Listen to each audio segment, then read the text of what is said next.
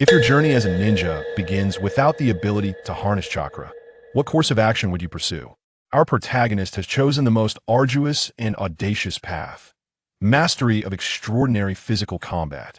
As the venom of the sand shinobi coursed through his veins, his response was, is that so? I thought it was merely a cold, you wish to discover how he utilizes sheer physical prowess to carve a path through the blood mist? Chapter 1. The Desert of Ninjutsu, a tribute to youthful follies. As Kakashi stepped confidently out of the ninja academy, Jin Song's eyes sparkled with an inscrutable expression. Smack. Lost in thought, he felt a sudden clap on his shoulder, accompanied by a serious voice proclaiming, Jin Song, your training for today is not yet complete. Do not be lazy. Youth is an endless journey. Jin Song, with an air of resignation, turned to see the watermelon-headed boy, earnest and giving a thumbs up, his titanium-like grin wide. Goodness, that's blinding. Very well, guy. Do you not feel a twinge of envy seeing Kakashi depart?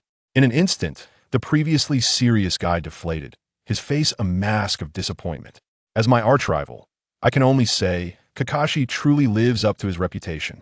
However, Jin Song, while we may lack in ninjutsu, our physical skills shall not be inferior to theirs. Let's give it our all. You and I. Jin Song shivered at the thought and quickly distanced himself, disgust evident on his face. You, keep your distance. I'm not interested in that. Jin Song, I've heard your training has been less than diligent lately. As it happens, I've developed a new technique. Let's duel. 10 minutes later, in a secluded forest, the two who had hurried for a duel were now sprawled on the ground. Jin Song lay back, leisurely gazing at the sky, while Guy, battered and bruised, wore a foolish grin. Truly, my lifelong adversary, Jin Song, you have indeed grown tougher. Jin Song ignored him. As childhood companions born in the same year, he had deliberately befriended Kakashi and Might Guy, solidifying an unbreakable bond. Even renowned figures held good relations with him. Such scenes had often played out in the past. However, today was devoid of the ever-cool, effortlessly charming Kakashi. Having been in this world for 5 years, he still felt as though he were trapped in a dream. How did he wake up in a cradle after merely catching up on an anime at home? Was someone displeased with his lackadaisical attitude in that other world? Lost in reverie, Jin Song suddenly perceived a flash of golden light before him. He sprang to his feet, exclaiming, let's go, Guy scrambled up as well. The two walked together for a while before parting ways at a junction. After navigating a winding path back home, Jin Song secured the door tightly. Since his parents perished in the Second Great Ninja War years ago, he had embraced a solitary existence. Though arduous, it shielded him from prying eyes regarding any abnormalities. After hastily preparing a meager meal, Jin Song extinguished the lights and lay down early. After half an hour of silence, he suddenly opened his eyes wide. Ensuring no living creature was within sight, he concentrated, and a miraculous scene unfolded. A brilliant golden object suddenly floated forth from his chest. Jin Song reached out to catch it. Despite having witnessed this phenomenon before, he found himself entranced once more, struggling to believe his own eyes. The golden light gradually coalesced into a small, exquisite fruit resembling a seated figure. The likeness was uncanny. It bore an exact resemblance to him, radiating a golden hue that inexplicably reminded him of a ginseng fruit. Without further contemplation, Jin Song swiftly consumed the golden figure, savoring its soft, sweet essence. The soul has birthed a second golden infant fruit. My physical abilities shall rise once more. This was a power he had acquired upon arriving in this world, manifesting once at the age of 3, revealing the fruit's purpose, though its origins remained a mystery. After devouring the golden infant fruit, a peculiar energy began coursing through his body, permeating his veins, bringing forth a warm, comforting sensation. In this blissful state, Jin Song succumbed to slumber. Upon awakening the following day, daylight streamed through the window. He sat up, dressed, donned his shoes, and prepared breakfast. After inadvertently shattering all his utensils, he resignedly decided to dine out. As expected, his physical form had once again been significantly enhanced. Strength, endurance, and speed surged remarkably. Moreover, Guy was not mistaken. He had indeed become extraordinarily resilient. The kitchen knife had been reduced to fragments under his grip, yet his hands bore no injury, a testament to his newfound abilities. He ventured to a small eatery beside the school. carelessly ordered breakfast, and, having devoured it with reckless abandon, entered the classroom as the bell rang. Passing Kakashi's vacant seat, Jin-sung paused momentarily before casually taking his place beside Guy in the back row. Jin-sung, today I ran a lap around Konoha and back. Soon, I will surpass you. My youthful flame shall never extinguish. Jin-sung was at a loss for words. You're only 5 years old. Are you certain you won't collapse from that training regimen? Yet for Guy, who nearly kicked off the grand finale, such antics were par for the course. Jin-sung refrained from dissuading him, knowing it would fall on deaf ears, and merely gave a thumbs up. Well done, Guy. You truly are a man worthy of admiration. I have faith in you. His words ignited a spark in Guy, who wore an expression of you truly have an eye for talent throughout the morning. Like Guy, Jin-sung was also a prominent figure in class. Together, they were hailed as the two prodigies of the desert of ninjutsu. However, Guy's prowess contained some embellishments, as he had yet to showcase any remarkable feats. Not everyone had witnessed the grand finale, but Jin-sung could genuinely be regarded as a prodigy. Both relied on their physical skills to make their mark. Though Guy possessed some ninjutsu, the results were disastrous, better left unspoken. As for Jin-sung, he was unable to utilize ninjutsu at all. Not for lack of trying, but due to the unique nature of his soul. As the saying goes, when one door closes, another opens. Although he could not wield any ninjutsu, through relentless suppression and enhancement of his physical capabilities, he could hold his own against those specializing in Taijutsu, even silencing all dissenters. Thus, he garnered a modicum of fame at the Ninja Academy.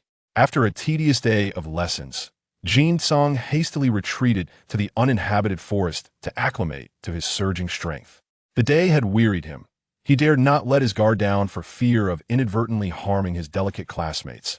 After a day of sweating profusely, he was anxious.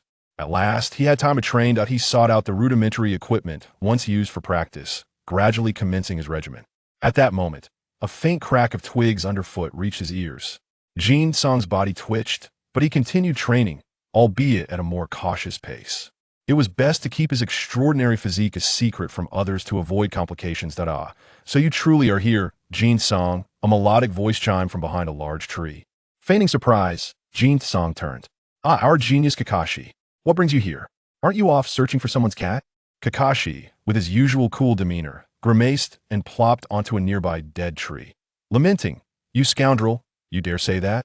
You have no idea how tedious those menial tasks are. In Jin-sung's eyes flickered a hint of compassion. Are you bored? In a few years, you may no longer feel that way. And then, there's the incident involving Konoha's white fang. Chapter 2. Have you ever seen a 50-meter-long greatsword? The detestable Danzo, observing his friend, Jin-sung was at a loss for how to caution him. Initially, his arrival in this world felt akin to that of a mere passerby, viewing everyone as if they were NPCs. However, as genuine events unfolded before him, the bonds formed with Kakashi, Guy, and other friends gradually led him to acknowledge and truly embrace this place. He questioned whether he could bear to witness the demise of his friend's father, Kakashi. What's up? Kakashi replied, glancing at the hesitant Jin-sung with curiosity. Would he be met with hostility for speaking his mind? Jin-sung pondered, then smiled. It's nothing. I merely wanted to remind Uncle White Fang not to overexert himself and to spend more time with him. Kakashi regarded him as if he were foolish. Are you feeling ill? My dad is very busy. He doesn't need me around. With that, he playfully hooked his arm around Jin-sung's neck, chuckling. Come on, Jin-sung, are you secretly wishing to learn the famed sword techniques of my father, the illustrious Konoha White Fang? Jin-sung rolled his eyes, then raised his arm to display his exaggerated muscles, which did not belong to a 5-year-old. The techniques of your family's twig-like sword are ill-suited for me. With my strength, it would be absurd to wield a 50-meter-long greatsword. How could I not send my enemies fleeing 49 meters away? Kakashi mimicked his eye roll. A 50-meter greatsword? Have you ever seen such a long blade? That could serve as a city wall? Jin-sung looked at him pityingly. Then you must have never seen the Great Wall. Poor child. The two walked home, shoulders linked, exchanging playful banter. The setting sun elongated their shadows, and Jin-sung was aware that this fleeting peace would not last long. Kakashi's time for leveling up was approaching, and his rival in dear. Friend Obito was about to embark on a path of betrayal. Yet, poor Rin was caught in a tragic fate. Speaking of Rin, she was indeed a girl capable of capturing the hearts of two men, possessing undeniable beauty. However, Jin-song, being merely a child, harbored no such thoughts. At his tender age, even a mere glance would send chills down his spine. I've heard that friction between the various ninja villages is ever increasing. You could find yourself on the battlefield at any moment. So be cautious. At the fork in their paths, Jin-song couldn't resist offering a final piece of advice. Without turning back, Kakashi waved his hand dismissively. Got it. Jin-song smiled, shook his head, and returned home. As he stepped through the door, he paused, then quickly regained his composure. Someone had intruded. With his paranoid mindset, he never ventured out without setting up at least 3 simple warning devices. Now, the alert on the front door had been triggered. Jin-song entered the room nonchalantly, yet his muscles were tense, ready to strike at any potential intruder. Swish! A ninja blade suddenly emerged from the side, precisely resting against Jin-song's neck. Are you Yuki Jin-song? Who? Who are you? How did you get into my home? Jin-song struggled to suppress the urge to retaliate violently, instead displaying the appropriate fear and panic of a child. In that moment, he discerned the identity of the intruder. Clad in black ANBU attire, with an animal mask obscuring his face, ANBU, or perhaps a member of Root. Based on the intruder's mannerisms, it seemed more likely that he belonged to Root. Yuki Jin-song, congratulations. Lord Danzo has taken notice of you. Come with me. Indeed, Jin-song narrowed his eyes, recognizing him as Danzo's lackey from Root. It was evident that the purpose of this visit was to groom him into a competent member of Root. However, apart from revealing some talent and physical techniques, he possessed no noteworthy qualities that would warrant Danzo's attention. What? What does Lord Danzo want with me? Stop with the nonsense. Let's go. The Root ninja displayed clear impatience. Typically, they would simply knock him out and carry him away. However, this was the descendant of a village ninja. But that was not the crux of the matter. The key point was that this boy was a close friend of the last scion of the Hitaki clan, and he maintained amicable relations with several families within the village. While Danzo may not care, the Root ninja certainly did. Should he attract the ire of Konoha White Fang, he might not even know how he met his end. Didn't he see how Danzo regarded him with such trepidation? Jin-song's eyes darted as he meekly replied, then, I shall take my leave. The Root ninja roughly seized him and vanished in an instant.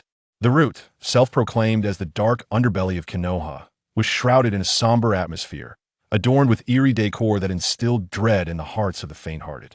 Soon, they halted in a room where the Root ninja unceremoniously tossed him inside, then left without a backward glance. Jin-song brushed off the dust from his clothes as he stood, casting a deathly glare at the departing Root ninja, mentally sentencing him to death. The dimly lit room contained several other children of similar age apart from him. Danzo's Root is composed of orphans or promising ninjas. He observed his surroundings, realizing he likely belonged to the former category. A breeding ground, perhaps? How surprising that despite his caution, he had still fallen into Danzo's clutches. If he were forced to defect, would the bonds he had forged over the past few years be rendered meaningless? Furrowing his brow in contemplation, Jin-song resolved not to remain passive. He must at least regain his previous state and scheme for greater advantages. At the very least, he needed to alter the tragic fates of his friends. With determination, Jin-song found a corner, leaned against the wall, and closed his eyes. Night fell swiftly, and through the ventilation grates in the corridor, faint moonlight trickled in. Swish! Jin-song's eyes snapped open. He discreetly surveyed his surroundings, and, seeing that all the other children had fallen asleep, he slowly stood up. At the door, he found both the entrance and the narrow window tightly secured. Escaping was feasible, yet doing so without causing any damage posed a challenge. A spark of ingenuity ignited in his eyes, and he devised a plan. Gripping the iron door with one hand and the wall with the other, Jin-song exerted force with both hands simultaneously. Crack! A large section of the wall crumbled away, while the iron door remained silent in his grasp. Continuing his efforts, the wall was soon compromised, and the door was pushed open without a sound as he swiftly slipped out. In the corridor, a Root ninja stood on guard. Suddenly, he felt a sharp pain at the side of his head, and then darkness enveloped him. He knew nothing more. His skull had been crushed by a stone pried from the wall. One lookout was momentarily startled by the commotion, but being a well-trained Root ninja, he quickly regained his composure. But as he was about to issue a warning, the stone suddenly hurtled toward him with a deafening thud, leaving him no time to react before he was knocked down. Jin-song's gaze was icy. He had taken lives before. In these chaotic times, the land was rife with marauding bandits who indulged in arson, murder, and plunder. Thus, he often stealthily ventured out of the hidden leaf village to eliminate the surrounding bandits, resulting in their mysterious disappearances. Consequently, when he killed 2 root ninjas, he felt no pangs of guilt. Fortunately, the 2 ninjas assigned to guard this area were relatively weak. Otherwise, even with his twice-enhanced strength, ambushing them would have posed a challenge. Chapter 3. Far from the Shadows of Darkness. Having dealt with the spies, Jin-song wasted not a moment and charged toward the series of locked iron doors surrounding him. Asterisk click, click, click. Asterisk in barely 2 breaths. Like a gust of wind sweeping through the corridor, all the iron doors along the passage were dismantled, awakening those inside. This place housed not only ungraduated children like himself, but also some promising ninjas, held captive by Danzo for coercion and indoctrination, under the control of cursed seals, preparing them as reserves for his rude organization. However, Jin-song could not allow Danzo to succeed. Otherwise, he would have no choice but to defect. At present, he did not consider himself a match for that old schemer. Yet, he had his own methods. After dismantling all the locks, he concealed himself behind the crowd and surged forward with the enraged throng that if they continued on this path, they would either be captured or slain by the root. In Danzo's chamber, he had already been roused by a reporting root ninja. What? Someone has breached the prison and freed everyone? Danzo's brow furrowed. The root headquarters had been infiltrated, which was absolutely intolerable. Capture them all. Those who resist, kill them. The half-kneeling root ninja showed no hesitation. Yes, Lord Danzo. With a flash, he vanished using the body flicker technique that a large contingent of root ninjas began to suppress the uprising. At that moment, Jin-song finally spotted the largest ventilation shaft and swiftly darted inside. With his formidable physique, his speed was remarkable, and in the blink of an eye, he vanished from sight. It was fortunate he was still a mere 5-year-old child. Otherwise, he would not have fit through even the largest of openings. Navigating the narrow ventilation shaft, he forcefully expanded any constricted sections until they were sufficient for his escape. The ground trembled violently, and he finally emerged in a secluded area of the village. The interior was bustling, yet the outside was eerily tranquil. The moonlight bathed the ground, and the faint chirping of insects created an atmosphere of serenity. This won't do. It's too quiet. If I were the only one to escape, it would draw too much attention.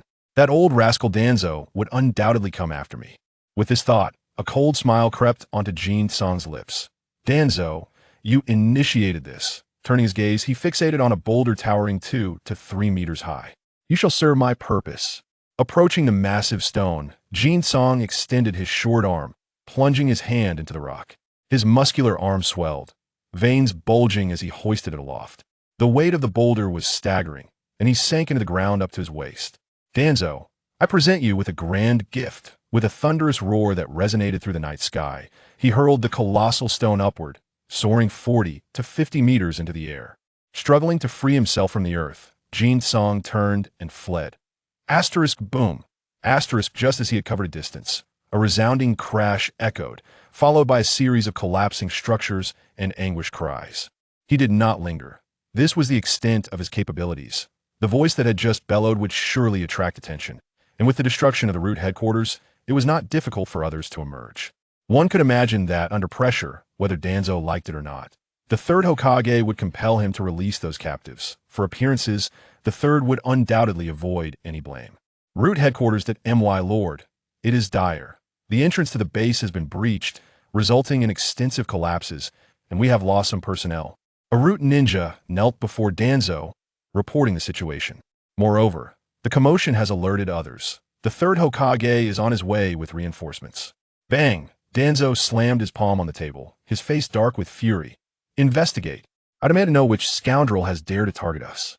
As anticipated, the third Hokage and several clan heads were stirred from their slumber, accompanied by a throng of concerned civilians. The third Hokage took the initiative to accept responsibility, releasing all those who had been captured, while subtly downplaying Danzo's nefarious actions. Ultimately, it was Danzo who bore the brunt of the public's ire. After a tumultuous night, the matter was finally resolved. In the Hokage's office, the third Hokage, Hiruzen Sarutobi, sat expressionless, puffing on his pipe. Danzo, you have overstepped your bounds. The unauthorized capture of orphans and potential clan members has crossed the village's threshold, and I demand you cease your foolish actions immediately. Danzo glared at him ominously. Hiruzen, you know I am in the right. The root must absorb these orphans and promising ninjas to maintain the strength of Konoha. Oomph. Do not excuse your ambitions, Danzo. This is not a negotiation. It is a directive. The third asserted firmly. I am a Hokage. Oomph. You will come to regret this, Hiruzen. With that, Danzo stormed out. Pirate King. No, Hokage. I shall claim that title. Watching Danzo leave in a huff, Hiruzen continued to exhale smoke, his gaze deepening amidst the haze, lost in contemplation. This was merely an interlude. Not only did the third Hokage dismiss it, but even Danzo forgot about the incident by the next day. However, neither had forgotten the mysterious individual responsible for all. The Umbu and Root operatives mobilized en masse, scouring the entirety of Konoha. Yet to no avail, in a small grove where they often gathered, Jin Song and Guy were diligently training. All right, strike the wooden post 10,000 times. If you fail, you must do 2,000 squats as punishment. Guy was drenched in sweat, relentlessly pummeling a wooden post thicker than himself with bloodied fists. Jin Song shook his head, bemused at the tradition of such rigorous training.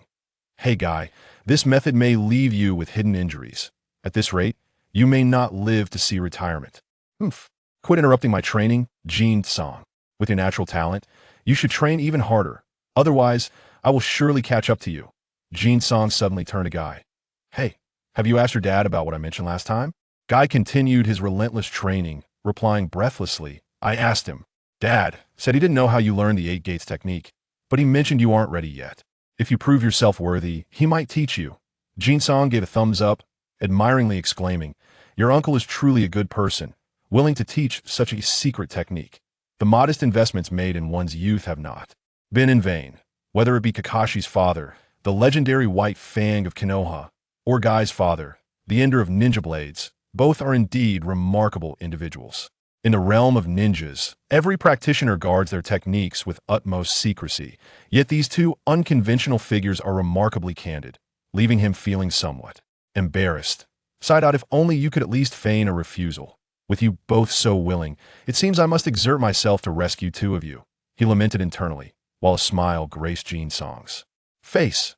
Very well, I shall pay a visit to your uncle in due time. You must strive hard, for I intend to learn your family's ninjutsu before you do. He was uncertain whether he could master the 8 gates technique, but he recalled that it required chakra. Unfortunately, any ninjutsu related to chakra was beyond his capabilities. The desire to learn the 8 gates was merely a final grasp for hope. What if he could succeed? After all, it was a technique that nearly culminated in a grand finale. He would be disingenuous if he claimed he did not desire it. Upon hearing Jin Song's words, Guy rolled his eyes. That sort of feudal technique. Chapter 4. What's yours is mine. Tuzong found himself momentarily outmaneuvered by an unseen adversary, only to be further pressured by his close ally, Risen. After a fleeting period of calm, the underlying tensions remained palpable. Both within the village and beyond, the shadowy presence of the roots could be discerned. Yet, none paid heed to a mere Jin Song. In the land of wind, the Sunagakure was stirring unrest along the borders, escalating friction that prompted even the renowned Konoha White Fang to be dispatched, signaling ominous signs of impending conflict. Kakashi remarked that he too would soon be embroiled in battles against rival villages. Jin Song understood that the coming years would not bring tranquility to Konoha. He needed to accelerate his growth. At present, he was little more than a diminished Tsunade, lacking any ninjutsu skills and relying solely on brute strength. While his capabilities might not seem weak in the outside world, they paled in comparison to the formidable figures produced by the various clans of Konoha. His earlier escape from Tuanzong had been a stroke of luck. Had he possessed the power to confront his adversary, he would have charged straight through without hesitation. The monotonous and dreary routine of school life had left him feeling restless. After classes, he would vanish, leaving his ninja instructor exasperated. Is Jin Song in such a rush? Kai, preparing to depart, cheerfully reassured, don't worry, teacher. Jin Song simply doesn't wish to linger at school. There's nothing urgent. The ninja instructor, bewildered, replied. I appreciate your explanation. Meanwhile, Kai, grinning, attempted to flee but was intercepted by a cool boy wearing wind goggles. "Hey, Obito. I'm not in the mood for a duel today. I'm off to find Jin-song." Obito, puzzled, retorted, "You guys have been acting mysteriously since Kakashi graduated early. What is going on? Do you have some kind of conspiracy?" "What conspiracy? With Kakashi's early graduation, we must train even harder to make the most of our youth," Kai exclaimed, delivering a swift kick to Obito's rear before darting away. "Hey, you jerk. Stop." A fair-skinned girl watched as the two dashed off, shaking her head in resignation. Obito is such a fool. Kakashi graduated early, and he still doesn't train diligently. Nearby, a scruffy-looking boy sauntered by, chewing on a blade of grass like a street urchin. "Hey, Asuma. You're slacking off again. I'm going to report you to the teacher." "Do as you please. I'm not afraid." The cheerful sounds of the ninja school soon faded, leaving behind a profound silence. Meanwhile, Jin-song had arrived at the training ground. Seizing the opportunity to train with a mere 30% of his strength, he discovered that all the rudimentary equipment had become utterly ineffective. He sighed in frustration. "This isn't working. My chakra is being consumed by my spirit to nurture the golden infant fruit. Practicing ninjutsu is futile, no matter how much I train here. I cannot improve." Suddenly, a thought struck him. "Wait, if my spirit consumes chakra, what if I find external chakra for it to devour? Wouldn't that expedite the nurturing of the golden infant fruit?" Excitement coursed through him as he paced the open space. "Yes, chakra. If I can acquire more chakra, I can grow stronger rapidly. But where can I find it?" In the ninja world, the tailed beasts were known to possess the most chakra. However, he was acutely aware that, with his current strength, he could not possibly contend with such colossal beings. Thus, he resolved to target other ninjas instead. Regret washed over him. He had previously encountered wandering ninjas during his training, but had dispatched them without a second thought. If only he had considered this strategy then. Yet, it was not too late. He could venture further afield, determined to locate a few rogue ninjas. It is well known that wandering ninjas are neither true ninjas nor entirely human. In this merciless world, they are often treated as less than human.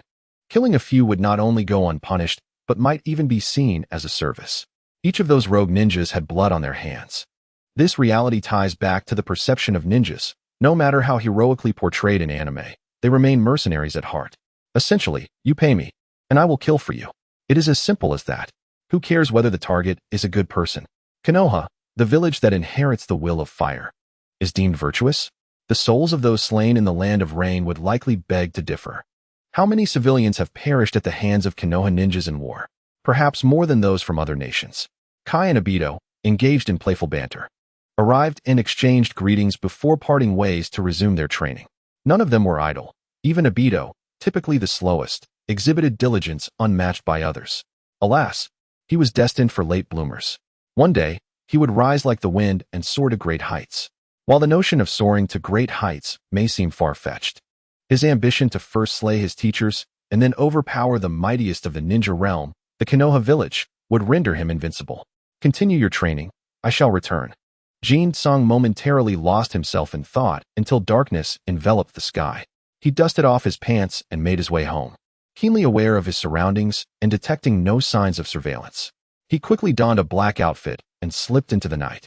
The streets were now dimly lit, and the number of passers-by had diminished significantly. Jin-song carefully chose the less traveled paths, avoiding rooftops at all costs.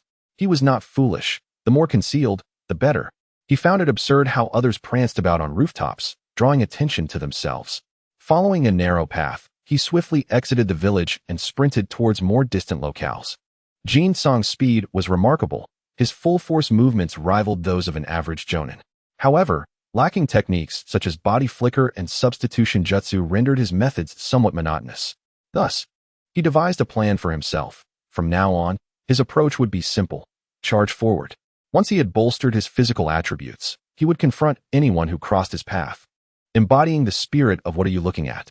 Yet for the time being, he needed to diligently search for wandering ninjas. Soon enough, he covered several dozen miles and entered a dilapidated village. The population was sparse, and the houses along the street bore the scars of violence, marked by cuts and gouges. Jin-song's eyes gleamed with anticipation. Based on his previous experiences, he was certain that there would be opportunities here. Advancing stealthily along the shadows of the street, he soon heard loud voices emanating from an alley. He ducked behind a corner to listen intently. Inside a wooden house with doors flung wide open, several burly men were drinking and conversing boisterously. There were 7 in total. 6 appeared to be ordinary men, but the middle-aged leader, with his suspicious demeanor and weapons, was undoubtedly a ninja. Jin Song's eyes sparkled as he licked his lips, feeling an inexplicable excitement. Chapter 5. You can't catch a wolf without sacrificing a child. Hey, boss. Collecting protection fees went exceptionally well today, thanks to your decisive action in dealing with that troublemaker last time. It has certainly kept them in line. Of course. The boss is incredibly wise and formidable. Following him guarantees a bright future. Seated at the head of the table, the leader of the bandits wore an expression of smug satisfaction, utterly oblivious to the fact that he was merely the head of a minor bandit gang.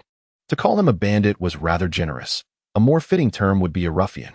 At that moment, the middle-aged ninja standing behind him suddenly changed color, grabbing him by the collar and hissing, "Get down. We have enemies."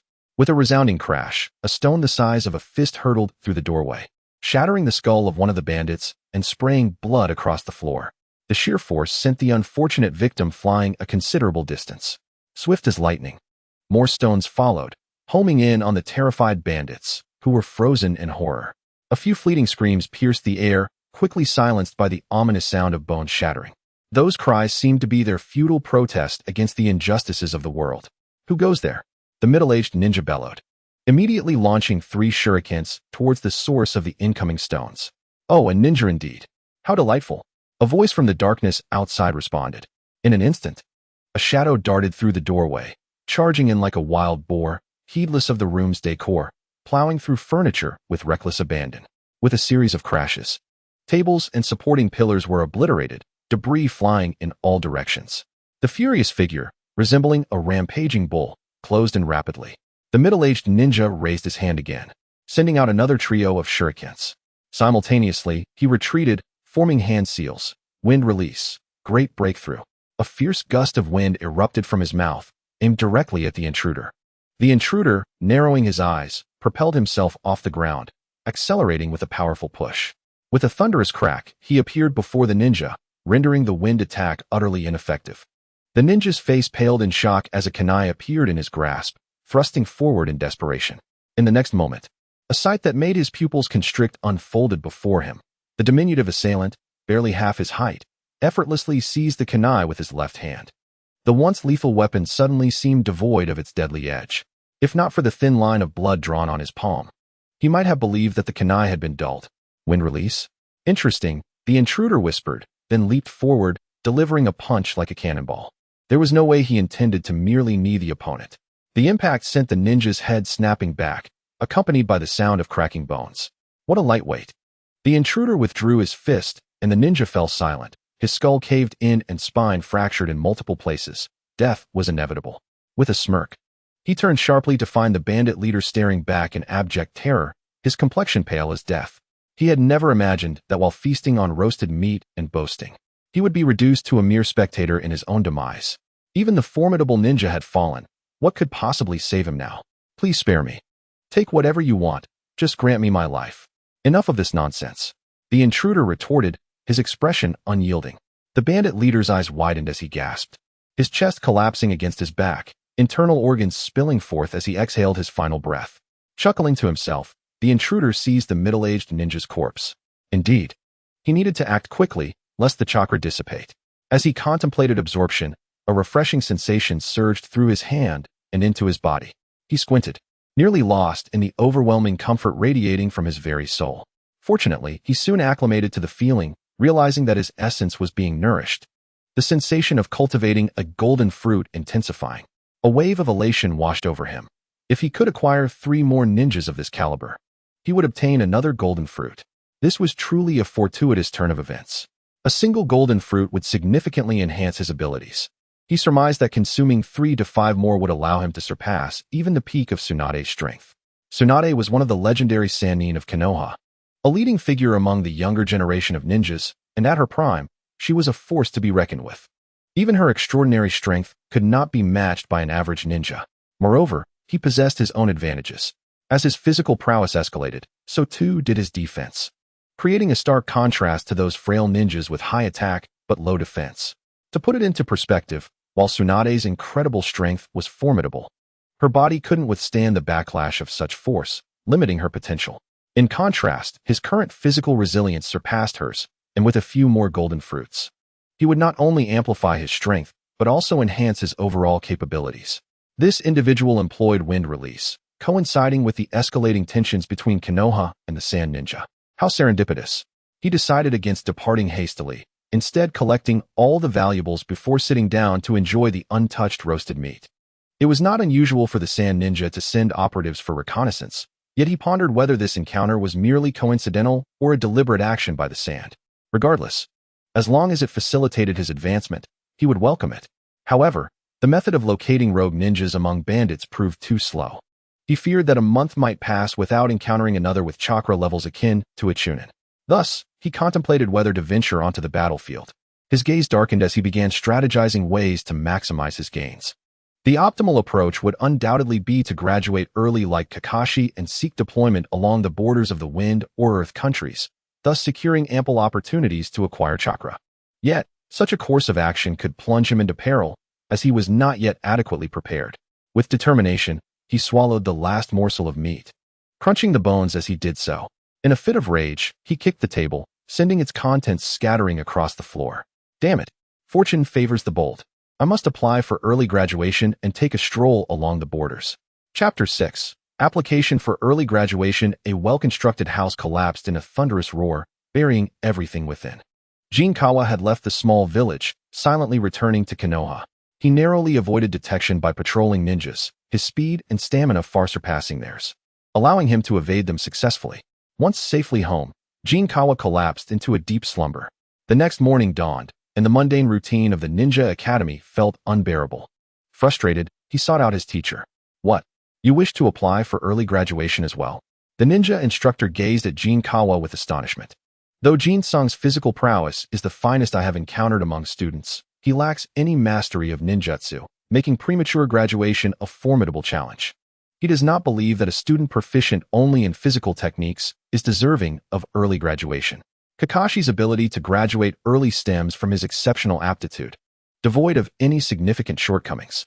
In contrast, Jin-sung's deficiencies are glaringly evident. With a resolute expression, Jin-sung implored, "Teacher, the Sand Shinobi are consistently causing friction at the border, and Kakashi is on the verge of being deployed. I cannot bear to see him go. Please allow me to attempt this." His demeanor radiated the fervor of a boy willing to risk everything for his close friend, filled with passionate resolve to contribute to his village.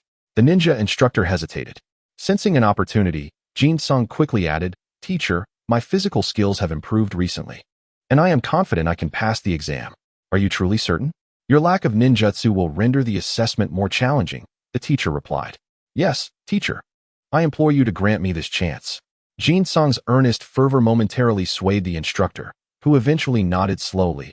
"Very well, I shall assist you in applying. Return home to prepare and come for the examination tomorrow. But let it be known, should you fail, you will remain until graduation."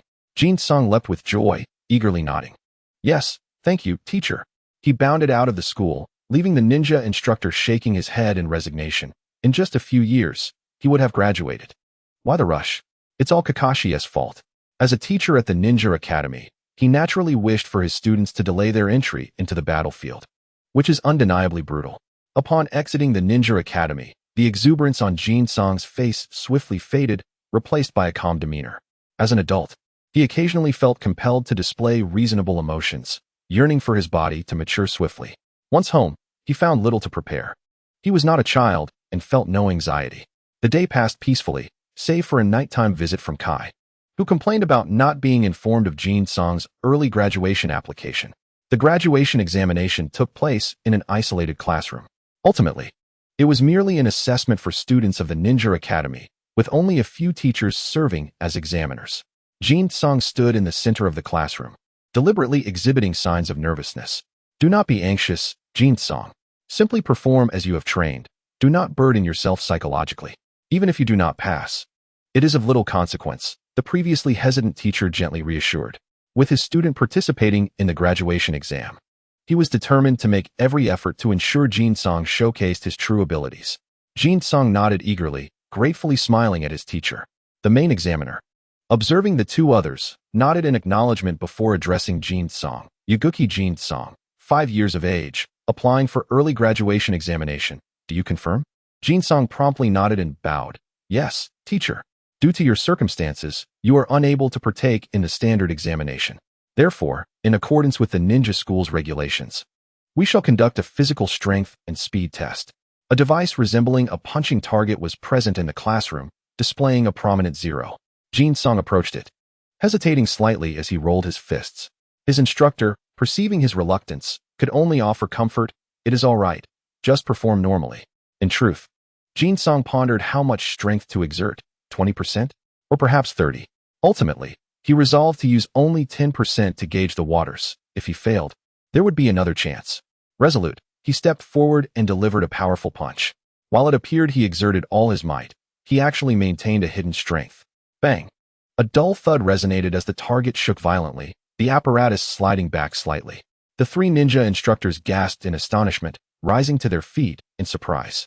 2 of them turned to Jin-song's teacher, their expressions incredulous. Is this truly the student you claimed had some talent in physical techniques? The display on the target flashed in red, eventually stabilizing around 500 kilograms. Jin-song's teacher nearly lost his composure, teleporting to Jin-song's side, eyes wide as he examined the device, exclaiming, "The instrument is functioning correctly, 500 kilograms? My heavens!" The other 2 instructors rushed over. One of them struck the target, revealing a reading of 389, causing his face to flush. Ahem, the device is accurate. My tests have consistently yielded around 380. He then looked incredulously at a seemingly despondent Jin-song. This young boy possesses such immense strength, truly born for physical prowess. Jin-song, speechless, mused. If you are astonished by my 10% strength, what would you do if I unleash my full power? Well then, strength test. Excellent. Let us proceed to the next item. Jin-song was instructed to complete 4 laps of the classroom at maximum speed. This time, he utilized a slow jog, slightly faster than his usual walking pace. Nevertheless, he passed effortlessly. Speed, good. The chief examiner sighed in relief, yet felt a tinge of regret. If his speed exceeded that of ordinary individuals, this boy's future achievements would undoubtedly be remarkable, even if he could not utilize ninjutsu. The next phase commenced. Should he pass this, congratulations would be in order. Jin-song nodded eagerly, manifesting a hint of excitement. At this moment, his ninja teacher beamed with joy, his smile nearly reaching his ears. Such hidden talent within the class. Had he not sought early graduation, he might never have discovered it. Now, he harbored no doubt about Jin-song's ability to pass. After all, in his mind, the boy was recognized as the best in physical techniques at the academy. The second phase involved a combat demonstration against the teacher, showcasing his physical talent and skills to gain the examiner's approval. Upon the examiner's declaration, he glanced at the other 2 instructors, silently signaling who would step forward. Jin-song's teacher remained lost in laughter, oblivious, while the other examiner reluctantly stood. I shall take on the task.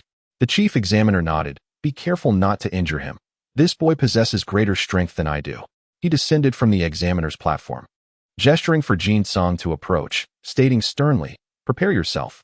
I will not hold back, so be ready for injuries. Jin-song respectfully bowed. Yes, teacher, I am coming. Let us begin. No sooner had he spoken than a shadow lunged forward, the floor cracking beneath his feet. The opposing ninja teacher's eyes lit up. Well done.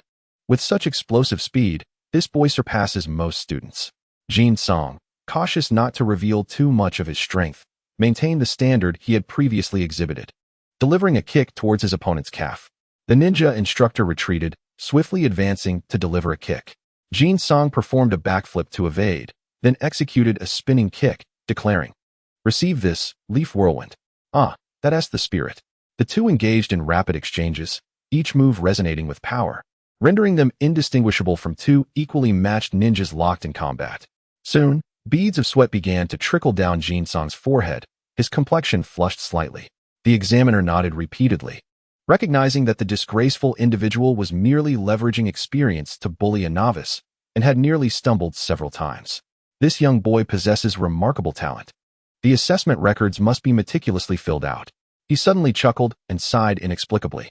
The nearby ninja instructor paused in his laughter, quickly comprehending the implications of the examiner's words. Haha, you are absolutely right. This assessment record truly deserves careful documentation. All right, you may cease. The examiner suddenly interjected, interrupting the two combatants still engaged in battle. They immediately separated, forming a gesture of reconciliation. Sweat droplets continued to fall from Jin-sung's brow as he breathlessly returned to his original position. The examiner smiled and nodded. He could have called for a halt much earlier, but he merely wished to observe how far this little fellow could go. Yugakure Jin-sung, congratulations. Jin-sung's face lit up with joy. Congratulations on your graduation. However, due to the current tense situation in the village, we are unable to assign a jonin to guide you. Therefore, you will temporarily serve as a genin on missions. Once a jonin becomes your mentor, they will conduct an assessment to determine your eligibility as a qualified genin. Thus, whether you can truly retain your genin status will depend on your supervising jonin. Jin-sung nodded eagerly. Yes, I understand. Yet internally, he could only lament. War is about to erupt, and I am destined to be a genin. Moreover, perhaps I might swiftly rise to chunin status like Kakashi. After receiving a forehead protector emblematic of a Konoha ninja from the examiner, Jin-sung solemnly bid farewell to his teacher. At the school gate, Kai and Obito watched enviously as Jin-sung emerged. I can't believe you actually succeeded. Don't get too cocky. I will graduate soon too, and I won't fall behind you or that Kakashi guy too much, Kai declared earnestly, as if making a vow. Obito, Rin, and others who had a good rapport with Jin-sung approached, their expressions a mixture of envy and hesitation. Particularly upon seeing the forehead protector casually tied around Jin-sung's head, many silently gritted their teeth. Becoming a genin was currently their ultimate goal. To their surprise, two individuals had achieved it ahead of them. Outside the school, a cool young man leaned against the wall with crossed arms, his face feigning calmness yet betraying a glimmer of excitement in his eyes. Don't be jealous. I'm merely paving the way for you. So you won't struggle to catch a cat after graduation, Jin-sung joked. The group erupted in laughter. After all, it was not a farewell, merely a graduation, and they would still see each other frequently in the village. Waving goodbye, Jin-sung stepped out of the school. What's this? No cat-catching missions today? Kakashi's face twitched beneath his mask as he tightly gripped Jin-sung's shoulder, growling, You rascal. If you mention cats again, we're done. Jin-sung laughed heartily. All right. Why are you so idle today? Don't you have missions to attend to? Upon hearing this, Kakashi leaned in mysteriously. Hey, Jin-sung, you're in luck today. I discovered an interesting mission and knew you would succeed, so I took it under our names. Our names? Jin-sung was speechless. He had other plans. Yet this guy had unilaterally accepted a mission for himself. Moreover, was Konoha so lax in task assignments? He hadn't even passed his assessment. Yet Kakashi had already claimed a mission on his behalf. Hey, Kakashi, I can't afford to play with you. Kakashi ignored him completely, continuing on his way home. By the way, my dad wants to see you. Hurry up, his break is short, and he has to leave Konoha for the border. Your dad wants to see me? Jin-sung was taken aback. Yes, no time for chit-chat. Let's go. Kakashi quickened his pace, seemingly eager to race Jin-sung. Unconsciously, Jin-sung accelerated slightly, matching his pace while curiously asking, What does your dad want to see me for? Isn't he busy holding down the fort at the border? What's the matter? When my dad returns, Lord Orochimaru will still be present, and Tsunagakure wouldn't dare to stir trouble, would they? The fame of the legendary three of Konoha had already spread throughout the ninja world, and their power had reached the level of Kage. With Orochimaru stationed at the border, the Sand Shinobi truly wouldn't dare to take action unless they wished to declare war. However, based on Jin-sung's knowledge, a full-scale war was still some time away. Soon, they arrived at the Hitaki residence. Kakashi leaned against his knees, panting heavily, while casting a peculiar gaze at Jin-sung, who appeared contemplative yet remained composed. Jin-sung, drawn in by Kakashi's sharp gaze, glanced over and instinctively bent down to feign breathlessness. Kakashi's expression darkened. You rascal, you've been hiding your strength. Jin-sung cursed internally, realizing he had momentarily forgotten to conceal it. Nevertheless, he shrugged it off, chuckling as he casually pushed the door open. Uncle Tsukumo, I heard you were looking for me. A handsome man sitting quietly in the corridor looked over with a smile. Indeed, Jin-sung, come here. As a childhood friend of Kakashi, Jin-sung had often dined at their home. Although Tsukumo's cooking could be described as disastrous, they were already well acquainted. Jin-sung wasted no time, approaching the renowned Konoha White Fang and sitting beside him, gesturing for the sulking Kakashi to join him. Kakashi huffed, taking a seat on the other side, appearing quite disgruntled. Tsukumo chuckled. What's the matter? Kakashi, are you astonished by Jin-sung's prowess? If I told you this kid still has plenty of strength hidden away, you might be even more surprised. At this, both Kakashi and Jin-sung were taken aback. Kakashi was incredulous, while Jin-sung was genuinely astonished. Had he concealed himself so deeply that even the White Fang had noticed? Chapter 8. Wait a moment. Let me think this through. Tsukumo Hatake gazed deeply at Jin-sung. Am I correct, little Jin-sung? Ah, well, I didn't expect Uncle Tsukumo to see through me. Jin-sung hesitated briefly before relaxing and candidly admitting, Hey, Uncle, I thought I was hiding pretty well. When did you notice? Was it in the training forest? Besides the occasional outings where he would reveal over 50% of his strength, there had only been a few instances during training in the forest. Tsukumo's gaze softened. He never believed this young lad was a spy from another village. Upon seeing his expression, he felt completely reassured. After all, he had watched Jin-sung grow up. And after the death of his parents in battle, he had taken on a guardian-like role. Trust had long been established. His earlier inquiry was merely a small test. Actually, I was merely guessing. After all, keeping up with Kakashi purely through physical strength is no small feat, especially since you even used ninjutsu. Jin-sung immediately grew furious. Pointing at Kakashi, You rascal. You actually used ninjutsu to get here. I thought you were just a pretty face. Bang. Tsukumo Hatake's face darkened as he retracted his fist. You rascal, who do you think you are? Jin-sung suddenly realized, gasping in shock. Was he just flirting with danger? Cough, Uncle Tsukumo. I was just a bit flustered by Kakashi. Heh, don't take it to heart. Tsukumo Hatake cast a glance at him, scolding. Such a young age, and already spouting nonsense. Jinzo chuckled awkwardly, simultaneously shooting a fierce glare at the gleeful Kakashi. Therefore, Jinzo, your physical prowess should far exceed what you have displayed. However, I wonder what percentage of your true capabilities you are exhibiting. Tsukumo was somewhat intrigued, as this 5-year-old child had surprised him. Yet he was curious about how far this limit extended. Jinzo blinked.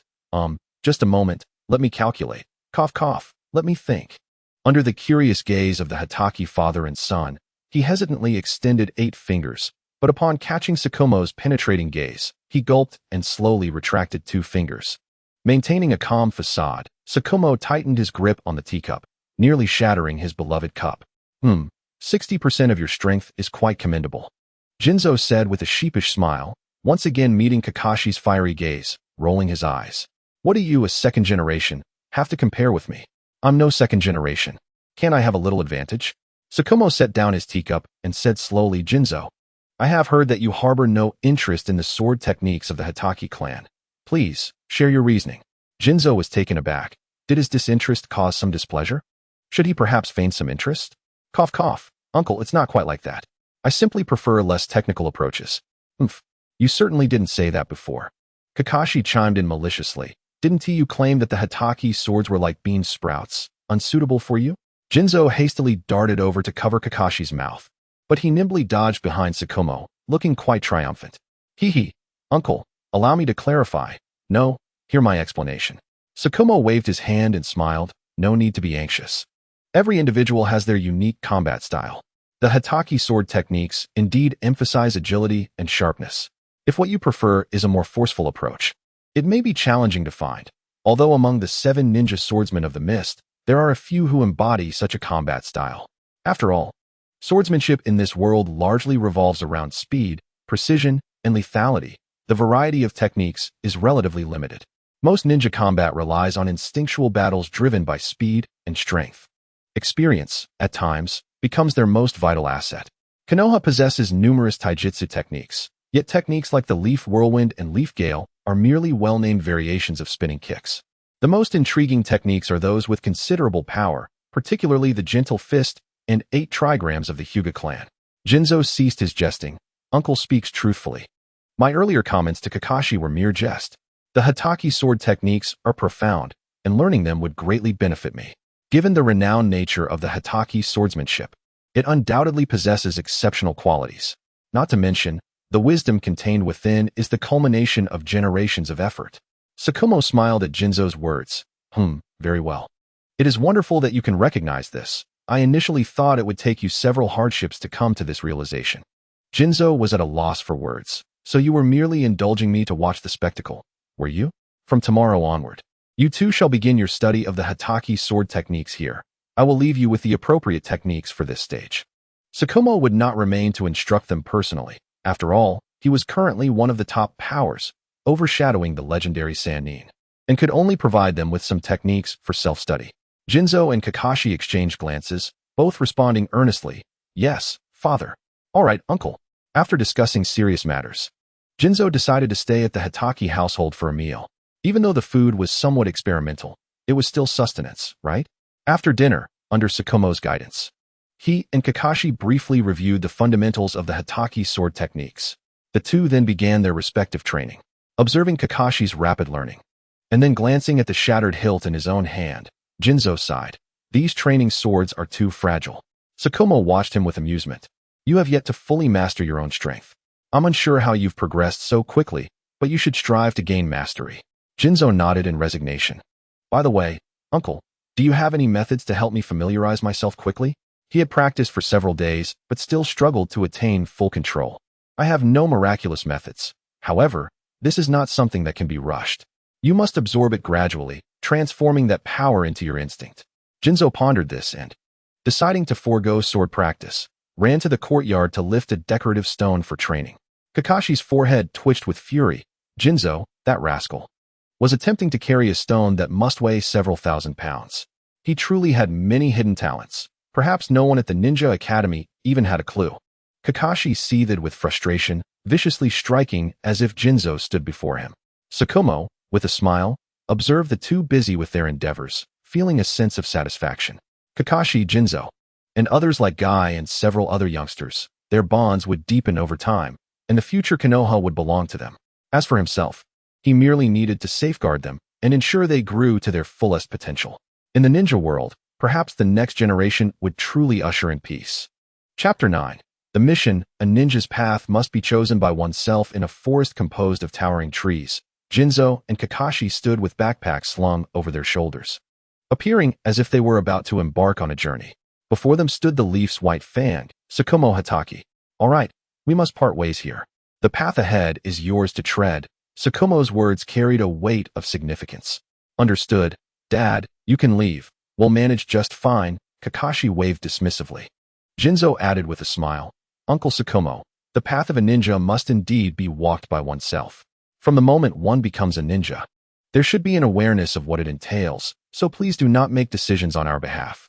The Leaf's white fang had once forfeited a mission to protect his comrades. Although he saved them, the failure of the mission led to losses for his side. And coupled with those who wished to prevent him from succeeding the fourth Hokage, he succumbed to despair.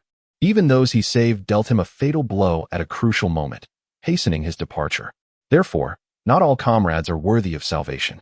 He understood the tale of the farmer and the snake, yet the foolish Tsukumo did not. In this life, whether for Kakashi or for Tsukumo Hitaki himself, Jinzo, this butterfly, would strive to flap his wings and attempt to alter their lamentable fates. Tsukumo waved his hand backward, and a ninja promptly appeared in a flash, carrying two items. He handed one small pouch to Kakashi, instructing, "These are some special medicines. Don't be reckless in an emergency. Use your wits." Kakashi casually stashed the pouch into his backpack, boasting, "Don't worry, Dad, I'll never disgrace you." Tsukumo chuckled, fully aware of his son's nature. He picked up the other item and turned to Jinzo. "Jinzo, this is a treasured heavy sword of mine. Unlike a ninja blade, this sword is meant for a samurai, and its weight is not suitable for a ninja, but it will be perfect for you." Saying this, he tossed the long object to Jinzo. Jin-sung deftly caught the sword, weighing it in his hands, feeling it a tad too light. Yet, his face radiated gratitude as he said, "Thank you, uncle. I truly appreciate this sword." Shua Imo glanced at the scabbard, which he had effortlessly cracked open, the corner of his mouth twitching as he turned away and waved. "Then let us part ways for now. Kakashi, the Leaf Village's Jinin, and Jin-sung from Yugu." In the blink of an eye, several jonin, including White Fang, vanished from sight.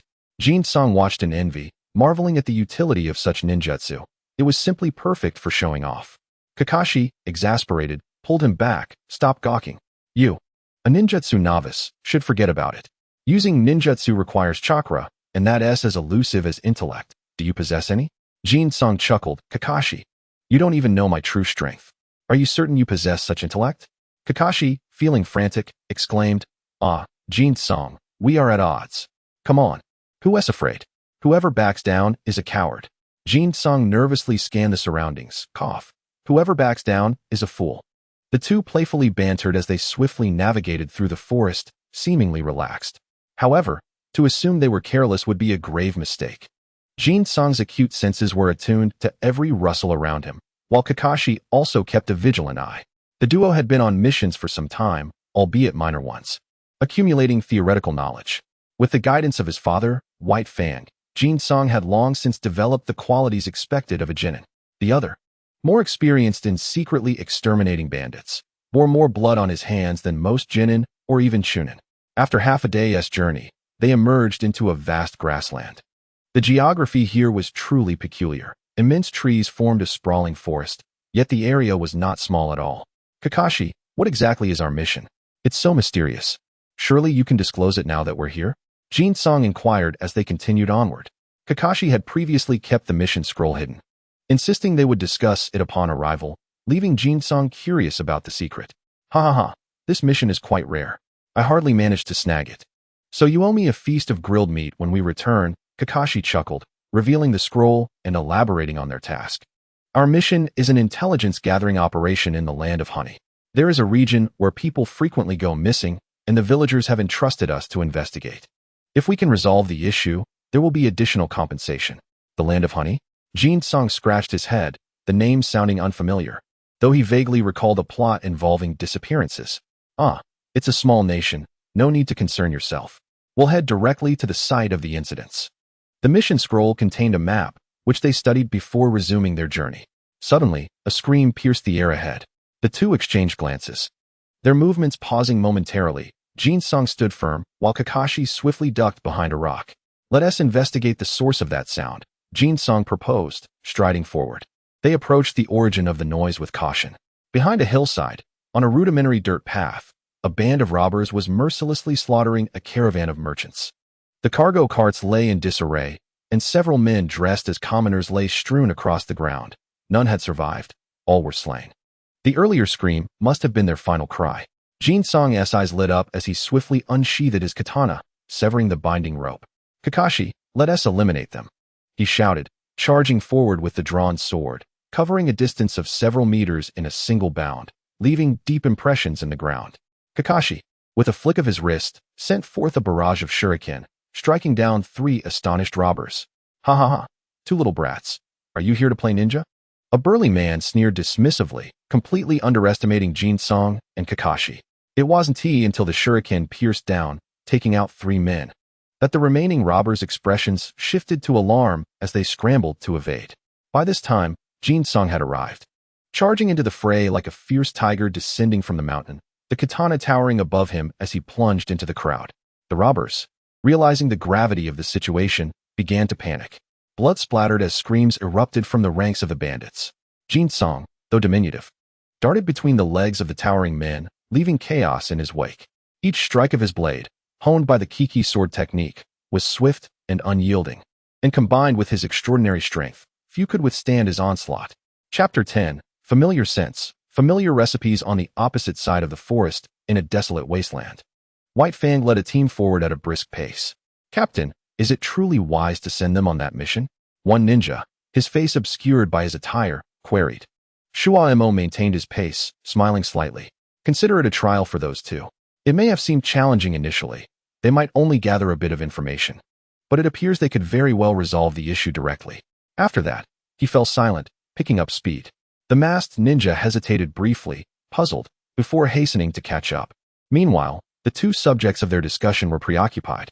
Kakashi, having launched a volley of shuriken, stood frozen on the slope, momentarily at a loss for what to do. Below him, a torrent of crimson blood gushed forth, severed limbs flying through the air as Jin-sung wreaked havoc among the bandits. His muscles bulged, nearly tearing through his clothing, presenting a terrifying visage. Wow! Kakashi was momentarily stunned, then bent over, retching violently, essentially marking the commencement of the melee. The next moment, a loud crash echoed.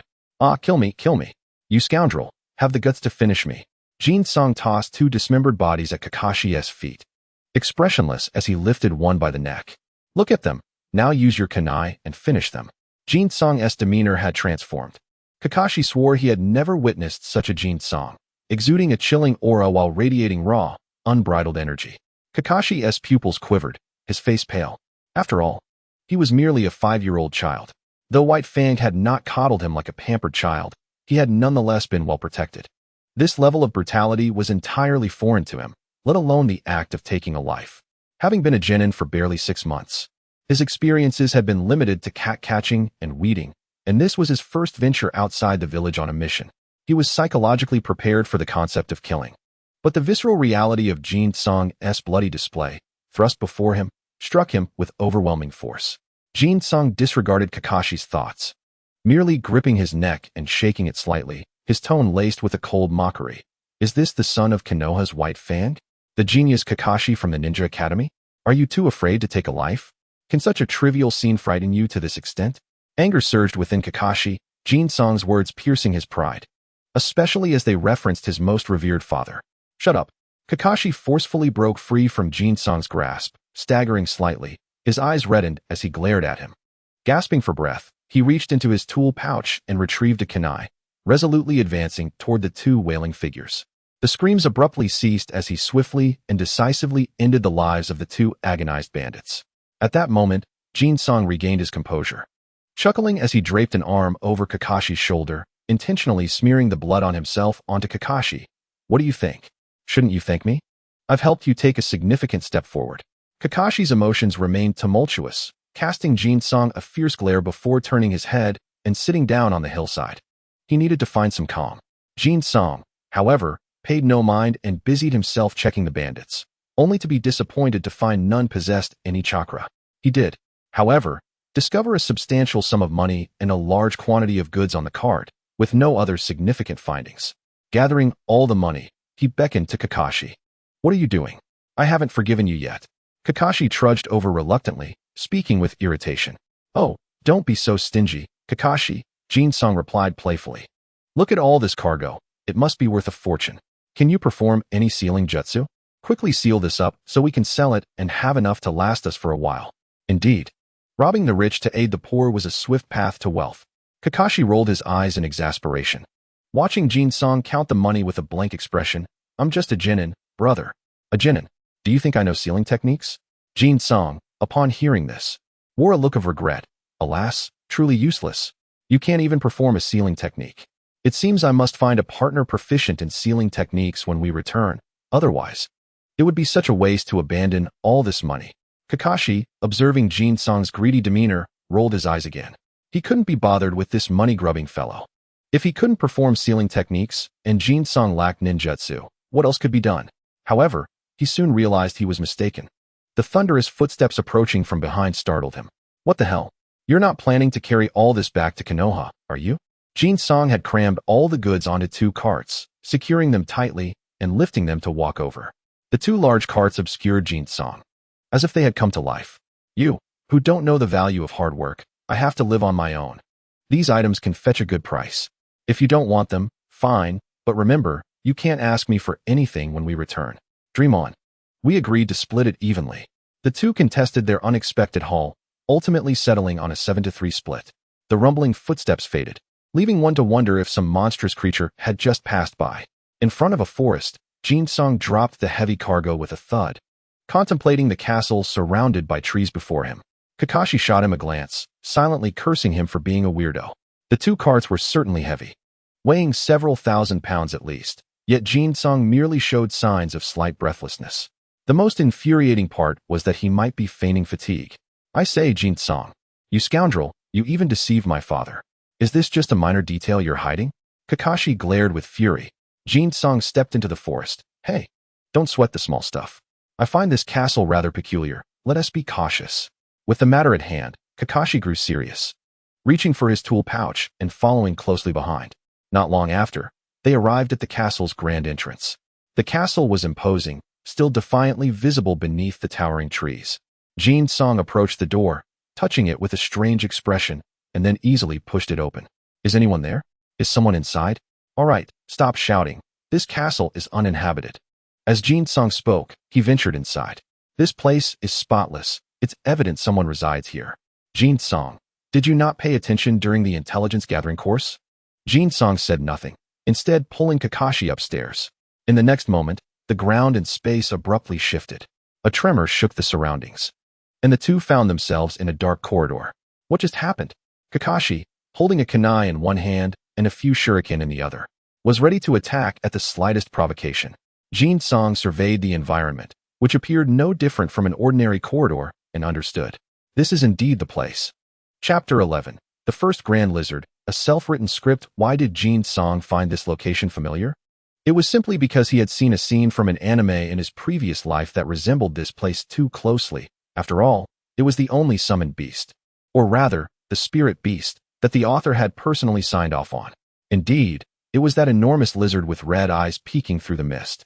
To Jin-song, this great lizard rivaled the summoning beasts of the three great sacred lands, for even a hint of its strength was formidable. This was after it had been bound here for countless years, and Jin-song would not believe it had not held back in its desire to be freed. However, narrowing his eyes, Jin-song said, "Kakashi, can't you see that this place is all an illusion?" Kakashi gasped, "An illusion?" He turned his head, surveying the surroundings, and slowly nodded. "It's quite possible. Let me attempt to dispel it." As the genius of this year's Ninja Academy, Kakashi had learned some methods to break illusions, quickly forming hand seals. Release. As he unleashed his ninjutsu, the surrounding corridor trembled violently, then began to twist at a sluggish pace. What is this? Kakashi gazed at the surrounding, writhing, flesh-like walls, and the damp liquid beneath his feet, horrified. Huh, you really did it. You can actually dispel the illusion. Impressive. Jin-song praised. All right, if I'm not mistaken, we must be in the stomach of some creature.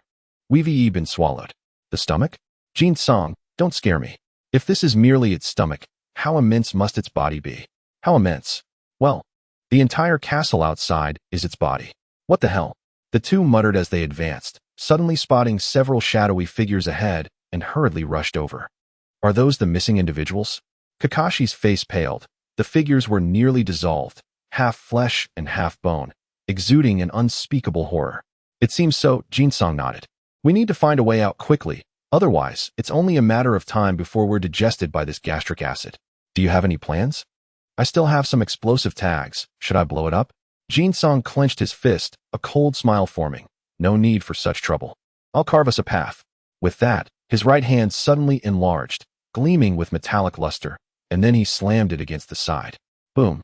With a muffled thud, the flesh wall exploded, sending blood and guts flying. With a resounding crash, Jin-song's punch struck the ground, creating a significant crater that elicited a pained roar from the gigantic lizard. Suddenly, the surrounding walls began to shift violently, and the lizard, now enraged, launched an assault. The flesh of the walls squeezed inward, and grotesque tendrils began to writhe towards them. Jin-song grimaced in disgust. How revolting. With a single strike, he severed the approaching tendrils and swiftly pulled Kakashi forward, delivering blows to the fleshy walls as they advanced. At last, on his fifth punch, the wall exploded, revealing a new passage. The terrifying roars grew louder, infused with fury, as various attacks followed. However, just like the legendary Sun Wukong, they were utterly helpless against the two. Every assault was effortlessly thwarted by Jin-song's formidable blows and kicks. Outside, Jin-song might have struggled against such a fearsome creature, but within its belly, he was invincible. Kakashi gazed at Jin-song, whose physique had swollen impressively, his inhuman muscles radiating power, filled with envy. Each punch he threw eclipsed all of Kakashi's ninjutsu. It was infuriating. If only he possessed such strength, he could forego chakra entirely. Jin-song's eyes caught a glimpse of a figure darting in the distance. Stirring his curiosity, he urged Kakashi forward with a swift kick. Let us go. Kakashi launched several shuriken, which embedded themselves into the encroaching walls and tendrils, causing a massive explosion that successfully cleared their path. With Jin-song leading the way, they evaded the incoming attacks with remarkable speed, fixating on the elusive figure at the edge of his vision, intensifying his determination. Kakashi soon sensed something amiss. Who is that ahead? Do you recognize him? Seeing Jin-song's relentless pursuit, he assumed they were acquainted. Jin-song smirked. Not really, but he is here to save us. Look around. Kakashi paused in confusion. The surroundings had transformed back into the castle. The grotesque walls and tendrils now vanished. Jin-song released Kakashi, and the figure ahead had halted. It was a shadowy apparition, clad in antiquated attire and a hat, exuding an air of authority. "Who are you?" Kakashi demanded, adopting a defensive stance. The figure remained silent, continuing its forward march. Jin-sang's expression shifted. This so-called ghost seemed devoid of consciousness, possibly driven by a singular obsession. Was it this imposing entity? Based on the narrative he had previously analyzed, it was said that the ghost guided them to liberate the lizard, resembling more of a self-staged performance orchestrated by the lizard itself. The bizarre sensation peaked when Naruto and the others tore apart the scroll. What could compel three ninjas to forsake a powerful summoning beast? It was hard to believe, even for any ninja. Jin-sang cast a cautious glance at Kakashi before following suit. The entire castle fell into an eerie silence, as if the colossal creature was intently observing the two within its confines. This only solidified Jin-sang's hypothesis. Outside a room, the ghost paused, turning to cast a significant glance at them before gradually fading away. Without hesitation, Jin-sang kicked the door, sending it crashing off its hinges. The echoing boom reverberated through the castle, nearly provoking the lizard into another fit of rage. "Don't you know how to open a door properly? Is this how you treat your own home?" Jin-sang strode confidently into the room, immediately spotting a colossal scroll resting on a round table. "Oh, is this the scroll the ghost wanted us to find?" "Indeed." A grand voice resounded, startling Kakashi. Jin-sang remained unfazed. It seemed the entity could no longer contain itself. "Who are you?" "I am the summoning beast of Shochigungswa, bound by his command to guard this place and devour all who enter the castle." The lizard elucidated its origins. At the same time, Jin-sang felt a force attempting to manipulate his thoughts. Chapter 12. "Youngster, I shall remember you." The lizard's voice bore an alluring power, attempting to sway Jin-sang and Kakashi into compliance. As anticipated, they approached the scroll and gradually unfurled it. "This is its contract scroll. Signing it here would bind us in a summoning relationship." Kakashi pointed to the blank space. Jin-sang's gaze fell upon several names inscribed before him, his expression shifting to one of disillusionment. The space where the author's name should have been had been replaced by an unfamiliar one. Was this a prank? I should have expected it. "If we destroy this scroll, we should be able to escape," Kakashi declared, retrieving a shuriken to destroy it. However, he was suddenly seized by a hand that deftly snatched the weapon away, subsequently slicing his finger with it. Swift strokes inscribed the grotesque name Hatake Kakashi onto the scroll. Kakashi stood there in shock, finally processing. "Jin-sang, no need to thank me. The Hatake clan should be grateful to me for this powerful summoning beast." Jin-sang waved dismissively, concealing his merit. "Damn it, Jin-sang. You scoundrel." Kakashi fumed. "I already have a summoning beast in mind. Are you out of your mind?" Simultaneously, the lizard regained its composure. "How dare you, despicable human." A lengthy, barbed tongue shot up from the ground, slamming towards them. "Despicable?" Jin-sang scoffed, derisively gazing at the incoming tongue before propelling himself forward. With a thunderous impact, he struck the tongue back with immense force, taunting. "Did you think you could gain your freedom by enticing us? Dream on." Infuriated, the lizard unleashed its tongue repeatedly, accompanied by a barrage of blood and flesh tendrils. Jin-sang's muscles expanded as he entered a frenzied state, brutally tearing apart or crushing every approaching appendage, while countering the tongue with relentless punches. "Submit as our summoning beast. It would benefit both you and us, or else," Jin-sang threatened, "I'll make you regret the consequences of your defiance." The lizard, limited in its options as the battle unfolded within its own body, struggled to eradicate the two persistent pests. A peculiar balance was struck between Jin-sang and the lizard. "Speak, how can we destroy that cursed scroll?" The lizard's menacing voice echoed ominously. Jin-sang turned to the still-dazed Kakashi. "Kakashi, are you certain you are the genius ninja of this generation? Why are you always in a daze? Hurry, make a decision." Kakashi, in disbelief, pointed at himself. "You want me to make the decision? The trouble you stirred up, and you want me to decide? You can't say that. Ultimately, you signed the contract with it, and you reaped all the benefits, so of course, it's your decision," Jin-sang replied matter-of-factly. As he spoke, he picked out some choice pieces of meat from the ground and took out a simple stove from his backpack to start grilling. The aroma soon wafted through the air, and Jin-sang's eyes lit up. "Wow, that looks delicious." Unable to contain himself, he picked up a piece and, disregarding the heat, stuffed it into his mouth. "Wow, I didn't expect this lizard meat to be so tasty. What a steal." Watching him devour the food with such enthusiasm, both Kakashi and the large lizard fell into silence. "Are you really eating the meat of my summoning beast? Are you out of your mind? Both man and beast simultaneously questioned his actions. Jin-sung shot a sidelong glance at Kakashi. You just signed a contract. It hasn't acknowledged you yet. What's the harm in me eating some meat? Besides, it's so massive that even if it does acknowledge you, a bit of meat won't matter. Relax. As for the large lizard, he completely ignored it. I'm eating your meat out of respect for you. Did I eat any of those bandits we killed before? No. Furthermore, it's acting all tough against us. And we can't escape with our limited supplies. I'm just testing whether the meat is edible, so we don't have to worry about a prolonged battle. Jin-sung had a look that indicated he intended to settle down there, causing both man and beast to fall silent once more. Stop, stop, stop! The large lizard bellowed. Fine, I'll continue being a summoning beast. It's better than staying here motionless for decades. Kakashi furrowed his brow, feeling no joy in acquiring such a powerful summoning beast. The truth was, his father had already prepared a summoning beast for him, a pack of ninja dogs with whom he shared a profound bond. Contracting this large lizard impulsively left him feeling somewhat lost. Suddenly, Jin-sung leaned in closer and whispered, Are you foolish? Who says one can only have one summoning beast? Kakashi's eyes brightened. Moreover, this large lizard is big and not very bright. It's the perfect choice as a meat shield. You'll soon be grateful to me for this. Hey, I heard that. You little violent brat, who are you calling stupid? The large lizard's disgruntled voice received no reply. Jin-sung and Kakashi huddled together, whispering and laughing sinisterly, causing the large lizard to shudder inexplicably. Just as the lizard contemplated whether to move and shake them off, the two finally reached an agreement. All right, large lizard, from now on, you'll be my summoning beast.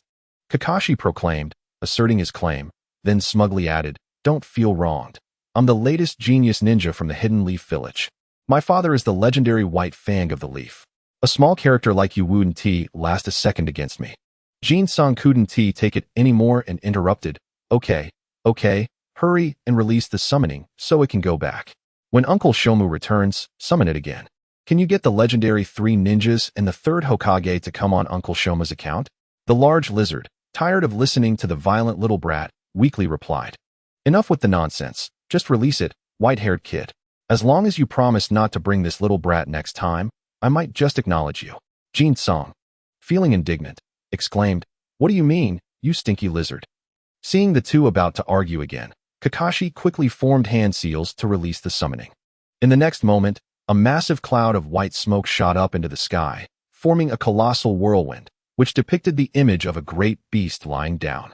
2 gigantic, blood-red eyes, taller than a person, locked onto Jin-sung for a long moment before the creature departed. Chapter 13. Reinforcement and a surprise attack. What are you staring at? Haven't you seen a handsome guy before? Jin-sung shot a middle finger at the sky, his face filled with disdain. Kakashi, speechless, pulled him away. If you're so amazing, why didn't you say it before it left? Well, I was afraid of getting beaten up. Jin-sung rolled his eyes and walked over to where they had stored their goods. Bending down to lift 2 stacked carts. Let us go, we're heading back. This mission has been successfully completed, right? Speaking of this, Kakashi's mood brightened like a clear sky, and he chuckled, Of course. Not only did we complete it, but we also exceeded expectations. Once we report back, it'll at least be a B-rank mission reward. Although the journey back remained unchanged, it felt much lighter, making the return seem quicker. After disposing of the goods in several villages surrounding the Hidden Leaf Village, Jin-sung and Kakashi returned home with their pockets full of money. At the last fork in the road, they parted ways, and Jin-sung returned to his house, which had been vacant for over 10 days. Everything inside was as it had been, but Jin-sung's expression flickered as he confirmed that at least 2 different groups of people had visited during his absence. After meticulously checking every corner of the house and ensuring no one had been lurking, Jin-sung finally sighed in relief. However, there are many ways to investigate in this world. He could only do his best to avoid them, but their effectiveness was uncertain. Closing the door tightly, Jin-sung relaxed and lay down on the bed. After days of rough living, although his physical resilience left him feeling no discomfort, nothing could compare to the softness of a bed. Lying on the bed, he stared blankly for a while before suddenly having a thought. In the next instant, a familiar golden light burst forth from his chest, partially blocked by the quilt. The golden glow intensified, reaching a peak before slowly retracting. Soon, a small figure identical to him appeared. This was yet another golden infant fruit. Yet it didn't stop there. The familiar golden light shone brightly again. and the same small figure emerged once more. In a series of three infant-like golden fruits lined up on Jin-sung's chest. His eyes gleamed with intensity. This was the greatest reward from this outing. It turns out I was the one who gained the most. He chuckled. The chakra of the massive lizard was simply immense. Since entering its belly, he had been absorbing it, and he had no idea how much he ingested until he emerged. However, due to the limitations of his absorption speed, he could only cultivate 3 golden infant fruits in the end. Moreover, the chakra he absorbed was so trivial to the lizard that it hadn't even noticed. But that was only from its perspective. For Jin-sung, it was more than enough. 3. I wonder if eating them all at once would have any side effects? Hesitating for a moment, he decided to swallow all 3 golden infant fruits in quick succession. Otherwise, it would be troublesome if someone barged in and caught him. As soon as the 3 golden infant fruits were ingested, Jin-sung immediately regretted it. While the effects had not fully manifested yet, he hurriedly dashed out the door, heading straight to the barbecue restaurant. He ordered 50 portions of barbecue at the nearest Akimichi barbecue restaurant, ignoring the strange looks from the staff, and rushed back home again. Upon entering his house, he collapsed on the floor. Ugh, what a blunder. Jin-sung felt like a boiled shrimp, his entire body radiating heat, his skin turning a bright red, and the breath he exhaled was scorching. He struggled to crawl back to the corridor and hurriedly sat down. As the sun dipped below the horizon, the rising heat resembled a tornado shooting skyward, causing the roof tiles to dance restlessly. Jin-sung was enveloped in swirling steam. His short black hair seemingly transformed into a long cascade of white. Suddenly, a surge of heat erupted from his body, expanding his physique, with muscles bulging dramatically, radiating explosive power. Exhaling deeply, Jin-sung gradually retracted the searing aura enveloping him. He mused that he could no longer indulge in the golden infant fruits within the village. Otherwise, the escalating commotion would surely attract attention. The consumption of 3 golden infant fruits had catalyzed another transformation, allowing him to reach a height of 1.50 meters at just 5 years old. His muscles had become even more pronounced, resembling those of a slightly shorter adult, gleaming with a metallic sheen. Despite the absurdity of this world, he had already surpassed the average height of most individuals. Previously, he had towered over Kakashi by half a head. Now, he had advanced even further. He hoped Kakashi would not embarrass himself. With a chuckle, Jin-sung felt his muscles gradually return to normal. When not engaged in battle, he appeared to be merely a slightly tall boy.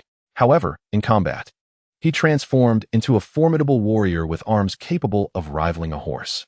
Though he still had some growing to do, he was confident that once he reached adulthood, he would undoubtedly surpass even the Raikage, becoming a true man. Suddenly, an overwhelming wave of hunger assailed him, draining color from his face. Damn it, where's the roasted meat? Unable to contain his impatience, he dashed into the kitchen, devouring anything edible within reach. A sudden knock at the door interrupted him. Is anyone there? Your order of roasted meat for 50 people has arrived.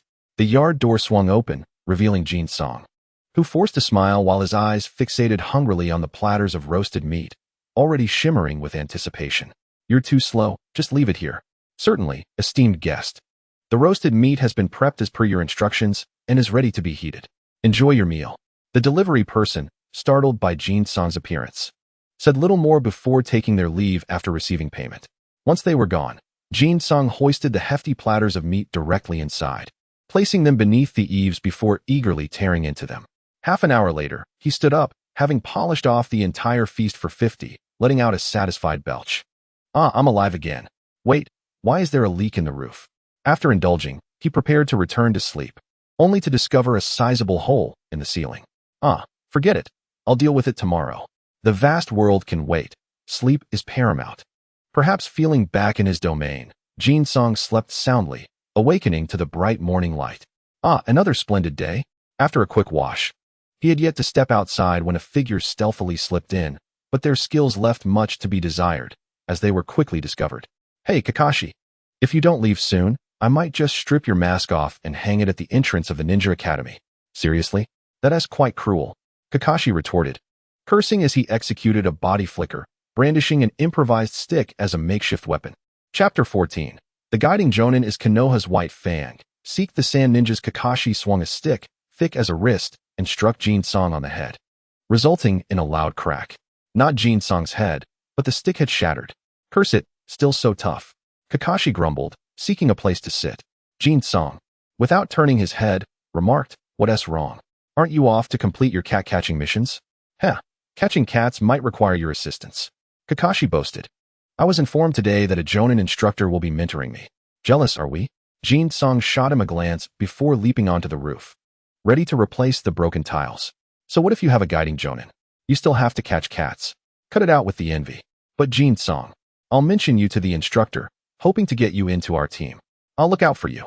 Jin-sung scoffed. "You should focus on your own training. Don't turn from a promising genius into the tail end of the pack. Humph, you should worry about yourself. With a guiding Jonin, my strength will surge rapidly, and I'll soon outpace you."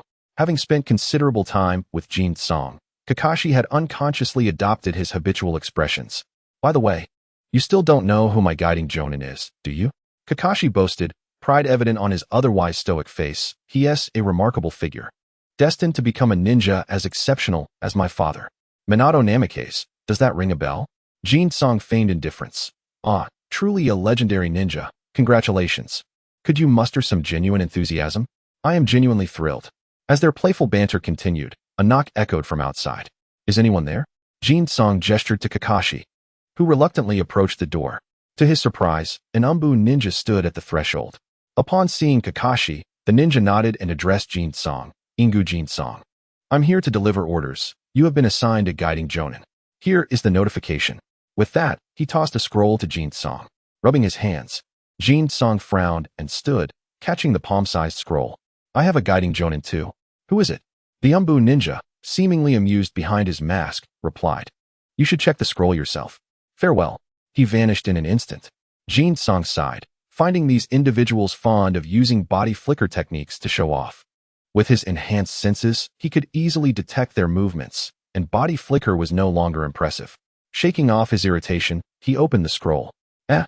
Kakashi jumped onto the roof, leaning in curiously. Let me see. Who's your guiding Jonin? I bet he's not as formidable as mine." "Nima, my father?" Kakashi almost stumbled in shock. "I can't believe he has turned down offers to be a guiding Jonin countless times. Yet he's making an exception for you." Jin-sung chuckled. "No need to gawk. He's not as impressive as your guiding Jonin." Kakashi was speechless, certain his father was superior. But how could he articulate that? That was far too much for a 5-year-old to handle. Jin-sung waved the scroll, teasingly. "Uncle Shua Miao instructed me to head straight to the Wind Country border upon receiving this message. Farewell, my friend." He laughed mischievously, envisioning Kakashi enduring yet another stretch of cat-catching tasks under Minato's guidance. After all, who could resist a teacher so protective of his students? With a resounding thud, Jin-sung leapt down from the rooftop, ready to return home and pack his belongings. He was not joking. Uncle Shua Mao had indeed instructed him to set off immediately.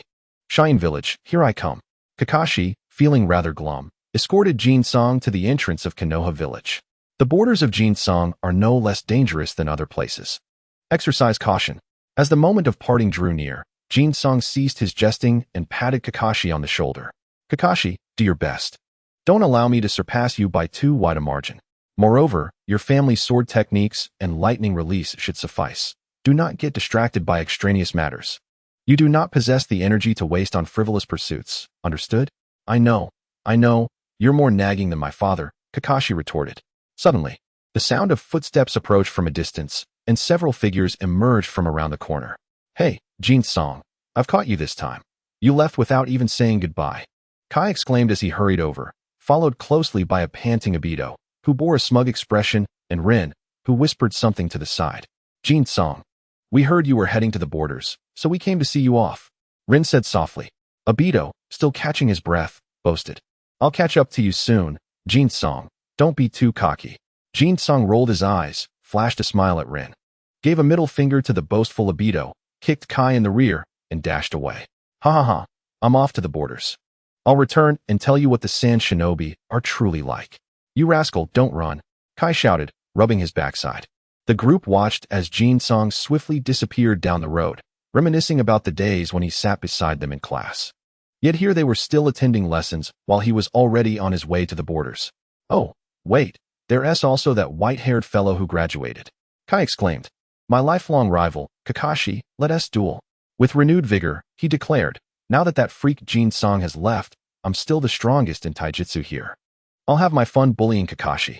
Obito immediately jumped in, Come on, who is afraid? Once I defeat Kakashi, I'll take you down.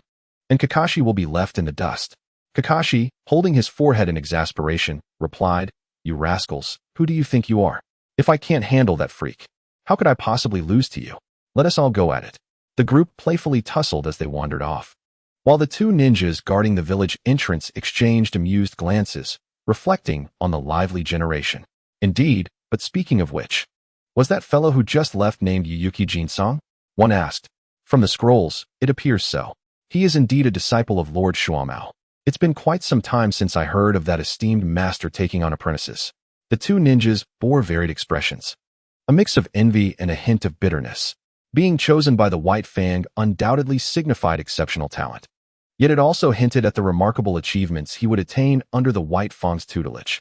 Remarkable. I had no idea our village had produced a genius worthy of the Konoha White Fang's attention. I've heard about him. He seems to be the strongest in Taijutsu in this class of the Ninja Academy. Chapter 15. Apparent Weaknesses. Jin-song's ninja team at the border between the Land of Fire and the Land of Wind. Konoha Ninja's base lay atop a mountain, under constant surveillance by Konoha's shinobi. Thus, upon Jin-song's arrival, he was immediately surrounded by a squad of ninjas.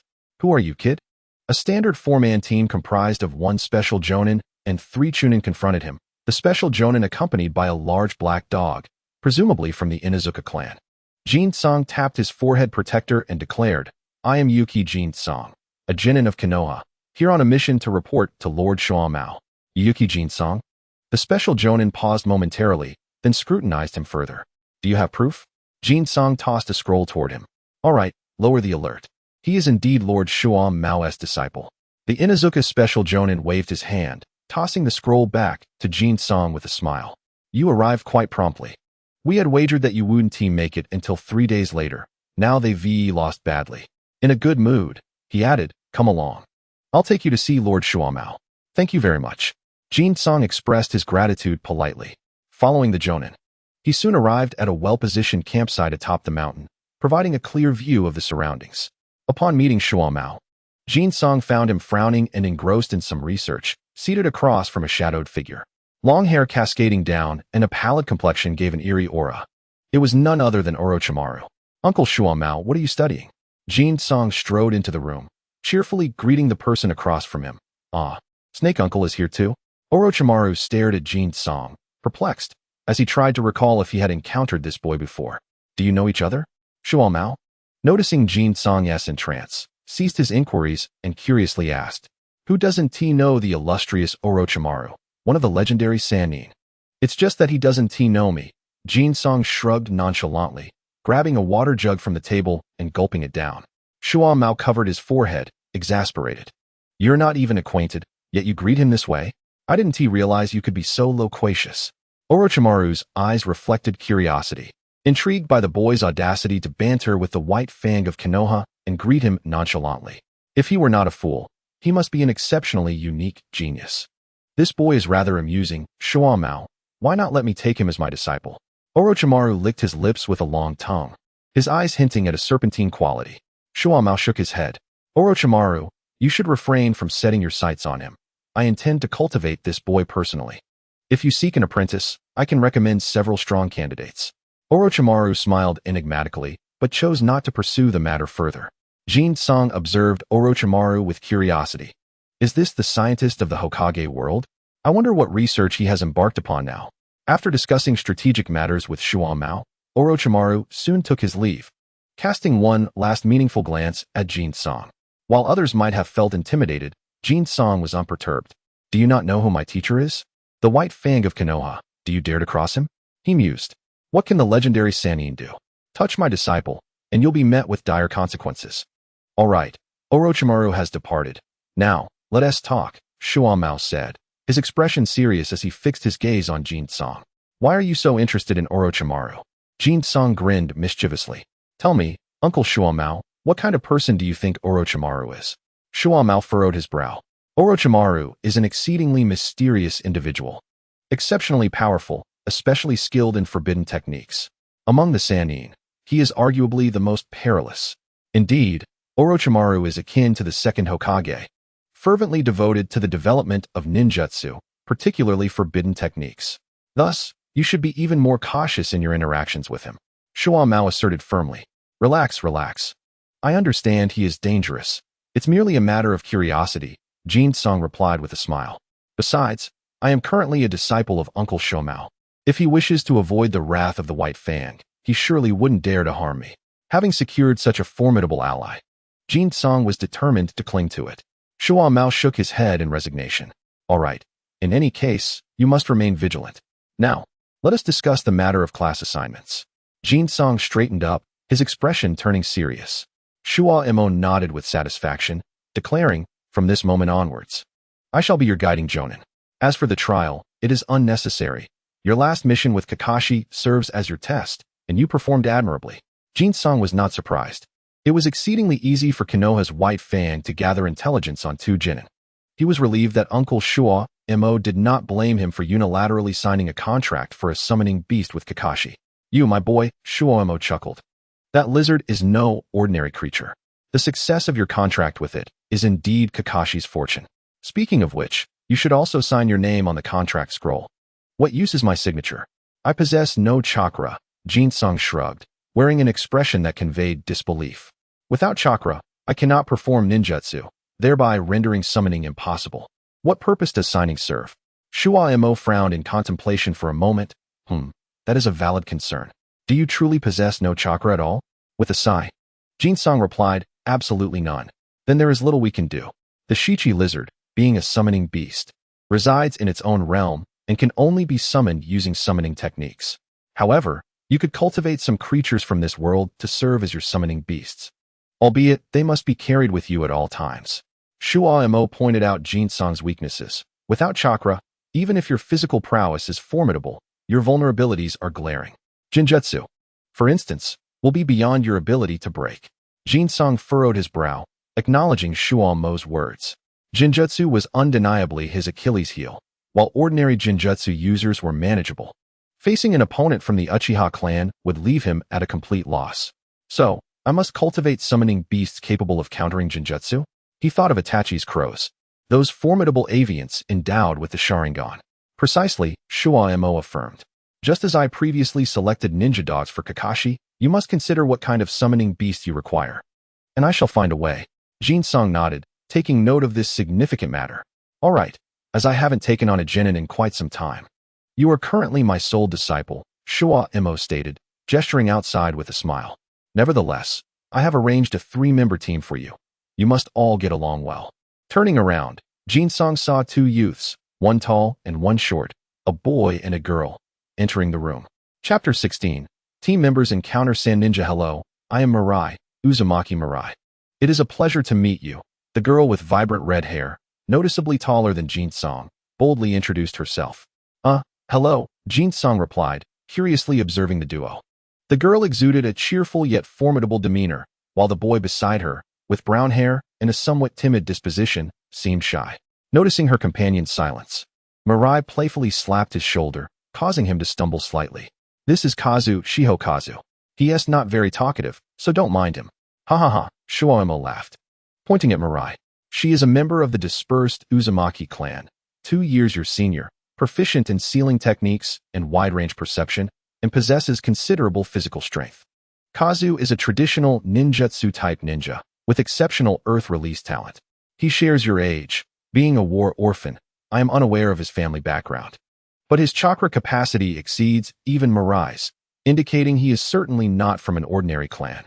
They are both under my care, thus considered my half-disciples, perfectly suited to form a team with you. As he spoke, Shuo Mo affectionately patted Jin Song's head, introducing him.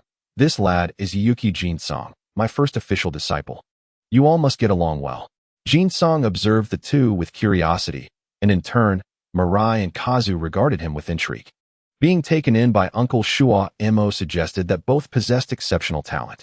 The Uzumaki clan required no elaboration. Their sealing prowess was formidable, coupled with impressive combat abilities. And notably, she was a girl. The other Earth-released ninja had a chakra capacity surpassing that of the Uzumaki, which raised questions about his lineage. Meanwhile, Mirai and Kazu eyed him with equal curiosity, pondering how an apparently ordinary boy like Jin Song had earned Shuo Mo's attention. Let us formally introduce ourselves, Yuki Jin Song. he declared with a smile. If all went well, these would be his companions henceforth. In other words, through deliberate social engagement, these two would become his steadfast allies. Why was he so confident? Jinsong secretly clenched his fist, asking, "How well can you take a hit?" Mirai and Kazu became serious. Uzumaki Mirai.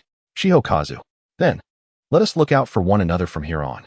Watching the three youngsters solemnly introduce themselves, Kiwa-Mo smiled with satisfaction. All right, your time is limited. Here is the mission scroll. You are to gather intelligence. During the mission, you can further acclimate to one another. What? Uncle Shuo-Mo. We are to go on a mission right after just meeting? Jinsong exclaimed incredulously. Moreover, isn't the guiding jonin supposed to accompany us on missions for real-time guidance? Shuo-Mo raised a cup of water, only to find it drained, and replied nonchalantly, that applies to ordinary guiding jonin. My method differs. You need only follow orders. Jinsong felt even more exasperated. So, we are to grow independently. Cough, cough. After the mission, I shall instruct you in training. Shuo-Mo vanished in a moment. Seriously, you are not lacking disciples. You are lacking subordinates. Jinsong retorted without holding back. Mirai slapped Jinsong's shoulder heartily, saying, Fear not, little Jinsong. Your sister will protect you. Bang. A loud thud resonated as Mirai's hand connected with Jinsong's shoulder, startling Kazu, who instinctively recoiled. What a violent woman. The next moment, Kazu's eyes widened in astonishment. Jinsong, seemingly unaffected, grinned as Mirai frowned, retracting her hand and rubbing it, perplexed. Hey, how are you so tough? Jinsong beamed. Of course, a man must be tough. Afterward, he hooked his arm around Kazu's neck and sauntered outside. Listen, Kazu, as men, we must have robust physiques. Look at you, so scrawny. It's unacceptable. You need special training. Special training? Mirai asked, eyes sparkling with curiosity. I want to join. Naturally. As teammates, we must train together. Now, we need to execute our mission. Kazu was utterly bewildered throughout this exchange. He felt as though he had narrowly escaped one perilous grasp only to be seized by an even more terrifying one. Jinsong's grip had been so strong it nearly choked him, causing him to grimace in pain. The trio wasted no time packing and swiftly departed from the land of fire. Soon entering the land of wind. Shouldn't we devise a plan or something? Kazu timidly suggested, though he was not one for many words. When it came to his safety on this mission, he felt compelled to speak up before Jinsong led them into the territory of the Sand Ninja. Such things are unnecessary. Mirai boldly waved her hand, clenching her fist, declaring fiercely, when we encounter enemies, we shall crush them. Kazu had lost all hope in her and turned to Jinsong. As Jinsong continued on their path, he glanced at the two and replied earnestly, It is merely a reconnaissance mission. We shall devise strategies according to the circumstances when the time comes. Having just made their acquaintance, one must not leave an impression of rashness. Indeed, that is the case. Suddenly, the future came to an abrupt halt, closing her eyes as if sensing something. After a brief moment, she opened her eyes with a start. Enemies are approaching. It is a trio from the Sand Village, one special jonin and two chunin. How swiftly they advance. They are nearly upon us. Bang. At the moment she finished speaking, a figure dashed out with astonishing speed. The Sand Ninja. Ha ha ha, we finally meet. Jinkara's face lit up with excitement, disregarding any thoughts of rashness. And charged forward. Wasn't he supposed to assess the situation first? Heya felt utterly speechless, having thought he finally encountered a composed companion, only to find that Jinkara was even more reckless than the future herself.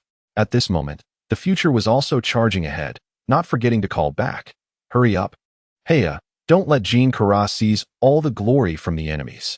Heyo observed as the three Sand Ninjas cautiously advanced. No Leaf Ninja was easy to deal with, given their superior training and abundant resources.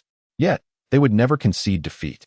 At that moment, one of the Sand Ninjas, eyes closed, suddenly opened them with a grave expression. They are accelerating. Two are charging forward, spaced several meters apart, while one remains stationary. The Chunin leader's expression shifted. They are not together? No, the two charging are indeed spaced apart. The sensing ninja remarked strangely, and they are coming straight at us. Without any deviation. Huh. The Sand Ninja captain chuckled. It seems fortune is on our side. They are but fledglings. The other two also smiled. But soon the sensing ninja's expression changed. Wait. The one in front has accelerated. Their speed is incredible. Boom. A figure hurtled towards them, smashing through a tree large enough for three to embrace. The impact shattered the tree, sending wooden debris flying like a barrage of shurikens. Get out of the way. The sand ninja captain furrowed his brow and issued a quick command. The three swiftly dodged, narrowly avoiding the splintered wood. Chapter 17. Am I too proud to use ninjutsu? Get out of the way. The sand ninja captain commanded urgently. The three moved swiftly, evading the flying debris. The ground transformed from green to a brownish hue of splintered wood. The sand ninja captain perched atop a thick tree trunk, flinging 3 shuriken embedded with explosive tags. Boom, boom, boom. Intense explosions ensued, engulfing the area around the shattered tree. The other 2 sand ninjas also retreated into the shadows. The sensing ninja squinted, but in the next moment, his eyes widened in shock. A smaller arm suddenly emerged from behind the tree before him, muscular and robust, as if forged from steel, effortlessly piercing through the trunk as if it were mere tofu. Slap. The arm, slightly smaller than an adult's hand, grasped his head and forcefully pressed down. Below, a knee also emerged, having pierced the tree. Carve charged through the tree like a ferocious beast, executing a downward press and a collision. Crack. A crisp sound echoed, followed by an eerie squelch that resonated through the silent forest. The sand ninja captain's face was a mixture of horror and seething rage. Wind release. Great breakthrough. A fierce gust of wind surged forth, yet Carve remained motionless, casually discarding the lifeless body of a sand ninja taller than himself. The wind swept past him, leaving no trace of disturbance. The sand village's puppet technique is truly bothersome. Just as Carve muttered in annoyance, the corpse he had carelessly discarded suddenly stirred. For sharp, curved blades shot from the body, akin to spider legs, lunging toward Carve. He behind the third tree. A figure with long red hair quickly located the sand ninja's hiding place. Carve cast an approving glance at the future and executed a sweeping kick. Crash. A cacophony of destruction resounded as the already shattered puppet, along with the 4 blades, disintegrated into fragments under his violent kick. With a powerful push from his foot against the ground, Carve created a massive crater, propelling himself to the third tree behind him. I'll not allow you to hide behind puppets. Snap. The sand ninja who had evaded an attack using a puppet was not so fortunate this time. As Carve's kick struck his chest, the sound of cracking bones echoing as he screamed and flew backward. In midair, blood gushed forth, and he fell to the ground. Motionless. Kata. Another sand ninja cried out, rushing forward. 2 kunai aimed at Carve's chest. Swish, swish, swish. 3 shurikens flew in from behind with astonishing speed, far exceeding the norm. Clang. The sand ninja captain instantly appeared in the path of the shurikens, deftly deflecting them with his kunai. He then formed hand signs. Turning to Carve, wind release, vacuum sphere. Several wind waves surged directly toward Carve, precisely avoiding the comrade who was just about to close in. Vortex. The future shouted, leaping down from the tree, wielding a short blade akin to a white fong, slicing with lethal precision.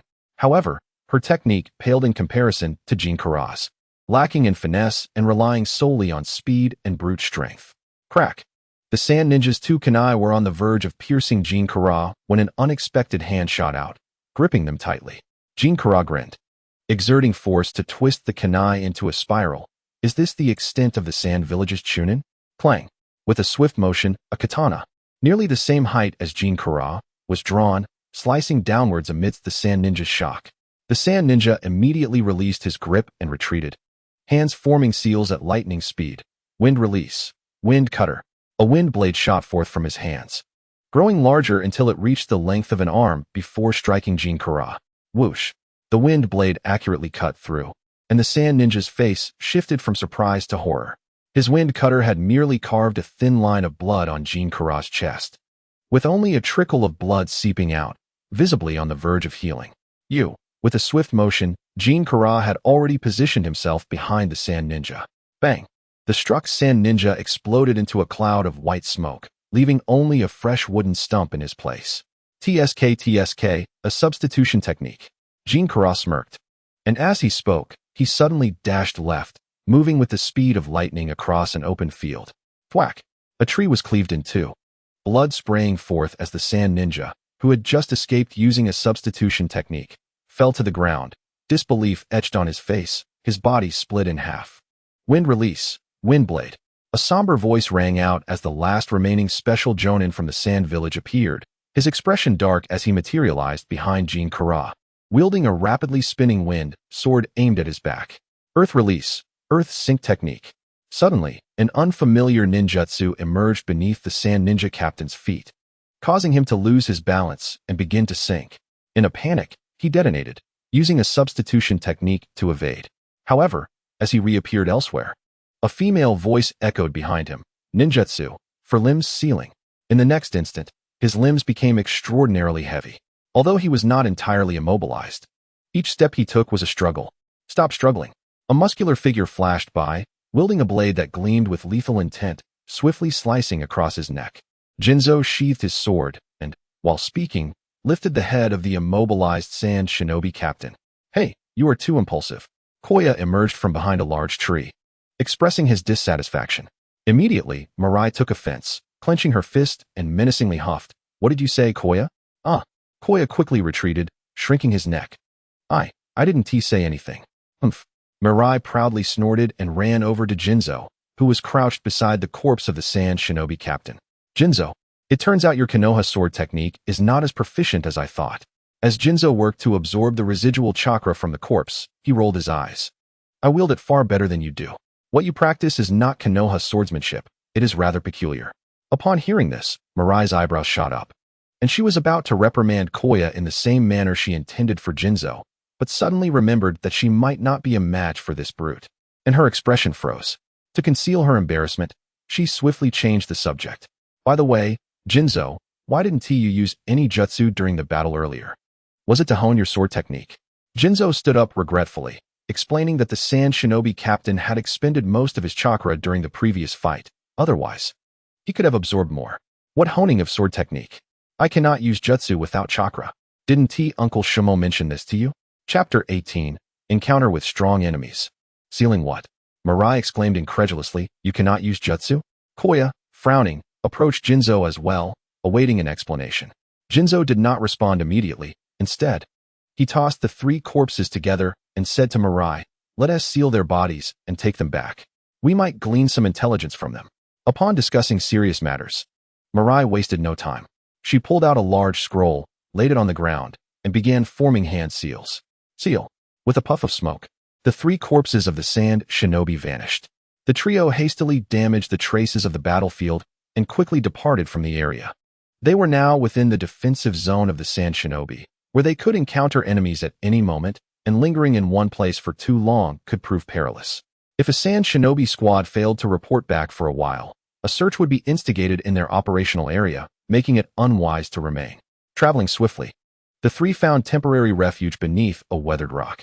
Jutsu produced some jerky from his supplies, devoured a few pieces, and while drinking water, remarked, "I have never been able to gather chakra since childhood, so I cannot perform any jutsu. This is no secret. Everyone would know if you asked at the Ninja Academy." Mirai lamented. "How tragic. You have no chakra?"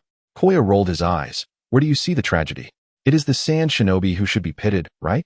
A chunin captain and two chunin, even if they encountered a jounin from Konoha while patrolling, might have had a chance to escape. Yet they felt a mere genin like us. The deaths of the three sand shinobi were enough to provoke ire." Sigh. Jutsu feigned a dramatic sigh. "Indeed. Because I cannot use jutsu, I was ridiculed at the Ninja Academy, which forced me to graduate early and come to the borders to avoid them." "Keep acting," Koya thought. Watching Jutsu and the tearful Mirai with exasperation, he rubbed his forehead and wandered off to the side. With a few words, Jutsu had manipulated Mirai, whose gaze towards him was filled with pity. Realizing it was time to wrap things up, he sauntered over to Koya. "Hey, Koya, be honest with me. Have you reached chunin status?" Jutsu teased, playfully clutching Koya's neck. Even with his restrained power, Jutsu's grip was enough to make Koya's small frame creak under the pressure. "Yikes, Jutsu, you're going to crush me," Koya exclaimed, exasperated. My apologies. I forgot you're a weakling. I'll be more cautious next time." Koya was on the verge of losing his temper, so he decided not to engage further. Instead, he retorted, "Mirai and I have been here for over a year, and we could have been promoted to chunin long ago. But we'll have to wait until we return." Jutsu nodded, realizing he had no recollection of these two, yet their talents did not warrant such obscurity. Thus, a singular explanation emerged in his mind. He cast a deep, piercing glance at Koya, who was grimacing, and at the melancholic Mirai. These two individuals were likely meant to perish in some battle, which was why there were no records of them later. He felt a tinge of helplessness. Why are so many around me either on the verge of demise or destined to meet their end? It was exhausting. After a brief rest, the trio resumed their journey. Their objective was a defensive fortress located at the edge of the Sand Shinobi's line, a crucial stronghold against Konoha's invasion. Jinzo and his companions were not tasked with investigating it. That would be tantamount to courting death. Their goal was to scout the supply lines of the fortress, as merely knowing their general location would suffice. This mission was not deemed perilous. At least, it was not among the most dangerous tasks. Behind a sand dune located at the rear of the Shurko fortress, 3 small heads peeked out. Dressed in cloaks the same color as the sand and with hoods covering their heads, only their eyes were visible as they surveyed the fortress. They must defend against our attacks, so their supplies are likely at the rear. However, we are unaware of the frequency of their material replenishment, Jinzo mused, furrowing his brow. We have observed for 3 days now. Remaining here will increase the likelihood of being detected. We must leave promptly, Koya whispered. As time passed and Jinzo intentionally guided the conversation, Koya had grown accustomed to communicating normally with him, though he still remained silent around outsiders. Let us withdraw towards the distance, following the road behind the fortress into the land of wind.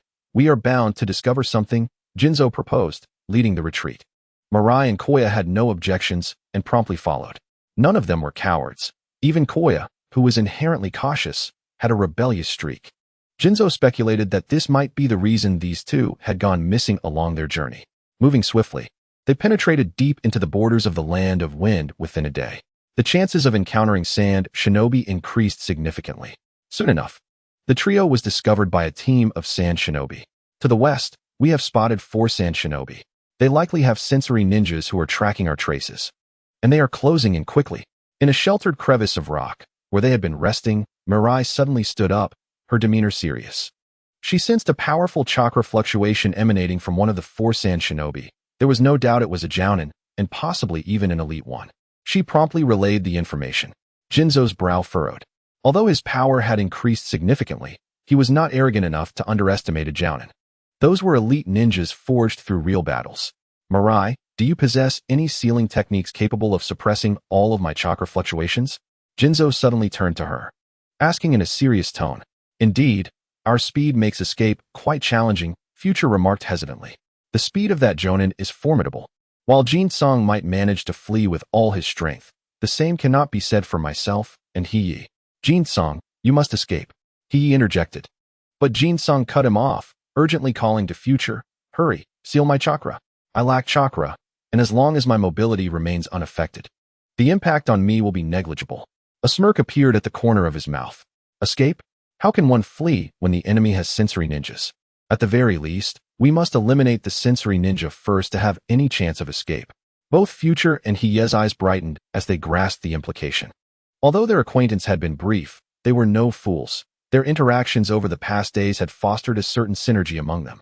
Future swiftly formed hand seals and slapped her hands against Jin Song, sealing him. Countless arcane formulas immediately enveloped Jin Song's body.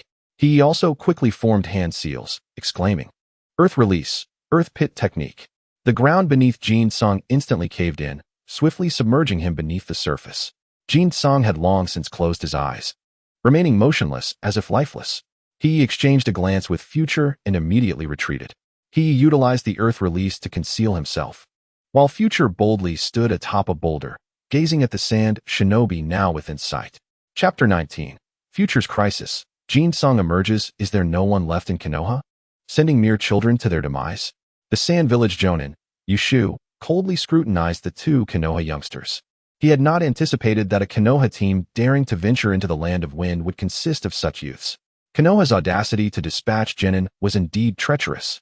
The 4 sand shinobi formed a semi-encirclement, remaining alert for any hidden foes while hurling scornful remarks. We have plenty of ninjas in Konoha. We just don't need them to deal with you. Future disdainfully scoffed. If Lord Shuaimo were truly here, you would have long since scurried away with your tails between your legs. Yushu's expression grew even colder as he violently waved his hand, commanding, eliminate this boastful child and the one hiding in the woods. Dispose of their bodies in the land of fire to demonstrate the fate that awaits those daring to intrude upon the land of wind. Understood. 3 Chunin instantly surged forward. Bang! A grotesque, corpulent puppet suddenly opened its belly, enveloping Future. Beside it, a swift and agile small puppet, resembling a skeleton, darted behind her, extending its limbs to reveal sharp iron spikes. Wind release, wind net. A net woven of wind hastened to ensnare Future. Earth release, earth impact. A low voice echoed from behind as the ground beneath Future erupted upwards, not only shattering the wind net, but also encasing Future within its protective embrace. In the next moment, the earth was violently breached, and a figure with crimson hair burst forth, delivering a punch towards the nearby corpulent puppet. The puppet master, lacking experience, faltered for a moment as the upward surge obscured his vision. In that instant, Future seized the opportunity, delivering a punch that collapsed half of the puppet's body. Then stepping atop it, she grasped the remaining half and tore it apart with a swift motion. With one puppet rendered inoperative, the puppet master, face contorted with dismay, summoned forth the last puppet from his back and sent it charging forward. Yushu observed coldly, noting that these two Konoha youngsters possessed considerable strength, providing a valuable opportunity for his subordinates to hone their skills. He refrained from rushing into action, instead standing beside the two puppet masters to safeguard them. He could not afford to let his hard-won sensory ninja falter. Nurturing another would take an indeterminate amount of time. He sensed that war was imminent, and a sensory ninja could significantly enhance his team's chances of survival. Earth release, earth flow wall. A wall of earth rose behind Future, timely intercepting the skeletal puppet's strikes. The skeletal puppet, failing to land its attack, retreated, leveraging its speed to circumvent the earthen barrier and thrust upwards towards Future. Simultaneously, the wind ninja had dashed into the forest, evidently targeting the ninjutsu practitioner, Hiei. Future leaped, evading the puppet's assault, then used the momentum from the earthen wall to propel herself upwards, successfully reaching its summit. At this moment, another puppet approached. This one had legs resembling sharp iron spikes and arms that could extend like whips, from which it suddenly unleashed a multitude of flying needles. Future drew the short blade from her back, executing a backflip off the earthen wall, but did not descend directly. Instead, she embedded the blade into the wall for stability. The dual whip puppet continuously spewed flying needles, which sailed past her from above the earthen wall. Swish! The blade glinted. The puppet's head rolled away. Future's expression brightened. But the next moment, her demeanor shifted dramatically. A whip, extending 5 to 6 meters, lashed out at her position. Curse that puppet master. Future cursed inwardly. Had she not evaded in time, she would have been injured. The beheaded puppet's movements showed no sign of slowing. It continued its onslaught, albeit without the ability to launch flying needles. Its two whips danced in a relentless barrage, forcing Future to leap and dodge in a frantic display. Swish! In the next instant, Future's expression turned frantic as the skeletal puppet attacked with cunning precision while her attention was diverted, striking viciously. For iron spikes, sharp and tainted with a purple liquid, hinted at the Sand Shinobi's notorious use of poison. Determination flickered in Future's eyes as she shouted fiercely and delivered a powerful kick. Bang! 3 of the spikes were severed in half, but in the next moment, Future's face paled, and she let out a muffled groan as she grasped the final spike that had pierced her abdomen. Future roared in anger, summoning all her strength to snap the last spike. The skeletal puppet retreated swiftly, but only momentarily, before charging forward again, simultaneously, from the stumps of its severed arms. 4 new limbs erupted, transforming the iron spikes into short swords with barbed tips. Blood trickled from the corner of Future's mouth as she retreated, not having the time to remove the spike lodged in her abdomen. The wound had begun to numb, clearly indicating the spread of toxins. Yet, another puppet loomed behind her, its whips slicing through the air. With danger before and behind, despair illuminated Future's eyes. Future, Hiei, having gained the upper hand in the forest, noticed the dire situation and nearly erupted in rage, shouting as he disregarded the swiftly forming hand seals of the wind ninja. Earth release, earth flow wall. Hiei's fingers moved with such speed they left an afterimage, and a wall of earth rose instantaneously, sending the skeletal puppet flying. The wind ninja, albeit slightly delayed, managed to release his jutsu as well. Wind release, wind blade technique. Swish! A gust of wind sliced through the air, and Hiei, unable to release his own technique in time, executed a frantic roll to evade the attack. With one misstep, all the advantages he had just gained vanished in an instant. However, Future was momentarily spared from a fatal blow. But why merely temporarily? This was because the skeletal puppet, once propelled away, swiftly regained its balance, maneuvering back with the aid of the puppet master's chakra threads. The encirclement re-established itself, though Future had narrowly escaped the fate of being pierced. Two whips struck her back with unyielding force. With a gasp, she coughed up blood. Were it not for the robust constitution of her vortex lineage, this blow might have proven catastrophic. Two puppets, one on each side, charged toward her once more. Resolute determination flickered in Future's eyes. She was uncertain of Jin-song's intentions. Yet remaining hidden seemed advantageous. At least it would allow her to return safely. However, in the next moment, her eyes widened in shock. A shadow erupted from the ground near the puppeteer, a violent force leaping forth. In the astonished gaze of the sand shinobi, it collided with the puppeteer. With a resounding crash, the puppeteer shattered into countless fragments, much like a watermelon struck by a heavy object. Chapter 20. Poison in the Lungs. He may be beyond saving. The sand shinobi puppeteer was obliterated in an instant, causing the whip-wielding puppet to collapse lifelessly to the ground. Seizing the opportunity, Future retaliated fiercely, yanking a shard of iron from her abdomen, blood gushing forth, and deftly blocking the incoming daggers.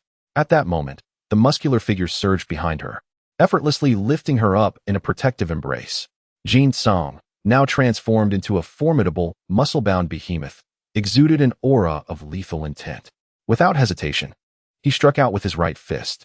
The skeletal puppet, caught off guard, was obliterated in a single blow, exploding into shards. A thunderous sound erupted as a massive crater formed beneath Jin-song, with cracks spider-webbing outward. In the forest, the wind-released ninja, suppressing Kazuya, wore a cruel smile, envisioning his opponent being sliced to pieces by his wind blades. Yet, in an instant, his grin froze. "Die, you bastard!" A long, drawn-out voice surged forth, startling the wind ninja, who turned his head just partially before a wave of terrifying force descended upon him. A single punch crushed his skull, and with another, his entire being was pulverized. Jin-song seized Kazuya by the collar, propelling himself forward. "Leave him to me, you leaf scum," an enraged voice echoed, as the sand jonin. Yuki felt his eyes burn with fury. In a flurry of swift movements, he appeared behind Jin-song. At that moment, Jin-song had just grasped Kazuya. A shimmering wind blade pierced through. With a sickening sound, the wind blade viciously penetrated Jin-song's chest. "Ah!" Future cried out, her complexion growing paler from the poison coursing through her veins, her strength waning as she leaned heavily on Jin-song. The blade pierced right before her eyes. Tears welled in Future's gaze as she looked up. Had Jin-song not moved her aside just in time, the blade would have skewered his head instead. However, in protecting her and Kazuya, Jin-song had lost his ability to evade, resulting in his own injury. Yuki, grinning maliciously, yanked the wind blade out, then thrust a kunai, dripping with purple poison, towards Jin-song. The kunai penetrated halfway, but then met an unexpected resistance, as if piercing not flesh, but the armor of a warrior. A flicker of apprehension crossed Yuki's eyes. Had he not wielded the wind blade, he might not have hurt his opponent significantly. Even with the wind blade, he sensed substantial resistance, tougher than that of warriors clad in heavy armor. With a fierce glare, Jin-song kicked backward, then dashed away, not looking back. "You sand bastards. I will remember this." Hearing his defiant shout and witnessing his rapid escape, Yuki paused momentarily. By the time he resolved to pursue, it was too late, as he could only watch Jin-song accelerate and vanish into the desert. "Damn it." Yuki gritted his teeth. "I will remember that leaf brat. May we not cross paths again." Jin-song continued to sprint faster, only slowing slightly after breaching the borders of the wind country. Yet he did not come to a halt. Future had succumbed to unconsciousness, the poison taking effect. Simultaneously, Jin-song felt a twinge of discomfort, as if something foreign lodged in his throat, provoking a persistent urge to cough. Damn it, those sand ninjas, employing poison. They deserve to be exterminated by Leaf. Cursing under his breath, Jin-song charged into the Leaf Ninja headquarters. The Leaf Ninjas, recognizing the disciple of White Fang, immediately dispatched a few to escort him due to his disheveled state. Bursting into White Fang's chambers, he unceremoniously dropped the pale and trembling Kazuya onto the ground, carefully placing Future on the bed. "Uncle Tsukumo, hurry. Future has been poisoned," Jin-song exclaimed, urgency etched across his face. Tsukumo's expression shifted upon seeing the trio, especially the blood-soaked wounds on Jin-song's back and chest. "What happened to you?" The amount of blood loss was alarming. Tsukumo almost began preparing for Jin-song's last rites. Jin-song waved dismissively. "I'm fine. Focus on Future. She's in worse condition." seeing Jin-song speak without appearing to be in distress. Tsukumo signaled for others to check on Jin-song and Kanzuya while he assessed future. This is the potent poison of the sand, something every puppeteer and ninja above Chunin possesses. Did you encounter an enemy? After inspecting Future's abdominal wound, Tsukumo urgently called out, "Someone, take Future to the medical room." Two ninjas swiftly lifted Future, carrying her away with care.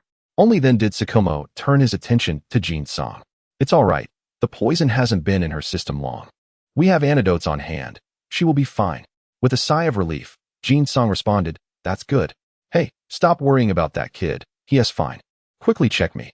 I feel like I'm about to kick the bucket." Jin-song pulled over a medical ninja who was examining Kanzuya, speaking feebly. Kanzuya rolled his eyes at Jin-song. "Hey, I haven't forgotten how you just threw me to the ground. Cut it out." Jin-song shot back with an exaggerated eye roll, causing those around to think he had suddenly become a member of the Hyuga clan. With a swift motion, he tore away his tattered shirt, revealing the gaping wound that traversed his back to his chest. "See this? This is what it means to be injured." Tsukumo and the surrounding ninjas were taken aback. Is this some kind of resurrection?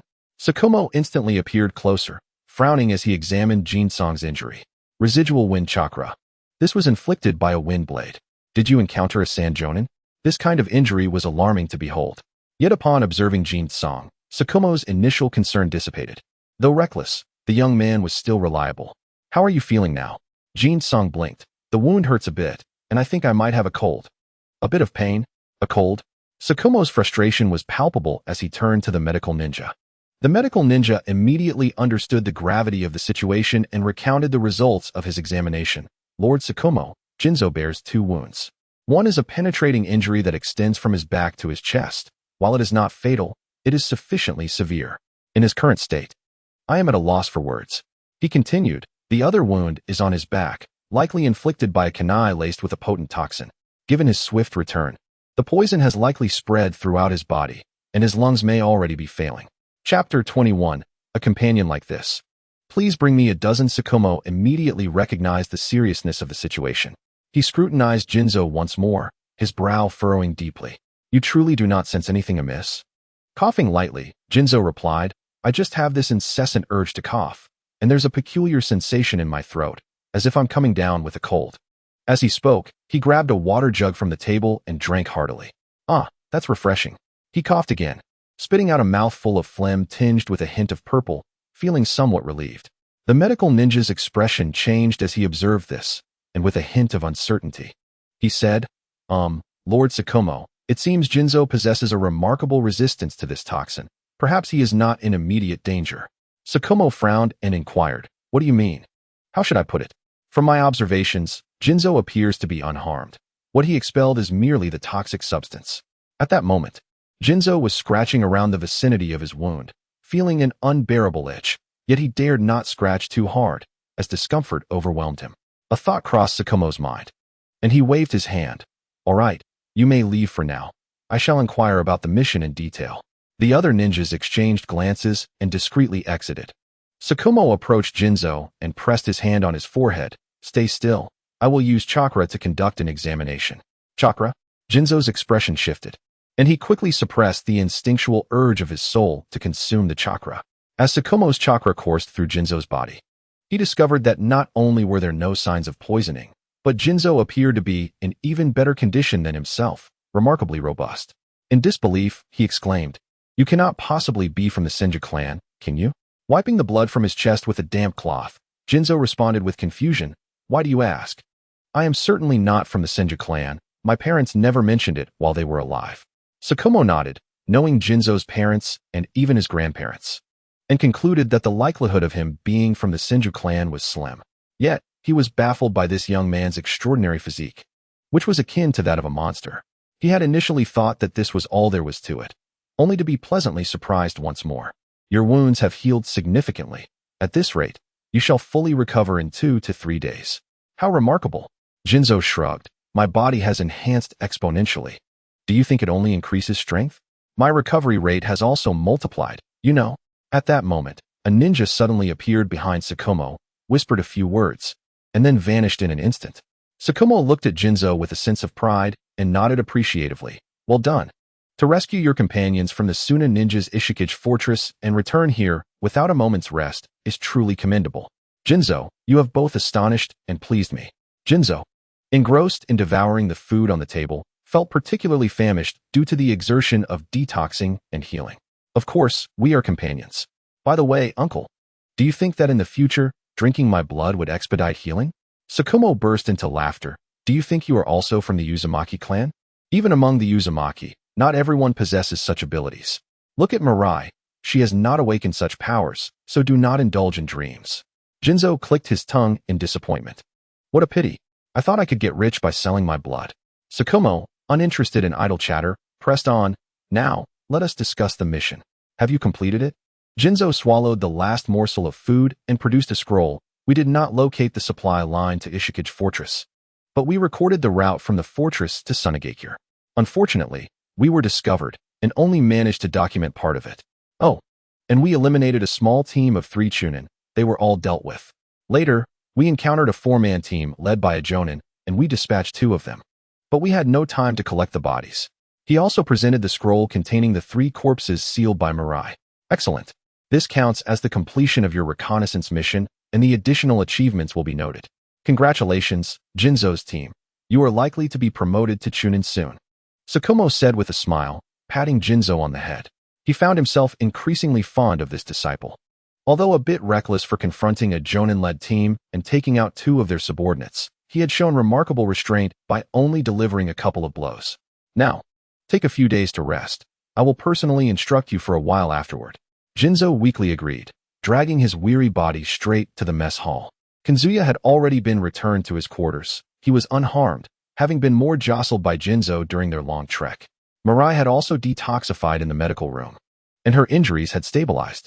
All the ninjas in the camp were aware that a young man had carried 2 companions back from the Suna ninjas' Ishikage fortress, reportedly without pausing even once to rest in order to treat his poisoned comrades. Such an inhuman companion drew envy from all. More importantly, the following day, after a good rest, Kanzuya learned that Jinzo himself had sustained serious injuries and was poisoned. The gazes of all the ninjas towards Jinzo softened considerably. Upon stepping outside, Jinzo sensed something was amiss. Wherever he went, everyone greeted him with warm smiles. Some even approached him to exchange pleasantries. Scratching his head, Jinzo wondered if these people had lost their minds. Arriving at the medical room, which resembled a pristine hospital, it was clear that Konoha had begun to prioritize medical care. On the equally immaculate hospital bed, Mirai had awakened and was clamoring to leave. Hey Mirai, seeing you so lively makes me think I can eat 2 more bowls of rice. Jinzo laughed as he approached, greeting Kanzuya beside him. Jinzo.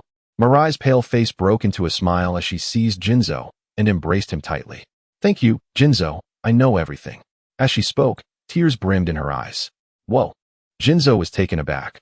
Was this fierce woman capable of such emotions? Hey, everyone saw that. I did not make her cry. This has nothing to do with me. Mirai's fleeting moment of sentiment evaporated as she delivered a solid punch to Jinzo's side. You scoundrel. Ah, this is the Mirai I know. Jinzo exhaled in relief, grinning. So, are you alright? If you're well, we shall seek out Uncle Tsukumo for guidance. At the mention of this, Mirai could hardly contain herself. She swiftly yanked out the tubes that the medical ninja had placed on her and declared, What are we waiting for? Let us go? With that, the 2 dashed out with fervor. Kanzuya sighed, rubbing his forehead, trailing behind in exasperation, unable to comprehend why these 2 couldn't make things easier. The medical ninjas exchanged glances, dismayed at the disheveled state of the hospital bed, their spirits dampening instantly. Chapter 22, Yellow Flash. A name even Pakin would reject due to your outstanding performance this time. I have decided to subject you to a week-long special training. Be prepared. Kakashi Tsukumo displayed an uncommon fervor, his face brimming with enthusiasm. Jin-song, on tiptoe, touched his forehead, murmuring in confusion, No fever? Why am I saying the same thing as that foolish Kai? Bang. Ouch. Shikumo's fist compelled Jin-song to obediently fall silent. There was no alternative. He had already begun to feel for the knife on his back. Not wishing to test the sharpness of Konoha's white fang's blade, Jin-song could only offer a sheepish smile. Standing honestly to the side, Shikumo, seemingly unfazed, drew his short knife, deftly flipping it in his hand like a dancing butterfly. From now on, you shall all learn the Kiki sword technique. As my disciples, how could you not wield a blade? So pay attention. Especially you, Jin-song. It appears you have mastered the basic sword techniques for lower ninjas, so we shall now commence your training for the intermediate and advanced levels. Besides swordsmanship, we must also enhance your physical training. Look at your feeble body. You wouldn't even outrun others on the battlefield. Mirai and Heya exchanged knowing glances, sharing a silent jest that only the three of them understood. Shikumo shot a glance at the two before addressing Mirai. Mirai, make sure to practice your sensory ninjutsu diligently. Relying solely on sealing techniques and brute strength without any finesse is insufficient. With Jin-song compensating for your combat position, you must prepare to assist. A girl ought not to engage in constant fighting. Mirai nodded obediently, causing Jin-song and Heya to gasp. This is uncanny. There must be something amiss. Finally, Shikumo glared at Jin-song. Don't get too cocky, boy. Among those ninjas you faced, there were no illusionists. Otherwise, you wouldn't know how you met your end. Saying this, he lifted a covered cage from behind. Take this. Cultivate some rapport quickly, and try to conceal that damn weakness of yours. Jin-song stared blankly. You're giving me a cage? For what? To raise a pet. Mirai and Heya also looked over curiously, speculating what might be inside. Jin-song casually lifted the cloth covering the cage. Wow, where did you catch this monkey? A tiny monkey, about the size of a palm, was inside, scratching its ears and leaping about. This is a monkey I stumbled upon. It's quite spirited and should still be in its juvenile phase. Try to see if you can cultivate it into a summoning beast. Jin-song sighed helplessly. Uncle, when will this monkey become a summoning beast? You might as well give me one of the ninja dogs prepared for Kakashi. I just want the smallest one. I could give you one. But Kakashi and Pakin have the best compatibility, and he'll frequently summon it. If it follows you, who knows when it might be summoned away. And you may not be able to summon it back, Shikumo explained. Jin-song pondered this and realized it was indeed a valid point. Fine, a monkey it is then. He glanced at the little monkey in the cage, which happened to look back at him and bared its teeth suddenly. Heh, quite fierce for such a small creature. But what use do you of being so tiny? Jin-song tore open the cage and grabbed the monkey by the scruff of its neck. The other three watched his brutish behavior in silence. Hey, Jin-song, be gentle. Don't crush it, Mirai exclaimed, her eyes sparkling with fascination at the fluffy little monkey. Jin-song shook the little monkey, which had just been fierce but now appeared timid. You clever little creature. Let me give you a name. With all that yellow fur, how about Yellow Flash? Coughing, Shikumo interjected. Choose another. That name is already taken. What? Jin-song feigned ignorance. Who used it? Did Kakashi name his dog that? Bang. Shikumo's forehead twitched with irritation. Enough already, kid. Don't you know that Kakashi's mentor, Minato, has already begun to be referred to by that title? Do you want a beating? Jin-song scratched his head, confused. Wasn't he Minato only named that during the Third Great Ninja War?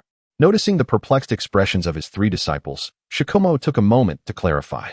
Only then did Jin-song understand. Recently, Minato had led his team to become active near the borders of the Cloud Village, frequently clashing with formidable foes. Although the title had yet to be widely recognized, it was already known among some well-informed individuals. Meanwhile, another rising star in Minato's squad was beginning to shine.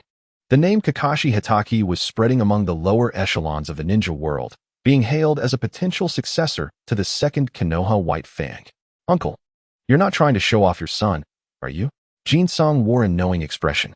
Shikumo, visibly frustrated, unconsciously reached for the short knife on the table. Cough, cough. I was just joking to lighten the mood. Don't take it to heart. Jin-song awkwardly laughed. Humph. Shikumo snorted. Now grab your weapons and gather at the back mountain. With that, he vanished in a flash. Jin-song rubbed his face, wondering if he would be the one to receive a beating. Mirai, with a mischievous glint in her eyes, nudged Jin-song. You're really brave. It seems like the teacher is upset. Cough, cough. Mirai, when Uncle Shikumo comes to hit me, you must intervene. I fear he might go too far. Cough, cough. Look, I still have injuries. Mirai skeptically regarded him. What injuries? You look healthier than I do. Off you go.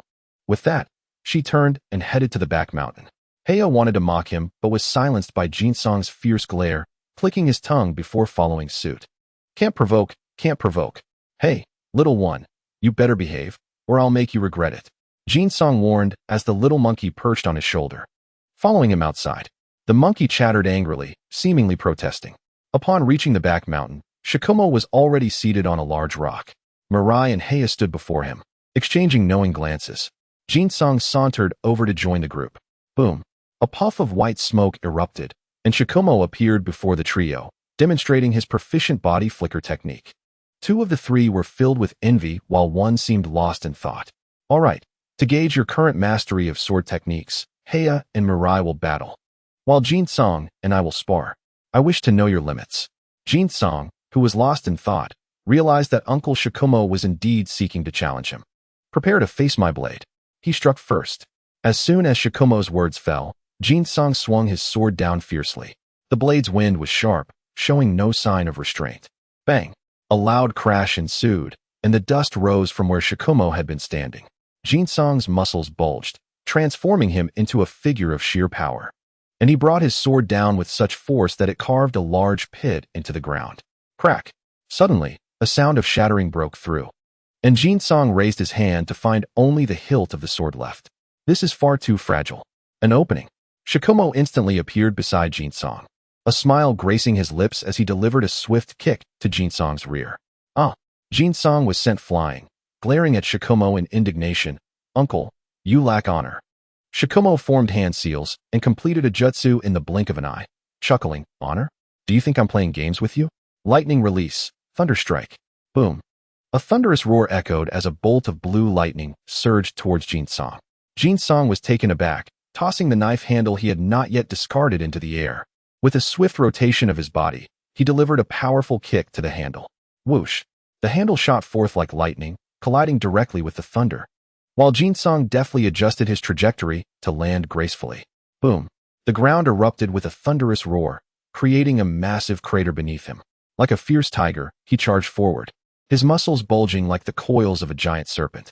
Uncle, prepare to receive my fist. Jin-song's right hand formed a fist and struck out with ferocity, resembling a spear thrusting forward. The menacing aura prompted a reaction from Futakami and Heya, who were engaged in their own sparring nearby, their eyelids twitching in alarm and envy. Shwomo's eyes flickered with seriousness. He sensed a newfound danger in Jin-song, though not yet a true threat. A solid hit from that fist would certainly not bode well for him. This reminded him of the fierce woman from the legendary Three Ninjas. Earth Style, Earth Flow Wall. A thick earthen wall surged up from the ground, standing between Jin-song and Shwomo. Boom! In the next moment, the wall exploded, debris flying like bullets in all directions. Jin-song's figure dashed through the rubble. Konoha Hurricane. He executed a spinning kick aimed at Shwomo's handsome face. Bang! With immense force, as soon as they made contact, Shwomo transformed into a puff of white smoke, revealing a wooden stump. Whoosh! The wooden dummy was sent flying, and Heya, glancing back, gasped in astonishment, muttering under his breath about the absurdity of the situation. The stump shattered into pieces, the largest chunk disappearing entirely. You really show no mercy, kid. Then I shall take this seriously. Shwomo appeared on a nearby rock, swiftly drawing a short blade from his back. Jin-song laughed heartily. Come on, uncle. Let me see your true strength. In the next instant, smack. A blade was poised at Jin-song's throat. Are you sure about this? Jin-song stammered. Cough, uncle. That's a bit excessive, isn't it? You, a Kaga-level ninja, bullying a freshly graduated genin like me? Shwomo regarded Jin-song, who was beginning to whine, and sheathed his blade, stepping back. All right, I will suppress my strength to the chunin level. Spare me your genin nonsense. Jin-song grinned mischievously and unleashed a powerful charge. Boom. A punch shattered the rock Shwomo was standing on into fragments. Jin-song seized two fist-sized boulders, whirling around and hurling them with a furious shout. Whoosh! The two boulders, imbued with tremendous force, hurtled toward the swiftly dodging Shwomo. Don't you carry a few shurikens? The short blade flashed as Shwomo swiftly sliced the boulders in half, sending pieces flying and piercing several trees. Jin-song, relentless, continued to launch stones in rapid succession, the speed rivaling that of a machine gun firing blue flames. Carrying shurikens is such a hassle. Why not just use the materials around? Shwomo moved with remarkable speed, so much so that Futakami and Heya could barely track his movements. He deftly dodged left and right, occasionally wielding his short blade. Despite the impressive onslaught of stones, none struck him. Shwomo cleaved another rock, raising his left hand to release several shurikens straight at Jin-song's chest and head. Jin-song casually deflected them with his hands, producing muffled thuds as each shuriken was blocked. Upon inspecting his hands, he noticed only a few drops of blood. These ordinary iron weapons, lacking chakra, posed little threat to him. Even those thrown by the legendary Konoha White Fang, barely managing to breach his defenses. Shwomo's gaze sharpened, gaining deeper insight into Jinsong's capabilities. Your defensive prowess is quite formidable. Impressive. With a swift motion, Shwomo closed the distance, appearing behind Jinsong in an instant. Whoosh! The White Fang's short blade crackled with lightning, reaching Jinsong's back in the blink of an eye. Jinsong's hair stood on end, feeling an acute sense of danger. Whoa! He executed a spinning kick, only to feel a sharp pain in his leg. The White Fang had vanished, reappearing a distance away, sheathing his blade with an appreciative smile. Good reaction, swift speed, and considerable strength. You're nearly on par with Tsunade, one of the legendary 3 ninjas. Jinsong glanced at his thigh, where a shallow cut had formed, the blood beginning to flow only to be staunched by his tightening muscles. As his body relaxed, returning to that of an ordinary child, he complained, "Uncle, you could have held back. Why did you have to cut me?" Shwomo shot him a stern glance, his demeanor turning serious. "That was merely a lesson to make you aware of your limitations. Do not think you can rely solely on your physical strength. I assure you, you have a long way to go." As he spoke, his agitation grew, his expression darkening. "Do you think you can disregard others just because of your strength? Have you never faced ninjutsu? Have you never encountered a formidable ninja on your own? Let us not even mention the Suna ninja you faced last time. Do you believe you could defeat him?" Jinsong glared at Wujing, who had somehow perched himself on Futakami's shoulder, then lowered his head in submission. "Yes, I understand, Uncle Shwomo." Humph.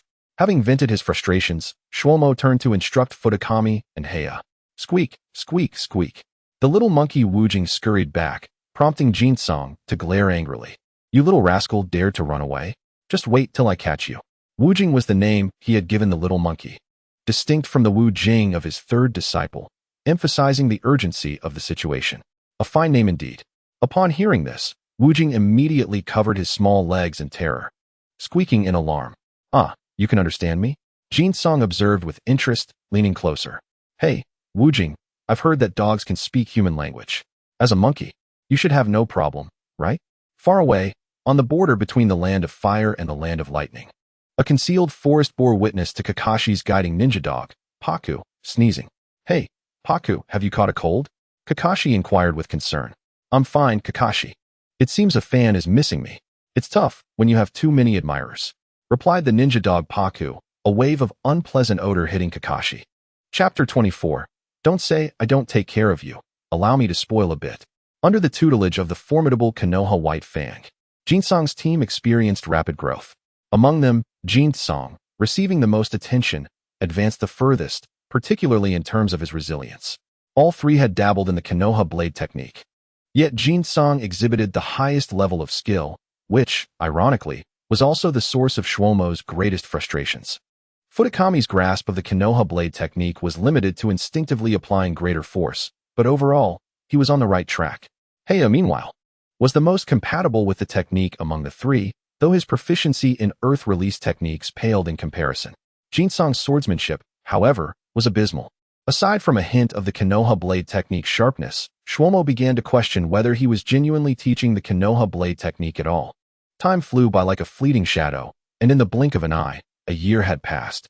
Jinsong's team had not gained much notoriety, instead remaining largely under the radar. In stark contrast to the attention-grabbing Minato team, the name of the prodigious ninja Kakashi was known to all. The mere mention of Kakashi caused Shwomo considerable distress. He felt a mixture of pride and concern regarding his son's growth, apprehensive that the treacherous world of ninjas might leave a lasting impression on his beloved child. Fortunately, Jinsong, his disciple, was relatively obedient. When told not to seek the spotlight, he complied with remarkable diligence. As of now, apart from a few individuals in their camp, hardly anyone was aware of how much these 3 young ones had matured. "Uncle, are you looking for us?" Jinsong exclaimed, abruptly pushing the door open and finding a comfortable spot to sit, casually grabbing some fruit from the table. Behind him, both Wei Lai and He followed suit, adhering to the decorum by greeting, "Teacher." Shuamao nodded nonchalantly, choosing to overlook the impolite one. "I have matters to discuss with you." He produced 3 green vests from behind him and swiftly tossed them to the trio. "Congratulations, you have successfully been promoted to Chunin." "Chunin?" Wei Lai caught the vest, bewildered. "Isn't there a Chunin exam required for the promotion from Genin to Chunin?" "What exam? We are in a time of war. Although a large-scale battle hasn't erupted yet, localized conflicts have persisted without pause and shown no signs of abating. There's simply no time to organize a Chunin exam. Jin-song replied lazily as he munched on an apple. Kakashi has already been promoted to Chunin. Have you forgotten he wrote to brag about it a few days ago? Jin-song recalled, thinking of the ninja dog, Pakin, who had delivered the message. Look at that, a dog that can speak human language. Glancing at his own shoulder where the equally fruit-munching Wu Jing sat, Jin-song threatened playfully. I say, Wu Jing, if a dog can speak human language, you'd better catch up, or I might just stew you for monkey brains. After a year of camaraderie, Wu Jing rolled his eyes, displaying the same exasperated expression as his master, Jin-song, and shrugged. Ji. Ah, you dare to retort. Jin-song exclaimed. All right. Shuo Mao interjected, rubbing his temples. Wu Jing has made enough progress. At the very least, it has mastered Chakra, which is more than you can claim. Wu Jing chirped proudly, looking quite pleased with itself. Jin-song immediately countered, but having Chakra is useless if it can't withstand a single blow from me. Behind them, Wei Lai and he exchanged eye rolls, nearly united in their frustration. One blow from you? Do you even hear what you're saying? Have you forgotten that a single blow from you crushed the head of a Chunin from Sunagakure? Shuo Mao waved his hand dismissively. Enough. I have another matter to address. Jin-song clicked his tongue, reluctantly falling silent. Shuo Mao's expression turned serious. The third Hokage has issued a command for me to immediately head to the borders of the Land of Lightning to oversee the situation there. What? Jin-song gasped, his apple suddenly crushed in his grip. What's wrong, Jin-song? Shuo Mao furrowed his brow, inquiring. A gleam sparked in Jin-song's eyes, followed by a sudden grin revealing his white teeth. Oh, it's nothing, just recalling some amusing thoughts. Shuo Mao regarded him with confusion but continued. This time, I will take a team with me. You three should remain here. Remember my words, do not seek the spotlight. Suddenly, Jin-song interrupted with a playful tone. That won't do. You are our guiding jonin. We certainly must accompany you, right? Wei Lai instantly nodded in agreement. Of course, how could we leave our teacher? He added, sensing something amiss with Jin-song, yet trusting him enough to support his claim. Shuo Mao frowned. He had no intention of bringing the three along. The Land of Lightning was not like the Land of Wind. Their lightning ninjas possessed an impressive strength that far surpassed that of the sand ninjas. His decision stemmed from a concern for their safety. Jin-song interjected once more. Uncle Shuo Mao, this is settled. If you don't take us, we will sneak over. Shuo Mao's expression darkened. This mischievous boy could indeed pull off such a stunt. All right, you can come, but once we arrive, you must obey my orders and not cause any trouble. Relax. Jin-song replied dismissively before suddenly asking, by the way, Uncle Shuo Mao, what are your thoughts on the next Hokage? The question took the other three by surprise. Your train of thought really jumps around. How did we suddenly land on the topic of the next Hokage? Hey Jin-song, isn't it obvious? The next Hokage will surely be teacher Shuo Mao, Wei Lai asserted confidently. He nodded in agreement. Jin-song ignored the two younger ones, focusing intently on Shuo Mao. I certainly think so. And I believe the majority in Konoha would concur. Shuo Mao chuckled modestly. Let us keep it low-key. With a clap of his hands, Jin-song slammed the table, startling the three. Low-key? Uncle, you should indeed be low-key, but that was in the past. Your reputation as Konoha's White Fang overshadows the legendary three. You truly made quite a scene. Continuing with a mocking grin, Jin-song added, you're neither a clan member of the village's major ninja clans nor a direct descendant of the Hokage line, yet you aspire to ascend to the Hokage position? Dream on. Be quiet. Shuo Mao's expression darkened as he sternly retorted. I do not know where you have heard these things, but the third Hokage and the villagers are not as incapable as you suggest. Jin-song, incensed, pointed at his teacher and exclaimed, if you were not my teacher, nor Kakashi's father, do you think I would be saying this to you? We shall see. You will undoubtedly be assigned a personal mission at the borders of the Land of Lightning, and it will be a grueling one. You will certainly fail. Chapter 25, Continuous Spoilers. Danzo's test. The conversation between Shuo Mao and Jin-song ended on an unpleasant note. Jin-song, along with He Yi and Wei Lai, resided in the same quarters. Jin-song, are you serious about what you said? He asked, his face grave, his brows nearly knitted together. Among the three, he was the most composed and contemplative, and Jin-song's words caused him considerable concern. Do you believe it? Uncle Shuo Mao is facing a life-or-death situation, and it one T come from the enemy. The greater threat likely lurks behind. As he spoke, Jin Song pointed to the forehead protector on his head, the meaning clear. Wei Lai glanced around, wary during times of contemplation, lest her own lack of foresight be exposed. So what shall we do? Jin Song exchanged glances with He. What do we do? We let it simmer. I want to feel at ease until those guys are dealt with. He used the summoning technique to inform Kakashi. Have him secretly hire some ordinary people in the village. Remember, do not reveal their true identities. Let them spread rumors about Danzo and the third Hokage conducting secret human experiments on the villagers. Researching the first Hokages would release techniques. Jin Song's eyes glinted with determination. We need to give the village elders something to occupy their time. They cannot enjoy themselves so freely. He gasped in shock. Is this something we can casually discuss? Jin Song calmly regarded him. Wait, you can't be serious. He exclaimed, his body breaking out in a cold sweat. Jin Song waved his hand dismissively. Just do it. If Kakashi does not cooperate, tell him I will sever ties with him. And this is for Uncle Shuamao. He suppressed his inner turmoil and quickly formed hand seals. Summoning technique. Bang! A wisp of white smoke flashed by, revealing a slender dog adorned with the symbol of the hidden leaf, its tongue lolling out. Heya quickly unfurled a scroll and inscribed something hastily, then handed it to the dog, which vanished in another puff of smoke. All set. I shall keep a vigilant eye on Kakashi's reply. Yes. Jin Song nodded, his mind racing. With just this, he could only cause a bit of trouble for Danzo and the third Hokage, merely addressing the symptoms rather than the root of the problem. It seemed he needed to devise further strategies on his own. 5 days later, Shuamao awaited at the base entrance with a group of ninjas. Upon seeing the trio of Jin Song, he said nothing but merely waved his hand. The team immediately set off. Future nudged Jin Song with his shoulder, teasingly whispering, "The teacher is still miffed at you." Jin Song shrugged it off. He has come to terms with it, feeling guilty. You know nothing. The little creature, Wujing, exaggeratedly nodded its head while flashing a smile at its master. It had been diligently trying to communicate but was driven to madness by its inability to speak human language. Enough of this. If you don't learn to talk, I'll have to take drastic measures. Wujing felt a chill beneath it and scurried onto Future's shoulder for refuge. Ahead in the group, Shuamao cast a furtive glance at Jin Song, exhaling in frustration.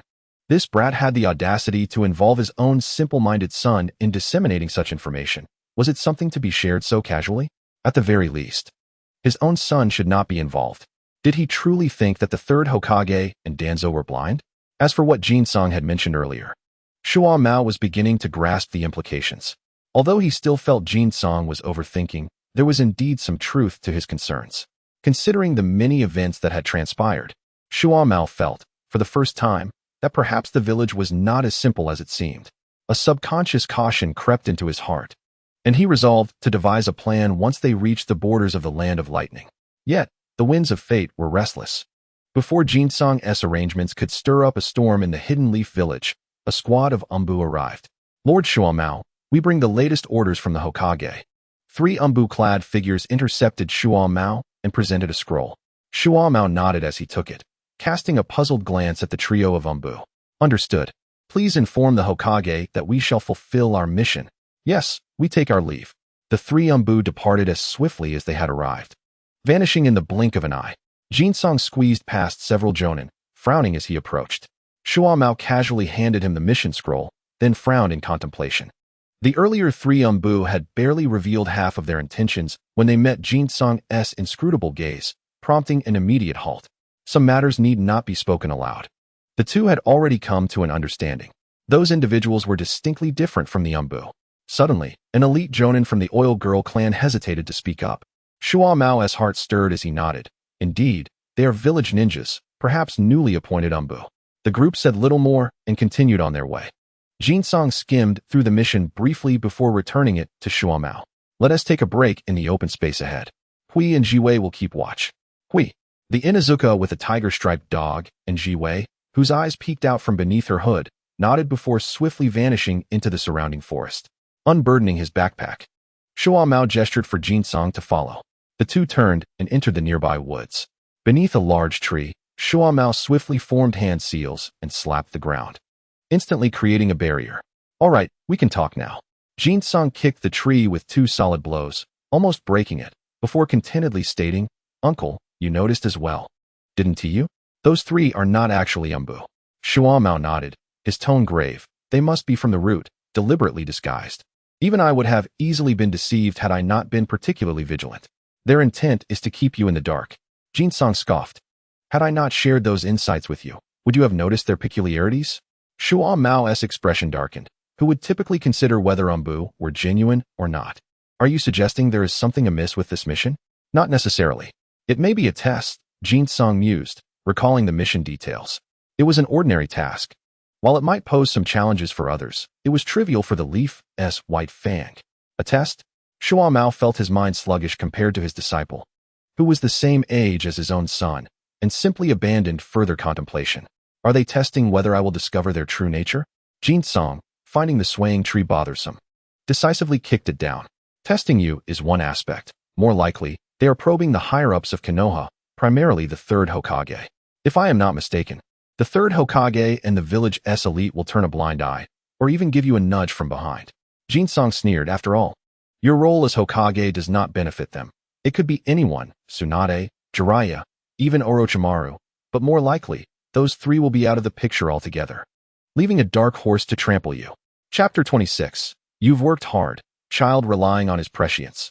Jinsong mentally overwhelmed Shuo Mao, his face aglow as if he had consumed a potent elixir.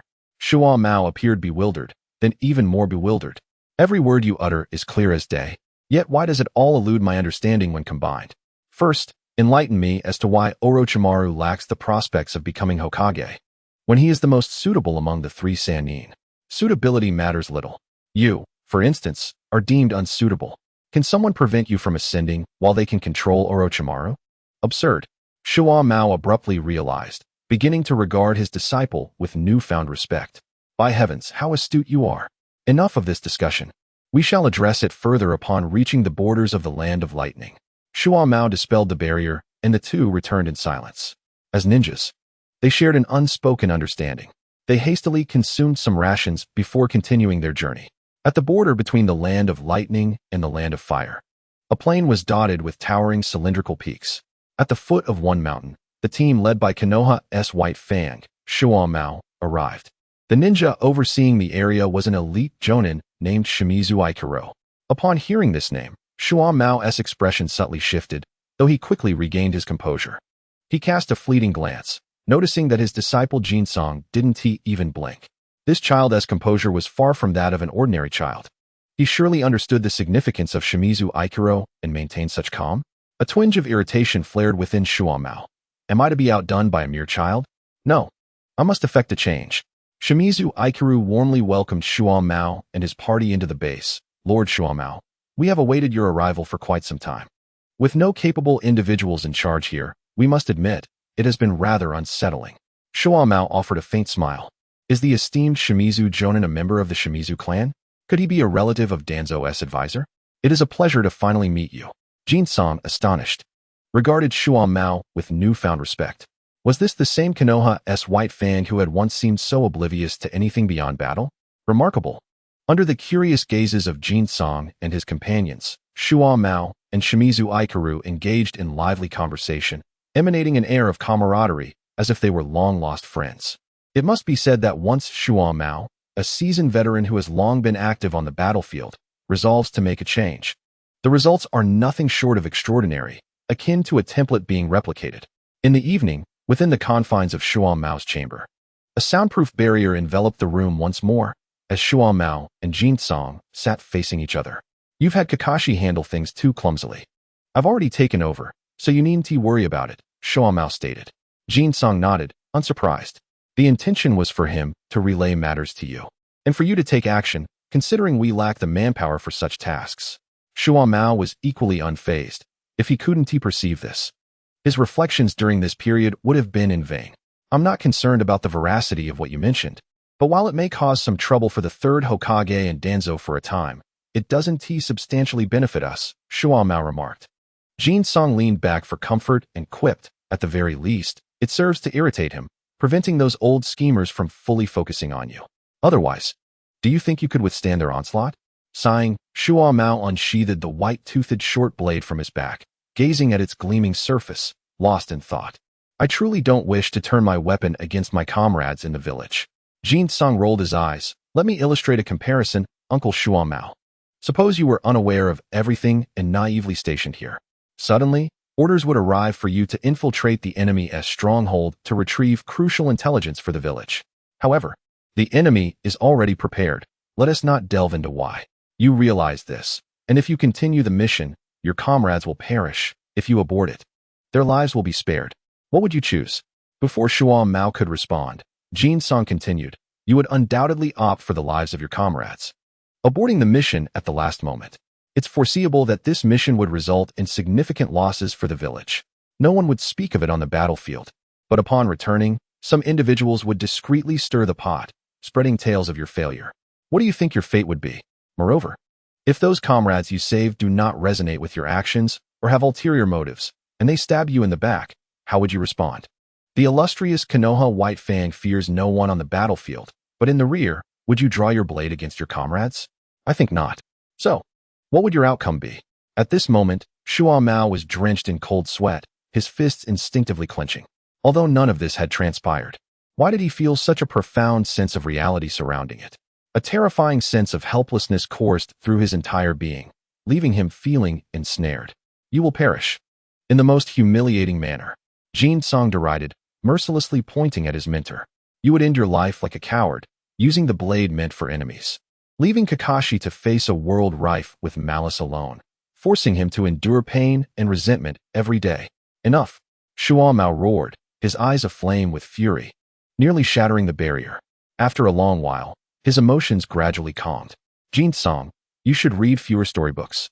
Shuan Mao regained his composure, a serene demeanor returning to his face as he stood and resecured the white-toothed short blade to his back.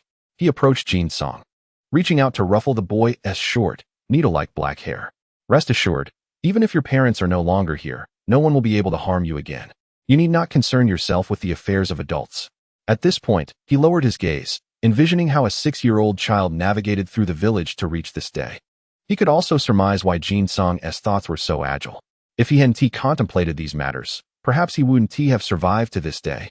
Pain welled in Shuan Mao's heart. This child had always been looking out for him, yet he had initially doubted and scolded him. Jin Sung, bewildered, wondered what profound thoughts this imposing figure was lost in, observing his melancholic expression. Ahem, uncle, I shall take my leave for now. If Danzo proves unyielding, we might consider spreading some additional information, such as his schemes against the Uchiha clan to collect Sharingan. With that, Jin Sung swaggered out. Shuan Mao stood in disarray, his expression suddenly shifting. This rascal, why reveal such crucial intelligence now? He pondered. So that's why there have been so many inexplicable incidents involving Uchiha ninjas recently. It was his doing. What is he attempting? To force the Uchiha into defection? Anger surged within Shuan Mao, for the first time harboring murderous intent towards Danzo, the Hokage advisor. Chapter 27. The mission that determined the fate of the White Fang has arrived. Shuan Mao harbored a deep disdain for actions that jeopardized the village's equilibrium. He had resolved, regardless of the cost, to keep a close watch on Danzo. Upon reaching the borders of the Land of Lightning, Shuan Mao immediately took charge of all affairs. Yet he encountered obstructions from the original head, Shimizu Ichiro. This fellow spoke sweetly while acting otherwise, claiming to follow Shuan Mao's lead, yet secretly conspired behind his back. Had it not been for Jin Sung's revelation, Shuan Mao might have tolerated Ichiro's antics. However, the situation had changed. Since Shimizu Danzo and the third Hokage sought to conspire against him, Shuan Mao felt no obligation to hold back. 6 months later, during a mission, Ichiro's team encountered ninjas from the Cloud Village and perished amidst an ambush. Reports indicated that when Konoha ninjas discovered them, the scene was utterly horrific. Shimizu Ichiro and 2 other comrades met a tragic end, surrounded by the corpses of 2 squads of Cloud Ninja. However, from Ichiro's mangled body and the devastated surroundings, it was surmised that Awagakure ninjas had been present as well, possibly swooping in to reap the benefits of the chaos. From that point on, the command of Konoha ninjas at the borders of the Land of Lightning was unified, rather than retracting the defense line. Shuan Mao disregarded the village's orders and launched an aggressive campaign, seizing considerable territory from the Cloud. Konoha, Hokage Tower. Bang! Danzo slammed his palm on the third Hokage's desk in fury. Our elite Shimizu clan Jonin were annihilated by 2 nameless squads from the Cloud. Do you believe this? Nijan. Third Hokage Yuan Fei Nijan exhaled a plume of smoke. Yet this is the truth.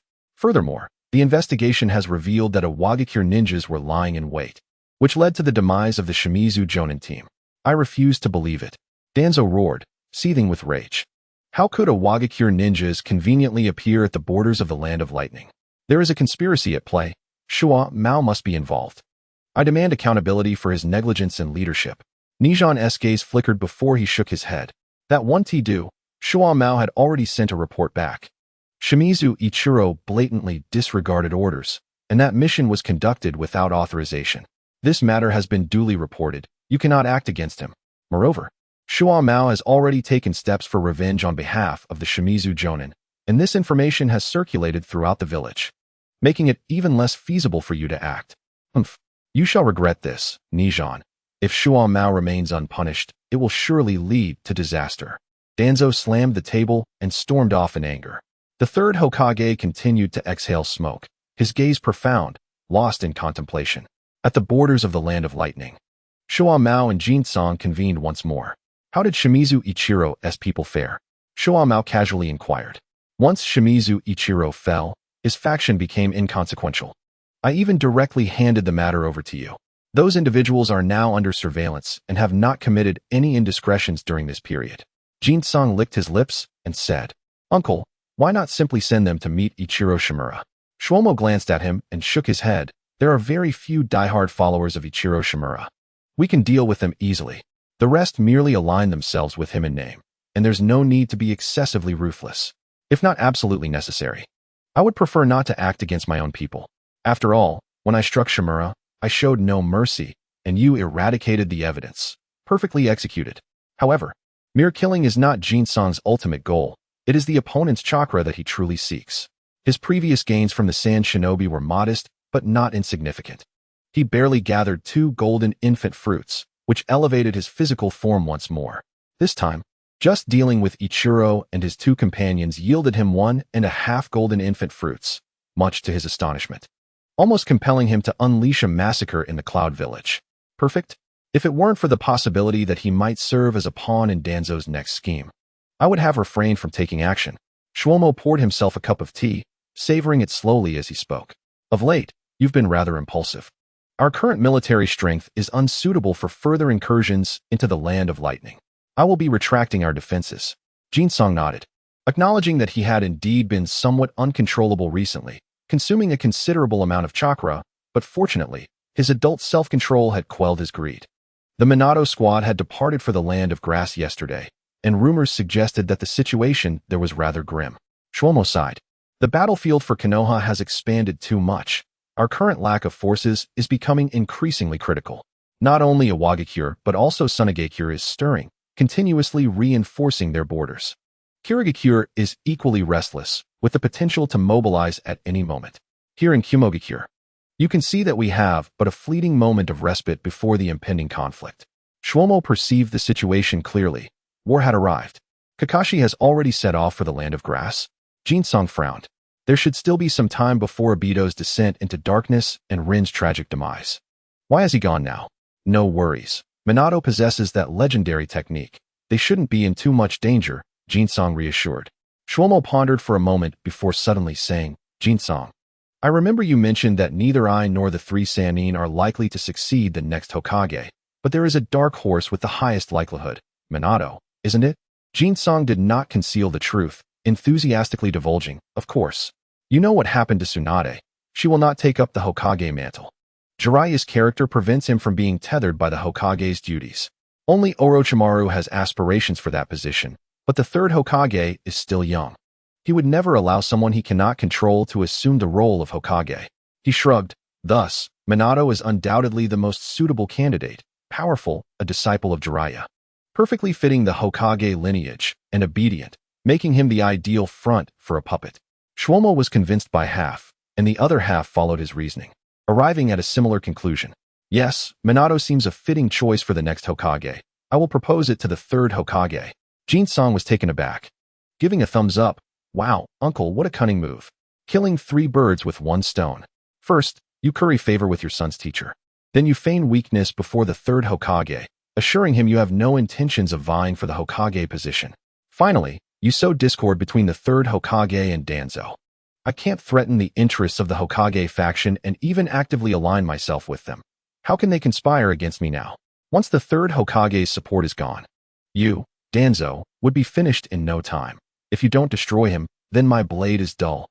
Shlomo chuckled with satisfaction, jesting that he had been meticulously studying military strategy lately. Easy work. The next day, Shlomo was in the camp organizing tasks, preparing to retract their military lines. Report.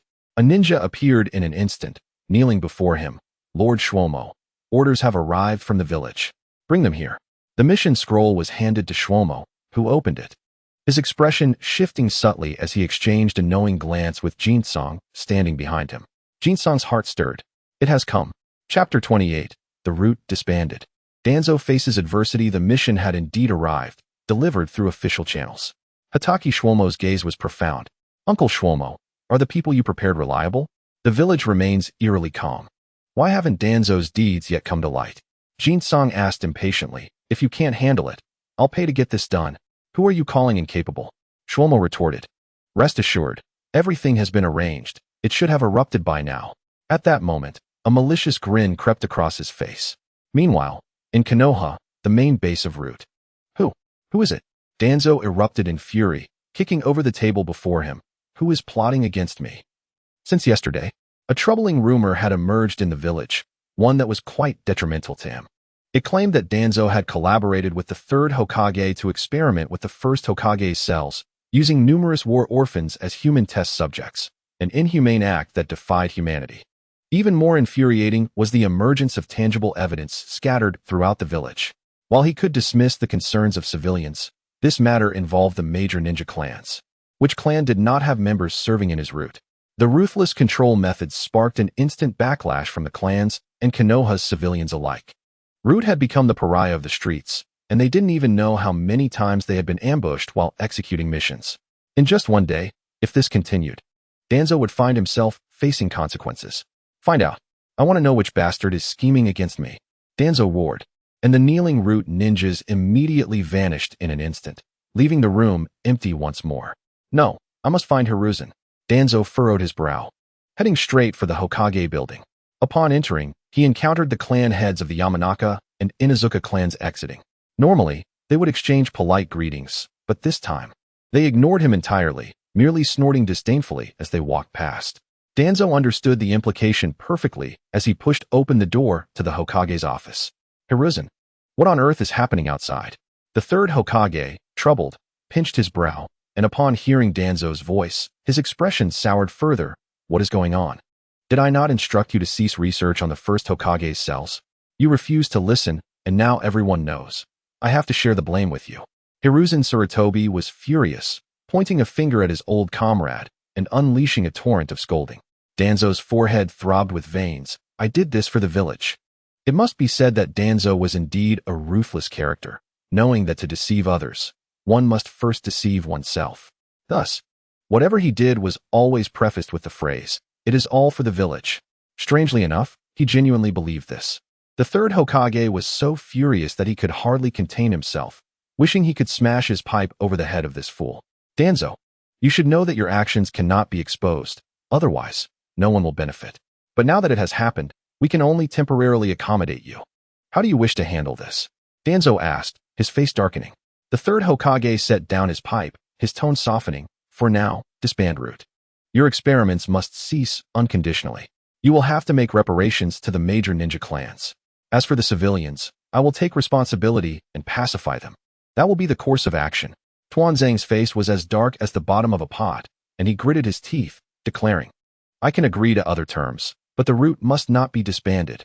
The third Hokage shook his head, his demeanor resolute. The Root must disband. You may keep a few guards, but the rest will be dismissed by the Umbu, and you should take a break for a while. With a wave of his hand, 3 Umbu appeared in an instant, encircling Tuanzang. Lord Tuanzang, please. Tuanzang's eyes blazed with fury. You will regret this, Hizashi. The third Hokage ignored him.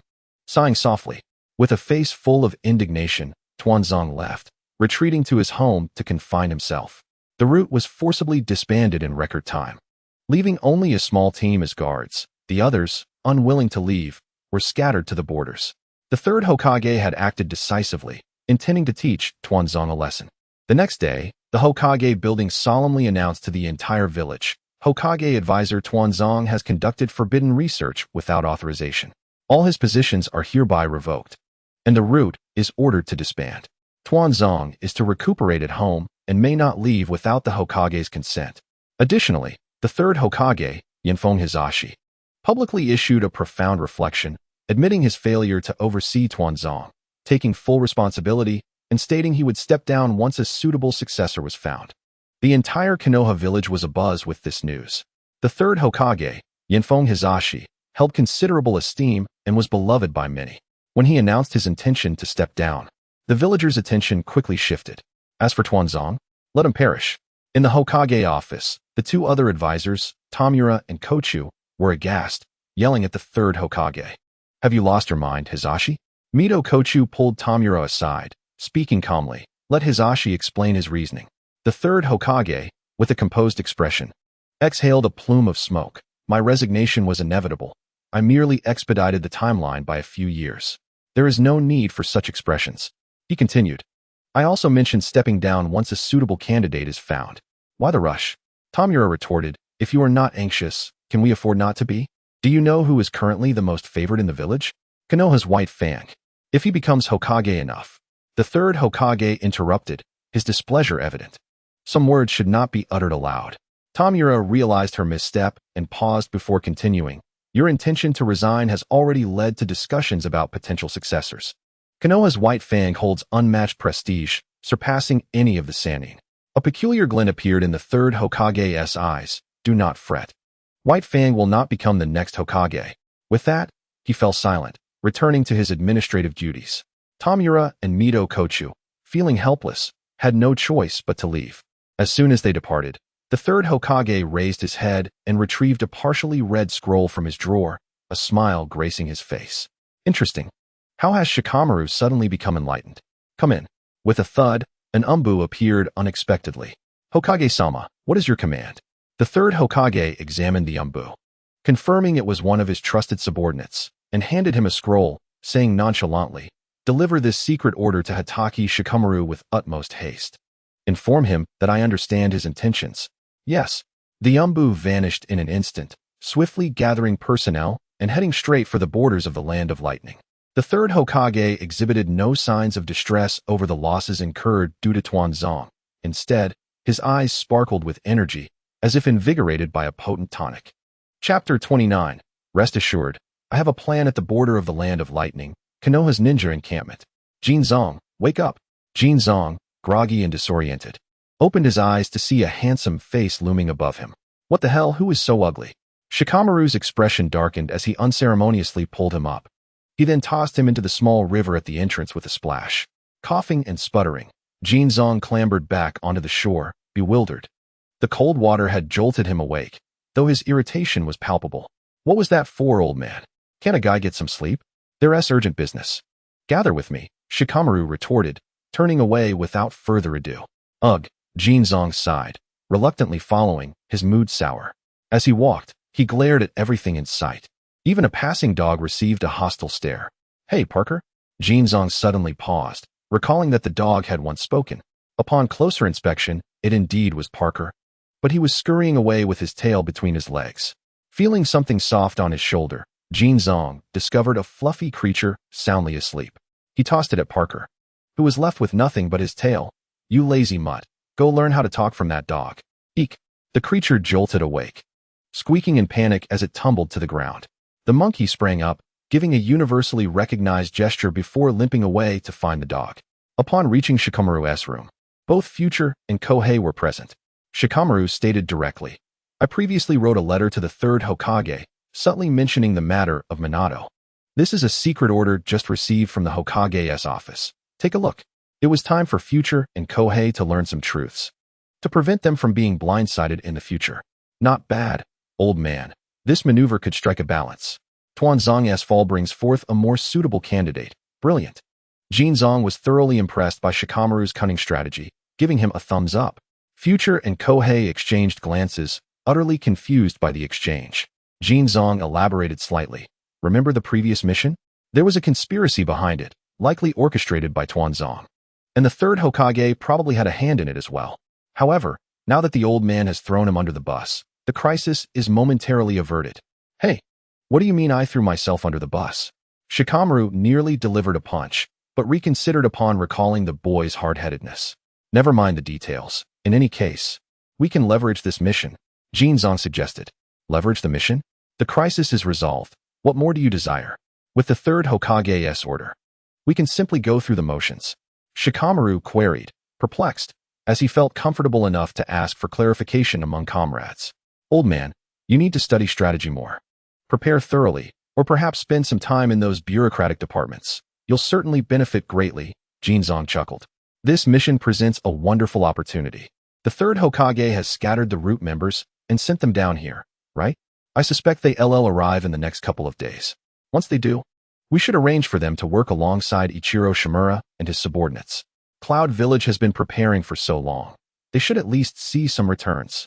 Kohei looked shocked. You're truly devious. Future remained oblivious, still lost in his thoughts. Shikamaru's expression hardened. No, those are comrades of the village. I cannot do that.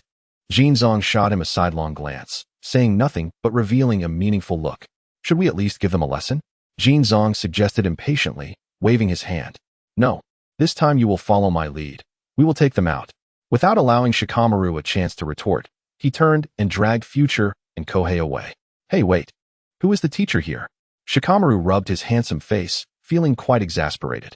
The next day, in the operations conference room, all assignments must be executed punctually. Any errors will have consequences that you all understand. Shikamaru's face remained calm, yet no one dared to overlook his words. For he was a formidable individual. A man who had instilled fear in the Sand Ninjas. Yes, the crowd erupted in response. In the end, Shua Mao still followed Jinzong's plan. The root ninja arrived just in time, having rushed in last night, eager to face their doom. With the thought that a short pain was better than a long one, Shua Mao tearfully sent them into the trap.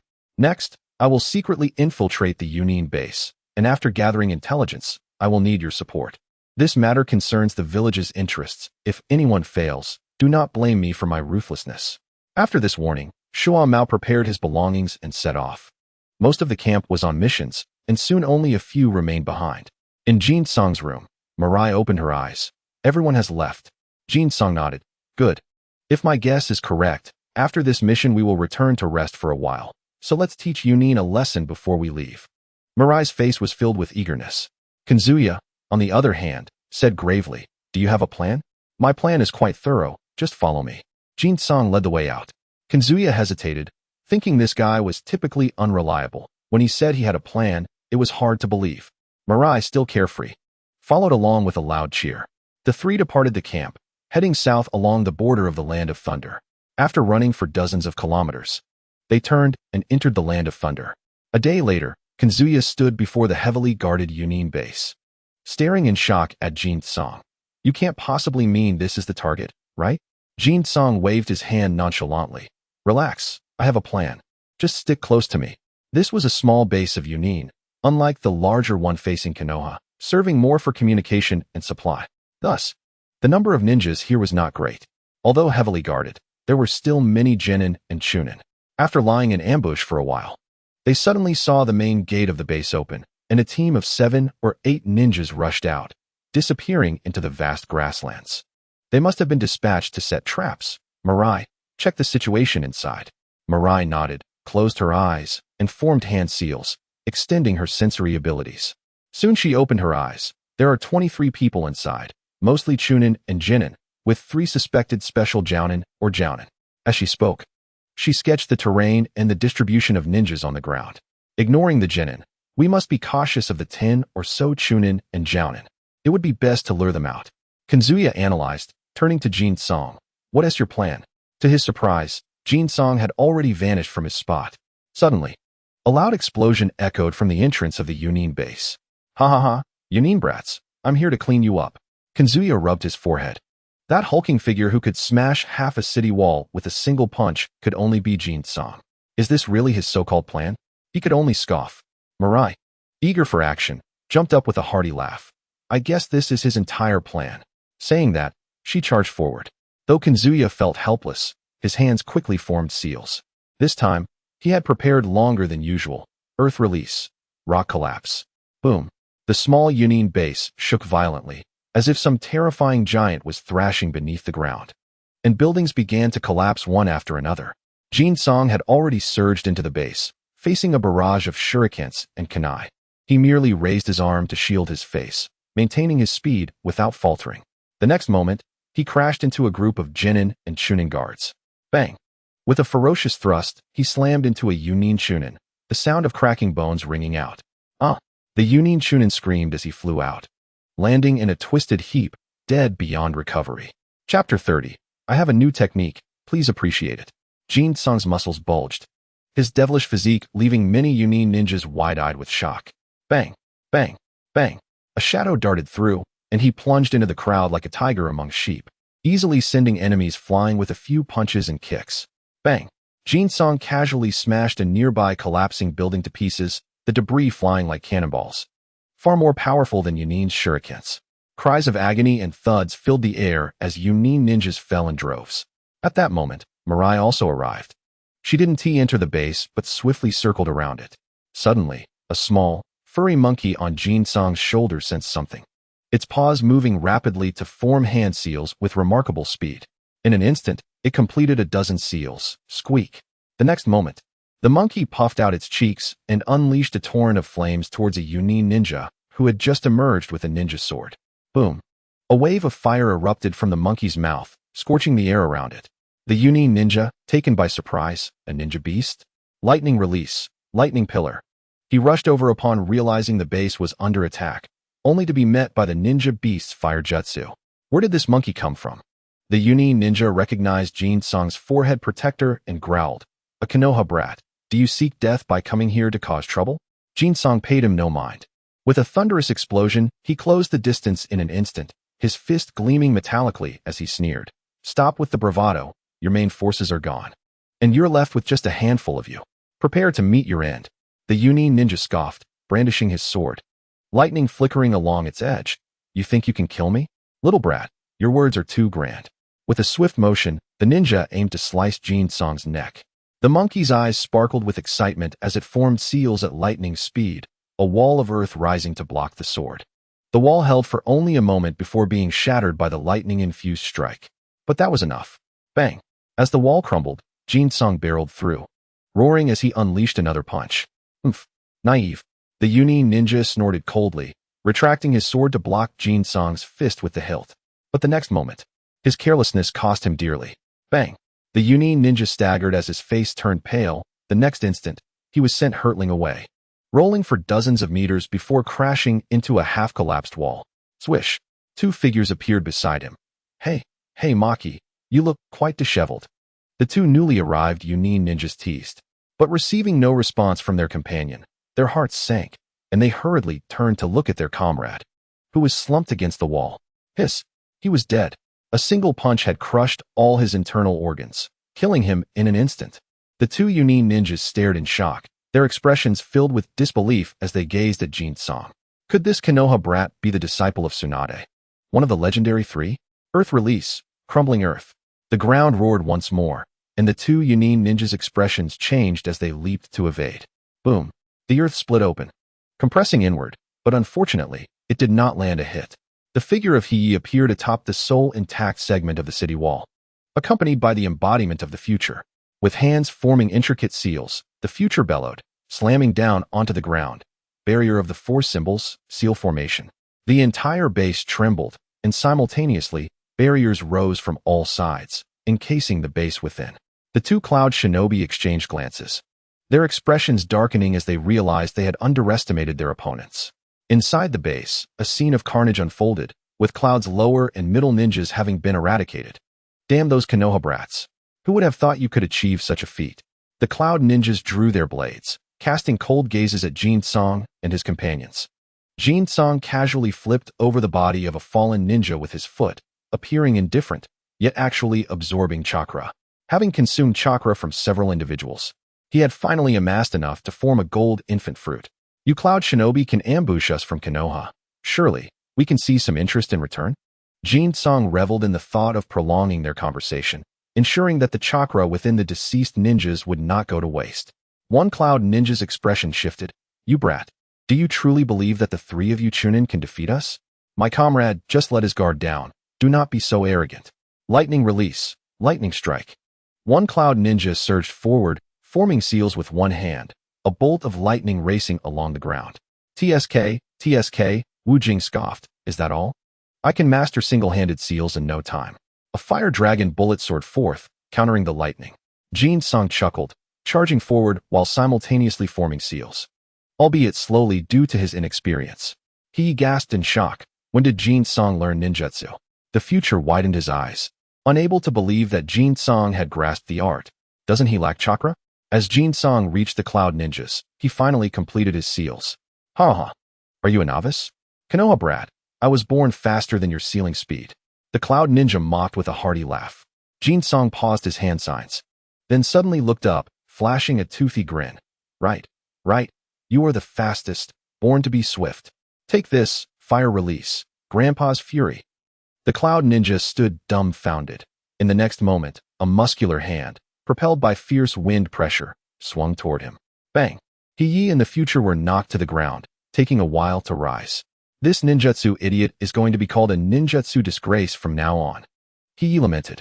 The future was equally speechless. Fire release is truly unfortunate. It only has one technique. Bang! The Cloud Ninja was startled by the wind pressure from the hand, recalling his fallen comrade's fate. He could not afford to block and swiftly evaded. Jin Song's powerful strike smashed into the structure behind the opponent, obliterating it into debris, leaving only a knee-high ruin. Being lost in battle is a poor habit. A shadow suddenly loomed over He and the future. A ninja knife was raised high, the Cloud Ninja revealing a cruel smile. Die, Konoha brat.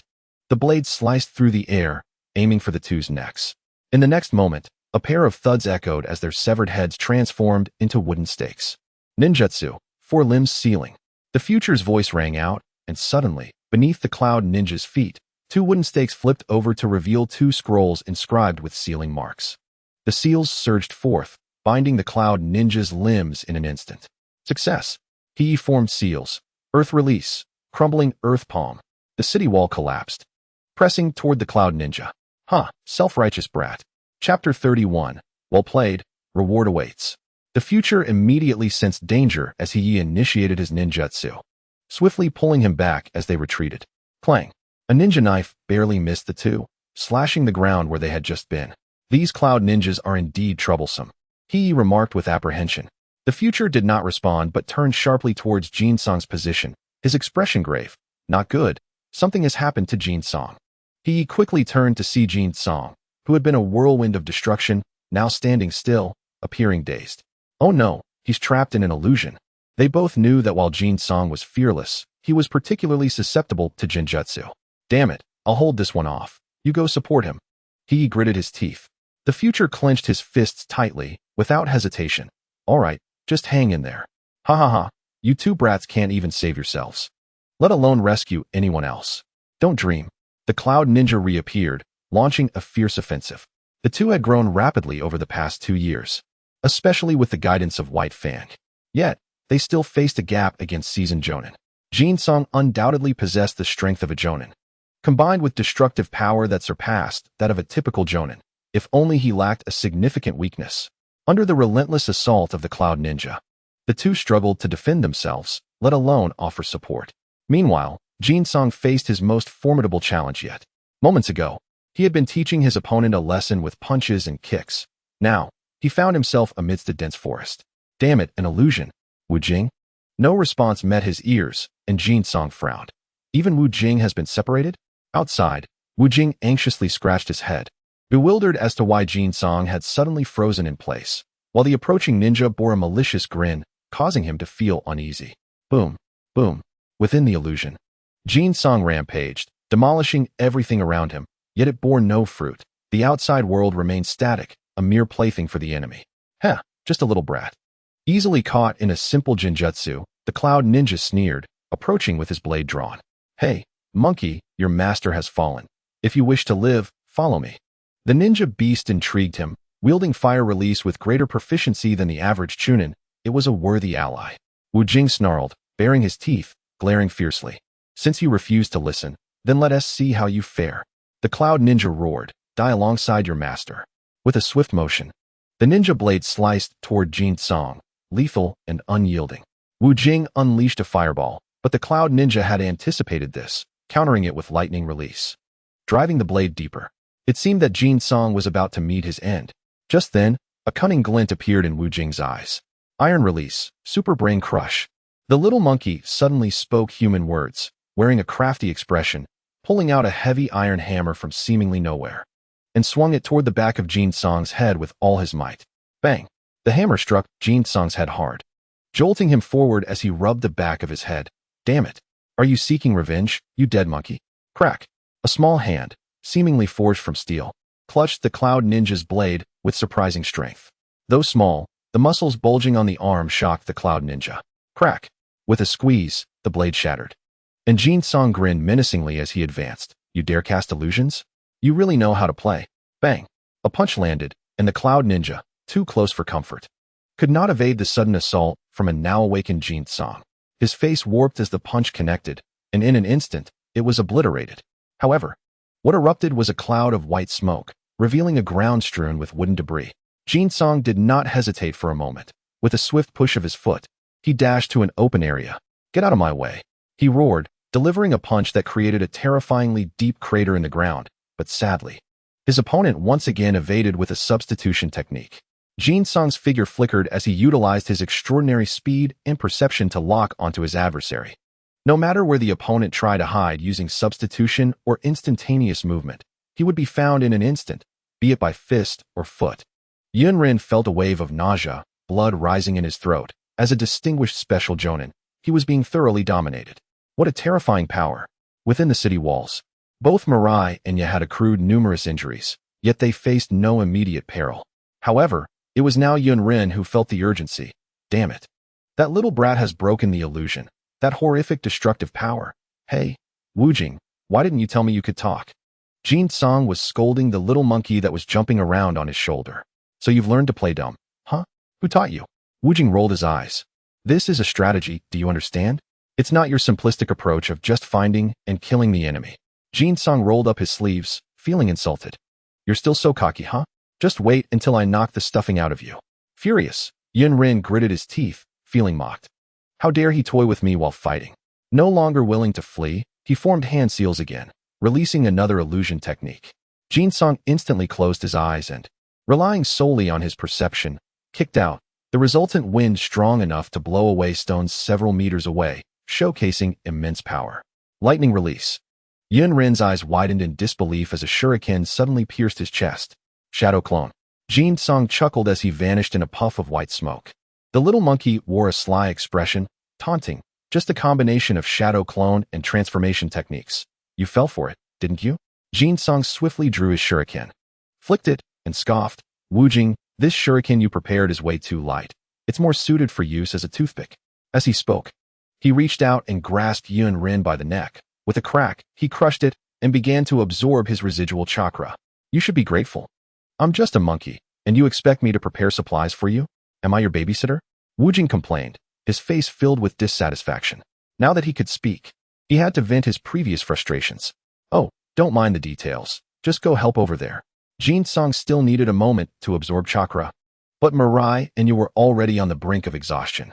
One had been continuously using ninjutsu, depleting chakra rapidly, now mostly relying on Kiki's sword techniques in battle. The other had to maintain the surrounding barrier while occasionally seeking opportunities to seal the opponent, their senses never relaxing, fearful of a backstab.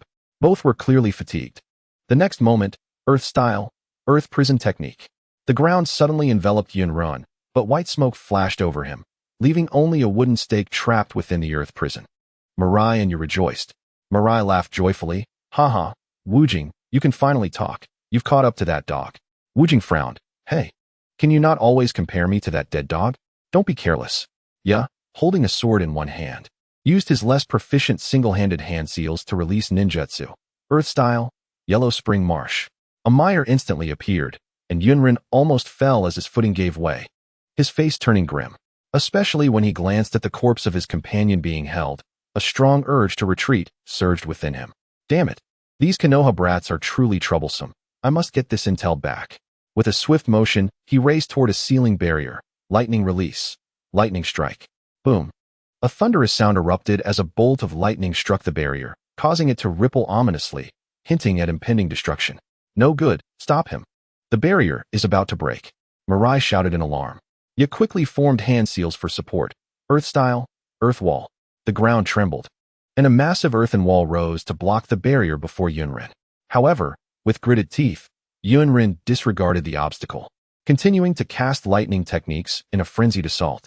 In an instant, the earth wall was breached, revealing the barrier behind it. Joy surged in Yunrin's heart as he unleashed another ninjutsu. The barrier quivered and then shattered, disappearing entirely. Gasping for breath, he turned with a vengeful glare. He wished to see those three brats one last time.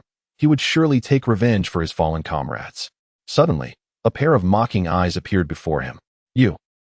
Yunrin was startled. When had this mischievous little brat appeared behind him? Instinctively, he stepped back, attempting to escape with a swift movement. But bang! A figure, like a shadow, closed in as he tried to vanish, coldly landing a punch on his abdomen. Ugh! Yunrin's body curled up like a shrimp. A mixture of blood and bile spewing forth, his eyes nearly bulging out. Cough! Jin Song's left hand swiftly seized his collar, yanking him back as he smirked, delivering a right hook. Hey! Yunrin's little brat, die? Boom! A punch to the head, leaving nothing behind. Jin Song wiped the blood and white substance from his hands and began to absorb chakra while it was still warm. Soon, the chakra was fully absorbed, and at that moment, Mirai and Ye had arrived by his side, alongside the fidgeting Wujing. Take everything valuable from the base. We're leaving. Jin Song waved his hand nonchalantly. Mirai was speechless. Every time, Jin Song's first order of business during a mission was to loot the bodies of ninjas, followed by collecting all valuable items. Just pack it all up. The trio, now quite adept at this routine, swiftly gathered everything, sealing it into scrolls. Jin Song and Mirai suddenly pointed in a direction, but before they could speak, Jin Song interrupted with a wave. What a bother! Lord Danzo's task is complete. We should depart. He subtly signaled to Mirai. Though Mirai was still bewildered, he chose not to voice any further questions. The three-man team moved in unison, vanishing in an instant.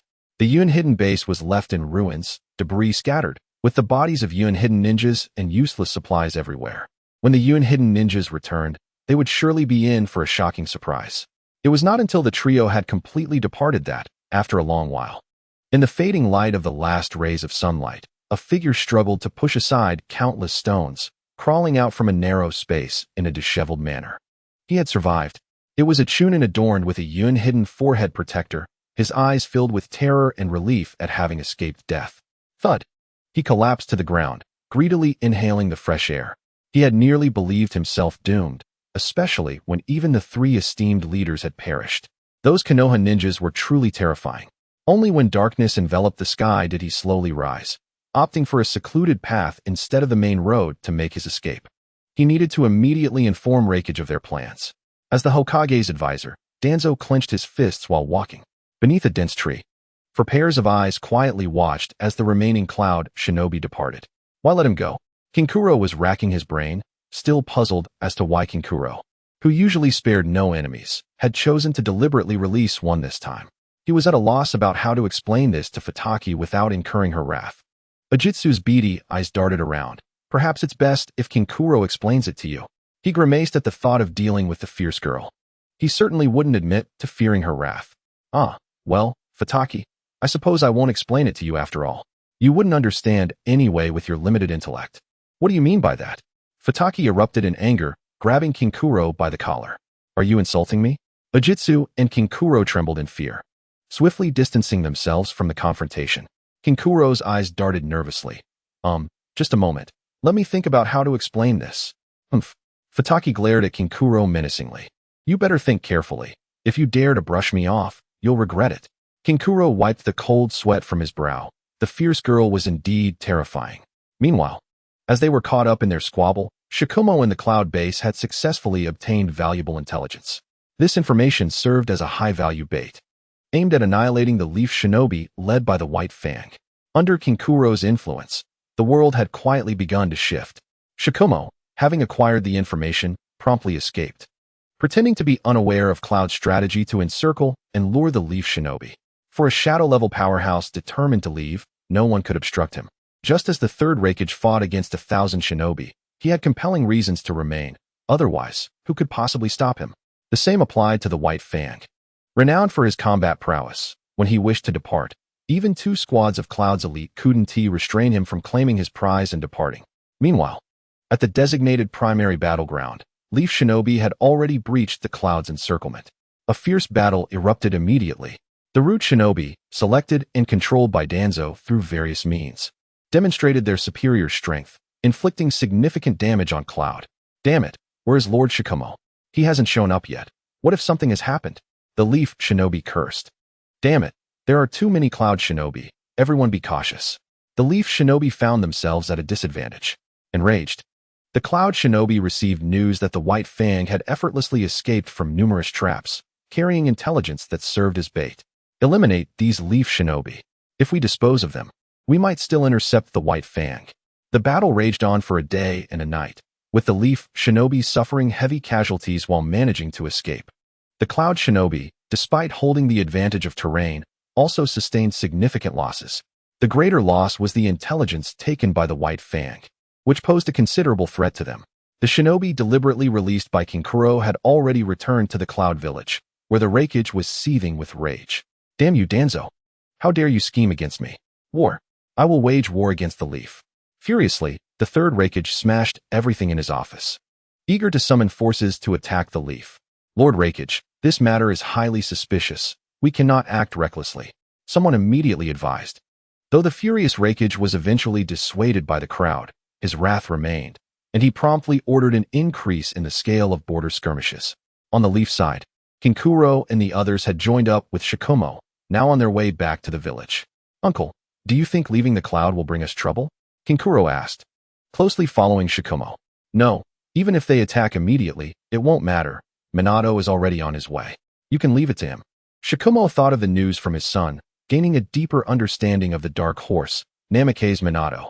Kinkuro nodded, so Minato was already on his way. It's been a while since I last saw Kakashi. Uncle, I wonder if we can meet before he leaves. As they entered the vicinity of Konoha, signs of Leaf Shinobi activity began to increase. As Kinkuro and his companions appeared at the village gate, they were met by Umbu waiting for them. Lord Shikumo, the Hokage requests your presence. Shikumo tossed his luggage to Kinkuro and instructed, you 3 head back first. I will find you shortly.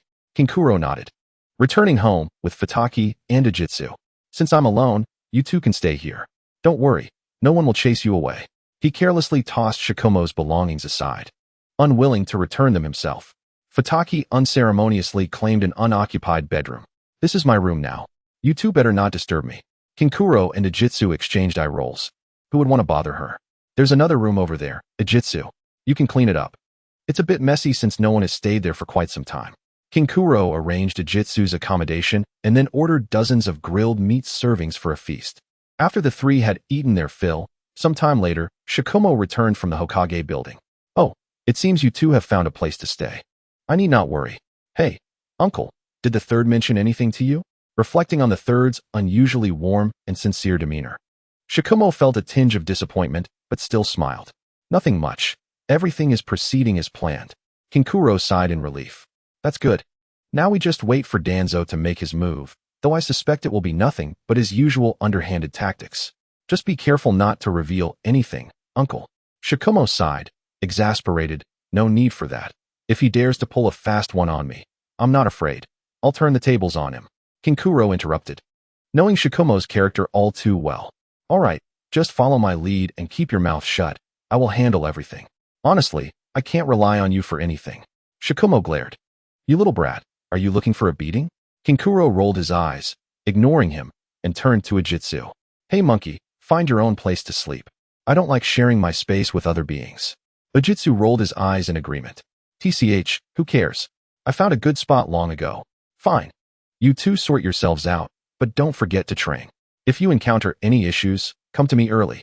Also, stay low for a while, especially you, Kinkuro. Don't stir up trouble. The village is very complex. With that, Shikumo vanished without a moment's hesitation. Kinkuro smirked. He was well aware of the complexities of the village and even more insider information, but he didn't wish to spoil it for Shikomo. Times were indeed turbulent. His uncle was right. They should lay low for a while. Kinkuro gazed at the circling hawk in the sky, deep in thought.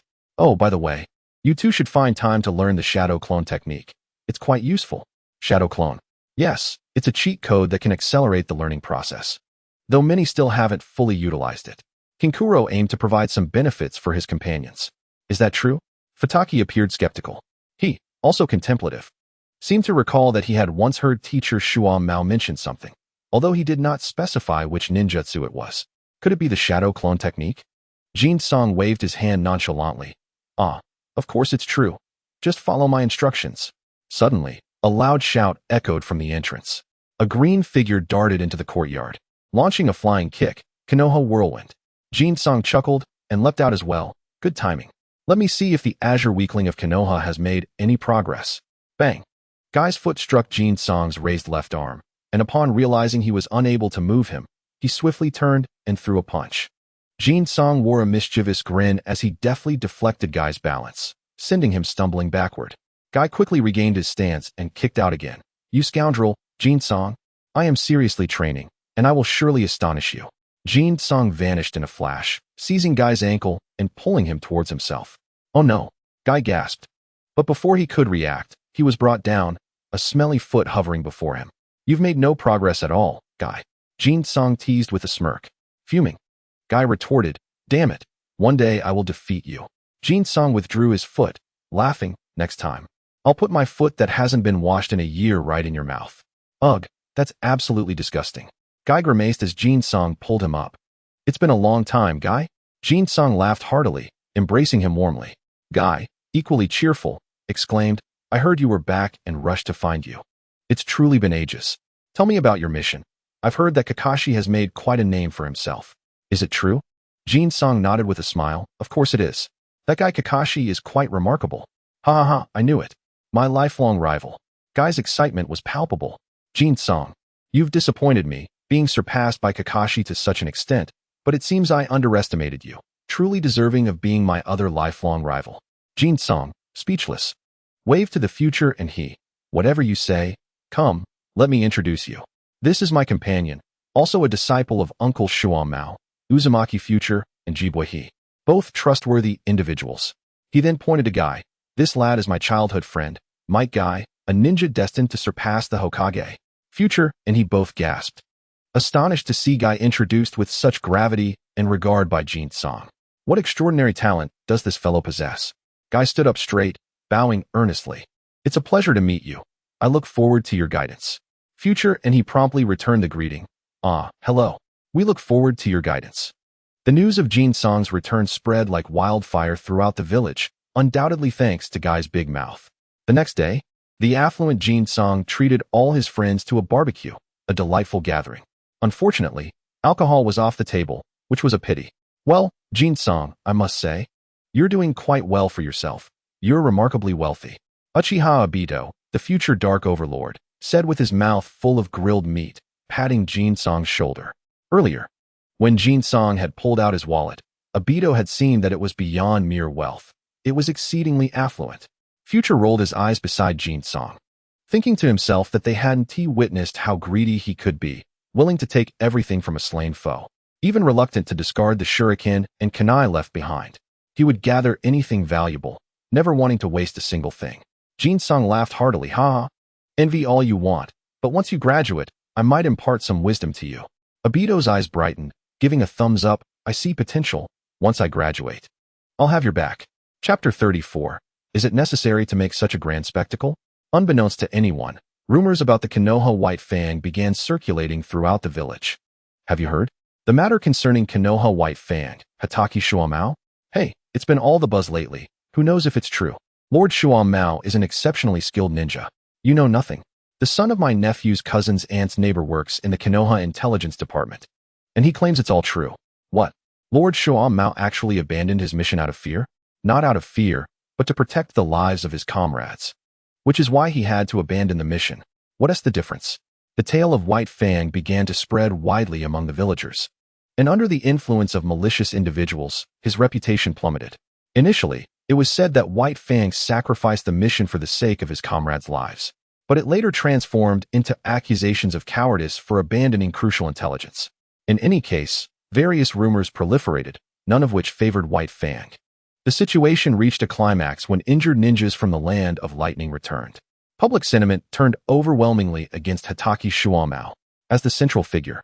Shuamao did not step forward to address the situation. Instead, he confined himself to his room, rarely appearing. In the Hokage building, the Umbu reported to the third Hokage. "Oh, Shuamao has not made any statements?" The third Hokage queried, puzzled. The Umbu nodded. "Yes, Lord Third. Hatake Shuamao has not issued any declarations." The third Hokage pondered and waved his hand. "All right, I understand. Keep me informed about this matter." "Yes." The Umbu swiftly departed. A peculiar smile crept upon the third Hokage's face. "Heh, it seems Shuamao is plotting something unsavory. Whatever it is, it has nothing to do with me." In contrast to the calm demeanor of the third Hokage, Hatake Shuamao wore a somber expression. Jin-sung had been right again.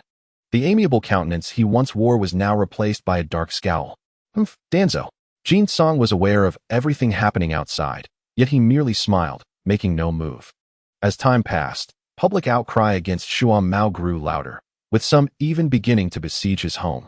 2 months of escalating discontent finally culminated in a peak. "Execute White Fang.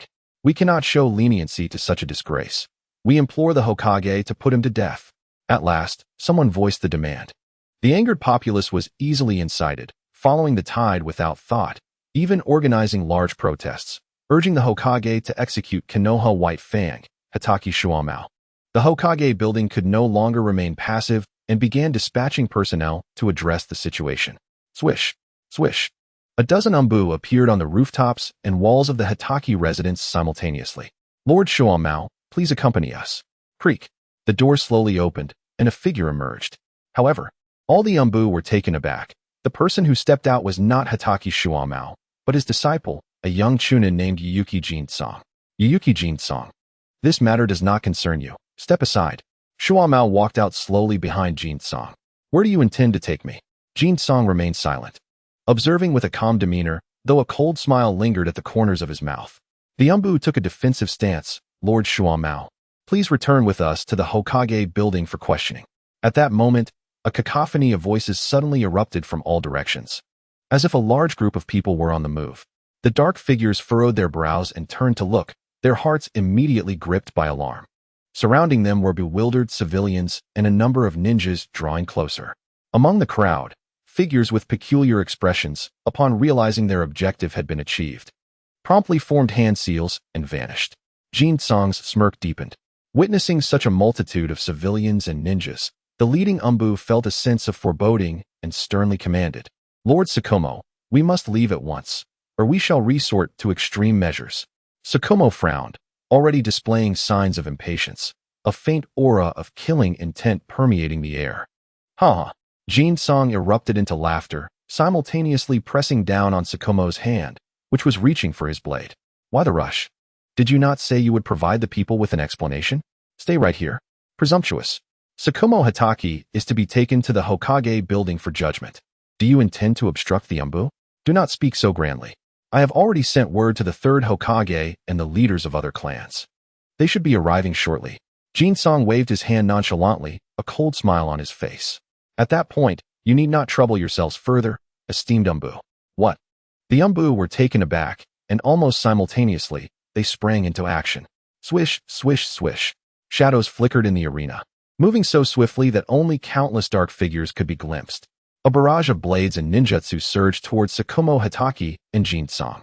In the next moment, a resounding crash echoed. "Ah!" A muffled grunt and a scream erupted simultaneously as an Umbu ninja was struck down by an unknown force, his lower body shattered, leaving him writhing on the ground in agony. That was not all. Several Umbu ninjas suddenly appeared, collapsing one after another. Whoosh! A breeze swept through, and the figure of Sakomo Hatake reappeared, his short blade now stained with the flowing blood of his adversaries. Soon, the blood was completely washed away, leaving only the gleaming blade. The crowd gasped in astonishment, both civilians and ninjas retreating in disarray, nearly causing a stampede. "I must say, uncle, your movements are far too swift," Jin-song exclaimed, tossing 2 Umbu ninjas to the ground before raising his foot and brutally crushing their limbs, eliciting harrowing cries from their lips. The sound of their bones snapping, juxtaposed with the unchanging expression of the assailant, caused everyone to draw a sharp breath. Most of the fallen Umbu bore cuts from blades, yet a few bore marks that were evidently not from knives. Those individuals stood out starkly, their gruesome appearances mirroring that of the two assailants, clearly the handiwork of the dark-haired youth. "Who is that ruthless boy?" someone whispered. "He seems to be Lord Tsukumo's disciple. Truly barbaric. But those Umbu have been killed. Are they attempting to defect?" Fear gripped the crowd. If the White Fang of Konoha intended to betray them, given their recent actions, it would be effortless for him to eliminate them. Some had already begun to retreat in panic. Yet soon, a delighted exclamation rang out. "Wonderful! It is the third Hokage, and other village elders as well."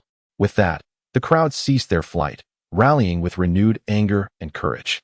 "Lord Hokage, Tsukumo Hatake has slain so many Umbu. He must be severely punished." "Indeed, Lord Hokage, this is an act of treason against the village." The third Hokage appeared beside Tsukumo, casting a glance at the corpses of several Umbu and sighed. "Must it come to this?" Chapter 35. Am I excessive? You have not witnessed true excess. The Hokage erred in his words. Such a grand spectacle was not of our making. Jin-song displayed utmost respect, his grin reminiscent of the third's demeanor. "Oh, you are Tsukumo's disciple, Jin-song from the Rain Valley. I have heard of you," the third Hokage remarked, a look of realization mixed with curiosity crossing his face. "Damn it, you have slain village ninjas? Do you wish to instigate rebellion?" A suddenly ominous voice interjected. The third Hokage's expression darkened as he swiftly turned, exclaiming sternly, "Danzo, who permitted you to come here? Return at once." He sensed something amiss, particularly upon observing the bodies of those clad in Umbu attire, yet not truly Umbu. Danzo paid no heed to the third, coldly regarding Tsukumo. "Tsukumo Hatake, the village nurtured you into an exceptional ninja, and this is how you repay us? How dare you? Do you take me for a fool?" Tsukumo nearly exploded, ready to drive his blade into him. "Do you think I have been idle during this time? Everyone can see how Tsukumo Hatake has repaid the village. Otherwise, how do you suppose he earned the title White Fang of Konoha? Was it bestowed by you?" Jin-song retorted boldly, glaring at Danzo with disdain. "Is conducting clandestine operations in the village your notion of repaying the village? You little brat, you seek death." Danzo could not tolerate such open provocation and immediately became enraged. Swish! The White Fang's short blade was drawn in front of Jin-song, whose eyes burned with fury as he faced Danzo. "Danzo, do you truly believe I would hesitate to kill you?" Danzo halted, his face turning ashen. The third Hokage quickly intervened. "Enough? As the pillars of this village, what do you intend to achieve?" Jin-song leaped back, landing atop a rooftop, addressing the onlookers. "Everyone, please calm down. I understand that you may have misunderstood Uncle Tsukumo during this time. He is not one for words, merely silently protecting everyone in Konoha, unwilling to step forth for clarification. Thus, allow me, his disciple, to clarify. What you label as cowardice and abandonment of duty is nothing but nonsense. Those who doubt should inquire with Lord Hokage about Uncle Tsukumo's task completion rate. That is irrefutable, is it not? Go check. And so what? Can you prove that the mission in the Land of Lightning was completed? Exactly. Those who accompanied you on the mission experienced the war firsthand and know that you abandoned your task and returned to the village." Jin-song chuckled darkly, and the third Hokage felt an increasing sense of foreboding. "I comprehend your perspective. Abandoning a mission to save a comrade is deemed wrong. Conversely, may I interpret that as long as I complete the task, it is permissible to throw my comrades out as bait?" At this, silence fell over the crowd. Everyone condemned the White Fang, yet deep down, they all yearned to be his comrades. The reasons were evident to any with a modicum of intellect. The third Hokage could no longer contain himself and spoke gravely.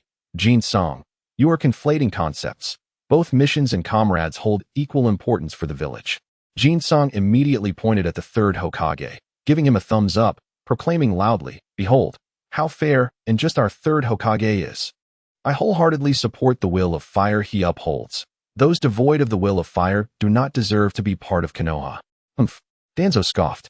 "Spare us the rhetoric. Regardless of the circumstances, you have killed the village's ninjas, which constitutes an act of rebellion." "Rebellion, you say?" Jin-song exaggeratedly laughed. "Ha ha, that is the greatest joke I have heard in years." As he spoke, he produced a scroll, holding it aloft. "Everyone, behold.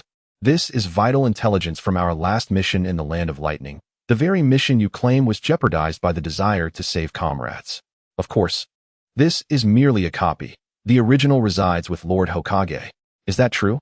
Confusion flickered in the eyes of some in the crowd. If so, then have we been unjustly accusing Lord Tsukumo all along? At this moment, there were individuals in the crowd gritting their teeth, their faces flushed with shame. We truly deserve to be condemned, having wronged Lord Shuamao because of mere rumors. The onlookers began to voice their apologies, feeling deeply embarrassed by their actions. Shuamao displayed an indifferent expression, harboring a subtle disdain within. He had long perceived the true nature of these people over the past few days. Occasionally, he pondered, was it truly this group he had sought to protect? Danzo's face turned a shade of iron. Impossible. The intelligence from the hidden cloud village has not been stolen. Where did you obtain such information? Oh, Lord Danzo. You seem remarkably well informed, even aware of internal matters from the hidden cloud village. Wasn't your root unit disbanded? Kinzo taunted. Danzo, infuriated, fixed his gaze fiercely upon Kinzo, vowing to eliminate this insufferable brat afterward. The third Hokage's expression darkened. Silence, Danzo. Return at once. Danzo, filled with reluctance, realized that Hiruzen had not divulged such crucial information to him, yet he understood that now was not the time for grievances. Leaving was in his best interest. While he wished to depart, Kinzo was determined to prevent his escape. Don't leave, Lord Danzo. Our insurrection remains unresolved. You brat, do not overstep. Kinzo exclaimed, feigning surprise. Me? Overstep? He looked around, especially at the gathered clan leaders. Esteemed leaders, do you believe I am in the wrong? Naturally, the prominent figures offered him no response. Kinzo remained unfazed, smiling broadly. Yet, he then expressed indignation. I do not believe I have overstepped, do I, Uchiha clan leader? Uchiha Fugaku, initially enjoying the spectacle, found himself unexpectedly drawn into the fray. I do not think it is excessive. Kinzo clapped his hands and laughed heartily. Exactly. I am not excessive. I have not said anything wrong. If I were excessive, why wouldn't I mention that Lord Danzo's bandages conceal Sharingan? Fugaku, feeling awkward, realized Kinzo had latched onto him, and he could only smile in agreement. Yes, you are correct. In the next moment, not just Fugaku, but all the clan leaders present, including the third Hokage, suddenly changed their expressions. The third Hokage was particularly alarmed. How did this brat know such sensitive information? Brat, Kinzo, what did you just say? Fugaku stepped forward, his face contorted with rage, the three tomo of his Sharingan flickering in his eyes. Danzo's eyes revealed a hint of panic as he turned to flee. However, several figures swiftly obstructed his path. Each of those blocking him shared a common trait. They all bore the Sharingan, their suspicious gazes fixed upon him. Danzo's heart sank. That damned brat had somehow uncovered this closely guarded secret. Kinzo, unfazed, spoke. Lord Fugaku, would you like to investigate the clan members who have gone missing in recent years, as well as the lost Sharingan? Perhaps there is a connection to the root? Fugaku was already convinced by 80%, his Sharingan spinning rapidly, reflecting the turmoil within him. Danzo. Fugaku's voice sliced through the air like a winter gale, turning coldly toward Danzo, his murderous intent palpable. Simultaneously, the Uchiha clan members all reached for their weapons. Chapter 36. The thick-skinned and devious Danzo. The frantic third Hokage Danzo was at a loss. Was his long-hidden secret about to be exposed just because of that little brat's words? No, absolutely not. Utter nonsense. Danzo glared furiously at Kinzo. I do not know what you are talking about. I am bandaged due to injuries. What Sharingan? Of course, Fugaku did not believe him. Kinzo's claims seemed too credible to be false. And did they truly think the Uchiha were unaware? Danzo, just unbind your bandages and it will be evident. Will you dare? The Uchiha ninjas closed in, while root ninjas surged from the surrounding crowd, forming a protective barrier around Danzo. The third Hokage's eyes flickered with dissatisfaction. The root organization he had repeatedly ordered to disband still existed, showing a blatant disregard for his authority as Hokage. What gives you the right to demand I unbind my bandages? Just because you are the Uchiha clan leader? Danzo scoffed at Fugaku. Were it not for Kinzo's meddling today, he could have forced the Uchiha to either rebel or be completely eradicated within a few years. The wicked Uchiha would be better off dead. Fugaku, the clan leader, was often perceived as weak, a mismatch for such a powerful clan.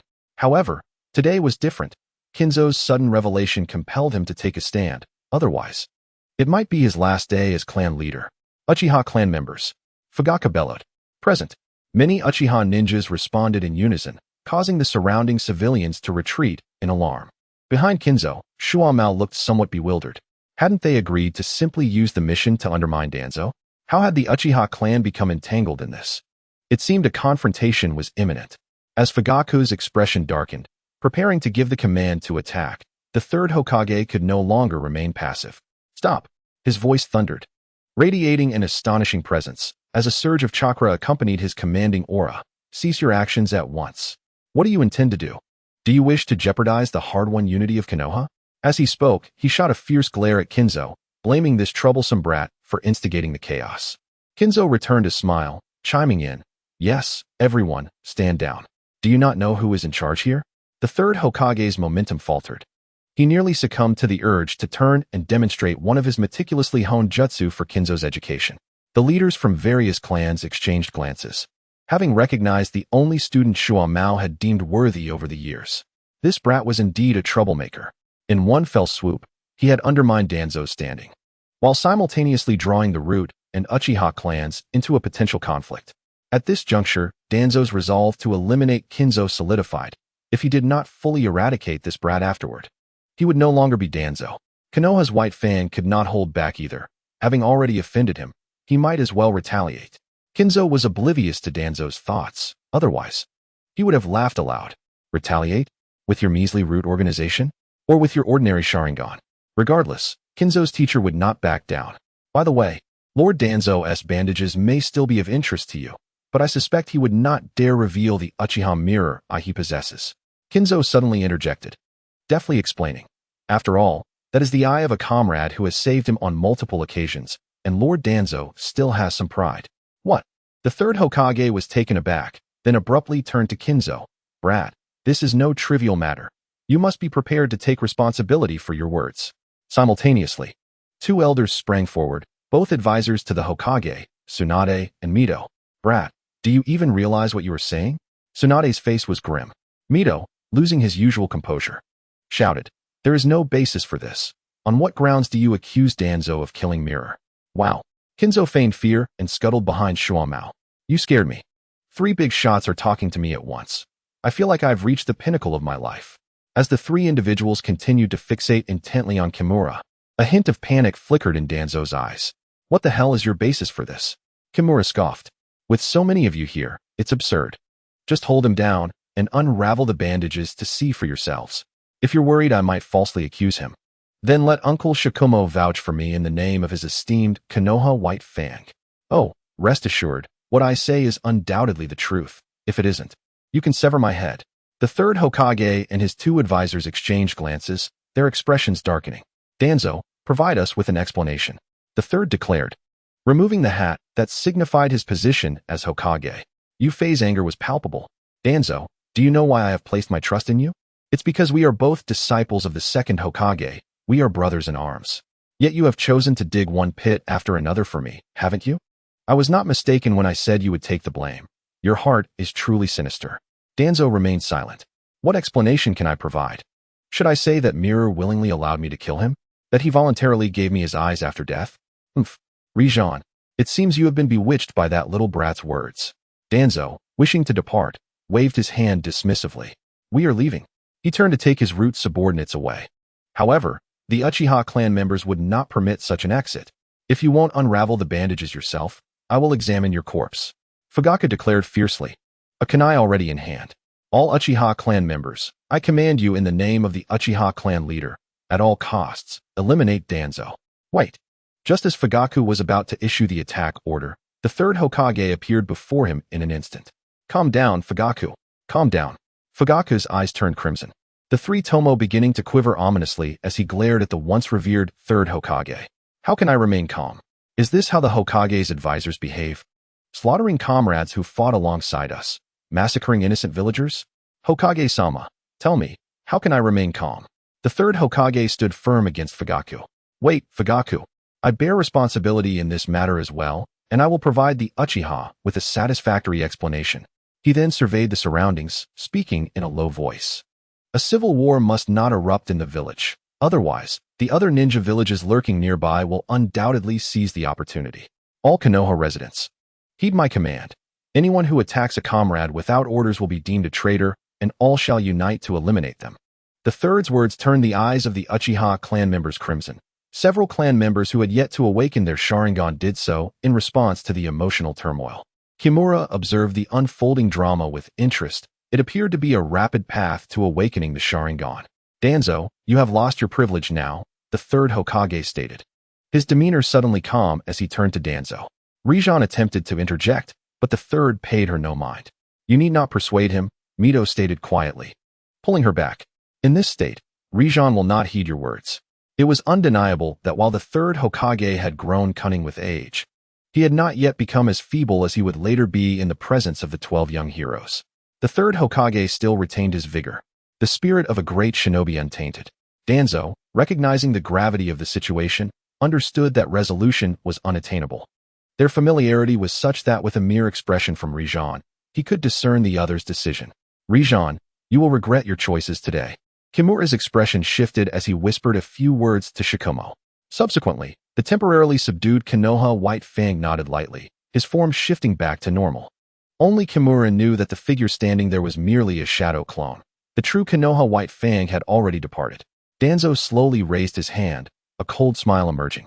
Since you wish to see what lies beneath my bandages, I shall show you. As he unraveled the bandages from his head, revealing his tightly shut eyes. He did not open them, but instead proceeded to unravel the bandages from his arms. A collective gasp echoed around as everyone beheld Danzo's arm, which bore an eerie pallor and, at the shoulder, a faintly familiar visage began to emerge. Is that the first Hokage? Hinata Hizashi exclaimed in shock. Danzo. Fugaku's hand twitched as he hurled 3 kunai. At that moment, he could no longer heed the third Hokage's previous words. The eyes that covered Danzo's arms filled him with dread, igniting a fury that surged from his heart. The third Hokage sighed, realizing that there would be no salvation. Danzo. It is hopeless.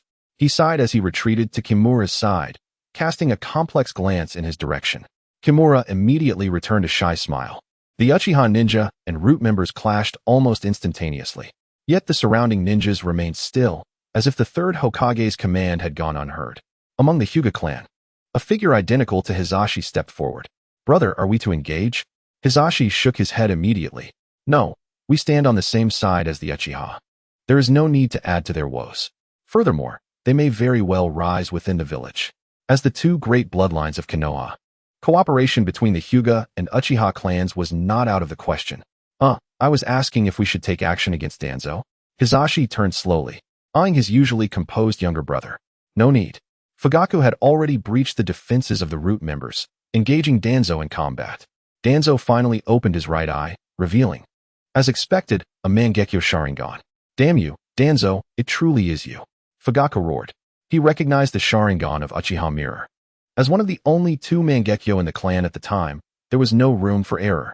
You dare strike against a comrade with whom you've shared life and death, you scoundrel. Danzo scoffed. Humph, naive. An evil Uchiha wishes to be my comrade? Preposterous. The Uchiha clan, once one of the 2 dominant forces in the shinobi world, displayed their formidable combat prowess, even after enduring long oppression, especially when fueled by rage. Root ninjas fell one after another, and the battle between Danzo and Fugaku was nothing short of spectacular. The Sharingan's visual effects were certainly impressive. Danzo scanned the area, realizing he could wait no longer. Humph, Rijan, your erroneous choice today will become the fuse for Konoha's destruction. I told you that you would regret it. With that, Danzo's right eye spun wildly, a dark crimson hue emerging to create a half-circular barrier between him and Fugaku. Fugaku's heart raced. He quickly retreated, launching 2 shuriken. Upon contact, the shuriken were suspended by the dark crimson barrier, neither advancing nor falling. Under the watchful eyes of many, Danzo and a group of root members swiftly made their escape. The ninjas of Konoha turned their gazes toward the third Hokage, their eyes reflecting a silent inquiry. Danzo's actions undoubtedly constituted treachery. If the third Hokage were to issue a command at that moment, even with all those Sharingan, Danzo would have to be apprehended. However, the third Hokage, Sarutobi Hiruzen, appeared as if he were in a daze, his eyes fixated on the distant horizon, oblivious to those around him. Only the Uchiha clan and a handful of ninjas pursued the fleeing figure. Just as Danzo seemed poised to escape, a brilliant flash of blade light erupted from the ground. The icy, White gleam of the blade sent a chill through the hearts of the ninjas, as if it were a tangible threat. With a tremor, Danzo let out a blood-curdling scream and fled in panic. The pursuing ninjas chased him until the early hours of the morning, ultimately returning empty-handed. The Uchiha clan remained lit with activity, sleepless throughout the night. Clan leader Uchiha Fugaku convened an urgent meeting, the discussions shrouded in secrecy. Yet, an inexplicable air of menace cloaked the vicinity of the Uchiha compound. The Umbu operatives mobilized in full force, surrounding the entire compound. After Danzo's escape, the third Hokage departed with a weary demeanor, not uttering a single word. At the Hitaki residence, Kin Kara inquired eagerly, "Uncle, how did the operation go?" Hitaki Sakomo, having prepared in advance, had ambushed Danzo during his escape, a strike that had astonished many. Sakomo maintained a calm expression as he produced a small scroll, declaring, "The results are satisfactory." Kin Kara rubbed his hands together, taking the scroll with excitement. "Wow, the Manjikyu Sharingan of Uchiha Kagami, how splendid." Sakomo replied solemnly. "While the Sharingan is indeed powerful, not everyone can wield it. Even Danzo paid a heavy price for its use." He regarded Kin Kara with earnestness, hoping he would not forsake his own foundation in pursuit of the Sharingan's power. "Rest assured, Uncle, this is not for me," Kin Kara chuckled. "The side effects are too severe. Only the Uchiha clan is truly suited for it, and I have no desire to go through such trouble." Kin Kara found amusement in the thought that his son, Kakashi, would become a vessel for the Sharingan if left unmonitored. "That is good to hear. While the Sharingan is formidable, I believe you can achieve similar heights on your own," Sakomo encouraged. Chapter 38. The arrival of the not yet esteemed Shursui. Damn it. Damn it. Damn it. In a forest far from Konoha, Danzo and his subordinates were taking a moment to regroup. With his right eye now a hollow void, Danzo was wrapping it with fresh bandages, his face contorted with rage as he cursed White Fang. "I should have allied with the Cloud Village to ensure he remained in the land of lightning." After venting his fury, he managed to suppress his anger, demanding, "What is our current location?" A root ninja promptly approached, reporting, "Sir, we are still within the borders of the Fire Country, nearing the Land of Rain." "The Land of Rain? I detest that accursed place." Danzo seethed, his single eye burning with fury. "How many of us remain?" "We currently have 4 left. But reinforcements from other battlefields are on their way and will arrive shortly," the root ninja replied, his expression unyielding in the face of Danzo's wrath. "The Land of Rain? The territory of Hanzo the Salamander?" Danzo's gaze darkened. "Perfect. This is an opportunity to ally with him and eliminate those ignorant fools. I will personally negotiate with him." "Set forth into the Land of Rain." "Yes." Kin Kara had just returned home with Mirai when a knock sounded at the door. "Who is it? Can't a person get any rest at this hour?" he grumbled as he opened the door, only to be taken aback. "Ah, clan leader Fugaku." Uchiha Fugaku stood solemnly at the entrance, accompanied by a young boy. "Kin Kara-kun, I apologize for the unexpected visit," Fugaku said with a nod. "Please, come in." "Clan leader Fugaku, is there something you need from me?" Kin Kara asked as he ushered them inside. Uchiha Fugaku sat upright, gesturing towards the boy beside him. "This is the son of Kagami. I brought him here to express our gratitude. I also wish to thank you on behalf of the Uchiha for your candid words." Kin Kara barely registered the latter part, fixating instead on the first statement. "This child is Uchiha Kagami's son?" Uchiha Shursui, the boy, unfazed by the lack of formality, politely bowed. "Yes, Kin Kara senpai, I am Uchiha Shursui. Thank you once again for revealing the truth behind my father's demise." Kin Kara waved his hand dismissively. "Oh, no need to dwell on it. Lord Kagami has contributed greatly to the village alongside the second Hokage. He deserved better treatment. However, I find myself more intrigued by you."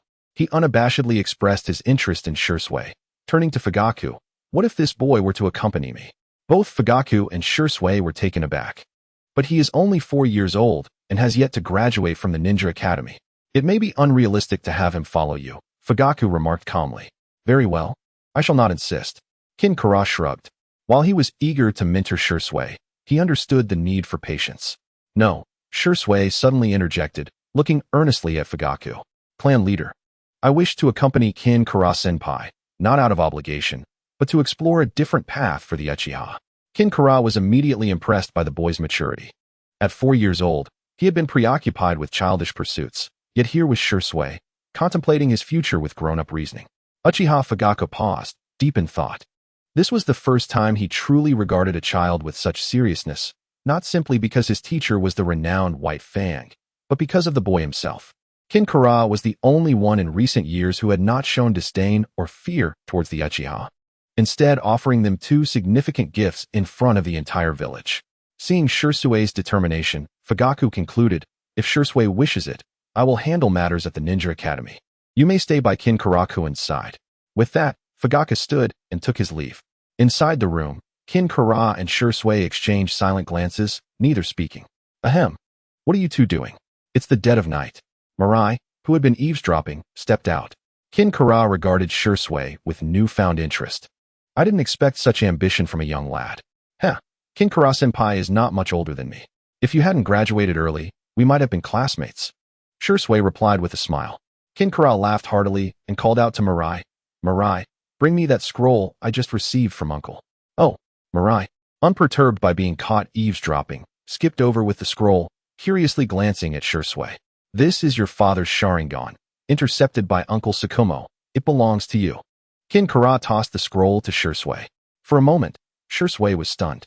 Despite his mature mindset, he was still merely a 4-year-old child. After a brief hesitation, he clutched the scroll, then, with a bittersweet smile, returned it to Kin Kara. "Please, senpai, you should keep it for now. I am not yet capable of protecting it." Kin Kara pondered for a moment, then shrugged and tossed the scroll back to Mirai. "Very well, I shall hold on to it for the time being." Shursue's eyes twitched. After all, it was his father's eye. Could you show a little more respect? However, he could discern that the bond among the three individuals was indeed extraordinary.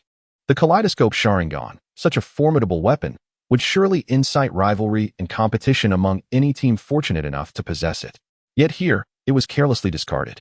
"Shursue, we three are currently under the command of Kakashi Hatake, and you shall be temporarily integrated into our squad. After some time, we will take you to the battlefield for familiarization," Kinjiro remarked with a grin. "You're quite fortunate, aren't you? Aren't you skilled with short blades? Who in Konoha excels in swordsmanship more than Kakashi Hatake? Pay close attention and take notes. There are benefits to be had everywhere." Shursue's eyes brightened. But soon doubt clouded his expression. "But will Lord Kakashi agree?" "Ah, it's nothing to worry about. I will speak to him on your behalf. Just prepare yourself." Kinjiro confidently took on the responsibility and then sent Shursue home to rest. "Kinjiro, why have you suddenly decided to bring a child into our team?" Yawaki frowned. The trio already had a well-synchronized partnership. Adding another member seemed redundant. "Humph. What is wrong with having the adorable little Shursue join us?" Future huffed in annoyance. "You're always so particular." Kinjiro silently gave a thumbs up, then chuckled. "Don't underestimate this kid. He is a prodigy from the Uchiha clan. As long as he survives, he will undoubtedly become a significant figure, perhaps even looking out for us in the future." Chapter 39. I swear. I just want to beat you up. The sordid affairs of Danzo spread swiftly, surging out from Konoha with unstoppable momentum. It was easy to imagine that even as a rogue ninja, Danzo would be infamous, loathed by all. "Hey, have you heard? Lord Kakashi's situation is nothing but a conspiracy, all orchestrated by that scoundrel Danzo." "Heard? Brother, what were you doing yesterday?" "I was there on the scene and witnessed everything unfold. That scoundrel Danzo not only framed Lord Kakashi, but also attempted to assassinate him, only to be thwarted and slain by Lord Kakashi himself. Well done. Lord Kakashi dedicates himself to the village, and yet so many slander him. Those who cannot discern right from wrong should be apprehended." What surprised me was that the Uchiha clan also fell victim. Many of them were murdered, their eyes transplanted onto Danzo. In the streets and alleys, villagers from Konoha were engaged in conversations. They unconvincingly repented for their previous slanders against Kakashi Hatake while cursing Danzo. As Kinjiro walked through the streets, Future and Yawaki followed closely, with the shorter Shursue trailing behind. The four soon arrived at the Hatake residence. "Knock, knock. Uncle. Open the door." How did the door break open?" Future stared at the shattered latch, shaking his head in disbelief. "From now on, you're forbidden from knocking on doors, understood? Otherwise, Lord Kakashi will have to replace the latch every time." After a meal of Kakashi's infamous cooking, Kinjiro, while critiquing its taste, recounted the situation regarding Shursue, the son of Uchiha Kagami. Kakashi looked at the respectfully bowing Shursue, smiled slightly, and nodded. "No problem. You can train with us for now. I'm acquainted with your father, and it's not every day that Kinjiro takes such an interest in someone. Thank you for your generosity, Lord Kakashi." Shursue expressed his heartfelt gratitude. Such a powerful figure as Kakashi Hatake would not casually accept anyone. To be part of his training squad was undoubtedly due to Kenjiro's influence. He hadn't anticipated Kenjiro's connections would be so beneficial. He had felt quite anxious before. Shrugs sighed in relief. After Danzo's defection, many members of Root scattered, causing significant negative sentiment within Konoha. The third Hokage had formally expelled Danzo and his followers, issuing a bounty for their capture. Kakashi suddenly stated, Kenjiro teased, "Now you decide to issue a bounty? Where were you earlier?" If he had merely stated his position back then, I would consider him impressive for even reaching the village. Apart from Kakashi, everyone else nodded in agreement. Kakashi waved his hand dismissively. All right, in the future, if you encounter Danzo or any Root members, feel free to act without hesitation. Additionally, due to this incident, we have been exiled by the third Hokage. I will return to the front lines to replace Orochimaru, while your missions will differ, and we may have to part ways. Kenjiro nodded. Parting was necessary. They couldn't expect Kakashi to always shield them. I wish to know what good missions the third Hokage has arranged for us, Kenjiro inquired while petting his monkey, Mujin. A scroll flew towards Kenjiro, who caught it deftly. Establishing a secret base in the land of grass. Gathering intelligence on Sunagakure and Awagakure? No way. The third Hokage has sent us to that wretched place in the land of grass. Well, it could be worse. At least we'll enjoy a bit of freedom. Kenjiro's tone shifted as he quickly accepted this reality. When will you leave, uncle? I'll depart tomorrow. You needn't see me off. Kenjiro nodded. Then we shall set out together. By the way, who will accompany you? Kakashi's expression visibly darkened, and he shook his head helplessly. Forget about previous companions. I prefer to go alone. Human hearts are too complex. The group exchanged glances, aside from Shrugs, who was somewhat oblivious. The other three understood the underlying reason. Previously, in the face of Danzo's schemes, Kakashi had shouldered all the pressure alone, while those so-called companions remained silent or even acted treacherously behind his back. It was as Kenjiro had said. After realizing this, Kakashi had confined himself to his room for an entire day, not even taking a sip of water. One cannot go alone. Uncle, you can take Guy along if you trust me. Kenjiro began to hint again. Guy? Kakashi certainly recognized Might Guy's father, Might Dai, known for his relentless training. You've noticed Dai's uniqueness, haven't you? Kakashi's eyes lit up. Not just noticed, uncle. You wouldn't know? But Guy is constantly trying to get me to learn his father's 8 gates technique, which is incredibly formidable. Kakashi was clearly aware of the 8 gates technique and nodded approvingly. All right, I trust Dai's character. Before we depart, I will request him to be reassigned. Kenjiro smiled, considering this a roundabout way to save Uncle Dai. However, it was less certain regarding Guy. If he were pursued again by the 7 ninja swordsmen, no one would be available to rescue him. No, we must find a way to prevent that. The group hurriedly resolved any issues before Kakashi's departure, then returned together. Just as they exited a street, several ninjas approached from a distance. Upon spotting Kenjiro, their expressions turned dark. A glimmer of murderous intent flickered in the eyes of several ninjas. Chirp, chirp, Mujin suddenly pointed at them and shouted. Smack. Kenjiro slapped him irritably. Speak in human language. Have you forgotten that you can talk? Mujin rubbed his head, full of resentment. Cough, cough. Boss, those guys are giving you unfriendly looks. Oh. Kenjiro and the others turned to look, and Kenjiro scoffed derisively. Oh, them? A bunch of frogs in lukewarm water. Danzo has already fled. They can hardly protect themselves and still linger here. Ignore them. The Shimura clan? Shrugs paused, then said darkly, Indeed, there are no good people. If we encounter them in the future and circumstances permit, eliminate them. If not, let it be. Jin-sung casually waved his hand, leading the three away. Take this. Suddenly, as the four reached a corner, a green figure suddenly darted out, executing a spinning kick aimed at Jin-sung. Can't you be a bit more original? Kai. Jin-sung did not even attempt to dodge. He simply reached out and seized the powerful kick, tossing it aside with a flick. Bang. A minute later, Kai limped along behind Jin-sung, his face bruised. Hey, Jin-sung, you were too rough, but I choose to forgive you. I know you're just pushing me to train harder. I'll put in the effort. You too, don't waste your youth. Stop, stop, stop. Jin-sung impatiently interrupted Kai's rambling. Kai, I solemnly assure you, I was merely irritated and wanted to teach you a lesson. Don't overthink it. Hey, cut out the useless talk. Kai hooked his arm around Jin-sung's neck. Look, what's different about me today? Chapter 40. An unexpected revelation. Jin-sung stared for a while.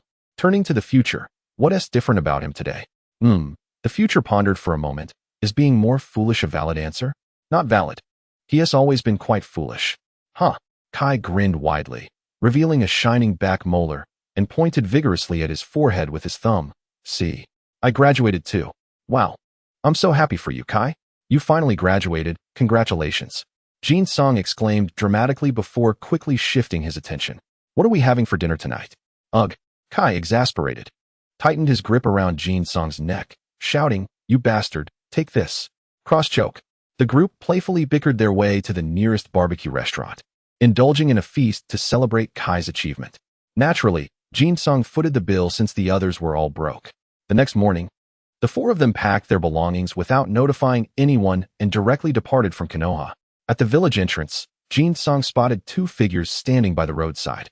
Konoha's White Fang, Mito Tsukumo, still donned his Konoha ninja attire, the white fang blade on his back radiating an inexplicable chill. Beside the imposing Tsukumo, a burly man was doing push-ups on a nearby patch of ground, the traces indicating he had been training there for quite some time. Yo, Uncle Tsukumo, Uncle Dai. Good morning. Future and the others respectfully greeted Tsukumo, then curiously glanced at Might Dai. 5,823, 5,824 aside from Jin-sung, Heya, Future, and Shrugs were all astonished, watching Dai. Almost 6,000? Is he a beast? Dai soon halted, steam billowing from his body, his voice booming. Ha, Jin-sung. It's been a while since you visited home. When will you come to learn the 8 gates? Jin-sung chuckled awkwardly. Well, that might disappoint you, Uncle Dai. I don't have chakra, so cultivating the 8 gates seems unrealistic. Dai laughed heartily again. What does that matter? Even without chakra, don't give up. I believe you can become an exceptional ninja. Jin-sung awkwardly introduced. This is Kai's father, Uncle Might Dai. Don't be fooled by his rank as a genin. His explosive power could easily deal with Danzo, right? Dai quickly shook his head. Don't say such things. I'm just an ordinary genin, not that strong. After everyone exchanged pleasantries, Tsukumo finally spoke. All right, if it weren't for waiting for you, Dai and I would have left long ago. Since you're here, let's depart. Remember, don't be reckless. If you can't win, retreat. The group listened attentively, nodding occasionally. Just like a worried father. Tsukumo lectured for half an hour until Jin-sung's irritation peaked and Future's eyelid twitched. Finally, he stopped. All right, did you remember everything I said? Yes, we got it. We're leaving now, goodbye, Uncle. Jin-sung hurriedly deflected and pulled Future away, turning to run. Tsukumo was left with a black line on his forehead. This little brat. Heya and Shrugs bid farewell respectfully before hastily catching up. I hope you guys don't cause me any trouble. None of you are easy to manage. Tsukumo muttered, watching his disciples vanish into the forest. Dai laughed heartily. Haha, Tsukumo, let us set off. All right. The two turned to embark on the path against the sand ninja. Meanwhile, after running for several miles, Jin-sung and the others finally slowed down. After another stretch of time, they took a brief rest. Tsukumo is so long-winded. My ears are about to develop calluses from listening. Jin-sung casually stomped on a large tree, leaving a deep footprint, and shot forward. Heya rolled his eyes. You were quite rude just now, Jin-sung. Cut the small talk. How is the intelligence gathering on the land of grass going? Heia's expression turned serious as he promptly pulled out a small scroll from his bag, unfolding it to read. I've gathered some information. The land of grass is located between Konoha, the sand, and the rock, and it borders the land of rain and the land of waterfalls. Due to its geographical location, many factions profit by selling intelligence about surrounding powerful nations to their enemies. Furthermore, their ninjas are not well regarded in the ninja world because they often plagiarize other ninjas' techniques. This is all I've gathered so far. More can be learned once we enter the land of grass. Then let us leave it at that. Once we reach the land of grass, didn't T. Kakashi and the others have a base of operations here? Jin-sung complained. Suddenly, a rather eerie voice echoed from the nearby forest. Hee, Jin-sung-kun, long time no see. The team immediately halted, faces tense. Jin-sung felt the voice was somewhat familiar, but could not recall who it belonged to. He turned to Future, who shook his head gravely. The group felt as if they were on the brink of danger. The ability to approach so closely and even evade Future's detection indicated that this person was formidable. Who are you? Show yourself. Jin-sung bellowed, glaring into the forest from where the voice had emerged. No need to be nervous. I am not your enemy. A figure slowly stepped out from the forest, seemingly unaccustomed to the sunlight, stopping at the edge of the tree's shadow. Jin Song and the others stared, momentarily stunned. With a slender figure, long hair cascading down, a pale face, and eyes resembling those of a cold-blooded creature, it was none other than Orochimaru. Jin Song blinked in surprise, followed by a sudden glimmer in his eyes. Lord Orochimaru? Future and the others were equally startled, and upon confirming Orochimaru's identity, they immediately greeted him respectfully.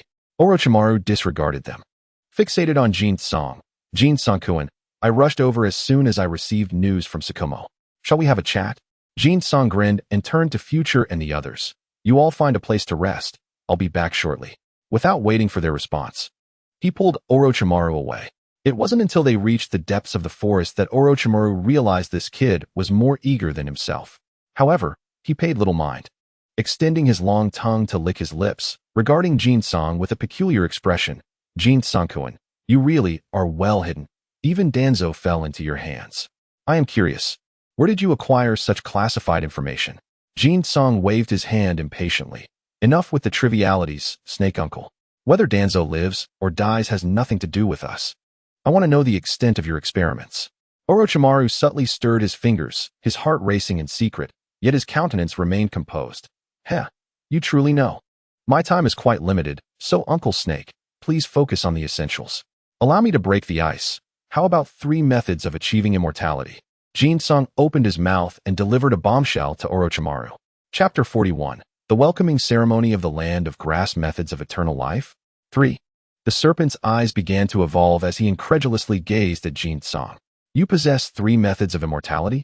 What then is the significance of my painstaking research? Impossible? How could you possess methods of immortality, let alone 3? Orochimaru's disbelief was palpable, his eyes glimmering with a dangerous light.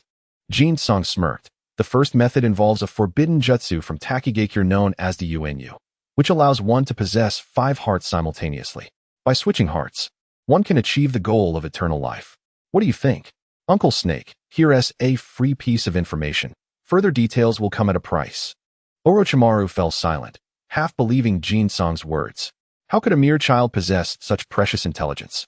I naturally have my own channels. No need for you to inquire. Even Uncle Shuomao is unaware. By the way, Uncle Snake, your research on soul transfer is quite impressive. It has real potential for success at an advanced level. However, the initial damage to the soul is irreversible, so you must proceed with caution. Orochimaru's mind trembled, barely suppressing the urge to eliminate this boy who knew too many secrets. Jin Song noticed the flickering light in Orochimaru's eyes, hinting at malice, and coldly remarked, I advise you to remain rational. Even without Uncle Shuomao, you may not succeed in taking action against me. Oh, a murderous intent rose in Orochimaru's eyes as he playfully mused. Do you think your companions could possibly stop me if I wished to kill you? Jin Song contemptuously shrugged, impatiently retorting, how dull. I expected more from Orochimaru, one of the legendary Sannin, but it turns out you're nothing special. With that, Jin Song prepared to leave. Wait. Orochimaru contemplated but refrained from striking. On one hand, there was the fearsome reputation of Konoha's White Fang. On the other, it was unnecessary. Jin Song, I am quite interested in the information you provided. Let us discuss the terms of exchange. That is more like it. Jin Song immediately turned around, a broad smile adorning his face. Come, Uncle Snake, let us negotiate our terms. Orochimaru felt a surge of irritation. When it suited him, he was Uncle Snake, but otherwise, he was Orochimaru, correct? I can initially divulge 2 of the methods as an exchange for a substantial quantity of chakra, or an item capable of continuously generating chakra. The quantity must be significant. Jin Song laid out his demands. Orochimaru sighed in relief. What kind of condition was that? Why not say so earlier? Not an issue. There are numerous ways to generate chakra. I can summon a giant snake spirit to provide you with an endless supply of chakra, Orochimaru replied with a smile. That won't do. Jin Song shook his head. That method has too many restrictions. I need something convenient for transport and immediate use. This made Orochimaru hesitate. Provide me with the information first. I will find a solution within a month. Jin Song scrutinized Orochimaru for a moment before slowly nodding. Very well. I trust your integrity. I will share the news about Yuenyu, and once I receive what I want, I will provide you with the other. The forbidden technique of Yuenyu was obtained by a rogue ninja from Takigakure known as Kaku. You should have heard of him. Is it him? Orochimaru's eyes sparkled with interest as he pondered how to capture the informant. All right, Uncle Snake, That will be all for today. Once I receive what I desire, come directly to the land of grass to find me. I trust you will locate me." Jin-sung waved his hand and sauntered away. Behind him, Orochimaru was deep in thought. Then, extending his long tongue to lick his lips, he broke into an eerie smile. "This boy is quite intriguing. I hope he brings me more surprises." With a flash, Orochimaru departed as well. He had merely returned to the village after transitioning duties with Kakashi and had coincidentally heard news of Jin-sung and his companions, which prompted him to seek them out. Not expecting to gain so much. Not far ahead, the future trio emerged from their concealed positions. "How did it go? Did Orochimaru give you any trouble?" Heiya inquired solemnly. "Is Orochimaru an enemy?" The future one asked, puzzled. "Ha ha ha, no need to worry. Whether Orochimaru is an enemy is uncertain, but for now, he poses no threat. All right, let us continue on our journey." Heiya and Shirzue exchanged thoughtful glances while the future one had already shifted his focus. "Hey, Jin-sung, we are about to enter the land of grass. Let us find a town and enjoy a hearty meal." The future one looked at Jin-sung with eager anticipation. Chirp, chirp, chirp. Wujing nodded vigorously, momentarily forgetting that he could speak human language.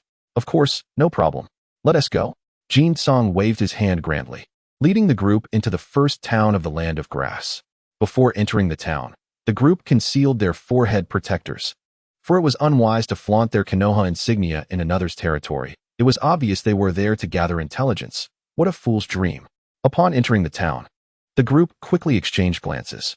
"Be careful, something feels off about this town," Heiya whispered. The town was not large, yet the surrounding buildings were numerous, and they should have encountered many people. However, since their entrance, only a handful of hurried individuals appeared, displaying unmistakable panic upon spotting them, hastily retreating. Bang! As soon as Heiya finished speaking, Jin-sung kicked open the tightly shut door of a restaurant, bursting in loudly. "Why is the door closed during the day? Are you no longer in business?" Behind him, the future one swaggered in, shouting, "Hurry up with the food. Bring us more of your meat." Wujing followed suit, excitedly waving his paws. Heiya covered his forehead, exasperated. "I knew it." Shirzue's eyes twitched slightly. Is Jin-sung always like this? At that moment, he felt as though he had boarded a pirate ship. Isn't a ninja supposed to prioritize concealment? Heiya chuckled. He has always been this way, but don't worry. He is still more reliable than the future one. Thinking of the future one, who would rather act than think, Shirzue felt a headache coming on. "Let us go? We should join them." As the two entered the restaurant, they witnessed Jin-sung grabbing a chef by the collar, shouting furiously, "What? Only vegetarian dishes? Don't you know we eat meat?" "Exactly." Wujing chimed in, and Heiya quickly approached to rescue the timid chef. "All right, just prepare what you have. Make sure the portions are generous. We will pay you handsomely." The chef hurriedly expressed his gratitude and scurried away. Jin-sung grumbled in dissatisfaction. Honestly, such a large establishment with no meat. Just as Heiya was about to speak, an annoying voice rang out from outside. "Want to eat meat? What makes you little brats think you deserve it?" Chapter 42. Thanks to the old iron for the warmth, how dare you? Jin-sung instantly fumed, clenching his fists as he strode toward the door. "Who are you little brats to talk back? Do you think you can challenge me?" Outside, three scruffy-looking wanderers stood with their arms crossed, brandishing swords at their sides, their burly frames suggesting they were no good. Upon hearing the raucous din from Jin-sung, the trio did not express anger. Instead, smiles broke upon their faces. "Ah, another foolhardy soul has arrived. At last, we can stretch our limbs." One chuckled. "Indeed. If we don't keep moving, our bones might rust." They laughed.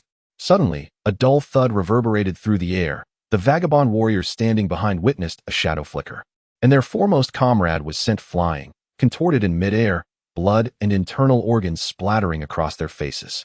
The speed was astonishing, the gore only erupting after they had soared past. With a swift motion, a young boy with alabaster skin seized the throat of the one about to speak, silencing him abruptly. "What a dreadful laugh," Jin-sung remarked nonchalantly, lowering his arm, causing the captive to grimace in pain, bending over instinctively. "Was it you who claimed we were unworthy of meat? If so, what makes you worthy? Do you even possess any meat?" Jin-sung's eyes gleamed with hunger, his cravings stirring within him. Yes, yes," gasped the one caught by the throat, struggling for breath. Beside him, another comrade finally snapped back to reality, shouting, "Curse you, little brat, let him go." Drawing his blade, he lunged at Jin-sung's arm.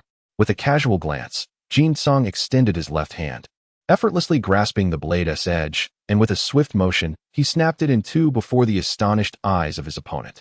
As long as their meet, I'm satisfied, he chuckled, flinging the captured vagabond towards another. The two collided head-on with a resounding crash, akin to two speeding watermelons bursting, their insides splattering everywhere. Damn it, such bad luck. Jin-sung spat, flicking away a droplet of blood that had landed on him, his expression souring. Suddenly, he halted, a look of annoyance crossing his face. Blast it, I forgot to ask where they live. He quickly grasped the half-conscious head of one. Brother, don't die yet. You still haven't told me where your home is.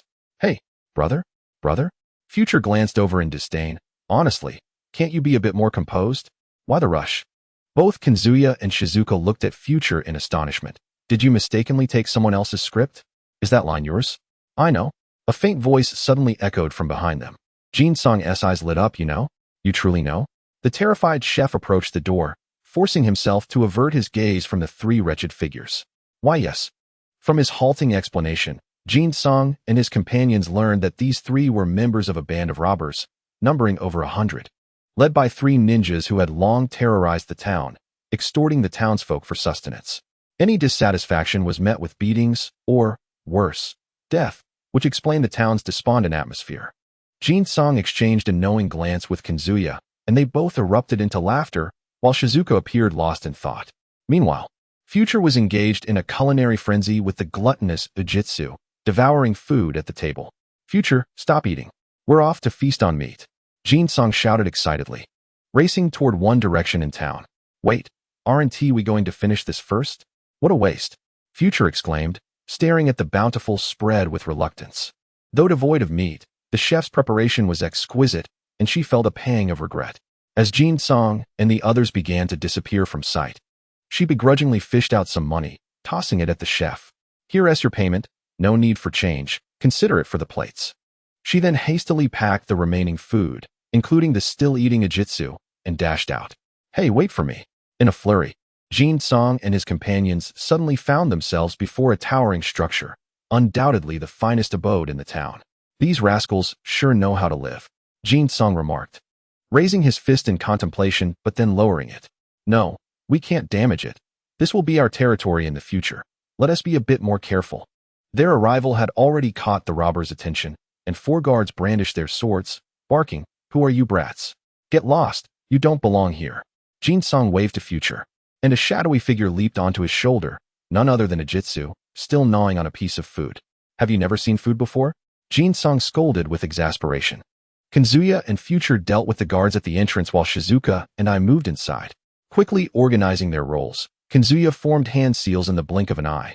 Earth release, earth shock. The ground erupted, sending several robbers flying with horrified screams, blood spilling from their mouths. Jin-sung and Shizuka darted through the entrance, heading straight for the central, towering building. Without a doubt, the three ninja leaders resided within. Inside, the robbers, alerted by the commotion, scrambled for their weapons. Jin-sung plowed through anyone in his path with a single punch, leaving a trail of bodies plastered against the building walls, blood flowing freely. Shizuka was equally swift, dispatching those Jin-sung had intentionally overlooked with precise strikes. Their dazzling array of clones coordinated effortlessly, each strike claiming its target. Jin-sung nodded to himself, impressed by Shizuka's prowess, truly the renowned Shunshin Shizuka. Before long, they had breached the building. Outside, more robbers surged forward, shouting as they charged at Kazuya and Future. Wow, so many at once. How thrilling. Future beamed, dispatching foes with punches, swiftly drawing her short sword for more carnage. Kazuya, after taking down a few with ninjutsu, also unsheathed his blade, teaming up with Future to tackle their adversaries with pure physical prowess. The air filled with the glint of their kunai. When dealing with such lowly grunts, using ninjutsu was impractical unless employing wide-range techniques. Otherwise, the speed of blade work was far superior. Had Jin-sung not intended to make this their stronghold, Kazuya would have unleashed a massive ninjutsu, leaving these foes either lifeless or gravely injured. Who dares to wreak havoc on my territory? Do you seek death? A thunderous roar erupted from within the central building, accompanied by a surge of chakra energy. Jin-sung dashed to the upper levels of the central building, a lavish three-story structure, clearly the residence of their leader. As he pushed open the solitary grand door, a burly man among the three awaiting his arrival bellowed, "Who are you? How dare you trespass here? Jin-sung smiled slightly. I came to propose a deal. If you let me strike you once, I assure you it will be painless, saving this place from a mess. Huh, who does this brat think he is? A female ninja scoffed, disdain etched across her face. The man in the center, a middle-aged figure, scrutinized Jin-sung for a moment before furrowing his brow. You're a ninja too, aren't you? How about joining forces with us? Thus, we not only stand to control this town, but can extend our territory outward, with promises of wealth and prosperity that will surely satisfy you. What do you think? As his words faded, the burly man and the woman looked over in astonishment. Big brother, we can simply deal with this little brat ourselves. The middle-aged ninja waved his hand dismissively, gazing at Jin-sung with sincere intent. How about we rule this place together and enjoy everything as one? Jin-sung, displaying a flicker of interest, stepped closer. That's indeed a splendid idea. As he approached, he inquired, do you have meat here? I crave some. Huh. We have as much meat as you desire. The middle-aged ninja chuckled with self-satisfaction. But his expression quickly soured as he noticed Jin-sung had closed the distance to within 10 meters. He shouted, stop. Don't come any closer, or we will attack. Jin-sung smirked, recognizing that these fellows were merely novices, allowing him to approach so closely without realizing it. The burly man, fury etched across his face, took several steps forward. You insolent brat. Did you not hear our leader's command? Step back. He extended a stout arm to shove Jin-sung. But the cunning and malice in his eyes suggested that his touch would not be as benign as a mere push. In a flash, a smaller hand shot out and seized the man's wrist. With a swift motion, Jin-sung sent the hefty man flying, crashing down and leaving him dazed. Before the burly man could react, Jin-sung's foot landed squarely on his neck, the sound of his vertebrae cracking echoing harshly in the empty room. You. The middle-aged ninja's face turned pale, and in a state of shock, he flung 3 shurikens at Jin-sung, aimed at his vital points. Are you swatting flies? Jin-sung scoffed, nonchalantly pinching the projectiles between his fingers before flicking them away. Ugh, don't you know how to aim?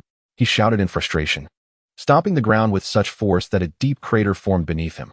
He had already maneuvered to the side of the female ninja, delivering a swift kick. Die, trash. The female ninja, infuriated, swiftly dodged and swiftly formed hand seals. Fire release. Fire serpent. 2 fire serpents hissed as they surged forth, spiraling and coiling around Jin-sung. The other middle-aged ninja remained undeterred, completing his hand seals with a cold exclamation. Anyone who dares to kill my comrade, little brat, you shall perish today. Water release. Water burst wave. A torrent of lake waters spewed from his mouth, instantly transforming the room into an aquatic realm. Unfazed, Jin-sung inhaled deeply, retracted his right hand into a fist, and then smiled at the two, revealing his gleaming white teeth before unleashing a punch. Boom! The force of his strike erupted, sending a powerful wave of water crashing towards the female ninja. Gah! The female ninja gasped in shock as she was severely injured. Jin-sung smirked coldly. The water was incredibly useful. With relentless strikes, he unleashed a barrage of concentrated high-pressure water, each impact crashing into the female ninja. The middle-aged ninja's water technique not only failed to harm Jin-sung, but instead devastated his own ally. Blood spurted from the female ninja as she was propelled through a wall, soaring through the air like a radiant rainbow, before plummeting to the ground. Thud! Upon landing, the female ninja struggled to lift her upper body, only to collapse back down, her eyes devoid of life. Damn little brat. The middle-aged ninja cursed furiously, watching as the water from his technique rapidly dissipated, revealing Jin-sung. A bright smile broke across Jin-sung's face as he shook off the wet clothes. Disdain radiating from him. Is this it? You are lacking. You dare flaunt your skills after learning only the basics? Perhaps you should find a place to practice properly. Oh, my apologies, but you may not have another opportunity to practice, Jin-sung lamented, gazing at him with mock pity. Be more cautious in your next life. Boom. As his words fell, he stomped down again, creating another deep pit in the floor, his fierce figure charging toward the middle-aged ninja. The middle-aged ninja cursed inwardly. Damn it. Where did this freakish brat come from? It seems I must change my location. Resolutely, he executed a swift body flicker and dashed towards a secret passage. Whoosh. Suddenly, he froze, retreating just in time to avoid a chilling flash of a blade. Jishui appeared, his eyes calm, revealing no sign of tension. Whoosh. Another blade flashed past the middle-aged ninja's back. He barely managed to dodge and threw several shurikens in retaliation. Clones. 2 identical Jishui appeared, simultaneously forming hand seals and exhaling flames. Fire release. Grand fireball technique. Two massive fireballs erupted, engulfing the area where the middle-aged ninja stood. Boom. A cloud of white smoke erupted as the middle-aged ninja vanished using a substitution technique. Jishui's eyes reflected disappointment, but he quickly formed seals for the next jutsu. You are far too naive. The middle-aged ninja emerged from beneath Jishui's feet, having completed his seals. Water release. Water spike technique. With a whoosh, 3 water spikes materialized, piercing through Jishui's chest. Boom.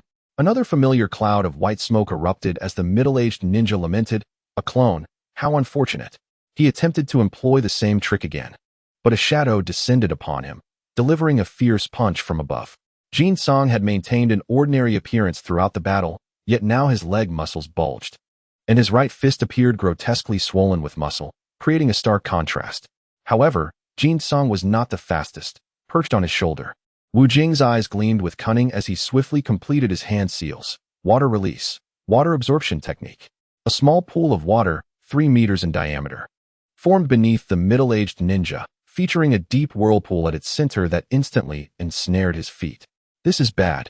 The middle-aged ninja's expression shifted dramatically as he struggled to maintain his balance against the whirlpool's pull. One of his feet was trapped, making it impossible to escape. Chapter 44.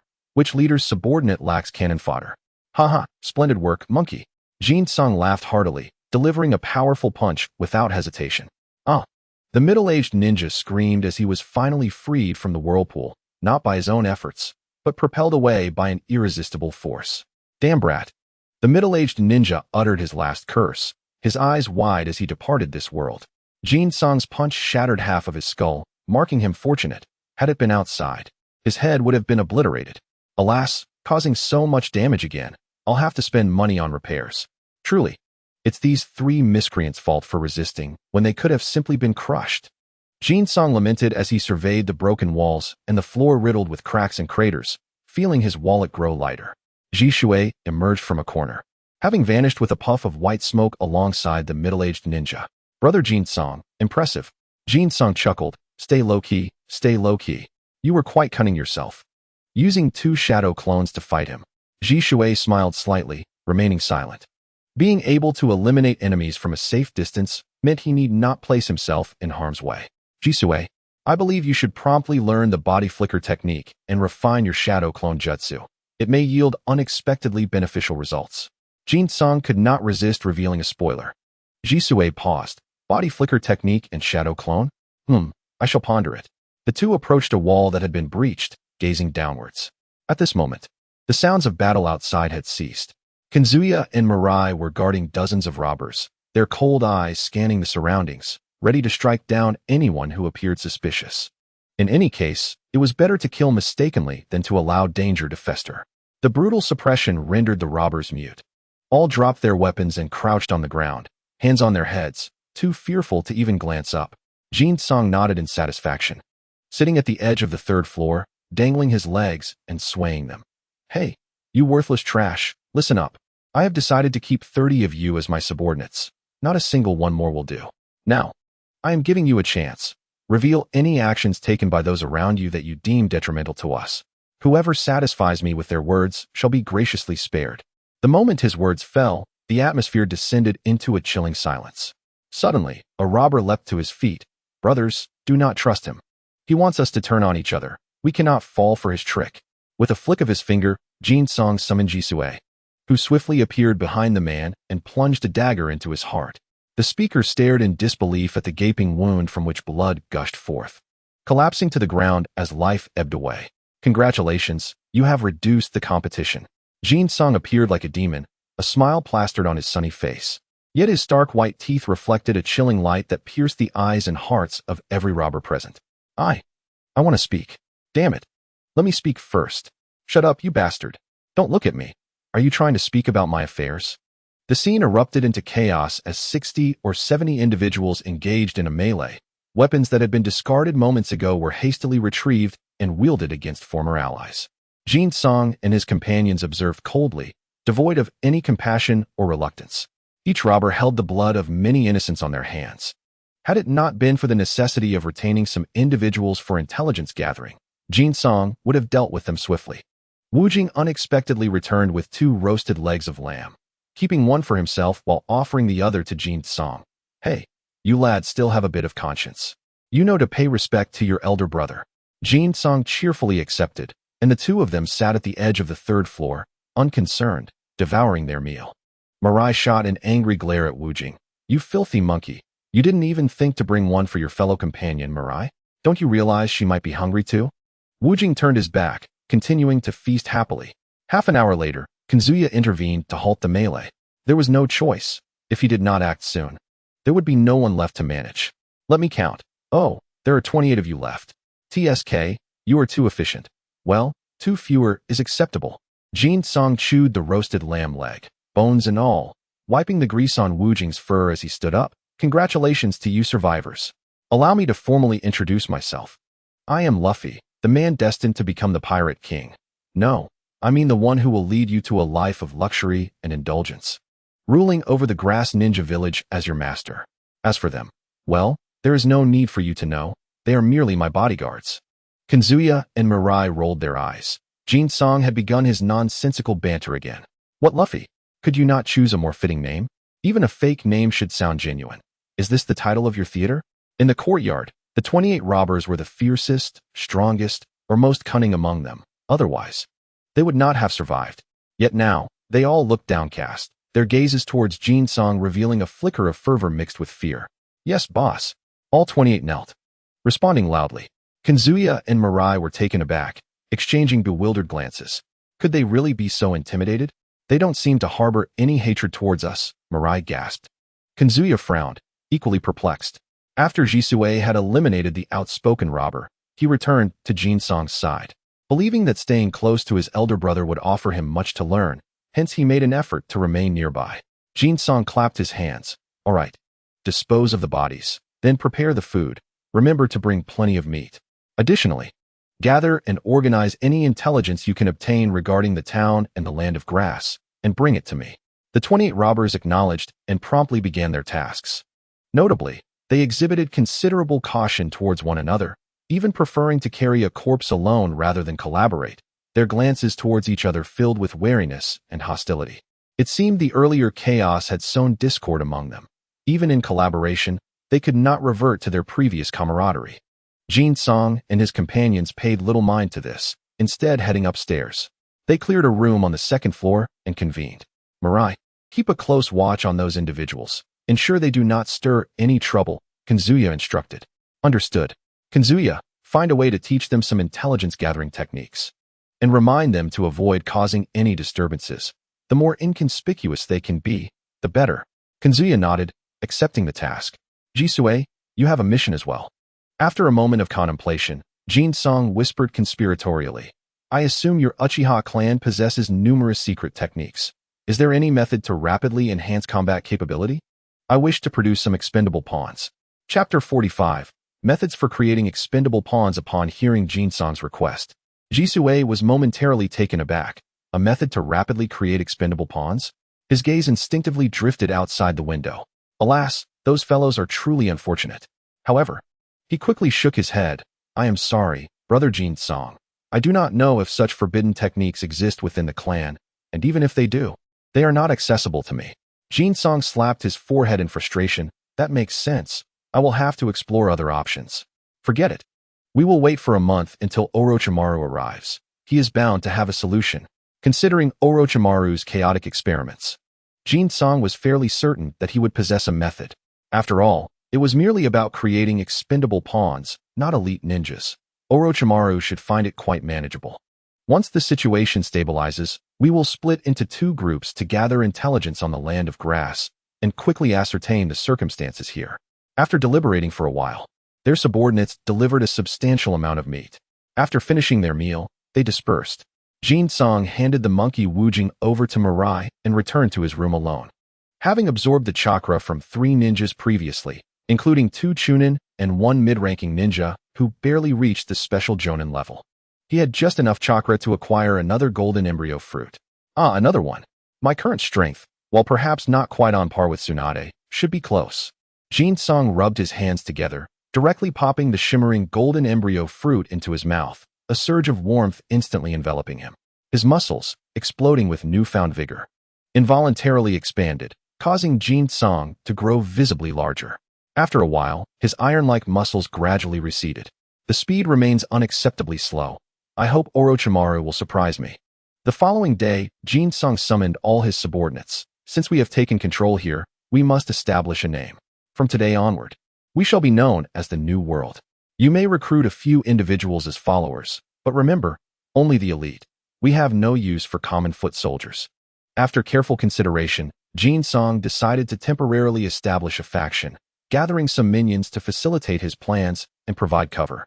The land of grass may not boast powerful ninjas, but it is not devoid of them. While the grass ninja village is weak, it surpasses his current ragtag group.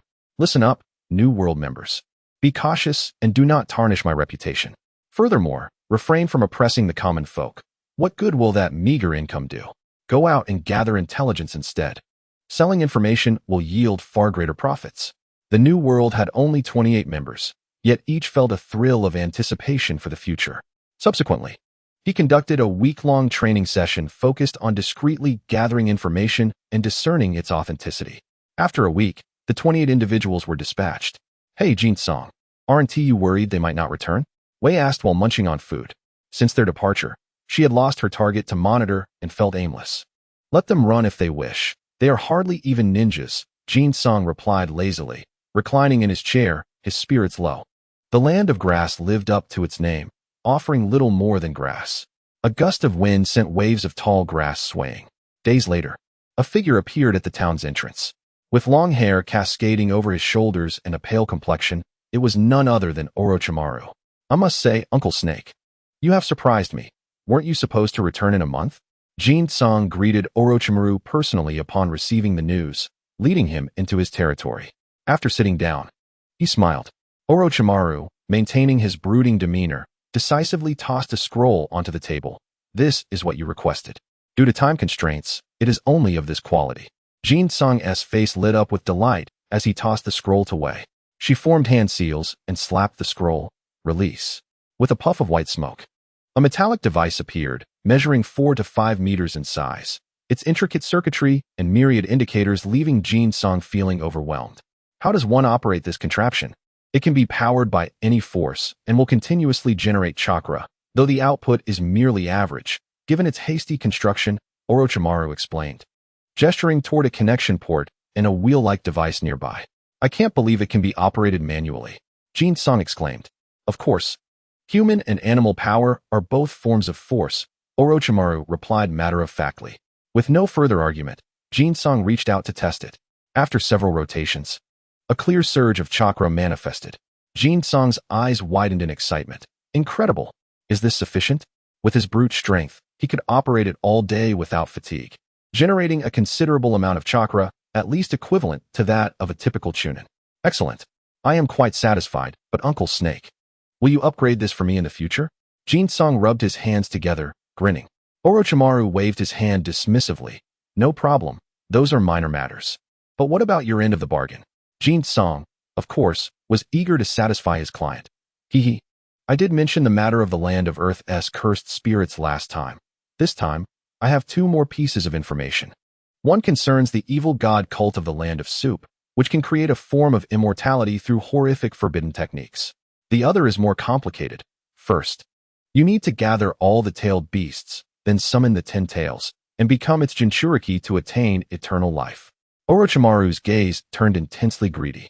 While the last suggestion seemed implausible, the notion of immortality from the evil god cult piqued his interest. Jutsu, you have not disappointed me. Jutsu smiled slyly.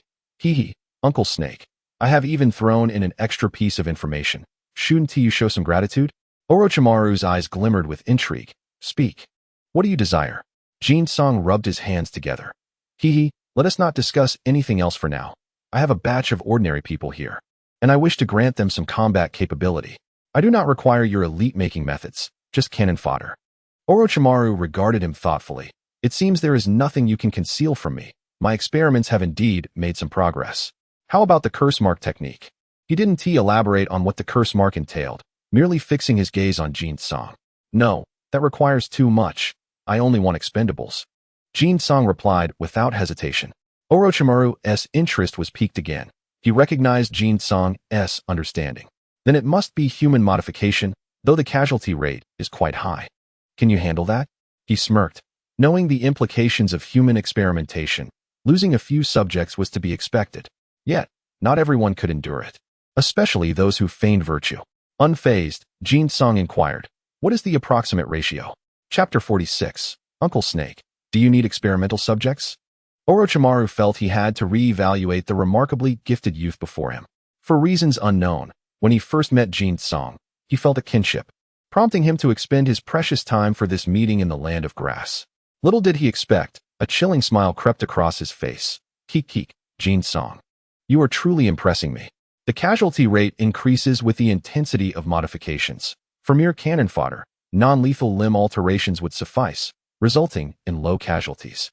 He decided to assist Jin-sung, minimizing the impact of his experiments during the modifications. Jin-sung waved his hand. Then there is no issue, Uncle Snake. Please prepare for the modifications swiftly. I will gather the individuals immediately. It's merely a matter of sacrificing a few people. Besides, those individuals are hardly human. Allowing them to undergo modifications is already a generous outcome. At the very least, they won't perish unremarkably and namelessly. To illuminate the shinobi world and contribute their lives is their honor. Wei, when can our people return? The initial agreement was for half a month, a few more days. And some should be back. Orochimaru pondered. With Jin-sung and his crew present, perhaps he could establish a research branch here. That's a splendid idea. This place is quite suitable. I intend to stay for a while. You have no objections, I hope? He said ominously. Jin-sung immediately beamed. What a joke. We certainly have no objections. He then pulled Orochimaru along. Come, Uncle Snake. I have a spacious underground room that will absolutely meet your aesthetic standards. Wei and the others exchanged glances as they watched Jin-sung and Orochimaru depart. Did Orochimaru just mention human experimentation? Wei frowned. It seems so, Wei replied casually. Shirzue remained silent, pondering. Wujing continued to munch on his food and glanced at Wei. What is the big deal? Human experimentation is just like animal experimentation. It doesn't concern us. The group fell into silence.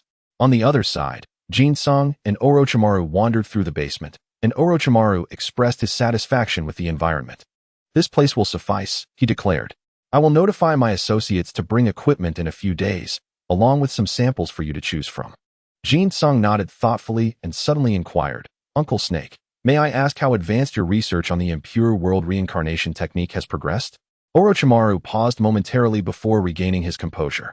That technique is still in its infancy, but you seem quite knowledgeable about it. Have you encountered similar ninjutsu before? Jin-sung replied. Not directly. I've merely heard whispers. The technique sounds perilous, and I advise you to consider the Earth Grudge Fear instead. If that fails, perhaps you could procure an immortal body from the cult of the evil god for your studies. If you could replicate it, that would be ideal. Orochimaru acknowledged this with rare agreement, though it was clear he would not abandon his own research. After all, having an additional avenue is always beneficial. As time passed, the subordinates of the new world began to return one by one. To Jin-sung's astonishment, when the designated meeting time arrived, only 2 individuals were unaccounted for. However, their absence did not necessarily imply they had fled. In the perilous world of ninjas, losing a few lives was all too simple. Without further delay, Jin-sung led the remaining 26 subordinates to the basement. In just a few days, Orochimaru had transformed the space into something entirely different. It remained dark and damp, yet it brimmed with a sense of technological advancement. Several masked research assistants had also arrived, along with large ceiling scrolls. You have arrived, Jin-sung-kun, Orochimaru's sinister voice echoed, startling the 26 individuals. Turning, they were further unnerved to see his presence. Jin-sung reassured them, Fear not, everyone. This is my Uncle Snake, a remarkable researcher I have invited to assist you. The group stood momentarily perplexed. Assist us? What do you mean, my lord? They queried. Indeed, my lord. What must we do? Jin-sung raised a hand to calm them. Do not rush. Please allow Uncle Snake to elaborate. Orochimaru smiled ominously. Follow me. I have prepared samples that will surely impress you. With that, he led Jin-sung and the 26 ordinary individuals into a transformed large room. Inside, a multitude of prosthetics lay scattered about. Observe this, Orochimaru said, lifting an arm that was indistinguishable as either wood or metal. This represents a technology capable of completely reconstructing an arm, equipped with a launcher for shurikens and kunai, providing strength far beyond that of an ordinary individual. He then displayed a leg. It is fitted with a propulsion device capable of launching a person several meters into the air, featuring a cushioning effect to mitigate the impact upon landing, and it can also accommodate a launcher. The crowd gazed in awe, entranced by the array of prosthetics and weaponry. With these enhancements, they could easily surpass ordinary individuals, attaining the rank of Jinin or even Chunin. Jin-song, visibly pleased, eagerly inquired, "Uncle Snake, what powers these devices?" Orochimaru replied, "Each modification has its own power source, though I am uncertain about their widespread applicability. The power is straightforward. If one possesses chakra, it can be directly utilized. If not, a disposable charge may be employed, albeit requiring frequent recharging to maintain power." Orochimaru chuckled darkly. Without power, these enhancements become inert, capable only of basic movements. Jin-song grinned widely, casting a glance at his covetous subordinates. At this moment, he felt no need for further persuasion, for no one would willingly forfeit the opportunity to grow stronger. "My dear subordinates, will you continue to languish as weaklings? Or will you choose to become formidable ninjas like myself? The choice is yours." At his words, the 26 individuals erupted in unison. "I am willing. I shall go first.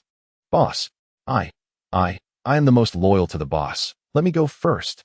Jin-song exchanged a satisfied glance with Orochimaru. "Very well. You shall remain and assist Uncle Snake with the modifications. I will await your return above. Best of luck." Jin-song swaggered out of the basement, resuming his daily task of devouring chakra. Over the past few days, he had consumed a significant amount of chakra, feeling that a new golden embryo fruit was nearing completion. Almost halfway full. At this rate, in 20 days, he would possess a golden embryo fruit. Though the process would become increasingly arduous, the results would improve, and the increased chakra requirements were inconsequential. Upon entering the large room, he found Heya, Mirai, and the exuberant Wujing present. "Ah, you are all here. Heya, how is the recruitment of personnel progressing?" Heya frowned. "Jin-song, I still believe it is unwise to use people for experimentation. Should we reconsider our approach?" Chapter 47. Harvesting Cannon Fodder. The advancing Rain Ninjas Orochimaru's modifications were swift, as they were merely basic templates, significantly shortening the timeline. On the day following the gestation of Jin-song's new golden embryo fruit, the first batch of 10 modified individuals emerged with a clang.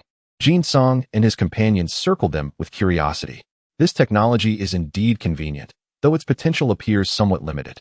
However, with continuous updates, their combat capabilities could be formidable. Due to previous admonishments from Heya, who had displayed undue compassion, he remained taciturn. Jin-song shot him a glance. "You should focus on surviving rather than dwelling on irrelevant concerns. While it may seem selfish, it is the harsh truth. If you cannot grasp this, I suggest you form your own team." With that, Jin-song turned and departed with the 10 modified individuals. Heya remained in silence, brow furrowed in contemplation. Mirai nudged Heya with his shoulder and whispered, "Have you lost your mind?" Jin-song's actions are not wrong. Supporting Orochimaru's experiments on living subjects is commonplace. Such practices occur everywhere. Even in Konoha, numerous clans conduct experiments in secrecy.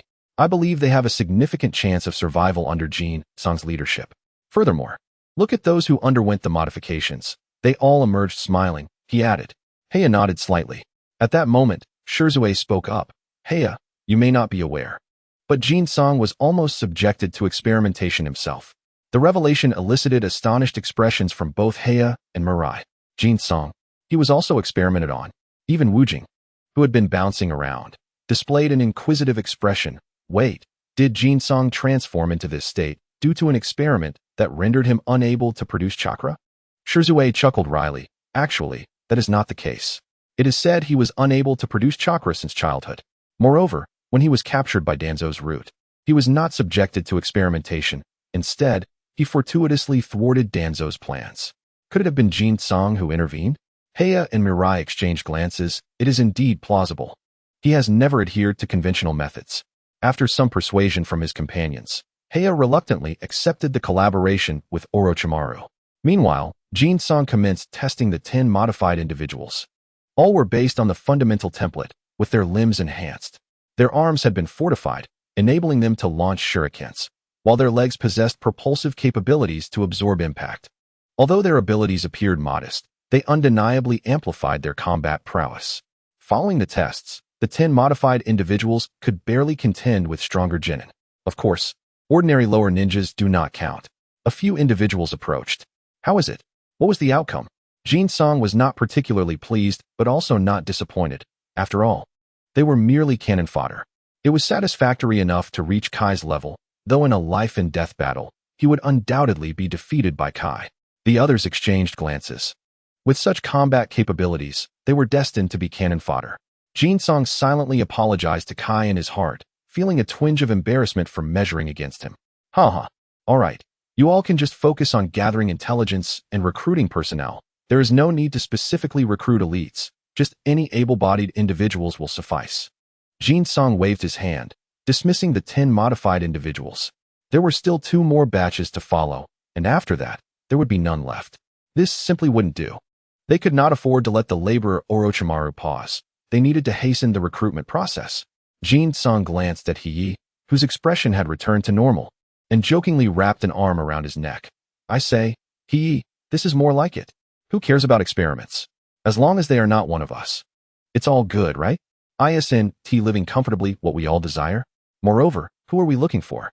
They are all scum. We are merely ridding society of pests.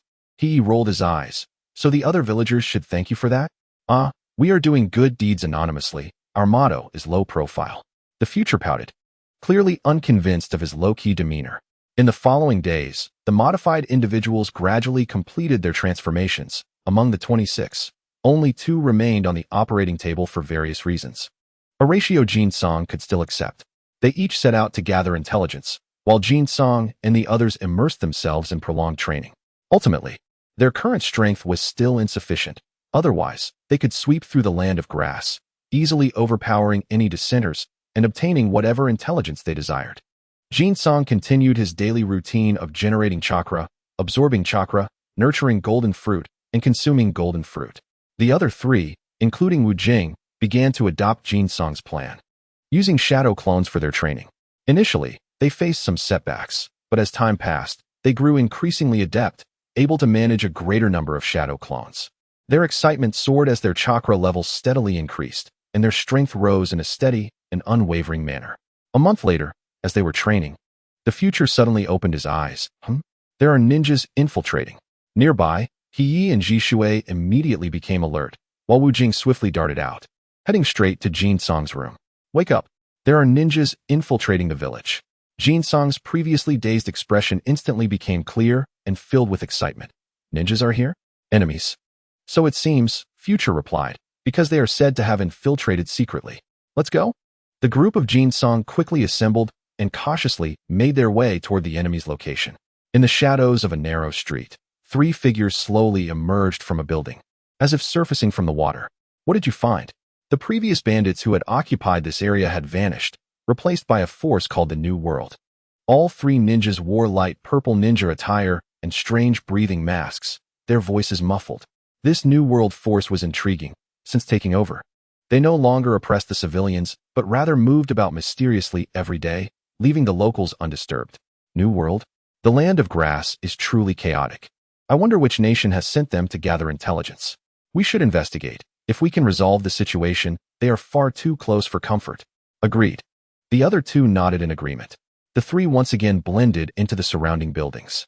At that moment, Jin-sung swaggered out of the stronghold, directly heading towards the position where the 3 ninjas had come. Suddenly, a head popped out from a large tree beside him, accompanied by an arm. With a swift motion, 3 shurikens flew towards Jin-sung's head. Jin-sung, shocked and enraged, drew a katana and deftly deflected the shurikens. Who is it? Come out. Capture him. We need to interrogate him about the New World, a cold voice echoed from somewhere. What? What do you want with the New World? Let me tell you. I am the leader of the New World. If you dare to lay a hand on me, you will regret it. Jin-sung exclaimed, feigning shock and anger. The 3 ninjas' eyes lit up at his words, revealing themselves. Oh, you are the leader of the New World? Then it's settled. This garbage force should be eradicated. Chapter 48. Do you believe in light? The 3 rain ninjas wore grim expressions. surprised to discover that this young man was the leader of the new world. What a stroke of luck. Meanwhile, a smirk crept onto Jin-song's lips. Heh. So you are the grandsons of the Hidden Rain village? What brings you to my territory instead of sipping foot water in your own country? The sudden greeting left the three rain ninjas momentarily stunned before they erupted in fury. You insolent brat, what did you just say? One rain ninja shouted, throwing a flying needle in retaliation. On his shoulder, Wu Jing yawned and formed hand signs. Water release. Water surge. A substantial amount of chakra coalesced into water, sweeping away the flying needles and continuing towards the rain ninjas unabated. The targeted rain ninjas looked disdainful. With a swift motion, they vanished into the water. Jin-song, witnessing this, knocked Wu Jing on the head, exasperated. I say, Wu Jing, are you out of your mind? They are ninjas from the Hidden Rain village. And you're using water release? Are you serious? Wu Jing, seeing the unharmed rain ninja reappear, displayed a sheepish grin, baring his teeth. That was a mistake. Just a mistake. Then, seemingly determined to vent his frustration, his hands moved so quickly they nearly smoked. Hey, rain ninja over there, do you believe in light? Lightning release. Lightning pillar. Boom. With a resounding explosion, a dazzling lightning pillar descended, striking directly at the rain ninja. Jin-song facepalmed, wondering where Wu Jing had learned to spout such nonsense. Do you really believe in light? What are you, some kind of Ultraman? The other two rain ninjas could no longer contain themselves and charged towards Jin-song. At that moment, a voice echoed from the surroundings. Earth release. Earth flow wall. Boom. A series of thunderous sounds erupted as thick earthen walls rose abruptly, enclosing Jin-song and the three rain ninjas within. The expressions of the three rain ninjas shifted to panic. They had come merely to gather intelligence, yet stumbled upon a small force, intending to take advantage, only to find themselves facing formidable opponents, ninja after ninja, including a monkey unleashing two different attributes of ninjutsu. They began to contemplate retreat. However, before they could make any moves, intricate and profound seals suddenly appeared on the earthen walls, and a girl leaped onto one of the walls, pressing down. For symbol seal, seal. With a hum, the four earthen walls connected, forming a square barrier. The three rain ninjas were thoroughly alarmed. A barrier? They were not ordinary ninjas. They needed to retreat quickly. The three ninjas attempted to use their previous tactics to burrow underground or enter a building, but the next moment, they paled in horror. The ceiling barrier created by Future was all-encompassing. Unless the ceiling barrier was broken, they could not escape. Damn it, since we can't get out, let us take him on. He is all alone. The rain ninja leader gritted his teeth, casting a fierce glance at the mockingly smiling Jin-song. The other two rain ninjas understood that unless they dealt with Jin-song and the monkey before them, they would never escape. Let us do this. Kill him. In an instant, they surrounded Jin-song. The ensuing scene was somewhat inappropriate for children. 5 minutes later, the ground was stained red with a mixture of ketchup and salad dressing. Jin-song gestured for the Future to withdraw the barrier. Oh, the speed of a ninja's chakra is remarkable, enabling me to replenish several days' worth in an instant. It seems it's time to stir up some trouble. Jin-song murmured as he stepped out. He glanced at the grim battlefield and discreetly used Earth style to turn the ground over, concealing the blood beneath the surface. It appears we have attracted the attention of the rain ninjas. Future, be vigilant and alert us immediately if you spot the enemy. Also, send some of the modified individuals over there to keep watch on them. Understood. What do you think of my newly developed sealing technique? It works splendidly. Especially when coordinated with Yi, we can complete the barrier in no time. Future laughed triumphantly, a look of expectation on her face. Jin-song replied nonchalantly, giving a thumbs up. Good, very strong, impressive. Hey, can you show a bit more sincerity? Just then, two modified individuals rushed in from a distance, one of them missing an arm. Sir, we have critical intelligence. The two modified individuals exclaimed urgently as they approached. Oh, what crucial information do you have? Jin-song inquired, inspecting the severed arm, which appeared to have been cleanly severed by some sharp object. Our team of 3 discovered a suspicious merchant convoy in the east. So we followed them and found them interacting with some ninjas from the grass village, likely trading something. However, we were inadvertently spotted and lost one of our members. Jin-song's eyes lit up. Excellent. Your intel is timely. Go find Lord Orochimaru to upgrade your equipment and mention that I sent you.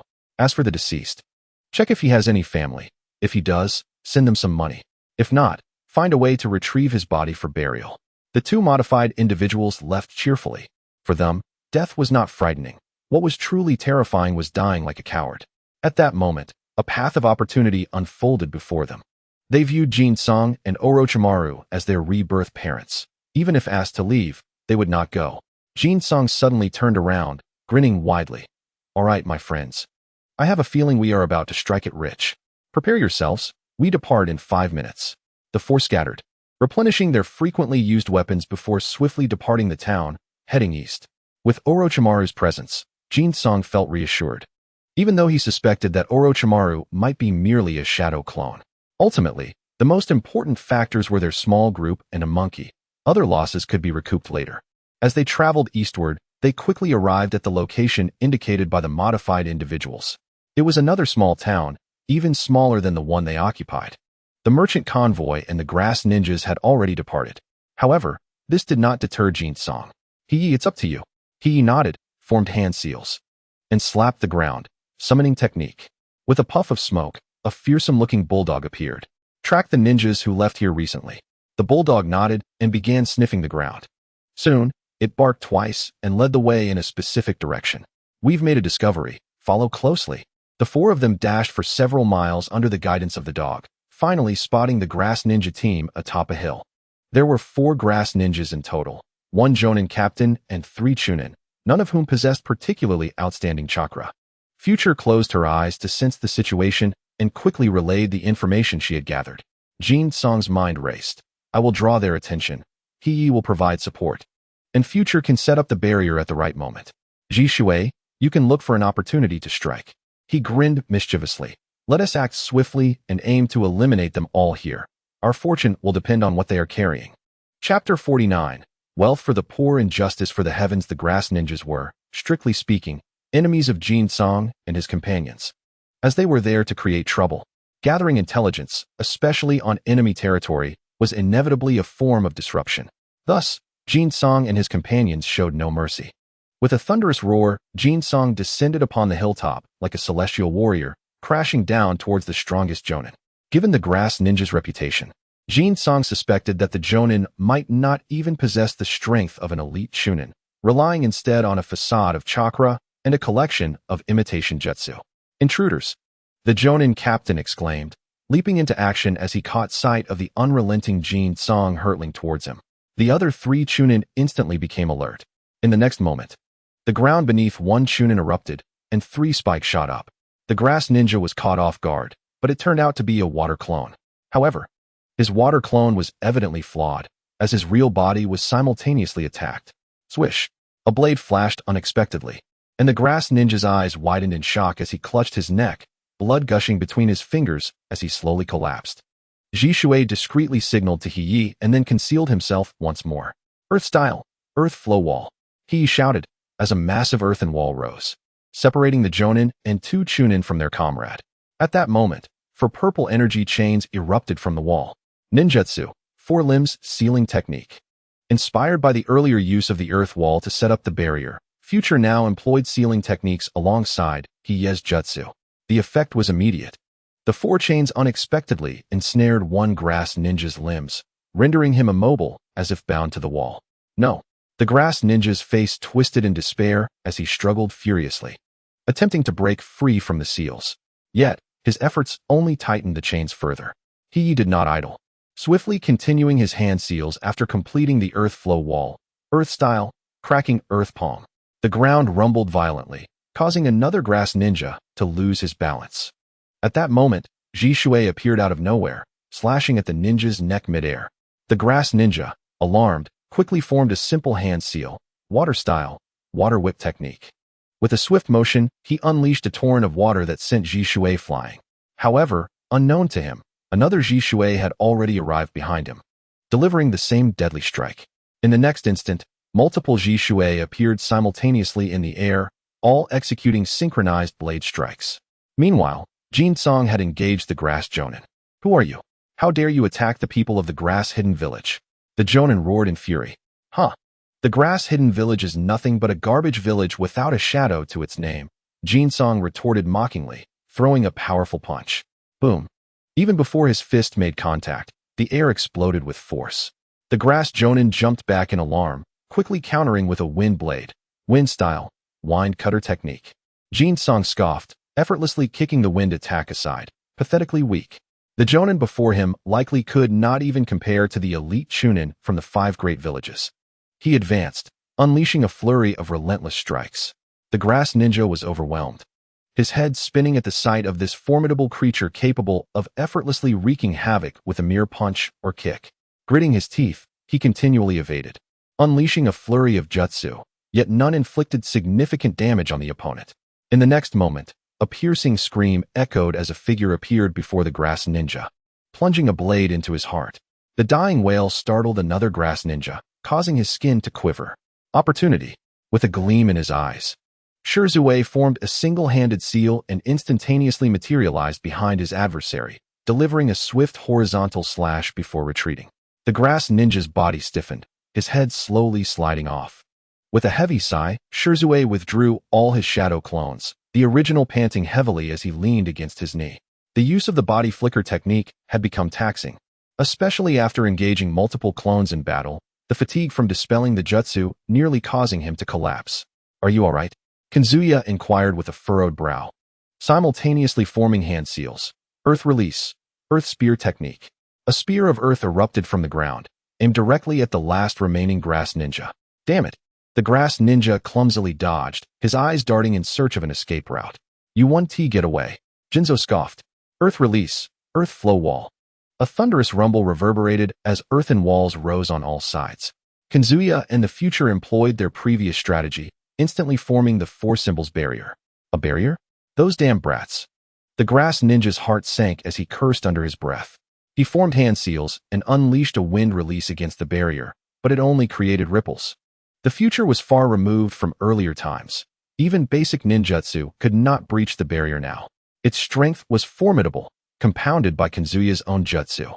Let alone him. Even Jinzo would require a couple of punches to break through. "Ha ha ha, you can't escape now. Prepare to face your doom." Jinzo cackled as he charged forward.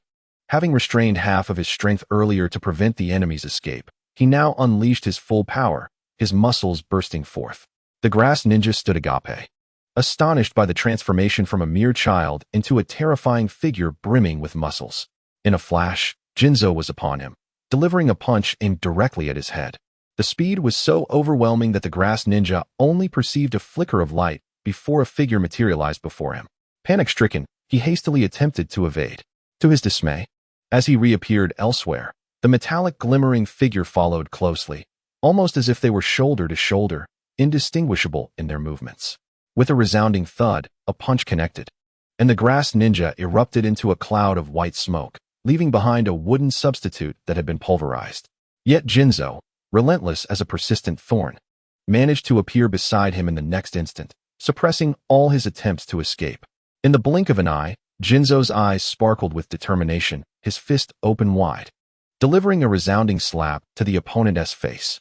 "You won't escape." The impact was not solid, merely a brush with his fingertips. However, the sharp crack of sound combined with the visceral tearing and crunching of bones resonated in an instant. The grass ninja's left cheek erupted in a spray of blood, exposing his jawbone, while his head spun a full 360 degrees, his neck contorting grotesquely. An elite shinobi of the hidden grass village lay lifeless at Jinzo's feet, his demise tragic and gruesome. Chapter 50. The long-haired one doesn't count. Good grief. Jinzo's brutality remains unmatched. Future shuddered, her expression one of disdain. Kazuya and Shrugs nodded in agreement, sharing the sentiment. Only Mujin, who had not engaged in combat, remained unfazed, though he felt a surge of excitement, bouncing around with glee. As the barrier dissipated, the remnants of their ninja creations gradually vanished, leaving behind a devastated landscape, reminiscent of a disaster's aftermath. Seizing the moment, Jinzo absorbed the chakra of the 4 grass ninjas, satisfaction etched on his face. "Let us see what this fellow was carrying." He tossed several scrolls he had scavenged to Future. Nodding, Future began her examination. While sealing techniques were common to all villages, their specific applications varied, and she needed to break the seal or risk destroying whatever lay within. Mujin incinerated the 4 corpses with a fire release, and the group swiftly departed the scene. They did not venture far, establishing a temporary camp within a nearby forest, awaiting Future's unraveling of the seal. Half an hour later, Future exclaimed joyfully, "I've done it." These individuals were quite resourceful, employing a crude combination of sealing techniques from the stone and sand villages. With her declaration, a plume of white smoke erupted from the scroll. As the smoke dissipated, the four companions and a monkey beheld the bizarre large object before them. Is that a box? Jinzo pondered, observing its pitch-black surface adorned with four faces expressing various emotions, eerily sinister. The box of ultimate bliss. By the heavens, this must be it, Jinzo declared with certainty, recalling its distinctive appearance, even if the precise details of the narrative eluded him. What is the box of ultimate bliss? Future asked innocently, her large, watery eyes wide with curiosity. Ignoring her, Jinzo responded gravely, quickly, seal it away. We must leave this place at once. What is wrong? Kanzuya approached, his brows knit in confusion, inspecting the box that perplexed him.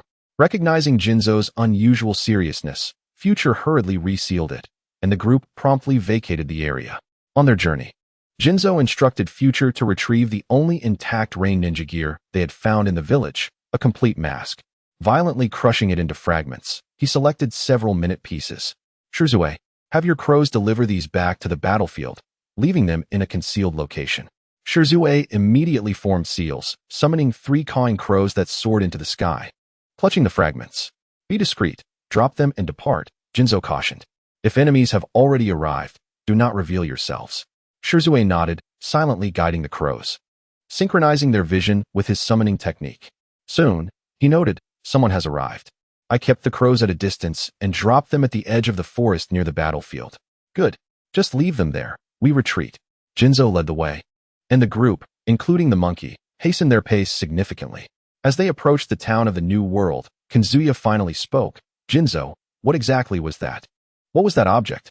They swiftly entered the town and returned to their base in the New World. Jinzo promptly dispatched several scouts and summoned one of Orochimaru's clones. He then revealed that is a ninja tool said to have been used by the Sage of Six Paths, rumored to grant a wish to whoever opens it.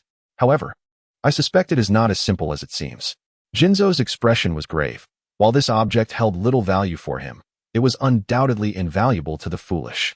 Especially the grass shinobi. These fellows once nearly ruled the world with it. Although it is merely a legend, there lies a semblance of possibility. This time, the treasure was lost and then regained, only to be lost again. Surely they must be going mad. Orochimaru's face revealed a profound interest. Ninja tools once used by the Sage of Six Paths? Capable of fulfilling human wishes? Fascinating. Jinzo took the scroll sealing the box of ultimate bliss from the future and sighed. The crucial matter is not this object, but the grass shinobi who are about to go insane because of it. How should we respond? Shimizu raised a hand, puzzled. Brother Jinzo, did you not use the rain shinobi's items to divert their attention on the way? They might not find us after all. Jinzo nodded. Indeed. They could be misled into engaging with the rain shinobi. Speaking of which, his expression turned enigmatic. However, I wonder if we might leverage this object for something? Orochimaru pondered thoughtfully. Kanzuya furrowed his brow in contemplation. Shimizu was deep in thought. Surprisingly, even the future was lost in contemplation, although she was likely pondering what to have for dinner. Monkey Wujing suddenly suggested, why not trade this box for some benefits? It's of no use to us anyway. As soon as he spoke, both Jinzo and Orochimaru's expressions shifted, their eyes glinting. Orochimaru licked his lips. I can take this box for research. Once we extract its value, we can trade it with the grass shinobi. I believe they will be willing to pay the price. Jinzo smirked, suddenly laughing. Uncle Snake, while your idea is commendable, it is time-consuming and labor-intensive, not maximizing our benefits. Oh, what do you propose? Orochimaru watched him with keen interest. We could use the box as leverage. Infiltrate the grass-hidden village and seize control. We could make ourselves the leaders while gradually studying the box of ultimate bliss, all the while having the ninjas of the grass-hidden village serve us. Orochimaru's eyes sparkled. Overthrowing the rulers to establish a new regime was intriguing to contemplate. Moreover, and most importantly, would that not provide him with ample experimental material? Kanzuya rubbed his forehead. Jinzo, if we cut you open, it would surely be all darkness inside. How did the grass shinobi manage to recruit you? Are you intent on annihilating them? Jinzo shrugged nonchalantly. What's wrong? Did I eat your rice? Just tell me what you think of this plan. Kanzuya remained silent, reluctantly nodding, tacitly agreeing. Shimizu quickly accepted the proposal, expressing his support. I stand with brother Jinzo. Good brother. Jinzo promptly gave a thumbs up and smiled. All right, Since everyone agrees, it's settled. The Future and Wujing exchanged glances, blinking. Did everyone really agree? Hey, Jinzo, you scoundrel. Clarify what you mean by everyone agrees. Did you consult my opinion? The Future immediately placed her hands on her hips and pointed at Jinzo, kicking the table away with a loud thud. Wujing, once again momentarily forgetting that he could speak human language, screeched. Jinzo glanced at the two. So, you do not agree? The Future hesitated. Well, that's not entirely the case. If one is entirely furry, it doesn't count. So now it's everyone agreed. Chapter 51. Delivering ourselves. Though Jinzo's idea was promising, the actual implementation proved to be far from simple. The first concern was how to ensure that the grass-hidden village would uphold their end of the bargain once the trade was completed. If they turned against us, given their numbers, it could indeed be perilous. Coughing lightly, Jinzo turned to Orochimaru. Hee, Uncle Snake. I wonder if your true form could come and oversee matters for a while. Rest assured, I will prepare more experimental materials for you later. Orochimaru smirked ominously, regrettably. I cannot spare the time for that. This matter is for you to handle. With that, he hurriedly departed with the scroll containing the box of ultimate bliss. We are just letting him take it? The Future scratched her head, hesitating. Jinzo waved his hand dismissively. Let him research it. Consider it a reward for his diligent work in providing us with those enhancements. By the way, how many enhanced individuals do we have now? This task had been overseen by Kinzuya and Shimizu, who exchanged a glance before Shimizu spoke. Brother Jinzo, we currently have around 100 enhanced individuals, most of whom are ordinary enhancements, with fewer than 10 being secondary enhancements. Kinzuya added, the secondary enhancers are nearing the strength of ordinary Chunin, but only in terms of combat capability. Their overall abilities, particularly in ninjutsu, are significantly lacking. Additionally, our recruitment efforts have hit a bottleneck. Suitable candidates in the vicinity are becoming scarce. Jinzo pondered. It seems that the local population limits our development. No, Kinzuya corrected seriously. It's not just the population. Our funding has also been severely depleted. The money you saved up is nearly gone. Jinzo was taken aback, then immediately sprang up in shock. What? My money is gone. Kinzuya nodded calmly. There is hardly anything left. We can probably only purchase materials for one more enhancement. What the heck? Have I become a pauper? Jinzo could hardly believe how swiftly his hard-earned money had vanished. Kinzuya produced a ledger. This records everything clearly. The materials for enhancements are not cheap, and some are mixed with Orochimaru's supplies. If we had refused to provide those, perhaps the expenditures would have slowed down. Jinzo rubbed his temples in frustration, waving his hand. No need. Continue supplying him. We are partners now, and some of his experimental results benefit us as well. The others nodded in agreement, not elaborating further. During this period, they had not only been expending resources, the small research results in ninjutsu provided by Orochimaru had greatly benefited them. Money. Where to find it? Jinzo sighed dramatically. Ever since arriving in this world, it seemed to be the first time he was so financially strapped. Damn it. I'll send back the collected intelligence to Konoha and have them replicate some. We can sell it to other factions. Jinzo declared fiercely. Kinzuya and Shimizu furrowed their brows simultaneously. That might not be wise. The information could potentially harm Konoha. We are fine. Jinzo waved his hand vehemently. We can insert some false information into the intelligence and inform the buyers that accuracy is not guaranteed. There will always be those willing to pay. Let us secure the funds first. Of course, we want to include vital intelligence to avoid attracting the attention of significant figures in the village. Kinzuya responded, all right, I will ensure that all sold information is meticulously documented. If someone seeks trouble afterward, we need not fear. Suddenly, an enhanced individual rushed in, breathless. Boss, a multitude of ninjas has arrived in town. Jinzo and the others sprang to their feet, their expressions growing grave. How many? Where are they now? The enhanced individual, panting heavily, clearly rushed back the moment he received the news. He appeared tense. There are about a dozen of them, and they seem to be from the grass-hidden village. They are heading straight for us. The Future had already closed her eyes to sense the situation upon hearing the news, and now she suddenly opened them. They arrived. With a rustle, a dozen or more ninjas appeared in the room, either standing or crouching. Hiss, who are you? Jin Song feigned a fierce demeanor while subtly signaling to his companions. The group from the village of grass quickly tempered their hostility, their faces betraying a hint of apprehension. We are the people of Grass Hidden Village. Are you the leader here? A middle-aged ninja, seemingly the most senior among them, spoke coldly. Jin-sung recoiled slightly, quickly donning a contrite smile. Ah, it turns out to be the esteemed members of Grass Hidden Village. I am truly honored. May I inquire what brings you to our humble abode? Observing Jin-sung's cautious demeanor, the Grass Hidden ninjas regarded him with disdain, while the middle-aged ninja displayed a satisfied expression. You all seem rather young and are ninjas. I wonder where you hail from? Please, esteemed sir, have a seat. Someone, fetch tea for our distinguished guests. It's truly disheartening to see such a lack of insight, Jin-sung said, adopting a sycophantic tone. To be candid, we are all orphans of war from various regions. The exact origins escape us, but we met while wandering and banded together for warmth.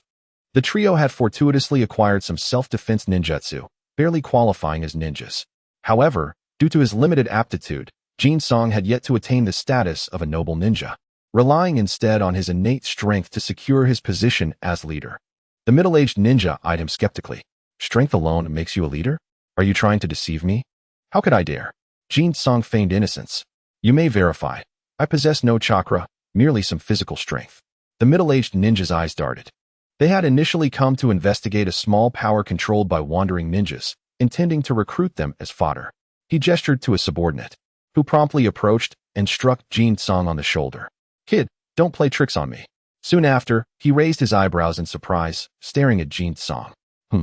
This boy truly lacks chakra. The middle-aged ninja relaxed internally and waved his hand impatiently. Enough, our time is limited. Young ones, you are fortunate. I am offering you the chance to join the great Grass Hidden Village. Jin-sung and his companions felt a rush of excitement, concealing their joy beneath calm exteriors. Really? Thank you, esteemed sir.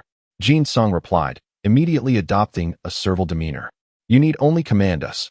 We shall face any challenge without hesitation. He pounded his chest with a resounding thud, the force of which caused the middle-aged ninja to furrow his brow, gaining some understanding of Jin-sung's innate strength. You've done well, kid. If you cooperate with us to retrieve the lost treasures, I shall ensure your admission into Grass Hidden Village, which is far safer than here. The middle-aged ninja smiled, beginning to weave a grand vision. Jin-sung swore oaths of loyalty, nearly signing his life away. The middle-aged ninja appeared satisfied. Soon, Jin-sung's modified followers were summoned.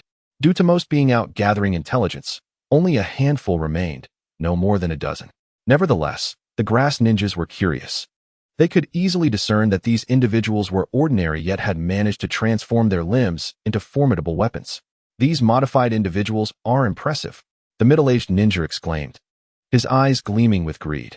Jin-sung, seizing the opportunity, flattered, this is merely a beginning. Once we reach Grass Hidden Village, I shall provide you with even more modified individuals to bolster your prestige. Excellent. You are indeed astute. The middle-aged ninja's demeanor softened. Remember my name. I am Ninjutsu-So, one of the advisors of Grass Hidden Village. From now on, you shall serve me well, and you will not be deprived of rewards. Jin-sung hurriedly showered him with praise, prompting a roll of eyes from his companion, Future. Ugh, this scoundrel is quite the actor, originally intending to recruit mere fodder. Ninjutsu-So reconsidered. The ability to create modified individuals equivalent to lower ninjas significantly increased Jin-sung's value, and he was unwilling to squander it. Jin-sung and his companions promptly introduced themselves, effectively registering as part of Ninjutsu-So's faction. Internally, Jin-sung reveled in his cleverness as he gathered his followers and set off. As they progressed, the path began to feel eerily familiar. Jishui, stealthily approaching, whispered, "Brother, this is the route to the Rain Hidden Village's stronghold. We have traveled this way before." Jin-sung realized why it felt so familiar, and a cunning smile crept across his face, knowing his schemes were bearing fruit. His mind raced with various strategies, and he glanced at Future, signaling with his hand.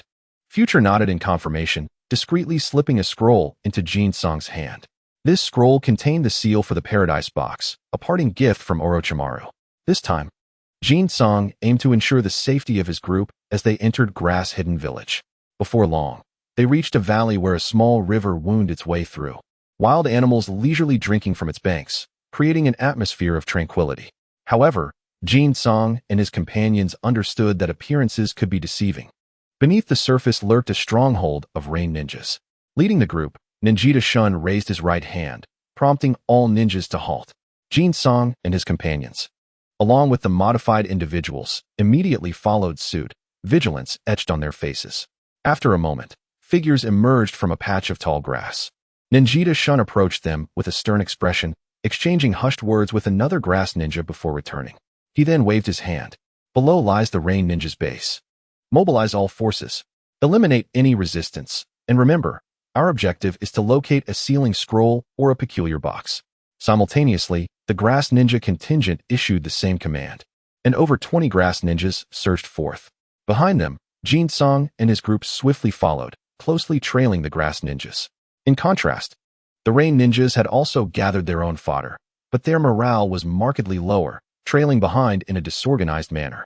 This stark contrast elevated Jutsu and his companion's status. Much to Ninjutsu's satisfaction, the grass ninjas charged forward with great speed, but instead of recklessly attacking, they waited for the fodder to catch up before cautiously advancing from the rear. Jutsu cursed under his breath, but reluctantly led his modified individuals forward. Suddenly, chaos erupted.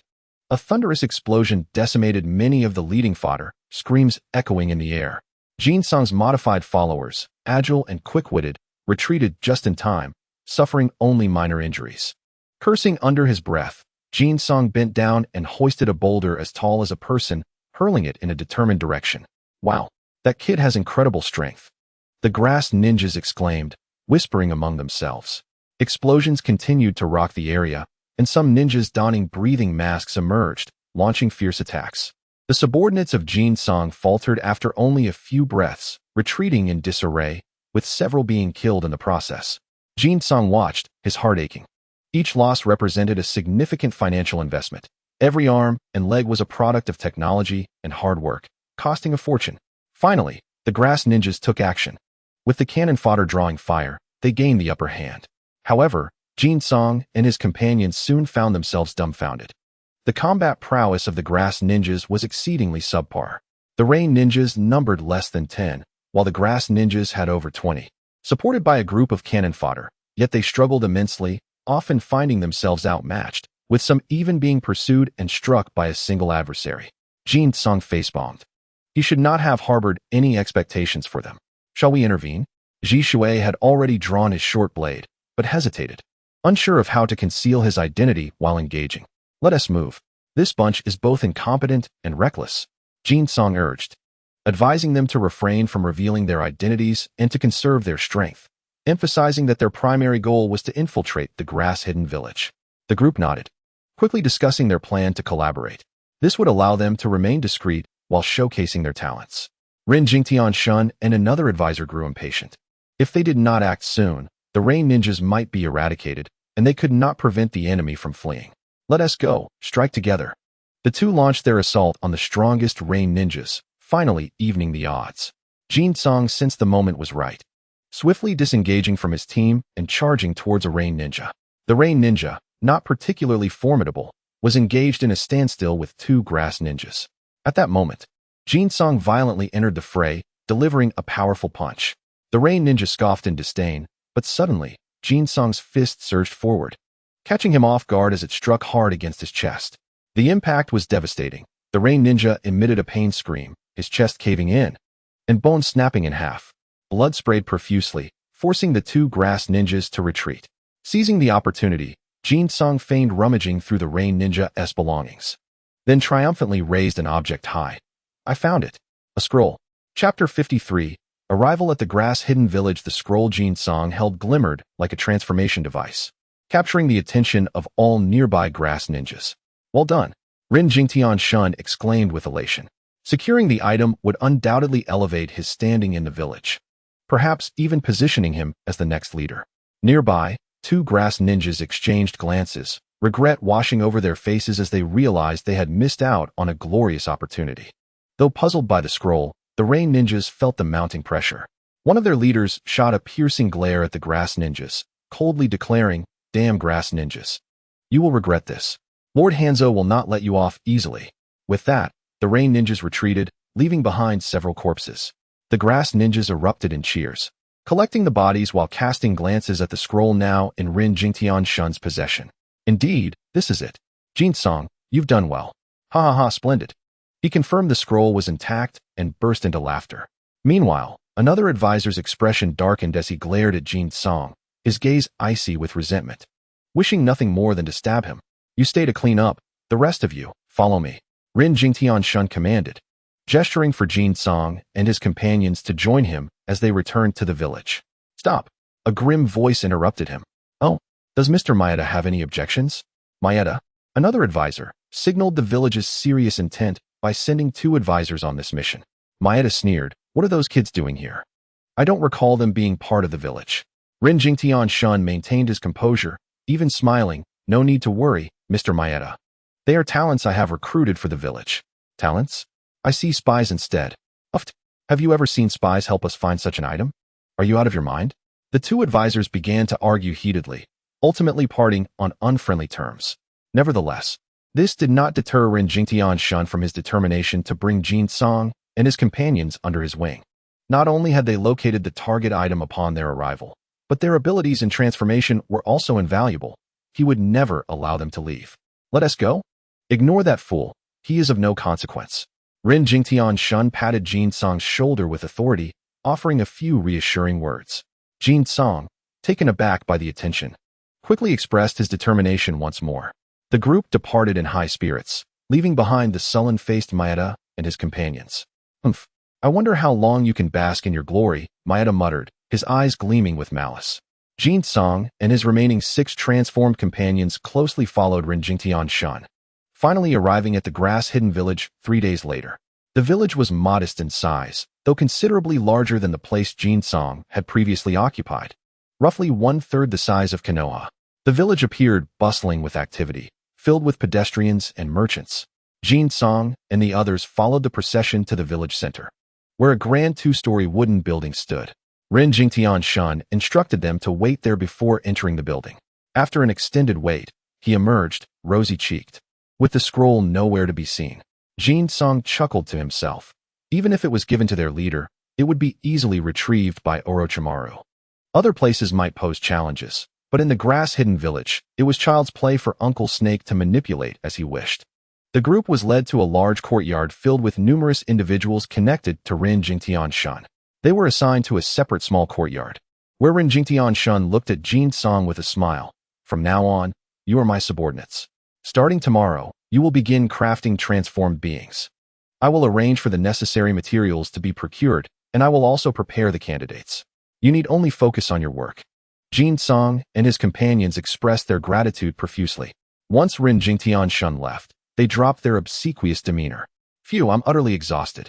Well muttered. Jin Song, don't call me for such things again. I can't handle it.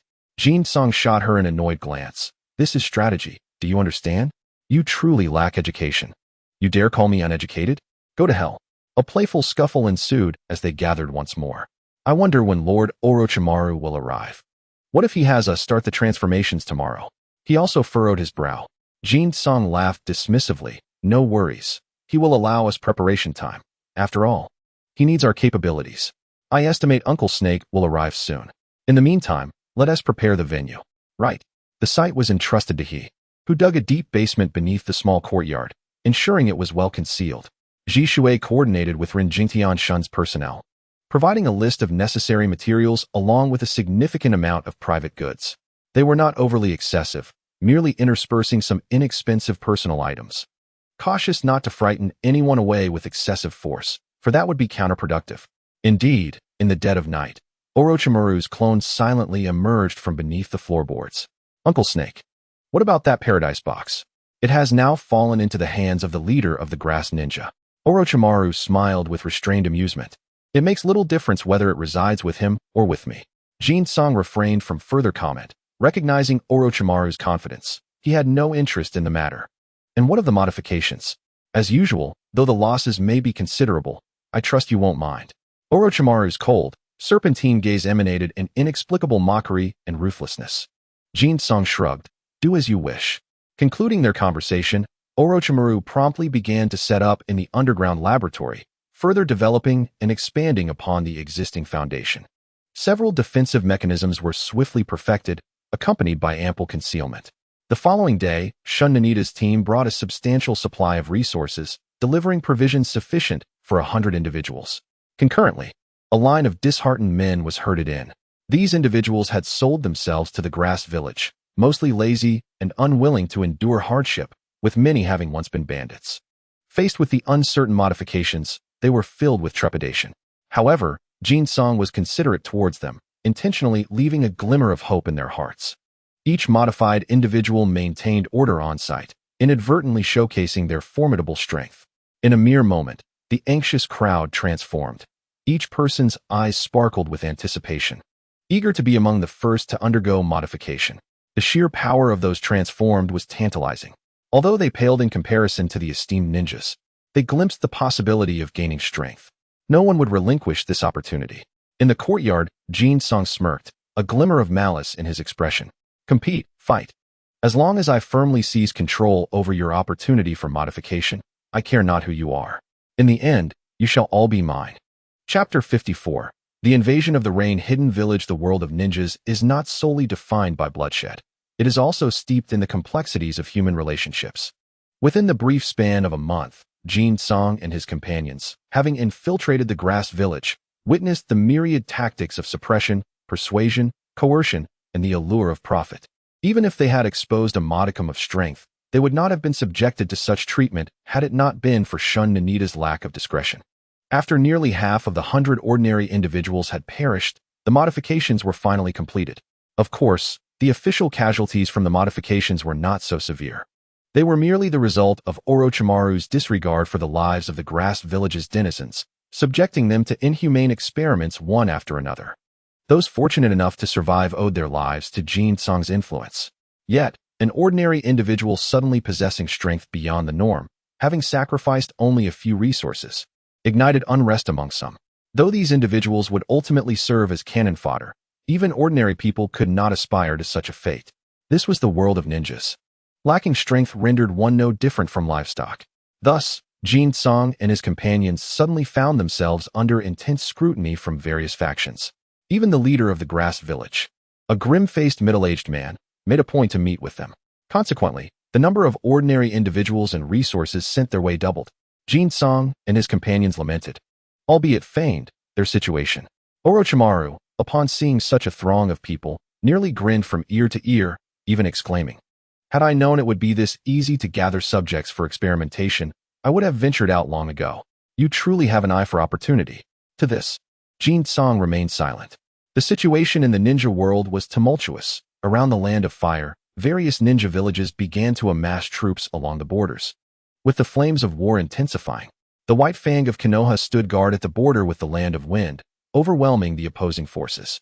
Meanwhile, Minato Namikaze led Konoha's ninjas in a fervent campaign at the borders of the Land of Lightning, clashing violently with the brothers of the Cloud Village, effectively earning the moniker of the Yellow Flash.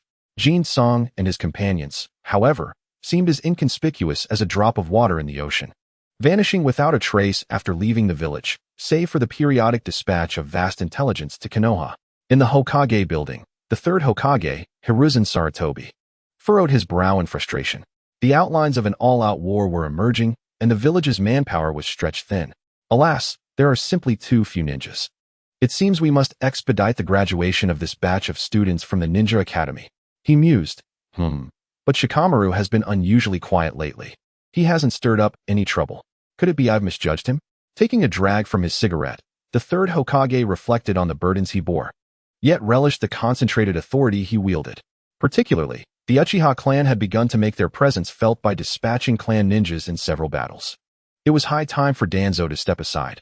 While some of his ideologies held merit, neglecting a powerful clan like the Uchiha was, as Jin-song would put it, quite insane. For the first time, he felt that the young man had accomplished something commendable. Yet, a good friend is still a friend. He could not treat Danzo with the same disdain reserved for enemies. Let nature take its course. Knock, knock. The sudden sound of a door being rapped upon prompted the third Hokage to sit up straighter, adopting the dignified demeanor of the Hokage as he declared, "Come in." The visitor was an intelligence officer, who, after greeting the third Hokage, immediately adopted a grave expression. "Hokage-sama, the rock-hidden village has mobilized a force of 3,000 ninjas to gather at the border." The third Hokage paused mid-drag, his expression growing serious. Those rock ninjas certainly know how to choose their moments. How is Tsunade faring? Never mind, let Orochimaru handle it. He had initially intended for Tsunade to oversee the rock direction, but considering her current state, he was compelled to amend his decision. But Lord Orochimaru, do not worry. With Jiraiya present, there will be no complications. I shall dispatch Mito Minyan to provide support. Understood. Orochimaru, who had only just settled down, was once again compelled to embark on a journey. Simultaneously, the last batch of Konoha ninjas was dispatched. Even the 2 remaining advisors found themselves sent to the front lines. The urgency of Konoha's situation was palpable. As the New Year bells tolled, Jin-sang's acquaintances, including Senju Ibiki, Obito, and Noara Rin, graduated early from the Ninja Academy.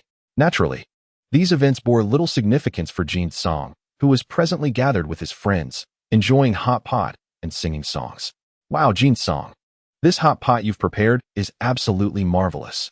Future exclaimed, his mouth stuffed with slices of meat, waving his hands in excitement.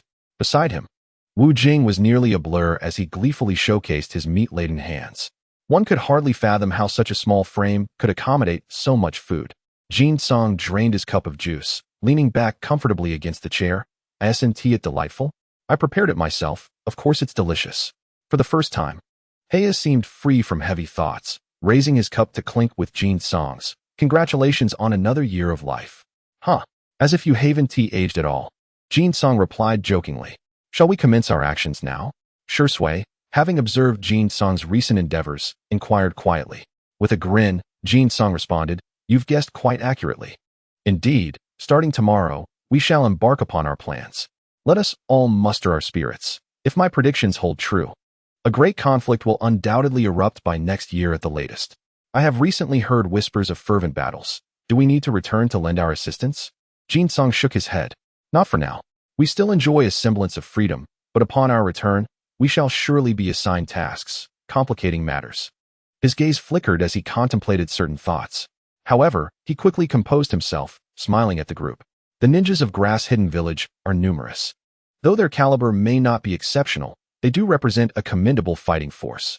It would be a pity not to seize the opportunity to recruit some. The group engaged in conversation while dining, dispersing only in the late hours of the night. The following day, a piece of news reached Jin-sang's ears, who had risen early. What? We are to intensify the modification efforts? Jin-sang looked at the young ninja before him. This individual was sent by Ren Jingtian to liaise with them. As a significant figure in the village, he certainly could not attend to every matter personally. Maintaining a certain level of prestige was essential. Indeed, the esteemed advisor has stated that this command comes directly from the leader.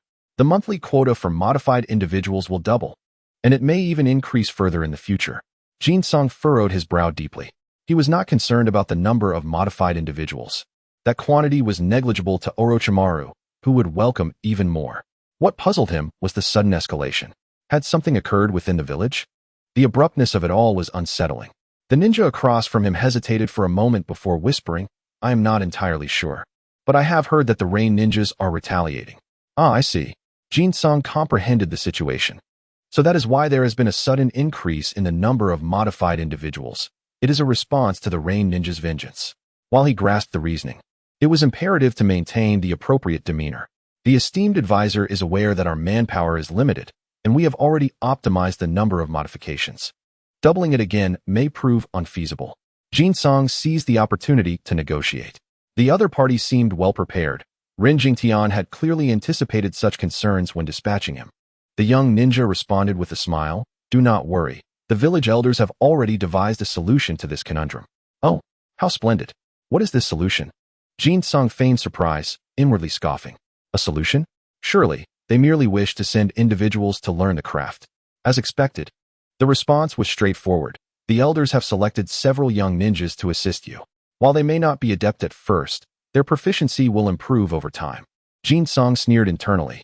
So, they still desire to acquire the techniques of modification. How naive. Ah, that might be a tad inappropriate.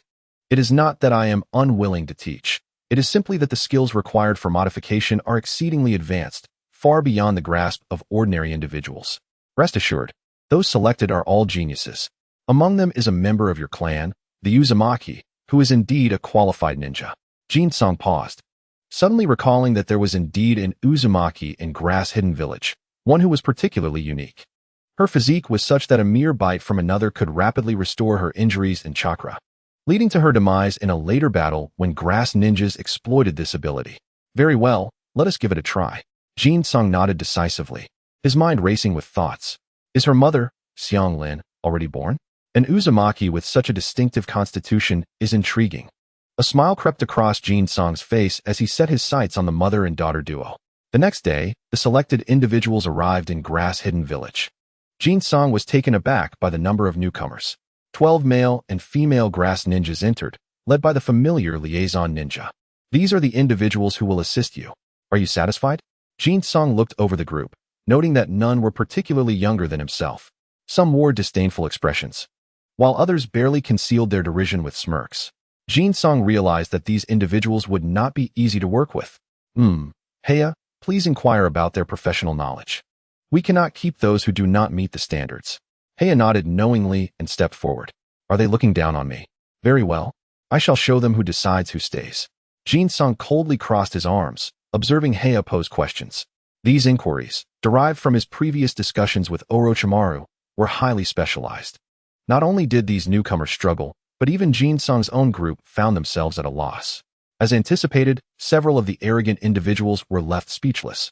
Eventually, with Jin-sung's subtle cues, only 4 out of the 12 remained.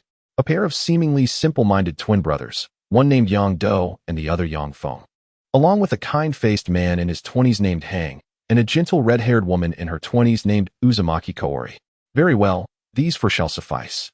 The rest are unfit, and keeping them would only burden us. Jin-sung declared firmly. Did you really dismiss so many? The liaison ninja wore a pained expression. Brother, this makes my task exceedingly difficult. It is not my intention to make it hard for you. They are simply not suitable. Retaining them would require additional effort on our part to teach them, jeopardizing the modification work. Who would bear the responsibility for that? With this statement, the liaison could not refute his logic and could only nod in resignation. Very well, I shall consult with the elders. I will take these individuals away for now. As they departed, several of the dismissed individuals shot hateful glances at Jin-sung. They had invested considerable effort to attain this position, and now their hopes of mastering the modification techniques had been dashed. Will this not offend them? Heya asked, frowning. Jin-sung dismissed the concern with a cold smile. They are merely a troupe of clowns. We need not concern ourselves with them. Turning his attention to the remaining 4, he beamed warmly. Welcome, our new partners. Let us take a moment to get acquainted. Through introductions, the twin brothers revealed their names. Yang Do was the elder brother, and Yang Feng was the younger. Both appeared rather simple and taciturn. The bespectacled man, Hang, exuded a perpetually warm smile, which led Jin-sung to suspect he might be a cunning character. Lastly, Uzumaki Kaori, the gentle woman, seemed preoccupied, often lost in thought, and appeared to be nursing an injury, as her arm trembled slightly from time to time. Jin-sung scrutinized them discreetly and then cheerfully announced, now that we are all acquainted, we shall commence our collaboration starting tomorrow. Thus, I grant you today to prepare. Please move here by tomorrow. We must relocate? Will we be provided meals? Yang Do asked, momentarily taken aback. Hang smiled. Due to the highly confidential nature of the modification work, we cannot frequently leave. It is a necessity. Isn't that right, Luffy? Jin-sung was momentarily stunned before realizing that he was being addressed, and he quickly nodded, giving a thumbs up. Brother Hang sees things clearly. After you learn it, remember to keep it confidential. Otherwise, who knows how many will covet it. Hang smiled, nodding in agreement, causing Jin-sung to almost throw a punch at him. Are you coming to stay? Vortex Hualin frowned, hesitating slightly. If I am to stay, I must obtain approval first, she said apologetically, glancing at Jin-sung. When Hualin appeared, the future rushed over, displaying a close bond with this rare encounter of kin. Upon hearing the conversation, he was momentarily taken aback. Is there an application process? Aren't they all exempt from that? Why does Sister Hualin have to go through so much trouble? Hualin gently patted the future's head, causing his eyes to squint with comfort, resembling a sleepy little kitten. Sometimes, future, not inheriting a special physique, can be a blessing. Jin-sung narrowed his eyes, already aware of the situation. Indeed, with her unique physique, it was only natural that she would not be tied to the village. Chapter 56. Defeating the Rain Ninja invaders after extensive negotiations. Coupled with the fact that Vortex Hualin would not leave the village, she finally moved into the courtyard of Jin-sung and the others under the surveillance of the grass ninja Zumbu. In the underground research facility, Orochimaru's clone had created a small independent transformation room, taking on Jin Song's appearance to begin the transformation process with 4 newcomers. On the first day, everyone except Hang ended up vomiting. The gruesome scene of treating human bodies like puppets was unbearable for them. It was not until one transformed individual successfully completed the process that they stumbled out, dazed.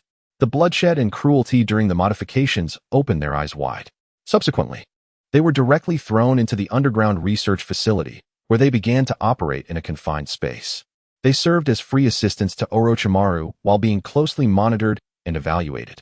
2 months later, in Jin Song's room, everyone was present, including the long-absent Orochimaru. This time, it was the real person, not a clone. He had used summoning techniques to bring him over. I must say, he has become something of a transit station. Having contracted with Kakashi, Orochimaru, Shursui, and Jin Song, 4 individuals with the most known summoning beasts. Orochimaru, have those individuals revealed anything? Jin Song asked, grinning. Orochimaru, familiar with his demeanor, did not even blink, his voice dark and grave. Those twin brothers possess exceptional talent, but it lies solely in combat. I plan to implant my new research curse mark on them. You have no objections, do you? Do as you wish, Jin Song replied nonchalantly, pressing further. What about the other 2? The other 2 are somewhat unique. That fellow named Hang has impressive strength. He should be a spy from another village with unclear motives. Orochimaru then licked his lips, revealing an expression of intense interest as he looked at Jin Song. The other one is the most special. I don't know how you stumbled upon such fortune, but she possesses the unique physique of the Vortex clan. She is immensely valuable for research. The future shot a disgruntled glance at Orochimaru, seemingly displeased with his words. Jin Song filled Orochimaru's teacup, smiling. Uncle Snake, the others are inconsequential. But you must not harm that woman. Of course, some experiments can be conducted with her cooperation, but her life must not be endangered. Orochimaru paused, his hand holding the teacup faltering. Oh, are you ordering me? His gaze turned dangerously enigmatic. Damn it, what a lunatic. Jin Song cursed inwardly, then with a swift motion, he kicked the table away, glaring fiercely at Orochimaru. Orochimaru, I've tolerated you for far too long. Come on, let's duel. The sudden commotion startled those around them. However, they quickly reacted. The future was the first to jump up, eager for the chance to confront Orochimaru, while he also assumed a defensive posture, looking pained. Shursui activated his double Tomo Sharingan. Orochimaru was taken aback. Are you out of your mind? I was merely threatening you, and you're taking it seriously? You reap all the benefits while we work for you for free, providing cover and experimental materials, and you act so high and mighty. Let me tell you, I'm done. Jin Song shouted angrily. Come on, duel. Today we part ways. From now on, let us not seek each other out again. Our collaboration is over. Orochimaru's expression darkened. He realized that this young man had a point. The continuous stream of experimental materials coming to him in the safe environment were invaluable. He hardly had to manage anything aside from research, thanks to Jin Song and the others. Cough, cough. Jin Song-kun, do not be impulsive. I merely find that woman highly valuable for experimentation. Rest assured, I will not harm her life. Orochimaru demonstrated his adaptability, swiftly lowering his demeanor before a junior, which alarmed Jin Song. In an instant, Jin Song, who had been seething moments earlier, sat back down, grinning. Oh, Uncle Snake, I was just joking with you. The abrupt change of expression left even Orochimaru slightly bewildered, not to mention the future and others. Orochimaru paused, a sinister smile creeping onto his face. Hee, Jin Song-kun. I believe our collaboration still holds many benefits, wouldn't you agree? As he directed his clone to retrieve the table, Jin Song nodded affirmatively, stating with conviction, of course. Uncle Snake, our cooperation is mutually beneficial. Do you really think you can continue collaborating with Danzo? You wouldn't even know when he might betray you. By the way, what about the third Hokage? Do you really think he is unaware of your dealings with Danzo? If Danzo hadn't suddenly fled, do you think he wouldn't use that as an excuse to strip you of your position when selecting the next Hokage? Jin Song spoke casually, as if engaged in small talk, but his words made Orochimaru's gaze flicker. Next, I will leave a shadow clone to oversee the experiments. If you need anything, just communicate with my clone. I have some matters to attend to, so I shall take my leave. Orochimaru, looking unusually flustered, stood up and departed hastily. Jin Song, with an inscrutable expression, took a sip from his teacup after Orochimaru left. Jin Song, you must save Sister Hualin. She is too pitiful. The future's eyes had inexplicably turned red. I accidentally discovered that her body is covered in bite marks, almost all over her body. I can't bear to imagine what those damned grass ninjas did to her. Jin-sang's expression also darkened. It's all for survival. Compared to her, you are far more fortunate. As a member of the Vortex clan, although the future lacked that special physique, had it not been for the fortunate encounter with Xuan Mao, his fate would not have been much better. Just like Hualin, had there been no intervention, she would meet the same grim end as depicted in the original story, leaving behind a daughter to inherit her misfortunes. Rest assured, I will find a way to protect Hualin. After saying this, Jin-sang gave Shui a knowing glance. And Shui immediately understood, vanishing in an instant. In the central building of the grass-hidden village, the leader's office. Damn those rain ninjas. How dare they brazenly invade the land of grass. The advisor whom Jin-sang had met previously wore a grim expression, angrily cursing. The leader of the grass ninjas frowned deeply, placing a report down and looking up at the high-ranking grass ninjas kneeling below him, which included 3 advisors and several commanders of ninja squads. How many modified individuals do we have now? The chief officer, Renita Shun, immediately responded, Leader, we currently have over 500 modified individuals. We have increased the modification speed from 200 to 400 per batch. Although the losses will also rise, we should still manage to secure at least 200 modified individuals each time. A faint smile appeared on the face of the grass-hidden village leader, who nodded in approval. Well done, Consultant Renita. With these modified individuals, we will possess sufficient ground strength and should not be at a significant disadvantage against the rain-hidden village. I command. The grass-hidden leader suddenly became serious and spoke sternly. Everyone straightened their posture, their faces grave. Form the grass-hidden village ninja squad. We depart for the border tomorrow, and we must drive back those despicable invaders from the rain-hidden village. Chapter 57. An ambush on the road. The sudden outbreak of a counterattack the next day. All 500 modified individuals from the grass-hidden village were mobilized, serving as the vanguard, essentially cannon fodder. Behind them was a contingent of 500 grass-hidden ninjas led by 2 advisors. The grass-hidden village had a limited number of ninjas, and now they were sending out nearly half. However, based on observations from Jinzo and others, this was certainly not the actual number of ninjas in the grass-hidden village. It likely did not include certain departments, such as the Umbu. If all were accounted for, Jinzo estimated that the grass-hidden village had approximately 2,000 to 3,000 personnel. Nonetheless, this was not his primary concern. With supplies and ordinary individuals for modification in place, a new batch of 400 was consumed by Orochimaru's research facility, leaving no trace. In the basement, Jinzo and the others had relocated there to conceal themselves. Jinzo continued his daily struggle with the chakra generator, shaking the machine until sparks flew, all for a meager supply of chakra. Besides operating the machine, he also engaged in extensive physical training, practicing techniques from various villages he knew. In contrast, the others adhered more closely to the traditional training of ninjas. Every day, they would diligently practice sensory ninjutsu, specifically the Uzumaki clan's Kagura Shingon, honing their abilities while observing their surroundings. In their free time, they would also refine their sealing techniques. However, most of the time was spent with Mujun, pondering what to eat. As for Heya, apart from the necessary ninjutsu training, she would read extensively, immersing herself in a variety of literature, regardless of its practicality. Shui was the most diligent among them, spending every day either training or on the path to training. However, they could all utilize shadow clones, making any task significantly more efficient. The modifications were delayed for an additional month, and at Jinzo's request, it was extended a few more days. When more than 200 modified individuals finally emerged from the underground passage, Renita Shun, who had been anxiously waiting outside, let out a sigh of relief. Thank goodness you are finally out. I was about to come in and find you. Sir, what happened? Jinzo asked, a puzzled expression on his face. Renita sighed, a grim look on his face. The situation at the front is not favorable. We've lost more than half the cannon fodder, and even the ninja squad has encountered setbacks. The leader has decided to personally lead a team for support. Oh, is the rain-hidden village that troublesome? The leader is going to support? Jinzo feigned shock. Renita patted Jinzo's shoulder, speaking meaningfully. You all should prepare. The leader plans to take you to the front lines. Do we really need to go to the front lines? Jinzo was genuinely taken aback. Had the grass-hidden leader lost his mind? Your skills are highly valued by the leader. He intends to take you to the front lines to replenish troops on site. Prepare yourselves. With that, he left with a peculiar look in his eyes. Jinzo shook his head, puzzled by the old man's intentions. Why the cryptic demeanor? If we are to go, then let us just go. Before he could ponder further, the leader's command arrived. Not only was Jinzo to go, but all 4 apprentices were to accompany him as well. What is going on? Heya asked, noticing the ninja delivering the order leaving.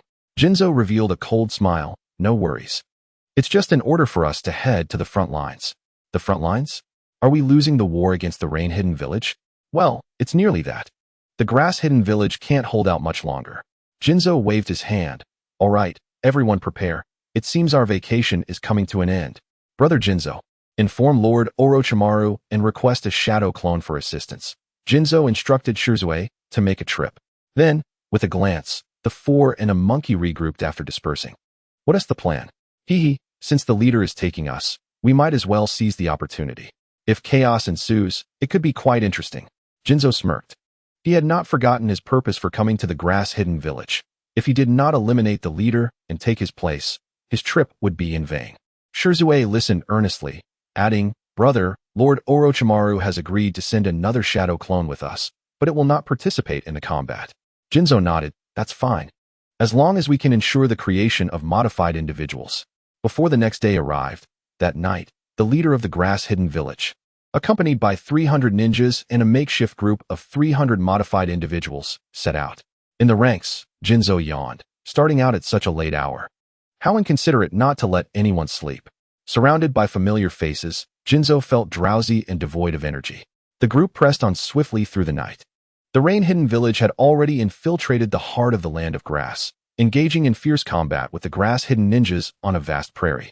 As Jinzo and the reinforcements covered half the distance, just before dawn, dark clouds suddenly gathered overhead. Pitter-patter. In the next moment, raindrops began to fall. The grass-hidden leader looked up at the sky, cursing his luck. Relay the order, increase the pace, and we will temporarily rest in the forest ahead. An Umbu member immediately appeared behind him. Understood. The command quickly spread throughout the entire unit. In the center of the formation, Jinzo and the other technical personnel received preferential treatment, at least not needing to guard against attacks from the surroundings. However, at the very first drop of rain, Jinzo's eyes shifted. Though he could not practice chakra or ninjutsu, his heightened senses far surpassed those of ordinary individuals. Thus, he sensed something others could not. Killing intent. Jinzo frowned, speaking in a low tone. What? The others immediately tensed up, preparing themselves. Hikari was discreetly pulled close by Mirai. At the same time, she exchanged glances with Yuto and Yofu. Even Haku, unable to discern friend from foe, was alerted. The 8 individuals, 1 monkey, instantly became vigilant, their eyes carefully scanning their surroundings. As the squad entered a small forest, an unexpected turn of events unfolded. Whoosh! Countless shurikens suddenly flew in from all directions, enveloping the grass-hidden ninjas like a dense web. The grass-hidden leader's expression changed dramatically, furious. Guard yourselves, we have enemies. By this point, it was unnecessary for him to remind anyone. Others had already noticed. The barrage of shurikens fell like a rainstorm, accompanied by the downpour. Clang, clang. The grass-hidden ninjas employed their skills to evade or deflect the attacks. Yet, in the sudden chaos, some casualties were still inevitable. The forest was engulfed by the mournful wails and the acrid scent of blood. The leader of the grass-hidden village, having completed his hand signs, unleashed a torrent of water from his mouth. Water release, great waterfall technique. Boom. The force of the waterfall, combined with countless waves, swept through the entire forest. Though the grass-hidden village was weak, as the leader of a ninja village, this strike stirred up splashes of blood and cries of anguish amidst the waves. Chapter 58.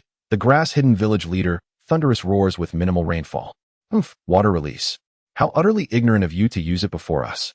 A derisive voice echoed through the forest, followed by a sudden eruption of a water dragon from the still surface. Water release, water dragon bullet. Water release, water dragon barrage. Boom, boom, boom. The water cannons ravaged the ground, causing significant losses to the modified beings shielding the ninjas. The grass ninjas were nearly driven to fury. They had rushed to provide support, only to be caught off guard midway. The most infuriating part was that it happened in their own territory. Damn it. Those Rain Village scum. The grass ninja leader's face darkened, and he waved his hand fiercely. Everyone, attack. Their numbers are few. We shall eliminate them here. Whoosh, whoosh, whoosh. In an instant, dozens of figures darted into the forest.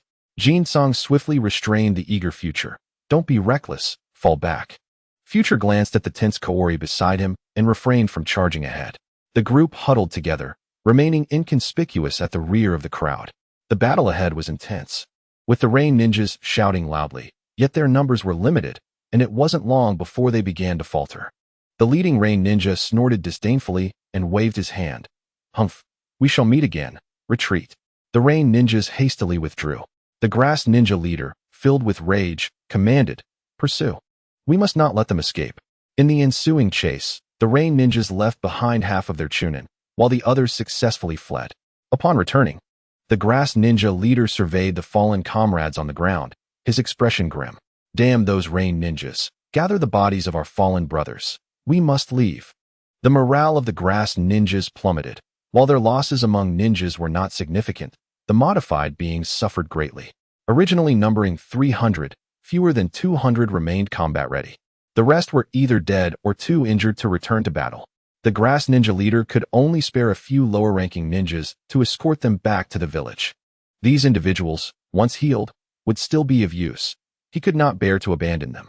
Thus, they returned to the front line unscathed.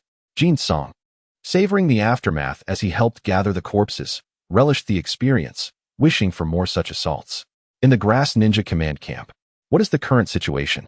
The grass ninja leader's face was stormy, the low pressure causing unease among all present, save for two advisors. Leader, our battle with the rain ninjas has reached a stalemate. But with this new batch of reinforcements, we can certainly drive them out, one advisor stated solemnly. The leader frowned. The rain ninjas should not be this weak. We must be wary of their treacherous tactics. At that moment, another advisor chuckled. Leader, there is no need for concern. We have just received news that the rain ninjas cannot deploy more forces. Oh, the leader looked surprised. The rain ninjas are at war with Konoha? Ha ha ha, not Konoha. But it is indeed related. The leader recalled Danzo, the rogue ninja from Konoha, the head of Root. That's him. The advisor confirmed. A smirk on his face. That fellow is a notorious schemer. We thought he would lay low after defecting from Konoha, but unexpectedly, he allied with Hanzo of the Salamander to strike at another faction in the Land of Rain. The Rain village is currently preoccupied with internal strife and cannot spare more troops.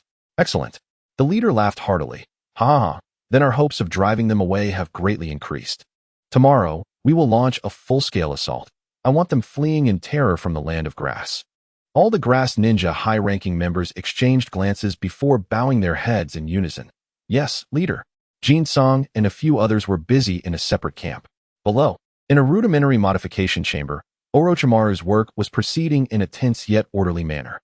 The ordinary individuals being modified were anxious, while Orochimaru operated like a soulless assembly line worker, completing modifications with only a glance from the corner of his eye. Next, I say, Uncle Snake, your speed is too rapid. Please slow down. Jin Song entered from the doorway, complaining. If those grass ninjas see that he can work even faster, they would surely drive him mad. Orochimaru shot him a glance, displeased. You are wasting my time. I agreed to modify these worthless beings for research. I won't waste my efforts on such trivial tasks if there's no research to be done. Hee. Jin Song smiled broadly. Uncle Snake, just endure a little longer. I promise to let you return to your experiments soon. Orochimaru snorted and resumed his assembly line work. Jin Song awkwardly exited. Oh. Lacking core technology means being at the mercy of others. He sighed, realizing he must truly cultivate his own people. The next day, the Grass Ninja forces launched a sudden full-scale attack, catching the Rain Ninjas off guard and forcing them into retreat. The remaining 300 modified beings led the charge, each one recklessly pushing forward, their eyes blazing red. The leader had promised them that those who survived the defeat of the Rain Ninjas would become official lower-ranking ninjas of the Grass-Hidden Village, and even those who perished would have a chance to have a descendant chosen for further modification. This drove them into a frenzy. An opportunity to change their status compelled them to fight with all their might. On the hillside, Jin Song observed the scene, intrigued.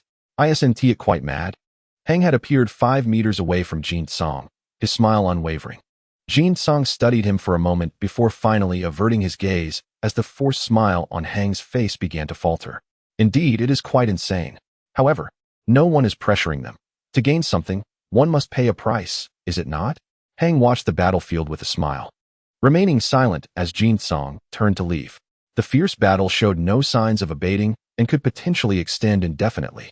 It was wise for him to remain discreet while observing Orochimaru's creation of modified beings. Indeed, the fighting persisted for several days. Yet the Rain Ninjas were unable to launch a counterattack. Their initial invasion had been hasty, and coupled with their dwindling strength, their ability to endure this long was primarily due to their superiority over the Grass Ninjas. A week later, the Rain Ninjas were pushed to the borders of the Land of Grass. The Grass Ninja leader suddenly sent someone to find Jin-song and the others. What? Leave? Haven't we just arrived? Jin-song feigned ignorance. The Grass Umbu's tone was icy. This is the leader's order. You need only comply. With that, he disappeared without waiting for Jin-song's response. Jin-song pouted, instructing his companions to pack their belongings. If we must go, then so be it. I had anticipated a grand battle, yet the leader intervened before I could even make an appearance. Damn it, the cowardly turtle. Should we eliminate him halfway? Chapter 59, Betrayal. Turning against them, let them perish. Jin-song was confident that he could eliminate the leader of the Grass Ninja halfway through their journey. But the crucial question remained: how to extricate himself from the aftermath. Before he could ponder further, the leader of the Grass Ninja set off with 7 members of the Dark Division, while the front lines were still engaged in battle. This leader had the audacity to return to the village. Jin-song cursed under his breath, infuriated by the man's audacity. The journey unfolded under a clear sky, with the gentle breeze causing the grasslands to undulate beautifully. Suddenly, a flash of light cut through the air behind the Grass Ninja leader. A scream pierced the tranquility as he leapt forward, hurling shurikens backward in retaliation. The sound of metal clashing rang out as all the shurikens were knocked away. At that moment, he finally saw his assailant. Shock and fury etched across his face. Wu-wei, have you lost your mind? One of the Dark Division members, who had been following him, slowly removed his mask, revealing a handsome yet emotionless face. It's futile, leader, you are no match for me. Are you intending to betray me, Wu-wei? The leader was both alarmed and enraged, realizing that his most trusted captain had turned against him. Wu-wei coldly regarded him. I apologize, leader, but had you not carried that item with you at all times, I might not have felt compelled to act so swiftly. The unexpected turn of events left Jin-song and his companions wide-eyed. Incredible. A dramatic betrayal. Jin-song's eyes sparkled with excitement, akin to someone preparing to enjoy a theatrical performance. In an instant, 6 figures surrounded them, sealing off all the escape routes, encircling Jin-song and the leader alike. Wu-wei glanced at Jin-song and his group, his expression icy. Stay put. Otherwise, you shall meet your demise. Jin-song quickly cleared his throat. Please continue. We are of no concern. Wu-wei frowned, sensing an unsettling feeling in his heart as the group showed no sign of fear. Yet, he dismissed the thought. They were merely a group he was familiar with, possessing only a modicum of modification technology. He had no qualms about eliminating them if they proved disobedient. The leader glared at Jin-song, his face darkening as blood seeped through the gaps in his fingers, clutching his left arm. Wu Yue's earlier strike had severed half of his arm, injuring him to the bone, rendering it unusable for the foreseeable future. He scowled, surveying the surrounding Dark Division members, particularly pausing on the 6 who were tasked with sealing off the perimeter. What benefits did Wu-wei offer you? How could you all betray me? The Dark Division members remained silent, their gazes evasive, none daring to meet his eyes. The leader, filled with rage, turned to Wu-wei. What do you intend to achieve? What do you think, my esteemed leader? Damn it, I knew it. You covet the Elysium box, don't you? The leader scoffed. You might as well stop dreaming. You lack the ability to unlock the Elysium box, and the treasures within will elude you. Wu-wei's expression shifted. It seems the Elysium box conceals further secrets. I appreciate your revelation, leader. In a heartbeat, Wu-wei vanished, appearing behind the leader with a flaming sword materializing in his right hand. Fire release, heavenly prison fire sword. The leader's expression soured. As his Dark Division member, he was well aware of the technique's potency. Just as the fire sword was about to pierce him, he executed a substitution technique, leaving only a wooden stump in its place. The stump ignited instantly, but unlike typical flames, this fire blazed from within, scorching the air with such intensity that it warped the very atmosphere around it. Damn it! Water release, water surge. The clash of water and fire commenced. The leader unleashed an array of water techniques that encompassed nearly all villages in the ninja world, executing them flawlessly without repetition. In contrast, Wu-wei relied on his singular fire technique, yet its power dwarfed that of the leader's water techniques by a significant margin. The 6 Dark Division members stood on high alert, witnessing Wu Wei's relentless assault. As he struggled to break through, 2 of the members rushed forward to assist. The Grass Ninja leader, a formidable figure in the land of grass, found himself overwhelmed and ultimately slain by his own guards. As Wu Wei drove the fire sword into the leader's chest, flames erupted from within him, consuming him in an inferno. The leader howled in rage, but it was in vain. His vengeful gaze swept over Wu Wei and all the Dark Division members, including Jin Song and his companions. I curse you all to a fate worse than death. In the next moment, he was reduced to ashes. Wu Wei exhaled, nodding towards his 2 companions. Dealing with the leader had drained him significantly. The Elysium box is within our grasp. Let us retreat. What about those guys? One Dark Division member gestured towards Jin Song and the others, who had been spectating. Wu Wei's eyes flashed with ruthless intent. There's no time to escort them. Eliminate them all. Hey, how can you say that? Jin Song protested, leaping up and pointing an accusatory finger at him. I've been sitting here watching the show, and you think you can just dispose of us? Wu Wei paid him no mind, waving his hand to signal the Dark Division members. They understood the command and rushed towards Jin Song and his companions. Initially, they believed these youngsters were merely skilled in modification technology and could be easily dealt with. However, once they engaged, they realized how gravely mistaken they had been. A dull thud echoed as one Dark Division member was nearly folded in half, crashing to the ground with a speed that was double that of his approach. If that was not enough, he had folded backward, his back pressed against his legs. Unbelievable. Wu Wei's heart sank. Of the 6 Dark Division members, only 2 remained near him. 4 ordinary members had fallen in an instant. One was dispatched with a single blow, meeting a gruesome fate. Another was ensnared by dual seals that rendered his limbs immobile, writhing helplessly like a pupa, only to be pierced by a small figure wielding a blade. The last one was momentarily halted by an earth technique before a smiling man seized his throat, and in the next instant, he was torn in half by 2 others. The remaining Dark Division member stood, aghast, his eyes wide with shock as a chill swept through him. He trembled violently, turning to flee. You think you can escape? A voice echoed, followed by a fierce gust that bore down upon him, reminding him of his recently slain comrade. Captain, save me. Fire release, great fire prison. A net of flames cascaded down from above, enveloping Jin Song. Should he pursue the fleeing Dark Division member, he would find himself ensnared in the fiery trap. If he retreated, he would allow his foe to escape.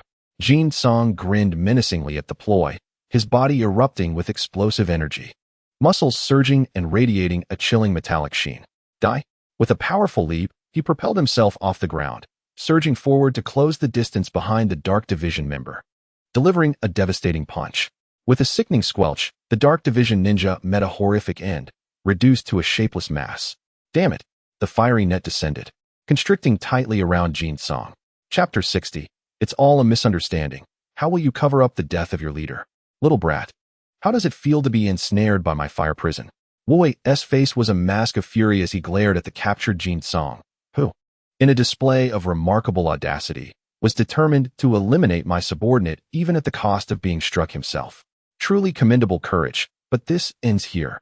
With a swift motion, he summoned the fire escape heavenly prison fire sword into his grasp and advanced toward Jin Song. Not exactly a pleasant experience, is it? Though perhaps it serves well for warmth in winter, Jin Song scoffed, disregarding the flaming net engulfing him as he began to tear at it. Huh, you think you can escape my heavenly prison of inferno, you little brat? How naive. Wu Wei sneered. His heavenly prison was formidable, once ensnared. Even an elite shinobi had no hope of escape, destined to be at the mercy of his captor. A mere child, despite providing unexpected surprises, remained just a child. Raising the fire sword, he prepared to strike.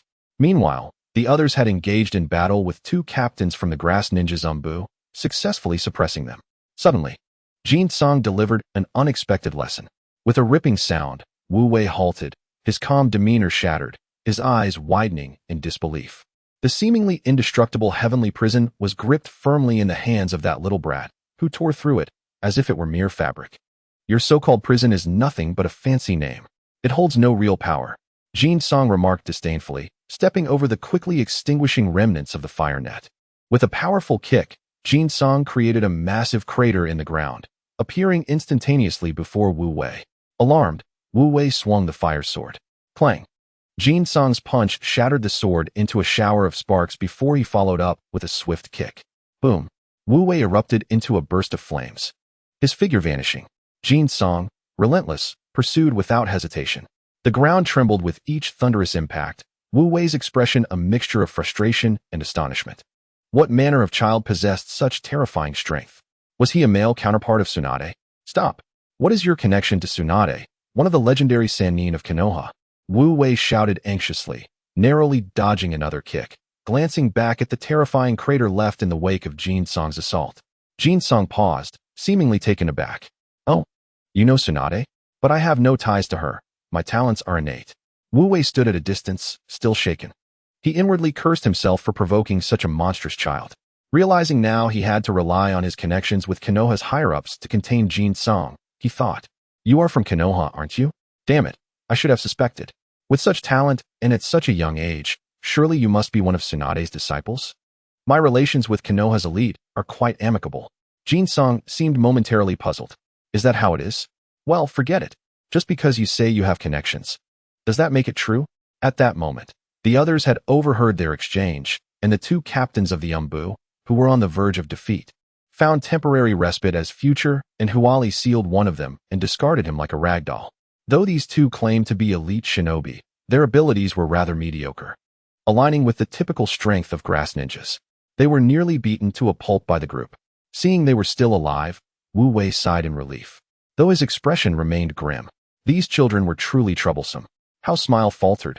What kind of divine configuration is this? For children and a monkey. And their combat prowess is astonishing. One is relentlessly pursuing the grass ninja captain, while the others unleash ninjutsu without pause, chaining together powerful techniques.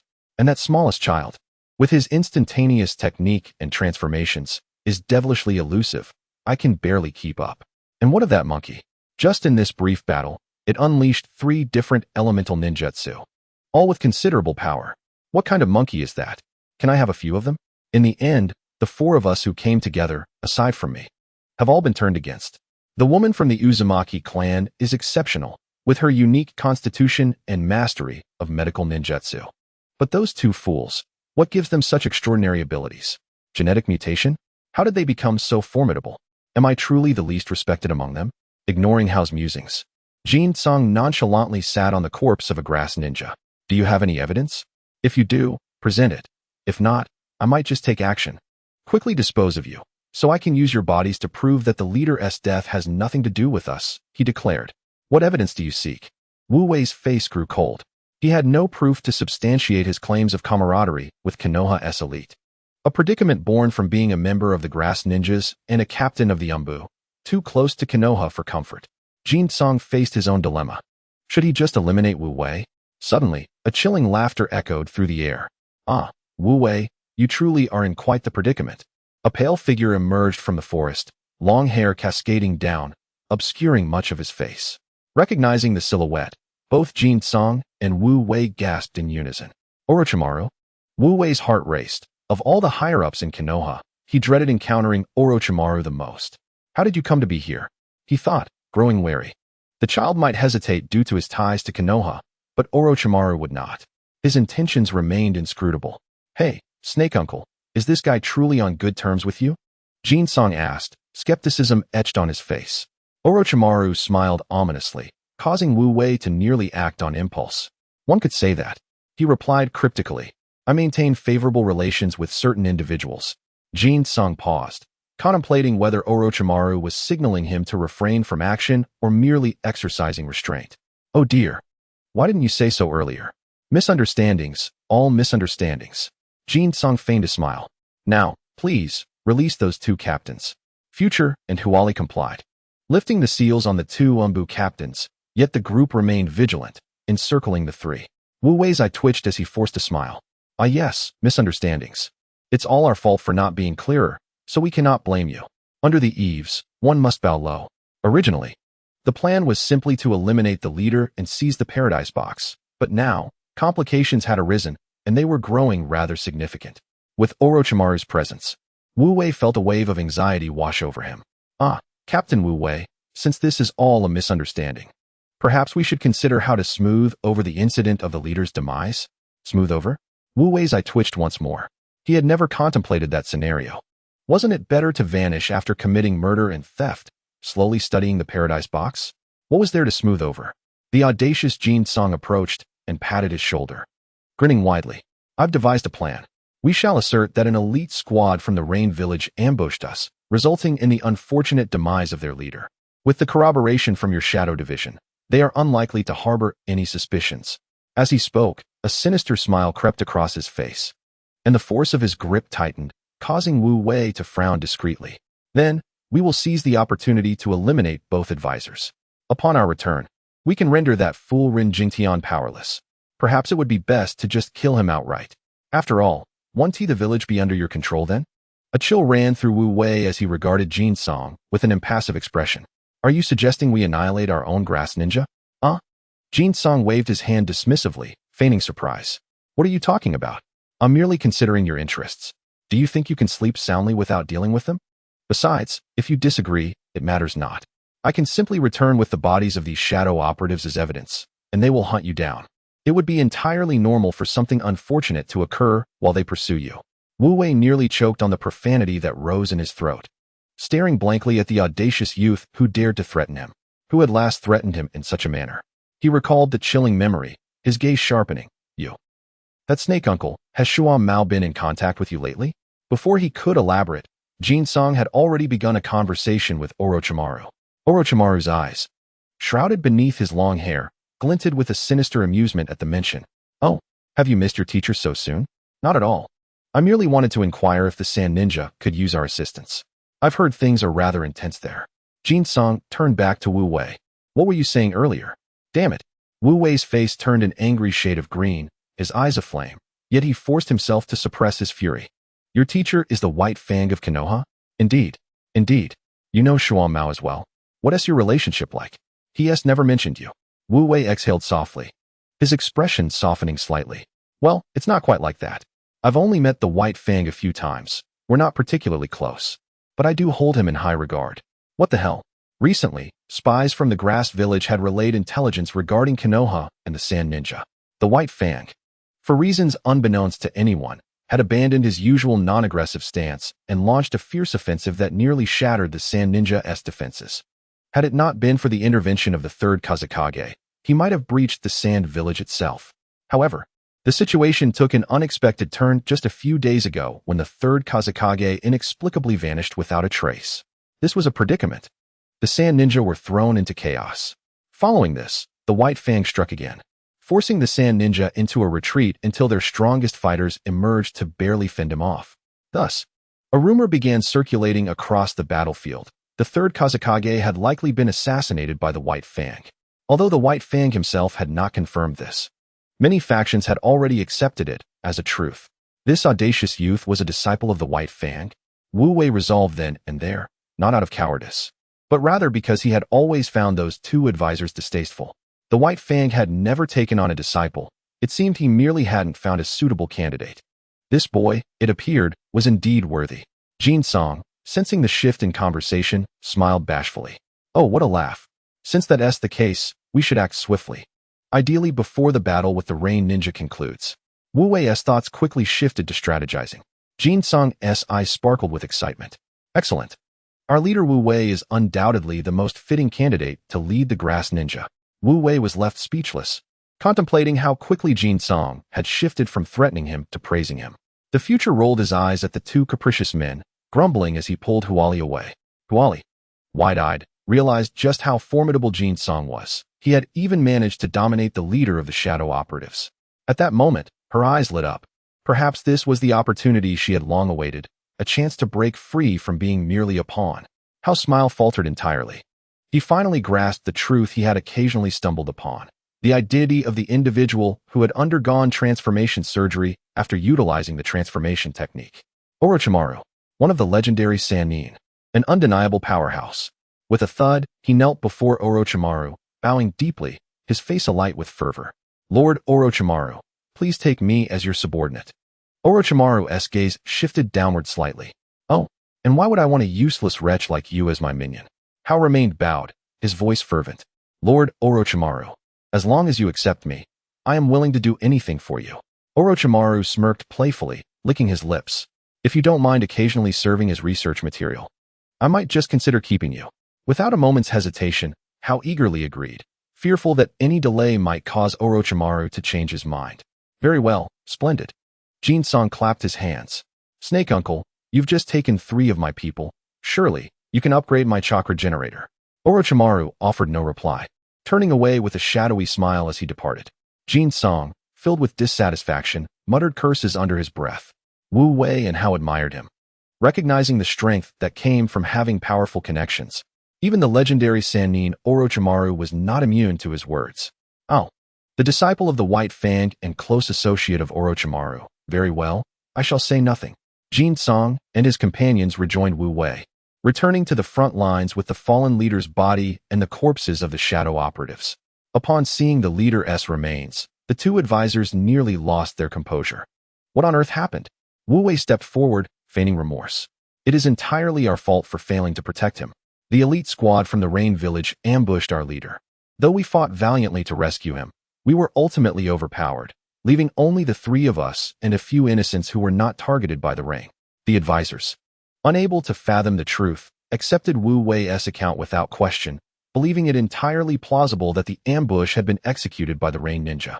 Sighing, one advisor patted Wu Wei on the shoulder. This is not your fault, Captain Wu Wei. You need not blame yourself. We will require your assistance as we usher in the new leader. Wu Wei's eyes flickered, and he nodded, masking his inner turmoil. That night, in Wu Wei's tent, the 2 advisors stealthily approached one after the other. With the leader slain, the battle for supremacy was now at hand. In any village, the Shadow Division held paramount importance. Securing their support would undoubtedly bring one closer to the leadership role.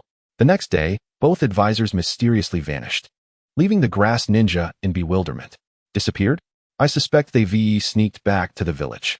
Indeed, with the leader gone, they must be vying for the position of chief.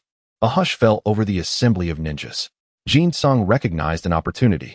Brothers, heed my words, though the advisors have departed.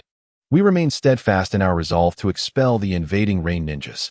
Jin-song resolutely raised his fist, declaring, we shall not allow a single Rain Ninja to set foot on our territory. The other ninjas exchanged glances, perplexed by the fervor of this young man. Nevertheless, he succeeded in rallying a portion of them. Indeed, we must not falter, even in the absence of the advisors. We shall continue our offensive and drive the Rain Ninjas out completely. Yes, let us muster our strength. Wu Wei observed with a cold gaze. Jin-song's actions were undoubtedly insidious. Yet he lacked the power to obstruct him. Even if he could, he did not possess such a sense of mission. After all, he had already betrayed the village of grass. Why should he concern himself with its fate? Controlled by Konoha, was that not more advantageous for him? This thought brought a glimmer of relief to his eyes. What was his proximity to the higher echelons of Konoha for? Merely to forge friendships? Such a notion was laughable. It was, after all, for personal gain. Subsequently, Jin-song deliberately showcased his prowess, and Wu Wei intentionally lent his support. The 2 factions found an almost instantaneous synergy, driving the Rain Ninjas back across the border. The Rain Ninjas, unwilling to engage further, crumbled in the face of successive calamities that echoed from their rear. Brothers, I have just received alarming news. A cataclysmic battle has erupted among the Rain Ninjas, and the fabled sage I has manifested. A ninja, trembling with trepidation, returned from the land of rain, bearing tidings of Yahiko's demise and Nagato's rampage. Jin-song narrowed his eyes, contemplating, and ultimately decided to relinquish this line of thought. He was uncertain if this timeline held any truth. In this brief span, he had showcased the might of the grass ninjas, garnering their admiration. A youth of such remarkable talent, displaying relative command on the battlefield, inspired great respect among them. Coupled with Wu Wei's strategic encouragement, more individuals chose to rally under his banner. Wu Wei, possessing a keen self-awareness, held no aspirations for the position of leader among the grass ninjas and candidly declared his intent to withdraw, leaving Jin-song somewhat abashed. Due to Jin-song's earlier false name and his subsequent lack of concealment, some referred to him as Luffy, while others used his true name, leading many to mistakenly believe that Luffy was both his first and last name. However, there was a distinction. Those who called him Luffy were primarily ordinary ninjas or subordinates, while those who used his true name were his allies and a select few who had heard it. Regardless of the name used, Jin-song expressed indifference.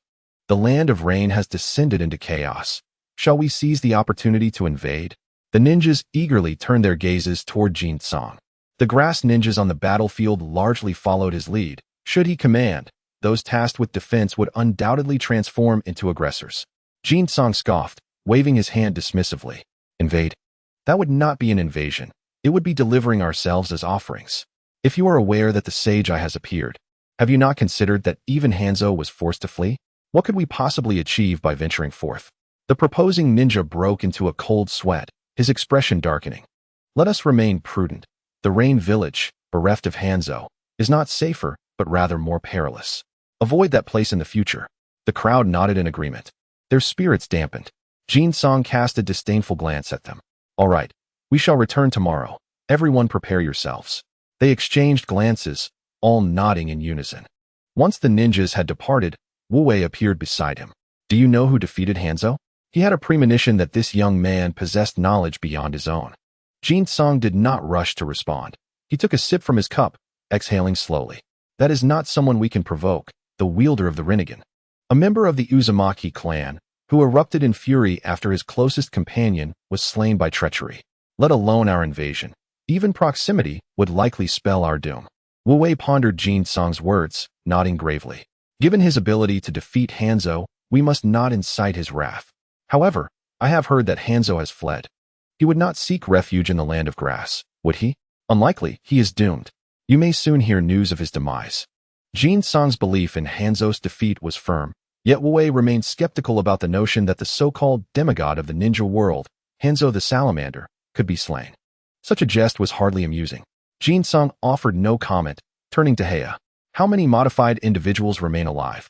Previously, there were over 200 survivors from the battle, and with ongoing modifications, their number has now reached approximately 500. Heya produced a small notebook and flipped through its pages. Jin-song nodded. These individuals were firmly under his control, having even summoned the initial 200 modified individuals he had previously dispersed. A battalion of 700 modified warriors, led by a dozen who had undergone secondary modifications, represented Jin-song's solid foundation against the ninjas. Who would have thought that the ordinary modified individuals created by Orochimaru, once considered weak, could become crucial assets? The following morning, everyone was prepared and set forth in grand procession.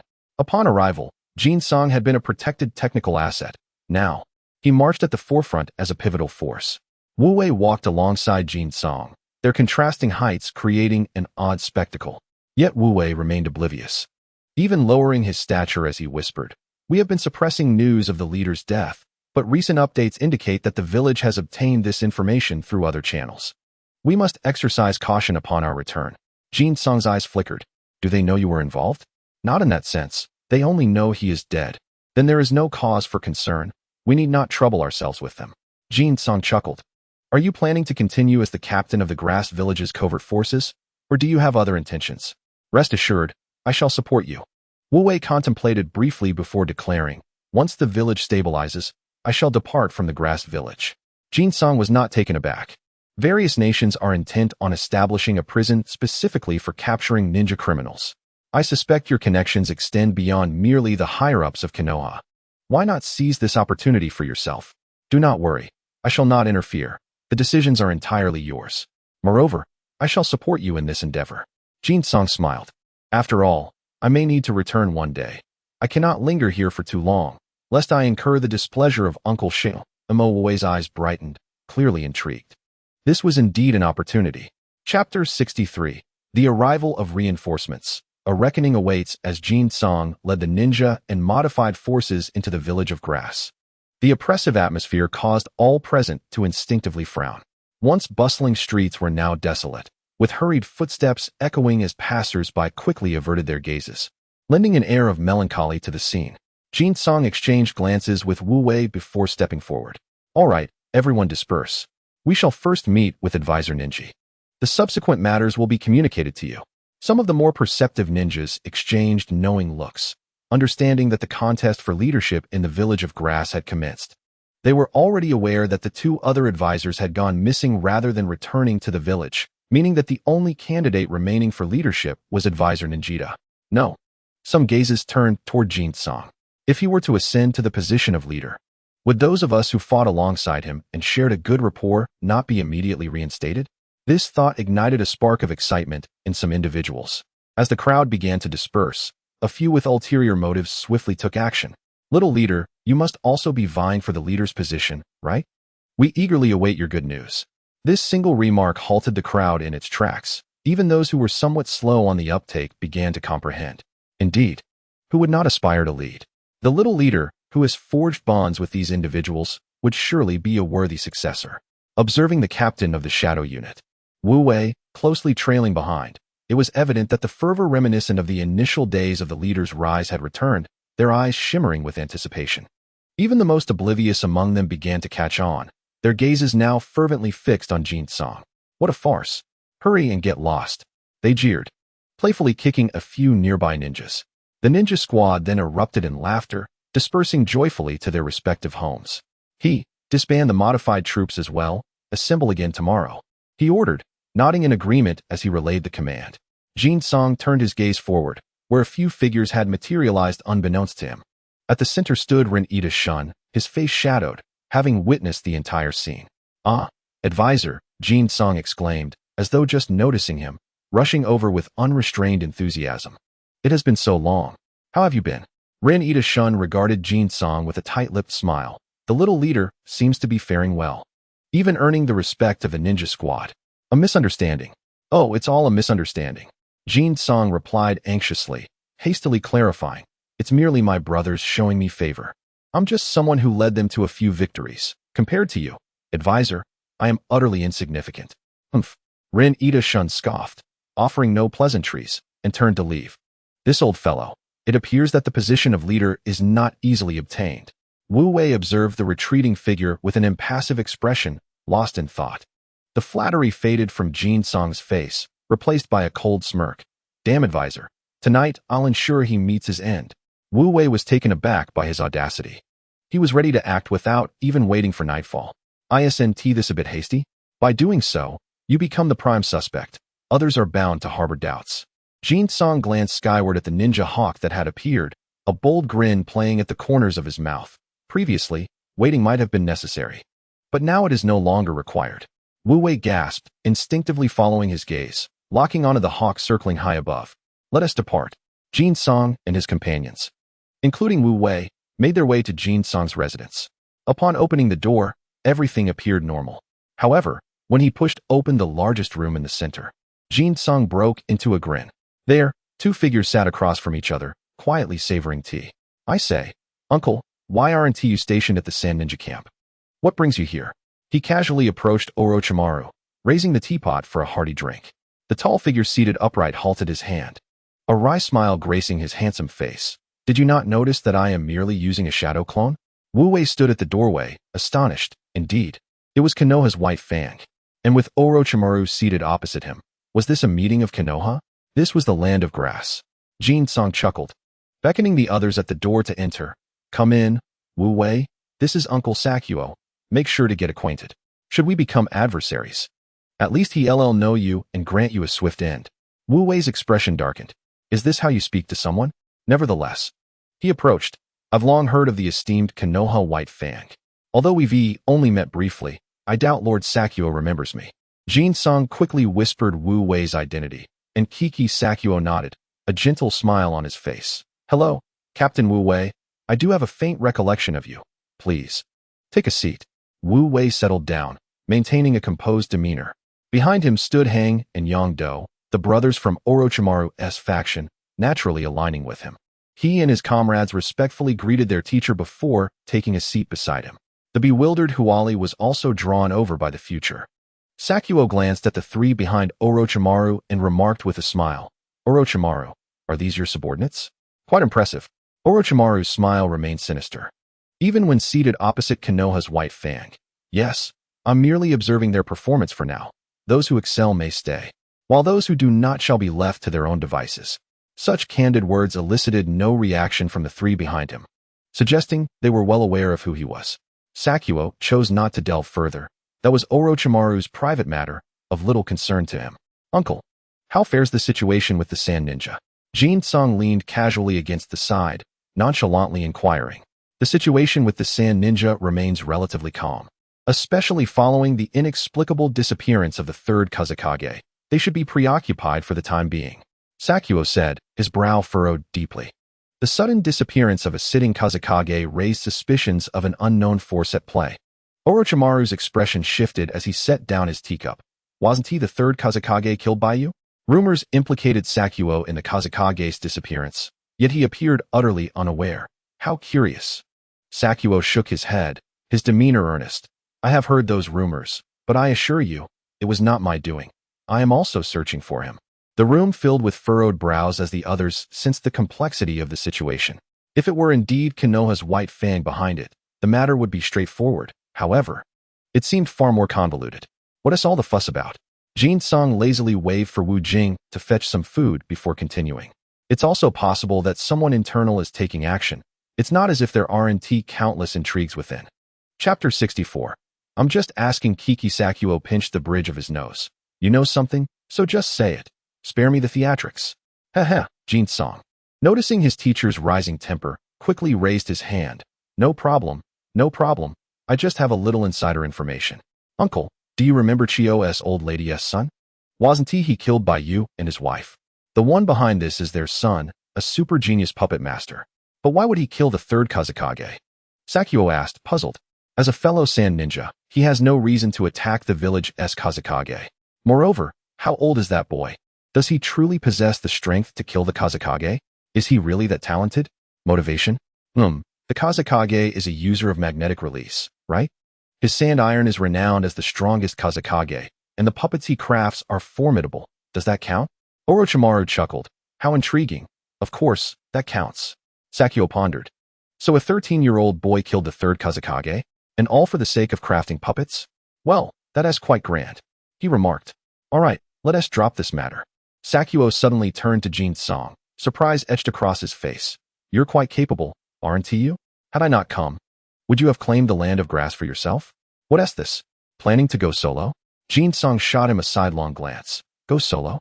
I'd be mad to do that. If the third elder hadn't exiled me, I wouldn't be here. I could be anywhere on the battlefield. Sakuo sipped his tea. I suspect the third elder intends to summon you back. War is on the horizon. Observing the despondent expression on his face, Jin Song understood without asking that the situation was dire. The third battle had been extremely challenging for Konoha, with their adversaries even reaching their doorstep at one point. Thus, he resolved to take action that night, seizing the position of leader first and addressing subsequent matters later. Shu Mao nodded in agreement, stating that he would lend his assistance, as seeing them safe would put his mind at ease. That night, a shadow infiltrated the residence of the sole advisor, Renji Tianshun, ruthlessly dispatching nearly all of his faction's ninjas. Renji Tianshun, cunningly not residing in his own home, had taken refuge next door and managed to escape when chaos ensued. However, the following day, his body was discovered in a foul drainage ditch, beaten to a pulp. With the support of those with vested interests, Jin Song ascended to the position of leader, inciting considerable dissatisfaction among many ninjas. Nevertheless, the ninja corps from Yuin, alongside the ever-watchful 700 modified individuals, rapidly diminished the ranks of dissenters. I oppose. As expected, a staunch opponent rose to voice his dissent. Renji, the advisor, was assassinated last night. Who stands to gain the most? His finger pointed squarely at Jin Song, insinuating that Renji Tianshun's demise was at his hands. In response, Jin Song merely smiled coldly. Come forth, let me see how many oppose my leadership. A group of high-ranking figures from Kuzugakure, who had remained inconspicuous until now, suddenly emerged, unwilling to accept that a newcomer, having barely been in the village for a year, could claim the title of leader. A couple of clans and factions stood up, glaring at Jin Song with indignation. Even if the advisor is dead, it does not entitle you, an outsider, to the position. Have all the ninjas of Kuzugakure perished? Upon closer inspection, Jin Song noted over 200 individuals, including several jonin. So it is you, is it? Very well. Tell me, who among you benefits most from Renji's death?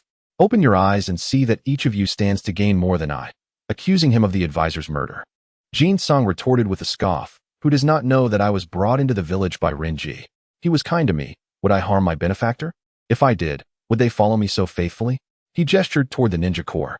Indeed, the one who had spoken earlier stepped forward. Let me see your audacity to say such things. The young leader is not that kind of person. Do you know how many lives he has saved on the battlefield? Jin-song had indeed put in considerable effort, not seeking to kill, but rather to rescue those targeted by the rain ninjas. Nearly half of those present had been saved by him. Jin-song raised his hand, silencing the crowd, and declared, "Since we stand in mutual distrust, let us part ways. You may leave. Kusagakure has no need for schemers like you." With a decisive tone, he sought to expel those who opposed him. As for what would happen after their departure, that would be left to fate. Dream on. This is our village. We will not leave. It is you who must go. They shouted back defiantly. Your village? Jin-song's patience wore thin, a cold demeanor settling across his features. Those familiar with him, including his companions, prepared for a potential confrontation. With Wu Jing already poised on Jin-song's shoulder, ready to strike. Suddenly, a flurry of figures appeared from the side. The Umbu of Kusagakure, arriving belatedly. Wu Wei, devoid of a mask and expressionless, stood at the forefront of the Umbu. Wu Wei has arrived just in time. Those ruffians harbor ill intentions. I suspect the leader and advisors are the work of those young troublemakers. Some clan members began blaming Jin-song and his companions, directly attributing the assassination of the leader and advisor to him. Wu Wei cast a cold glance at them before walking up to Jin-song and bowing slightly. Leader. The entire Umbu presents itself. Jin-song was caught off guard by Wu Wei's unexpected display, but it seemed to yield a favorable effect. The clan members were left agape, disbelief etched on their faces. Wu Wei, you are too courteous, Jin-song remarked nonchalantly, casting a mocking glance at the dissenters. At that moment, the opposition lost its earlier bravado. Ultimately, they were merely clans of Kusagakure, possessing very limited power. The Umbu could easily overpower them. And their hopes of relying on the Umbu's ambiguous stance crumbled when the latter openly declared their support for Jin-song. What could they do now? Some fence-sitters, sensing the shift in tide, quietly withdrew from the opposing ranks. One clan leader could no longer contain himself, regarding Wu Wei with a grave expression. Are you questioning the authority of the leader? Wu Wei's cold gaze silenced him, causing the leader to quickly shut his mouth, fearing a sudden reprisal. This misunderstanding must be clarified. He stammered with an awkward smile. I merely inquired. Chapter 65. Division and Suppression, securing the position under Wu Wei's intimidating presence. Yet another group chose to align with Jin-song. However, observing the remaining opposition of over 100 individuals, Jin-song clenched his fists. Perhaps it would be best to eradicate them entirely. The expressions of his companions grew increasingly perilous. While they might not be able to take on the entirety of Kusagakure, confronting a few of the leading instigators posed no challenge. Even though some possessed Jonin status, they too were not without their own powerful allies, including Wu Wei and certain Jonin from the Umbu, who would not stand idly by. Coupled with the ninja corps, those dissenters would not cause much havoc. Just as the atmosphere thickened with tension, a group of ninjas rushed in from outside, shouting anxiously, "This is bad. This is bad."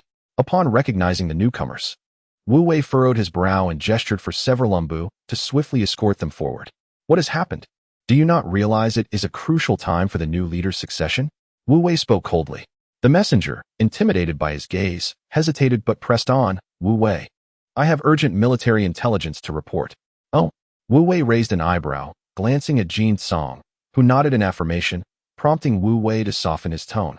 This is the new leader. Speak your intelligence. The dissenters below scoffed in discontent.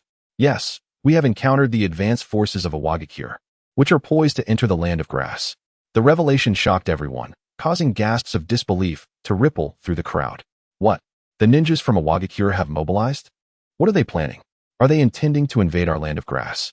Jin-song's face registered surprise. It seemed fate had delivered a serendipitous opportunity. Just as he assumed leadership, they decided to make their move. It appeared the likelihood of trouble for Konoha had increased, but nonetheless, he could not overlook the influx of chakra that was now at his disposal. How many are there? Who is leading them? Jin-song inquired, directing his question at the ninja team before him, disregarding the naysayers. There are approximately over 1,000, but we did not dare approach the leader. Jin-song waved him off, signaling for him to depart, and exchanged a knowing glance with Shi Shui, who immediately understood and discreetly left. Such critical intelligence should be relayed to Konoha without delay, especially since Orochimaru, his ally, was currently stationed in Awagakure. The timely transmission of intelligence left Orochimaru with no choice but to feel grateful, Perhaps he might even consider granting a discount when it came time for payment. Jin-sung turned to the group of dissenters, their faces betraying their unwillingness to accept the situation. Now that a Wagakure has invaded, although their target is likely Konoha, we must conclude this senseless conflict sooner rather than later. Wouldn't you agree? Haha, we certainly understand that. So, you should hurry along and leave. The position of leader will not be handed to some unknown brat like you. Laughed a burly ninja, deriding Jin-sung with disdain. With a sigh, Jin-sung responded. Their essay saying, to repel external threats, one must first secure the internal front. It would be better to sweep away your disruptive presence than to keep you around, as your existence diminishes the strength of our village. He waved his hand in a gesture of pity. Very well, since you are so obstinate, I shall treat you as mere collateral damage. In an instant, countless shurikens filled the sky. The augmented troops swiftly emptied their arms of shurikens and charged forward. Among the ninja forces, some who had aligned with Jin-sung also rushed out, eager to make a mark before the new leader. Wu Wei was taken aback by Jin-sung's decisiveness, but quickly regained composure and commanded coldly, those who offend the leader. The Umbu are to act on my orders and eliminate them. The Umbu sprang into action, swiftly surrounding the more than 100 individuals. Panic ensued among them. You wretched bastard, are you trying to incite a civil war in Kusagakure? Yes, don't trust him. He is a spy, aiming to weaken our strength. A volley of shurikens caught them off guard, but being ninjas, they managed to withstand the onslaught with their skills. The ground was littered with shurikens, sending shivers down the spines of onlookers. Without defensive measures, the barrage could have claimed many lives. Of the 100 or so, half of the middle and lower-ranked ninjas, who had merely been spectators, fell, leaving only the elite. In the next moment, the faction loyal to Jin-sung unleashed a torrent of relentless ninjutsu. Following them were the Umbu, whose power was even greater, sweeping through the remnants of the ninja forces. Some among the slower or more treacherous individuals remained rooted in place. But a mere glance from Jin-sung sent them trembling, and they quickly fled the scene. Regardless of their intentions, they felt compelled to demonstrate loyalty before the new leader. Otherwise, they risked becoming examples of what happens to dissenters. In the face of half the village's ninja, those more than 100 rebels could barely last 5 minutes before being overwhelmed. When the crowd dispersed, those who had once stood defiant were now rendered unrecognizable. Lifeless beyond hope, Jin-sung nodded in satisfaction. Excellent work, everyone. These traitors only serve to undermine our village's unity. Umbu, verify their identities immediately. We must eradicate the roots of this treachery and scrutinize anyone associated with them. I refuse to allow any potential threats to persist. Wu Wei nodded in response. Understood. I shall attend to it right away. He secretly lamented in his heart that this young man truly regarded the people of Kusagakure as expendable, even resorting to collective punishment. The others stood in silence. Though some displayed dissatisfaction on their faces, they hesitated to voice their grievances. Jin-sung observed their expressions, disdainful as he scoffed at their cowardice. Given the current vacancies in leadership positions, he announced the need to promote competent individuals to fill these roles for the sake of the village's development and the impending conflict. If anyone has suitable candidates, please make recommendations. I will announce the appointments tomorrow. You may disperse. With that, Jin-sung wore a peculiar smile and departed. Ah, they don't dare to challenge me. Do they? They still harbor grievances, yet I am on the verge of elevating my own people. If they refuse to comply, they shall serve as mere foot soldiers. Let us see how they fare. As soon as he left, the remaining ninjas exchanged glances. I have matters to attend to at home. I must take my leave, exclaimed one of the upper-ranked ninjas, the most decisive in action earlier, as he quickly made his exit. Wait, isn't his house in the opposite direction? Why is he heading towards the leader's office? Someone questioned, awakening those still in doubt. Upon looking up, they realized several had stealthily slipped away. Damn it, those scoundrels. They're not going home. They're going to pledge their allegiance to the new leader. One person seethed, gritting their teeth as they hastily pursued. The others were left bewildered, pondering. Are they all mad? Have they relocated? Pledging allegiance? What kind of loyalty is that? Chapter 66. The integration of Kusagakure. The serfs sing a new tune that night. Orochimaru's reply arrived. The Konoha side had made thorough preparations, even setting several traps in anticipation of an Iwagakure ambush. Meanwhile, the intelligence provided by Jin-sung had reached the Land of Fire's Konoha village. In the Hokage building, the third Hokage, Sarutobi Hiruzen, drew on his pipe, slowly exhaling a plume of smoke. Kusagakure wishes to establish an intelligence-sharing mechanism with us? Have they not always sold their information piecemeal? What has prompted this sudden change? An Umbu ninja lowered his head and replied, according to their own statements. This is a policy shift initiated by their new leader. They believe, as neighbors, we should establish a long-term cooperative framework, with future intelligence prioritized for us at significantly reduced prices. Oh, the third Hokage's eyes revealed curiosity. A new leader? What has become of the previous one? A realization struck him. Could it be that their former leader perished during the recent invasion from the Rain Village? The intelligence from Kusagakure indeed confirmed that their last leader had fallen to the hands of the Rain Ninjas.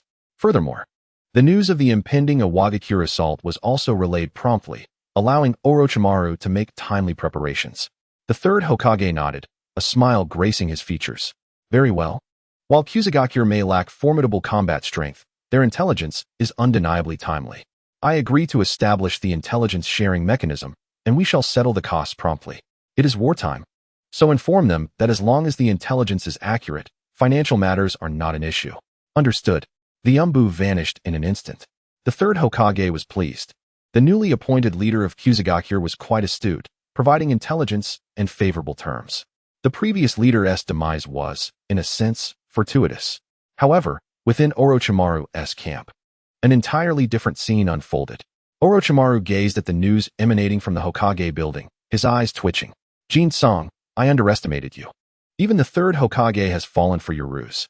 To conduct business with your own village using your professional duties, it's truly remarkable. He shook his head in exasperation but chose not to act hastily, instead forwarding the information. Upon receiving a substantial sum of funds, Jin-song promptly allocated 1/3 of it to Orochimaru, labeling it as research funding. To ensure swift progress, one must occasionally provide incentives. The following day, at the leader's office of Kusagakure, all special jonin and above gathered, filled with anticipation and anxiety as they awaited Jin-song's announcement of appointments. Jin-song wasted no time, directly commencing the pronouncement.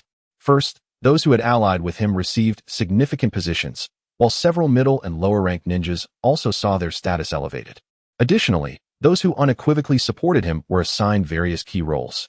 Wu Wei, having been an early and staunch supporter, was appointed as an advisor, with 2 other advisor positions left vacant to foster anticipation. Lastly, those who had merely followed the crowd received minor appointments to indicate their allegiance. Those who once displayed dissatisfaction, the fence-sitters who feigned support yet acted with mere words, were all dispersed to the least favored corners. Their grievances went unheard by Jin-song, who seemed to revel in their plight, provoking them with a taunt. Rebel if you dare, I could use another surge of power. Just like yesterday, when he had profited immensely. The residual chakra from the slain ninjas had been absorbed by him, resulting in the rapid gestation of 2 golden infant fruits overnight, adding to the one he had harvested during the battle with the Rain Ninjas. In less than 2 months, he had consumed 3, and his physique was ascending rapidly. Jin-song felt as though he might inadvertently shatter the heavens. Of course, this was an illusion brought on by his swift physical enhancement. Yet he genuinely sensed his burgeoning strength. Now, he ordered the immediate integration of the ninja forces, selecting the elite from the village to prepare for the impending war. Upon completion of the appointments, Jin-song issued his first formal command. The newly appointed leaders of the ninja forces nodded in solemn agreement. Yes, Chief. They dared not underestimate this young leader. Despite his youth, his prowess was formidable, and his companions were equally impressive. The young chief exhibited dubious methods and had a temper to match, a quintessential protector of his own while merciless to his foes. Having witnessed this, they showed no signs of defiance, bowing their heads like tamed kittens. Jin-song then turned to He, prepare the modified troops, and do not cease the enhancement work. Oversee it personally. He nodded earnestly. Not only he, but also Wei and Ji-shui were assigned significant roles, effectively transforming their undercover team into the upper echelons of Kusa Village. In a moment, Kusa Village became a realm governed by their will. Wu Wei, having been promoted to advisor, relinquished his role as head of the Umbu, temporarily passing the mantle to the diminutive Ji-shui, to prevent any mishaps under Ji-shui's charge. Jin-song waved his hand, instructing Wu Wei to take all his trusted aides, laying the groundwork for Wu Wei's complete departure from Kusa Village. Wu Wei accepted wholeheartedly, fully cooperating. As this arrangement held only benefits for him, he had no reason to decline. Ji-shui, though it posed a challenge for him, would gain valuable experience. Jin Song hastily dispatched Ji Shui. Wei and Hua Li were also busy, establishing a new medical ninja training team in Kusa village, responsible solely for medical ninjas. Furthermore, Jin Song strictly prohibited anyone from using Hua Li as a human weapon again. Anyone who dared to harm her would face dire consequences. He sent the twins and Hang to Orochimaru to keep them out of sight. Within 3 days, Kusa village was firmly on track, and the previous leader had become a relic of the past. 500 elite ninjas swiftly assembled, completing their reorganization. With all being the cream of the crop from Kusa village, any deadweight was immediately eliminated, and no ill-intentioned individuals were welcome. It could be said that these 500 ninjas were entirely obedient to Jin Song's commands. He's modified troops also finished their integration, selecting 500 elites and sending several contributors for secondary enhancements, elevating the count of elite modified ninjas to 20, forming a command structure. Hua Li and Wei meticulously selected some ninjas skilled in medical ninjutsu and a few adept in sealing techniques, consolidating them into a logistics unit. Where are the IWA ninjas? Ji Shui, clad in umbu attire, inquired earnestly. Jin Song nodded, his eyes gleaming with determination. Gather the ninja forces and modified troops. We depart for the Fire Country's border tomorrow. Chapter 67. Profiting immensely, winning magnificently, the IWA ninjas, intent on instigating war, charged fiercely across the border into the Fire Country, heading straight for the nearest Konoha ninja stronghold. Just as they reveled in their unexpected success, a colossal serpent descended from above, cleaving their ranks asunder with a single swipe of its tail. Atop the serpent, a pale-faced ninja with flowing hair wore a chilling smile, gazing down at them with malevolence, his elongated tongue licking his lips greedily. Ah, IWA ninjas in such a rush? What brings you here? Caught unprepared. The IWA ninjas were not only assailed by the snake's surprise attack, but also by the simultaneous onslaught from the Konoha ninjas, suffering catastrophic losses. The leading ninja's countenance darkened. Humph, Orochimaru? It seems you were well prepared. His teeth ground in frustration. Just moments ago, he had been eagerly contemplating how to inflict greater damage on Konoha, only to find himself ambushed. Orochimaru smirked darkly, gesturing with a finger. Since you dared to attack us, be ready for total annihilation. Eliminate them. With Konoha's cunning strategy, the IWA ninjas were left defenseless, suffering grievously. Under the leadership of their commander, they ultimately broke free from Konoha's siege, retreating in disarray back into the borders of the Land of Grass. Orochimaru-sama, shall we pursue? A bloodied Konoha ninja respectfully inquired behind him. Send someone to follow, but proceed with caution. Beware of their desperate counterattacks and reinforcements. Understood. The Konoha ninja grinned menacingly as he led his team in pursuit. Orochimaru's lips curled into a sinister smile as he gazed at the fleeing IWA ninjas, a knowing glint in his eye. Damn it, damn it. The IWA commander seethed with anger, cursing under his breath as he ran. How could those Konoha ninjas know of our ambush? There must be a traitor among us. I cannot let him slip away. Captain, could it be those Kusa ninjas? One IWA, a ninja suggested, his eyes glimmering with malice. The IWA commander waved his hand irritably. They wouldn't dare, unless they wish for Kusa village to cease to exist. His disdainful demeanor reflected their confidence. After all, a small village sandwiched between great powers, relying on the techniques of other villages, would surely think twice before provoking them. The inquiring IWA ninja nodded in agreement. How many of us remain? The IWA commander asked, his face paling. He did not dare to look back, fearing the worst. Less than 100 have escaped, one reported, and the commander staggered, feeling faint as his blood pressure soared. To have led 1,000 only to witness 90% fall at the first sight of the enemy. How would he justify this to the third Tsuchikage? Captain, the earlier speaker interjected, a glint of an idea in his eyes. We cannot return like this. What if? He gestured towards the depths of the Land of Grass, then drew his finger across his throat. What if we used those Kusa ninjas to fabricate our achievements? The IWA commander's eyes brightened, intrigued. Returning like this would mean certain death at the hands of the third. If we could use the lives of Kusa ninjas to bolster our record, perhaps we could deceive him. Very well. You take care of it. Ha! A bunch of cowards. Thinking they could run us off and then use us as scapegoats? Just as the IWA commander's words trailed off, a mocking laughter echoed from the front. Who dares? The IWA commander roared in fury, incensed that someone had overheard his disgraceful musings. Such a breach of decorum could not be tolerated. The rushing rock ninja abruptly halted. cautiously surveying the surroundings. Those who managed to escape the siege of Konoha were predominantly elite fighters. In their previous panic, they lacked the time to investigate, but now, upon sensing the area, the ninja experienced a moment of alarm. Everyone be careful. The area is filled with grass-hidden village members. The leader of the rock ninja wore a face twisted with rage, exclaiming, "The grass-hidden village is nothing but trash. We did not seek you out. Yet you have come to us." Jin-song cast a disdainful glance at him. "A cornered dog dares to bark before my grandfather? Have I granted you a face?" A furious rock ninja retorted, forming hand seals to unleash a jutsu. Earth release. Crumbling, earth palm. Simultaneously, a voice from behind Jin-song echoed, "Earth release. Crumbling, earth palm." Boom. The two jutsu collided powerfully, and the rock ninja's technique was instantly dispersed. A surge of even stronger chakra surged beneath their feet, causing the ground to violently collapse. The rock ninjas swiftly leapt back, evading the range of the jutsu. The casting rock ninja's expression grew serious, fixating on a similarly youthful boy behind Jin-song. "Boy, state your name." The leader of the rock ninja began to regard the young leaders before him with newfound seriousness.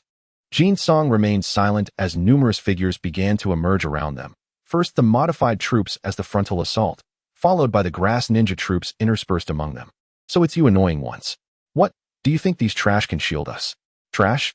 If we, the so-called trash, defeat you, does that not imply you are lesser than trash?" Jin-song sneered as he spotted the Konoha ninjas appearing behind. With a fierce wave of his hand, he commanded, "Charge. Let them see just how trashy we are. Kill. Anyone who dares insult us as trash shall be dealt with." The grass ninja and modified troops charged fearlessly into battle. 1,000 against 100. If they did not dare to advance, they were unworthy of survival. The scene spiraled into chaos. No matter how strong the rock ninjas were, they could not match the prowess of the Third Raikage and Uchiha Madara's forces. With greater numbers came mistakes, injuries, and fatigue. However, they were indeed elite. And the casualties among the modified troops surged dramatically, losing half their number in the blink of an eye. At that moment, the Konoha forces finally caught up. "Oh, Konoha's esteemed members, please take action. This is a target specifically designated by Lord Orochimaru." The Konoha members were momentarily bewildered. Grass ninja? It appeared as though they had been prepared in advance. Coupled with the familiar-looking boy leading them, they hesitated not long before launching their assault. Jin-song refrained from intervening. Why would he, as the leader, lower himself to fight? After half an hour of intense battle, the rock ninja forces were nearly obliterated. The leading jonin, attempting to break through, were violently repelled by Jin-song's group and ultimately overwhelmed by the crowd. Seizing the moment, Jin-song absorbed another wave of chakra. "Wow, this is a tremendous profit." He shouted to Yi and the others, "Form up and take the team back. I have urgent matters to attend to." Without waiting for a response, he dashed away, his speed creating an elongated afterimage that quickly vanished into the billowing grasslands. Chapter 68, A Trial. A preliminary success, the Konoha members felt somewhat disgruntled. Their allies had not yet departed, yet the leading grass ninja boy had already fled. Such rudeness. After exchanging a few words with Yi, they turned to leave. "Captain, did you notice that several of the leading grass ninja boys look somewhat familiar?" Suddenly, a suspicious jonin spoke up from the Konoha ranks. His words prompted a chorus of agreement. "Oh, you feel that too? I also think they seem familiar. As if I've seen them somewhere before." The captain shook his head. "I also find them familiar, but I can't recall where I've seen them. We should report this to Lord Orochimaru upon our return. He may know." Back at the battlefield, Orochimaru remained, overseeing the apprehension of prisoners and the collection of spoils. Familiar boys?" A playful glint appeared in Orochimaru's eyes. "You might have misjudged." With that, he offered no further explanation and turned to leave, leaving the Konoha ninjas exchanging glances. Sensing that something was different about Orochimaru today. On the other side, Jin-song had not yet reached the grass-hidden village when he was compelled to seek refuge in a secluded forest, diving within. He smashed open a deep hole with a few powerful strikes and leapt inside. The chakra he had absorbed earlier was overwhelming, and being composed entirely of elite energy left him feeling overstuffed.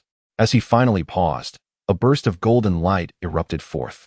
Once the brilliance receded, a golden fruit appeared before him. Yet, this was merely the beginning.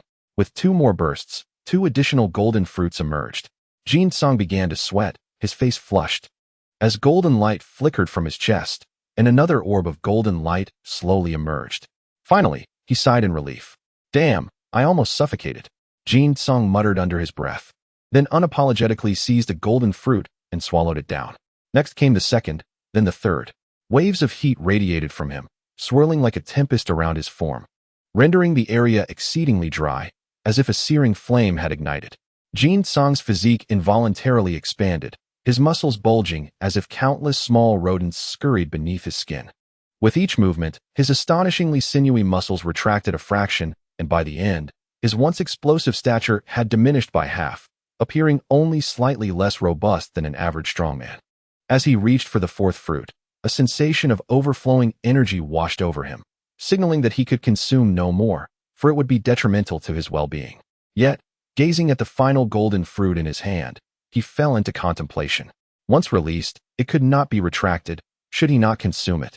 He risked exposing his hidden card, something that must not be seen by others. Suddenly, anxious voices pierced the quiet outside, prompting Jin-sung to react. Without hesitation, as a grayish-yellow shadow lunged into his hideaway, he swiftly grasped the figure by the neck and forcefully shoved something of similar size into its mouth. What the hell did you just make me eat? Wu Jing gasped, suspended in midair, terrified as he clutched his mouth. He had just felt himself swallow something thick and substantial, leaving him in a state of shock. Lucky you. Jin-sung grinned. That was a precious fruit I acquired through fortuitous circumstances, imbued with extraordinary energy. I wouldn't typically share such a treasure. Wu Jing finally wriggled free, collapsing to the ground in a fit of dry heaving. Stop the nonsense. What exactly did you make me eat? It can't be anything good. He pointed angrily at Jin-sung. I had thought you were in a rush for something important, but you just gave me this random, wait a minute, mid-rant. Wu Jing suddenly halted, a look of confusion overtaking his features as he began to carefully assess his condition. Jin-sung rolled his eyes. You take advantage and still act coy? Just wait. I might not offer you anything next time. Before long, Jin-sung and the grass-hidden village troops returned in succession. At this moment, a spirited and somewhat enlarged Wu Jing stood on his shoulder, diligently fanning him with a look of earnestness on his face. Isn't it refreshing, big brother? Seeing the obsequious and shameless expression on a monkey's face, Wu Jing could be considered a first. From now on, I shall be your sole monkey, big brother. Whatever delicacies I find, I shall ensure you have your share. He thumped his chest confidently, declaring, whoever dares to disrespect my big brother will have to contend with me.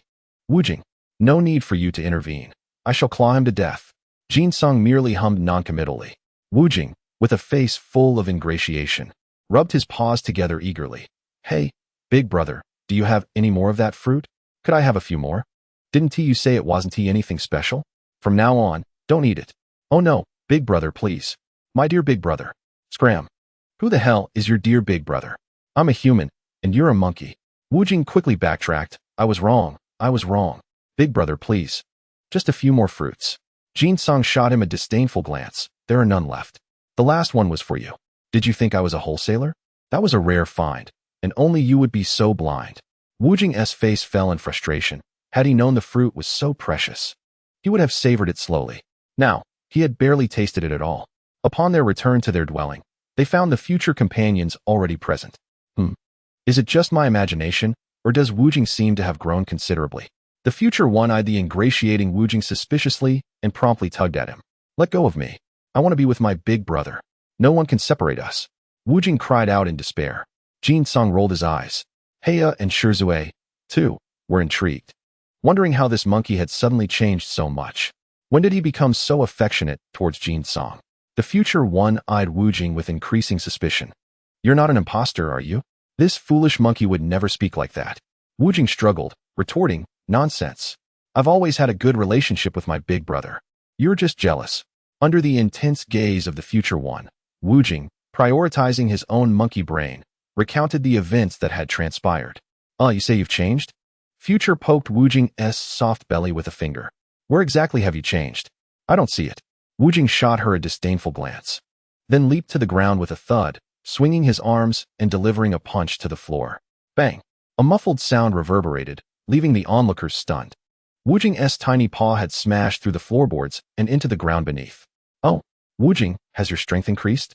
Future blinked, realizing something was amiss. Heya and Shizue exchanged amazed glances. You're starting to resemble Jutsu more and more. You won't end up like him, unable to use ninjutsu, will you? Heya frowned in hesitation. Jutsu, too, turned his curious gaze towards Wujing. He was uncertain what transformations might occur when others consumed the golden infant fruit, with Wujing being the first to try it apart from him. However, logically, Wujing should not be affected, as he lacked the ability to absorb chakra to cultivate the golden infant fruit.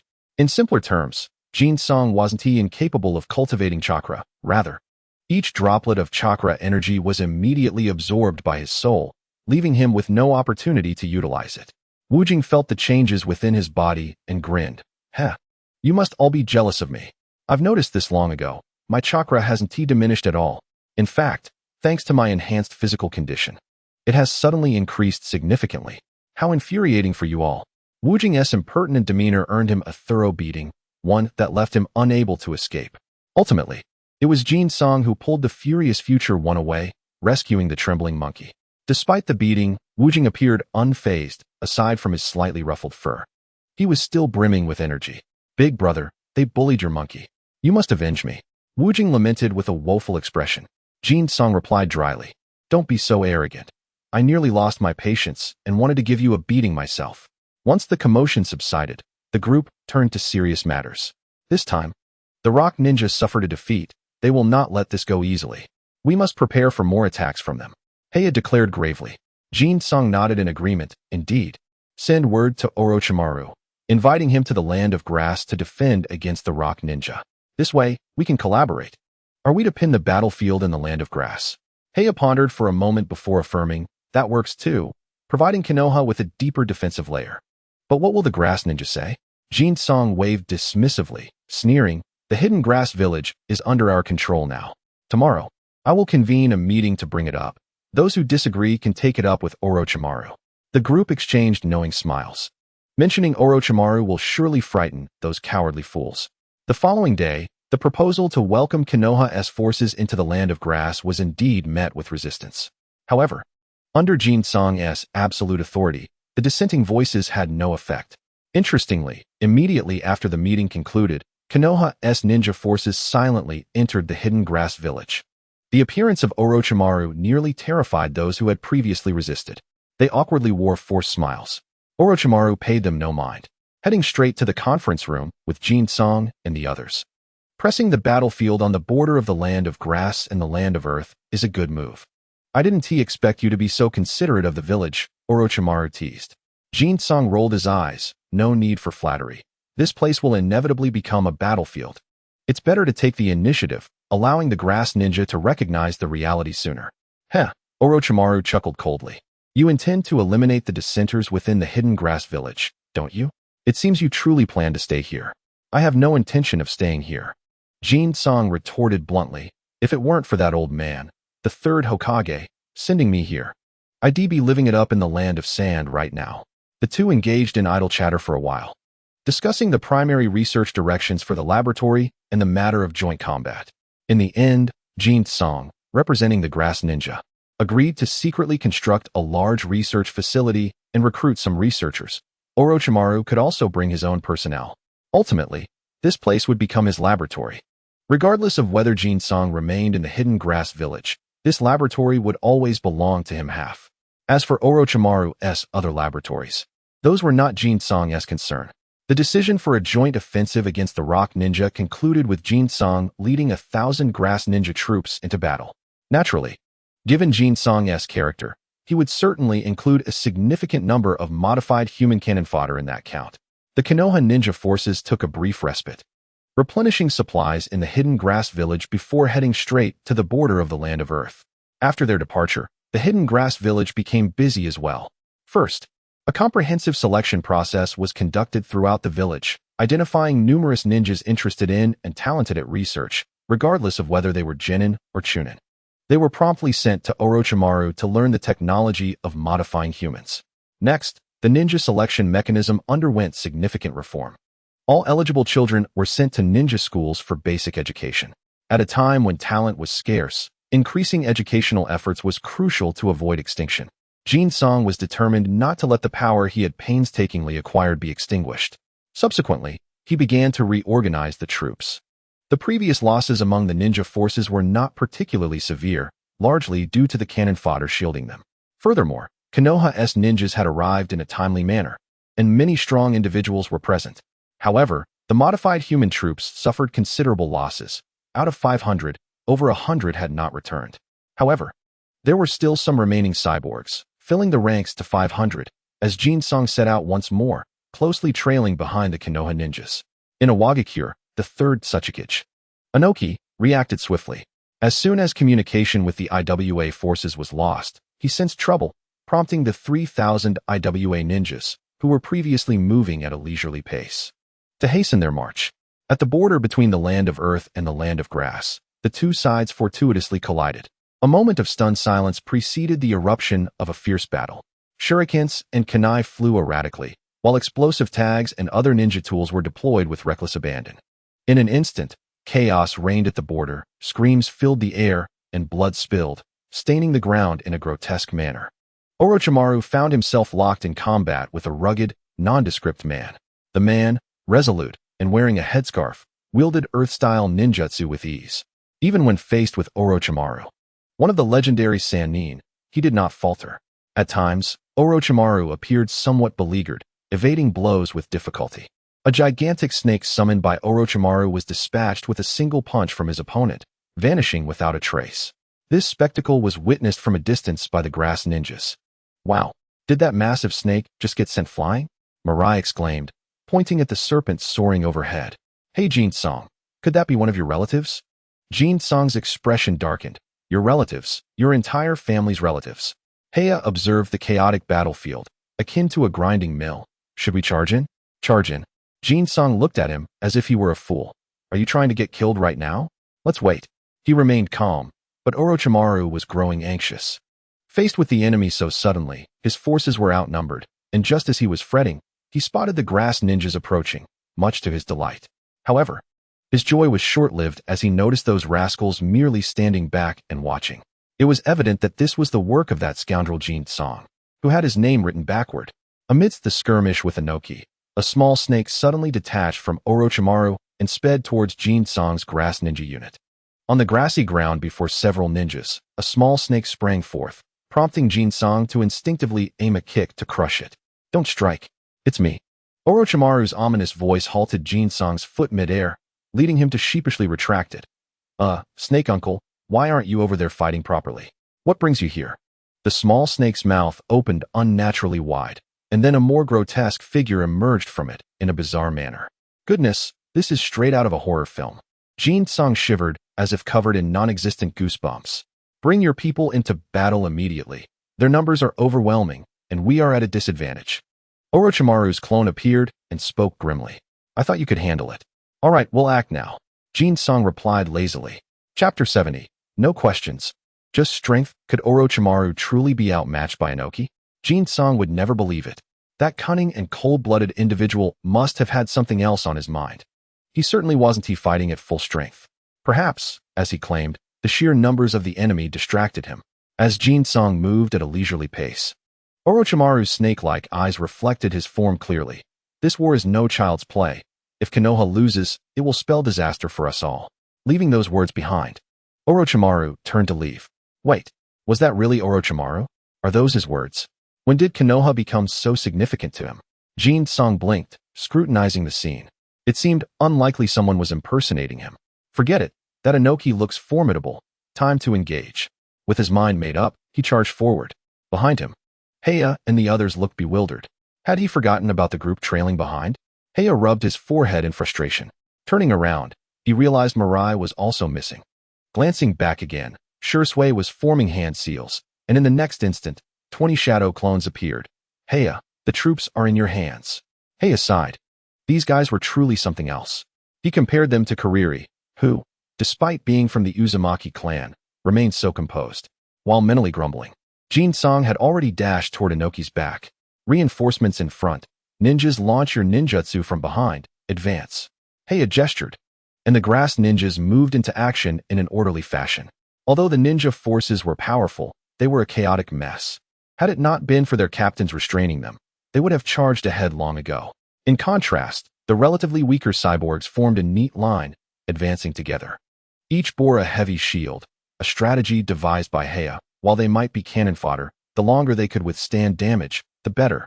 Meanwhile, Inoki, engaged in battle with Orochimaru, unleashed a vast earth-style technique aimed at him, quickly preparing for a second ninjutsu. At that moment, his expression shifted dramatically as he turned and threw a punch. A massive fist, covered in rock, retaliated with an overwhelming force. Bang!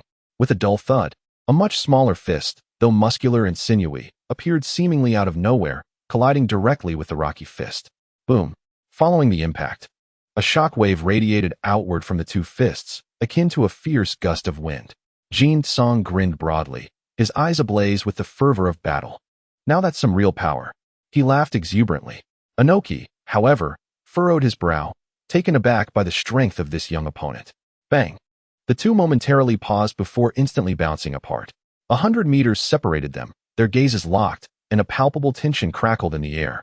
Orochimaru licked his lips, curiosity flashing in his eyes, and with a sinister smile, he turned back to the chaotic battlefield.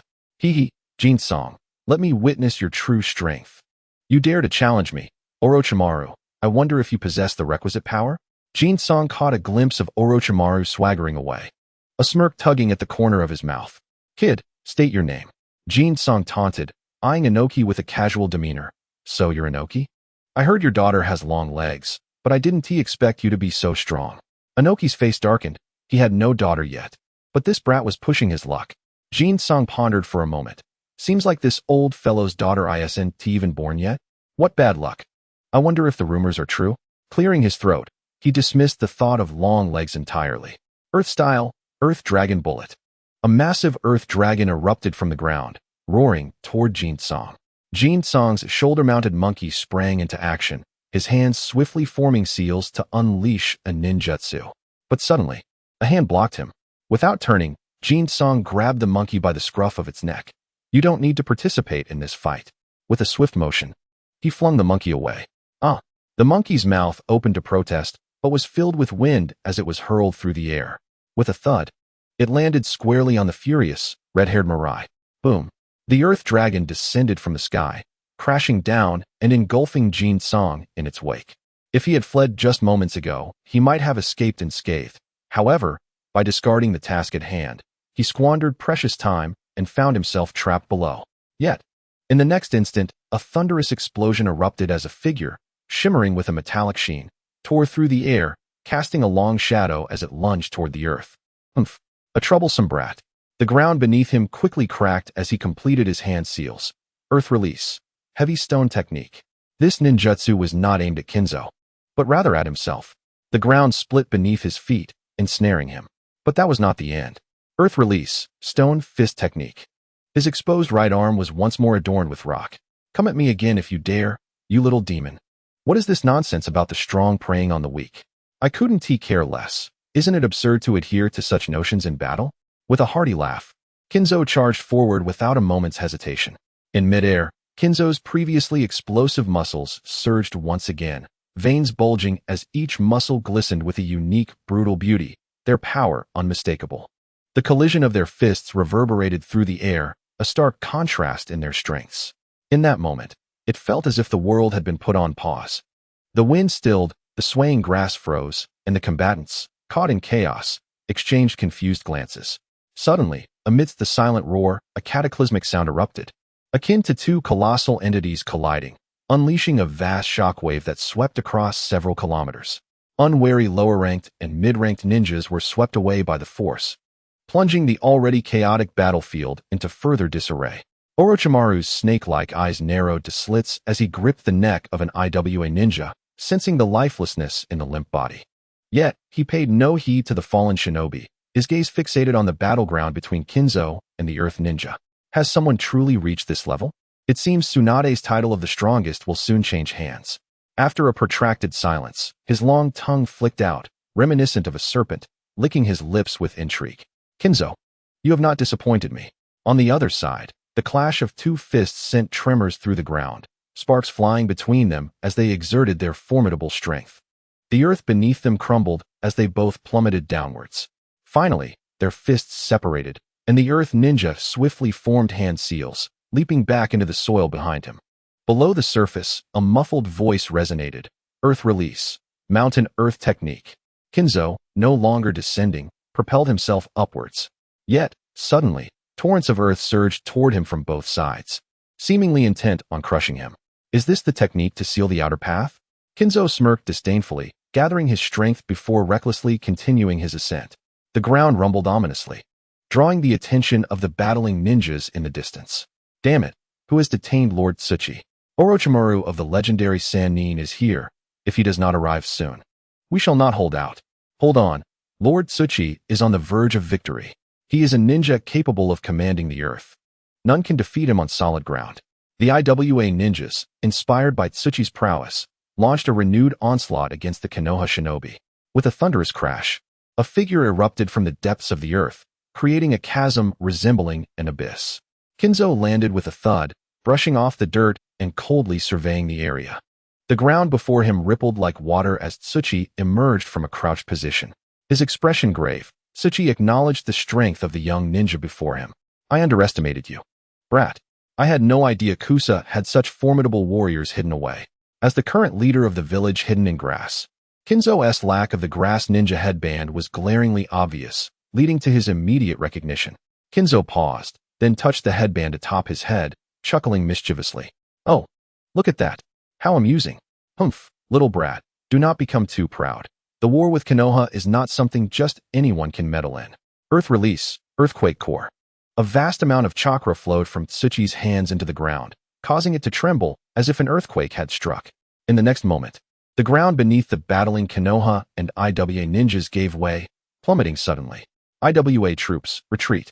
Without hesitation, Tsuchi issued the command to withdraw. Continuing the battle would only result in a Pyrrhic victory for the IWA ninja, and the toll of casualties would be uncertain. Furthermore, the ultimate victor remained uncertain, especially with Orochimaru yet to reveal his full strength. Kinzo hesitated, halting his pursuit. The battle had not escalated to its full potential, and there was no need for him to rush. His attention shifted to the fallen ninjas. Quickly, Hikari, gather the medical team to begin rescue efforts. I will assist with the retrieval of the bodies. Hikari, who had been engaged in battle on the periphery, was taken aback before immediately rallying her medical team, coordinating with Konoha's medical ninjas to tend to the wounded. Meanwhile, Kinzo found himself amidst a multitude of corpses, his eyes gleaming with excitement as he examined them. Is Kinzo suffering from some illness? Future shuddered at the sight of Kinzo's peculiar behavior. Kinzuya, arms crossed, pondered. I've noticed he seems to have an affinity for aiding in body recovery, though it is not merely about that. Shirzue, accompanied by the Umbu, was dealing the finishing blows to the enemies. Although the retreating IWA ninja had taken all the wounded they could carry, leaving only those who had not yet succumbed. A meager number. Returning from the finishing blows, he overheard the conversation and chuckled wryly. Kinzo is not a pervert. Have you not noticed how his pouch is growing heavier? Kinzuya and Future exchanged glances, realizing, I thought he might have changed, but he still craves wealth. Kinzuya shook his head. Kinzo remains Kinzo. He has never relinquished the opportunity to amass riches. Wujing pouted in discontent, feeling compelled to defend his older brother. You all are so quick to judge. Shouldn't we support him? Who knows when the next opportunity for those fruits might arise? Especially Future, who had a voracious appetite. Cough, cough. Kinzuya shivered. Realizing he had overheard something he shouldn't have. I should take my leave. Shirzue, catching Kinzuya's dry cough, swiftly performed a body flicker technique to vanish. Suddenly, Wujing felt a chilling aura emanate from behind, causing his hair to stand on end. A shadow loomed over him. Did you just say that I'm the one who eats the most? Wujing's ears drooped as he felt a jolt of fear, slowly turning around like a rusty machine. Upon facing the terrifying figure with fiery red hair and eyes ablaze, he screamed, Ah, save me. As the insatiable chakra absorber, Jutsu.So, blinked in confusion, he remarked, Huh? Did I just hear Wujing calling? Never mind. The matter at hand is more pressing. He chuckled sinisterly, causing the nearby Konoha ninjas, who were busy collecting corpses, to gasp in alarm and quickly distance themselves from him. What a peculiar ally this grass ninja had. After tirelessly extracting every ounce of chakra available, Jutsu.So felt exhilarated, swaying as though intoxicated while making his way back. Approaching the grass ninja's team, he exclaimed, Oh, Wujing, how come you've grown so much? Have you been sneaking off to enjoy some good food with your brother? Wu Jing forced a smile that was more dismal than tears. Heh, the big pot has gotten fat. Jin Song scratched his head and playfully smacked the monkey on the head, albeit with a significantly reduced force. Speak plainly. Without waiting for the frozen monkey to respond, he strode past him. Wu Jing, curled up in pain, rolled on the ground, tears brimming in his eyes. He swore he would rather face his elder brother than provoke that terrifying tigress again. It was utterly terrifying. Upon returning to the group, Jin Song inquired, "How are the casualties?" Hebe, who had just finished tallying the numbers, wore a grim expression. "The losses are slightly greater than anticipated. This is without approaching the battlefield center. Otherwise, it would have been even worse. Our combat capabilities are in disarray. We certainly cannot match the IWA ninjas of the same rank. To say they are trash is a compliment." He grumbled. He handed the compiled statistics to Jin Song, who frowned in contemplation. Over 300 modified soldiers have perished, while fewer than 200 ninjas have fallen. This figure is laughable. To call them trash would be an understatement. Jin Song remarked mercilessly. Jutsu.So, wrapped in bandages, approached, causing everyone to pause in surprise. "You're injured?" They had not noticed Jutsu.So's wounds earlier, and it seemed he was quite severely hurt. He smiled nonchalantly, his pale face breaking into a grin. "It's nothing. I was accidentally slashed by an IWA ninja, but I've already dealt with him. Moreover, my gains extend beyond this." The encounter with the IWA ninja ended with both sides suffering injuries. Although Konoha had assistance from the grass ninjas, they had not gained any advantage. The two factions were evenly matched. In the Konoha camp, Orochimaru observed, "Jin Song, I did not anticipate your rapid rise in power. It won't be long before you surpass me, will it?" His sinister countenance revealed nothing, yet Jin Song sensed ill intentions lurking beneath. "Say, Uncle Snake, you aren't plotting against me, are you?" Jin Song dismissed any pretense and boldly confronted him. Orochimaru raised his teacup, taking a sip, and replied with a smile. "You flatter me, Jin Song. We are partners. Why would I have any ill designs against you?" Jin Song was unconvinced by his words. "Never mind, after all. You've no chance of becoming the fourth Hokage. You're unfortunate enough as it is, so I won't trouble you." With that, he sauntered off. Orochimaru blinked, pondering whether that young man had just insulted him. The declaration of war from Iwagakure against Konoha had officially been issued, and reports regarding the battle soon landed on the desks of the various village leaders. In the Hokage office, the third Hokage, Hiruzen Sarutobi, was diligently attending to his duties when a ninja half-kneeled before him. "Hokage-sama, we have received the battle report from the IWA front. Read it." The third Hokage commanded without lifting his head. The Umbu ninja hesitated not for a moment, producing a scroll and beginning to read. "Our forces, with assistance from the grass ninja village, annihilated the IWA ninja ambush at the border of the land of fire and the land of grass.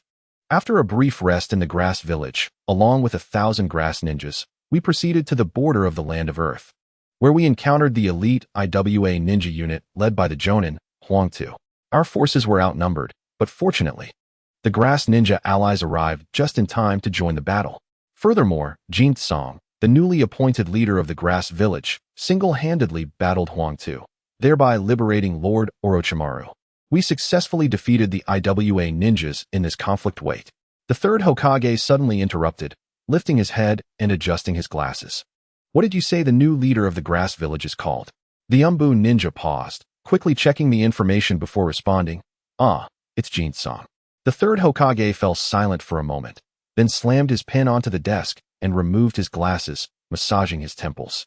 "Jin Song?" "Immediately confirm with Orochimaru which Jin Song that is." The Umbu ninja, startled by the third Hokage's grave demeanor, bowed his head, understood, watching the Umbu vanish in an instant. The third Hokage felt a vain throb on his forehead. He had a strong suspicion that this Jin Song was precisely the one he was thinking of. Not long after, the same Umbu ninja returned, half-kneeling once more. "Hokage-sama, I have used emergency channels to confirm with Lord Orochimaru," he said. It is indeed the Jin Song you suspected." The Umbu ninja inwardly grumbled about the ambiguity of the name. Which Jin Song are they referring to? The third Hokage's eyelids twitched, his expression a mix of anger and disbelief as he muttered, "So it truly is that brat, the new leader of the grass village? I sent you to gather intelligence, and you went and eliminated their leader to take his place? Is this what you call undercover work?" Taking a deep breath, the third Hokage waved his hand. "Enough. Go take a rest." After the Umbu ninja left, The third Hokage slammed his palm onto the desk, his teeth gritted. That scoundrel even swindled my funds. How could he not realize that the Grass Village's unusual behavior was orchestrated by this undercover operative? I tasked you with gathering intelligence. And you turned around and started a business with me? Very well. Wait until you return, and I shall ensure you face consequences. Yet in the next moment, he fell silent, realizing that what he had initially seen as a mere pawn had turned into an unexpected surprise. This brat truly possesses remarkable skills. Achieving the position of the new leader of the Grass Village, the third Hokage's mind began to race. Since the leader of the Grass Village was one of his own, and it appeared he had no intentions of defecting, there was ample room for maneuvering. Bring me the dossier of Jutsu.So, disciple of Konoha White Fang. A ninja outside acknowledged the request and soon delivered the dossier. The third Hokage leaned over, swiftly jotting down some notes before tossing the file back to the Umbu ninja for return. The Umbu ninja, astonished but silent, took the dossier back.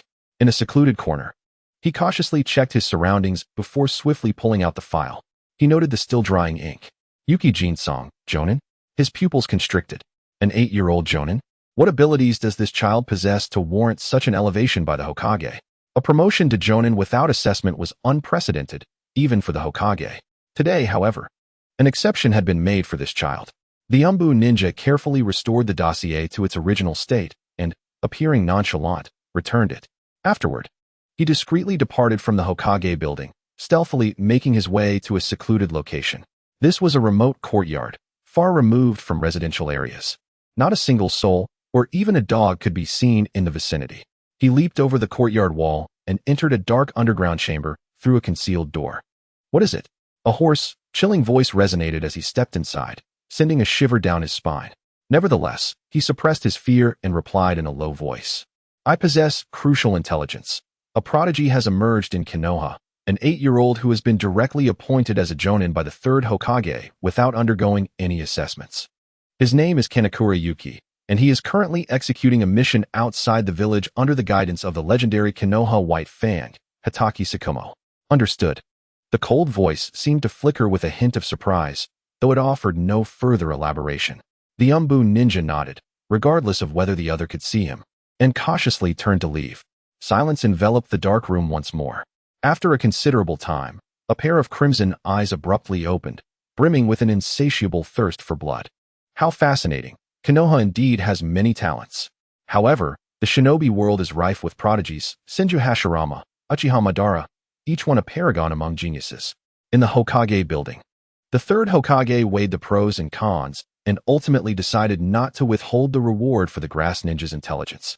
He feared that the scoundrel might actually cease providing him with information. It is essential to understand that in warfare, intelligence is paramount. Sometimes, a single piece of information outweighs everything else. Bring Uchiha Fugaku here and inform him that someone from the land of Earth requires their assistance. Chapter 73. Uchiha at the front lines. Kamizukabashi to let an opportunity slip by his foolishness. Kanekura had significantly aided Uchiha in the matter concerning Danzo.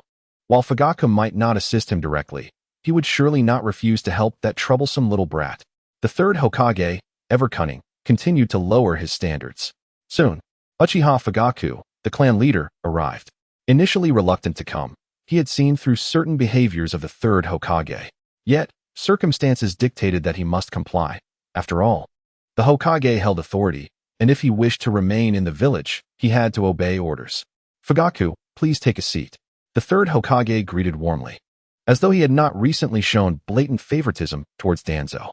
Fugaku narrowed his eyes, recognizing that this was the first time he had received such treatment from the third Hokage. Previously, he had either been ignored or met with unfavorable outcomes. There is no need for formality, Hokage-sama. Please, state your business clearly. I have many matters to attend to within the clan, Fugaku replied with indifference, inwardly scoffing at the newfound courtesy. Now you wish to show respect? He thought. Fugaku offered no semblance of deference. Merely addressing him as Hokage-sama was the extent of his politeness. The third Hokage, sensing the atmosphere, personally poured tea for Fugaku and with a congenial tone began discussing the conflict with the Rock Ninja. Rock Ninja? Fugaku remained seated, his eyes flickering with derision.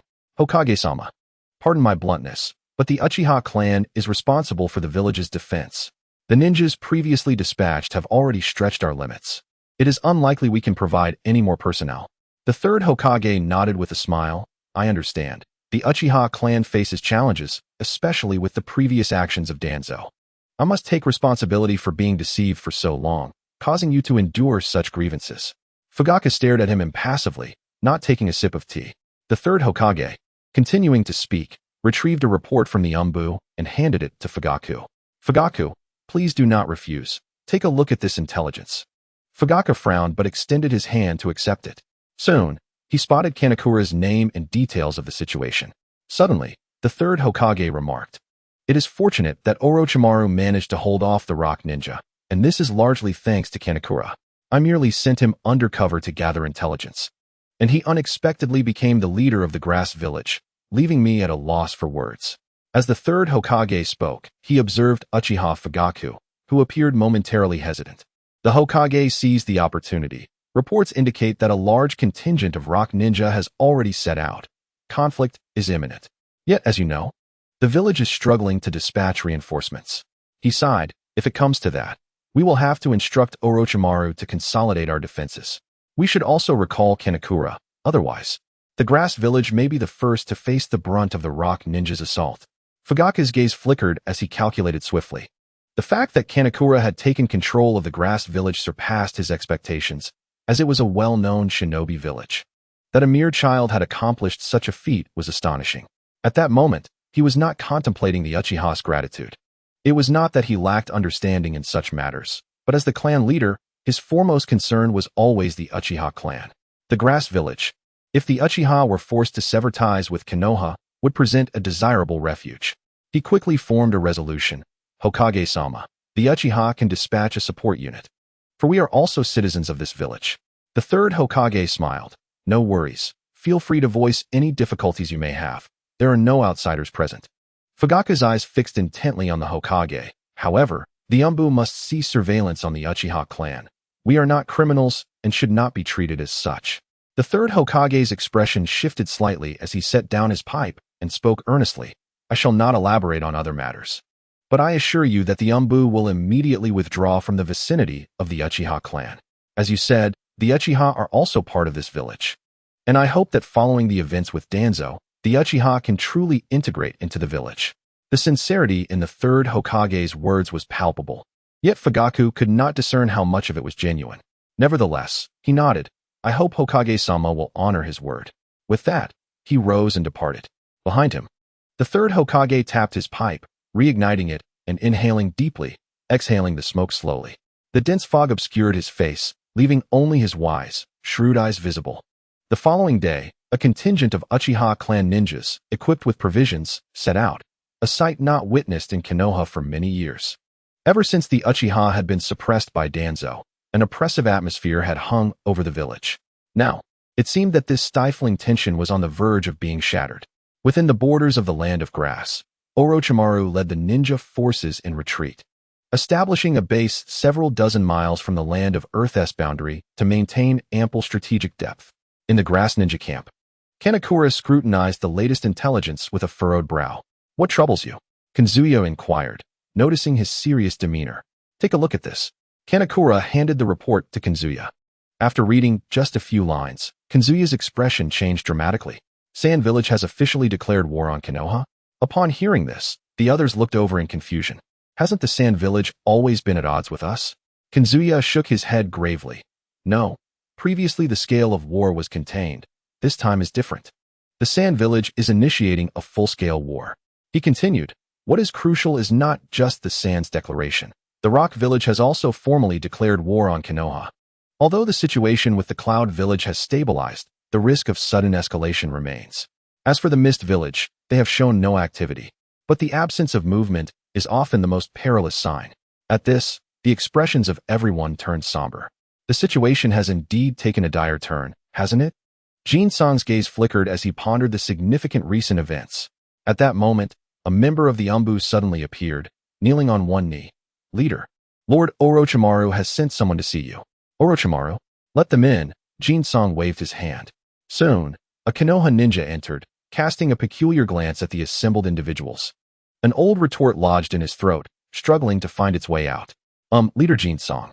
Lord Orochimaru wishes to inform you that he has been tasked with halting the IWA ninja forces. But a small contingent of IWA ninja is attempting to circumvent us to attack the Land of Fire. He requests that you take a team to intercept them. A small contingent of IWA ninja? Where did you obtain this intelligence? Jin-song furrowed his brow. I'm not sure. Lord Orochimaru only instructed me to convey this. And by the way, the team led by Minato Namikaze is also on its way, though they will be departing from the Land of Fire. They might just intercept that IWA unit. What? Jin-song sprang to his feet, his eyes flashing with a chilling light. Ignoring the fact that Orochimaru had received this information before the more capable Kusa ninja, Jin-song's expression turned to one of astonished anger. The Konoha ninja before him flinched, fearing for his life, and instinctively adopted a defensive stance. After a moment, Jin-song's brow furrowed deeply as he suddenly inquired, could that IWA unit possibly be heading towards the Shinjubi Bridge? Chapter 74. The Moth That Will Change the World. Battle erupts. As a native Konoha ninja, Jin-song may not have been an expert on the geography of the Land of Fire, but he had a fair understanding. Upon Jin-song's mention of the Shinjubi Bridge, the messenger ninja was momentarily taken aback, recalling the details before slowly nodding. Yes, it is indeed possible, as it is likely part of their advance route. Damn it, Jin-song cursed, kicking the table before him into the air. Inform the captain of the ninja forces that this place is under their command. We leave. Without waiting for a response, he strode swiftly out the door. Makoto and the others were momentarily taken aback, but quickly followed in haste. The group of 4, along with the additional companion Huali, totaling 5 people and a monkey, swiftly exited the Kusa ninja camp. Jin-song, what's wrong? Makoto, sensing the urgency, hurried to catch up with the briskly moving Jin-song, inquiring. The team led by Minato Namikaze is responsible for intercepting that IWA assault unit, and Kakashi is there. Jin-song's eyes flickered. Although this moth had altered many historical trajectories in this world, he dared not gamble. What if Kakashi were to be incapacitated in a single blow? The thought of him potentially being killed by IWA ninja was too daunting to entertain. He could no longer trust the original historical progression, as it had been thrown into disarray by his interventions. Meanwhile, confusion reigned in the Kusa ninja camp, wondering what had caused their leader to exit in such a hurry, even without taking the umbu with him. As Jin-song and his companions hurried back, within the borders of the Land of Fire, the team led by Minato Namikaze was rapidly approaching their fateful destination, the Shinjubi Bridge, an unnamed locale that would, after today, serve as a pivotal historical turning point due to the Third Great Ninja War, assuming no meddlesome factors intervened. Teacher, we are nearing the border. Those IWA ninja won't escape, will they? Kakashi had grown significantly taller, maintaining his cool demeanor, yet with a touch of warmth. Beside him, Obito and Rin exhibited resolute expressions, closely trailing the figure, deliberately slowing his pace ahead. Rest assured, they won't get away. Minato spoke softly, his tone brimming with confidence. Ha ha ha, Kakashi, you can rest easy. With my teacher and me here, we can make any enemy quiver in fear. Obito boasted with unwarranted bravado, only to find that Kakashi paid him no heed. Obito, frustrated, thought that if it weren't for the teacher's presence, he would have taught the masked figure a lesson. Rin furrowed her brow. All right, we are on a mission now. You two need to be quiet. Kakashi shrugged, feigning innocence. Stop. Suddenly, Minato came to an abrupt halt, raising his right hand. The trio instantly froze, kunai and short blades appearing in their hands as they warily scanned their surroundings. There's movement ahead. I'll check it out. Be careful. With that, Minato vanished in an instant. Kakashi gestured to Obito and Rin, and the 3 dispersed, each finding a place to conceal themselves. Boom. A sudden clash of battle erupted ahead, accompanied by the fluctuations of ninjutsu and cries of distress. Kakashi's heart raced. They had found their target. Ignoring Minato's orders, he dashed forward. Stay back. I'm going to assist the teacher. Rin's expression changed. Kakashi. But it was too late. He had already bolted. She quickly tried to restrain Obito, who was also about to rush forward, her face etched with worry. The teacher told us to wait here. If you rush in, it will only complicate matters for him. Obito, indignant, retorted, Kakashi has already gone. At that moment, a figure suddenly emerged from behind Rin, delivering a swift chop to her neck, rendering her unconscious, and swiftly retreating with her in tow. Damn it, stop right there. Obito erupted in fury, hurling several shuriken before hastily pursuing Rin. Meanwhile, Kakashi found himself in peril as an IWA ninja ambushed him, employing a shadow clone technique to inflict a wound on his arm. Despicable IWA ninja. Do you only know how to ambush? Kakashi brandished a short blade akin to White Fangus, intently focusing on the formidable IWA ninja before him. Judging from the strength of this IWA jonin, he recognized the imminent danger, summoning every ounce of his concentration. At that moment, Obito's furious shout from behind caused his focus to waver. Opportunity. The bloodthirsty IWA ninja fixated on Kakashi, droplets of fresh blood falling from his blade. Whoosh.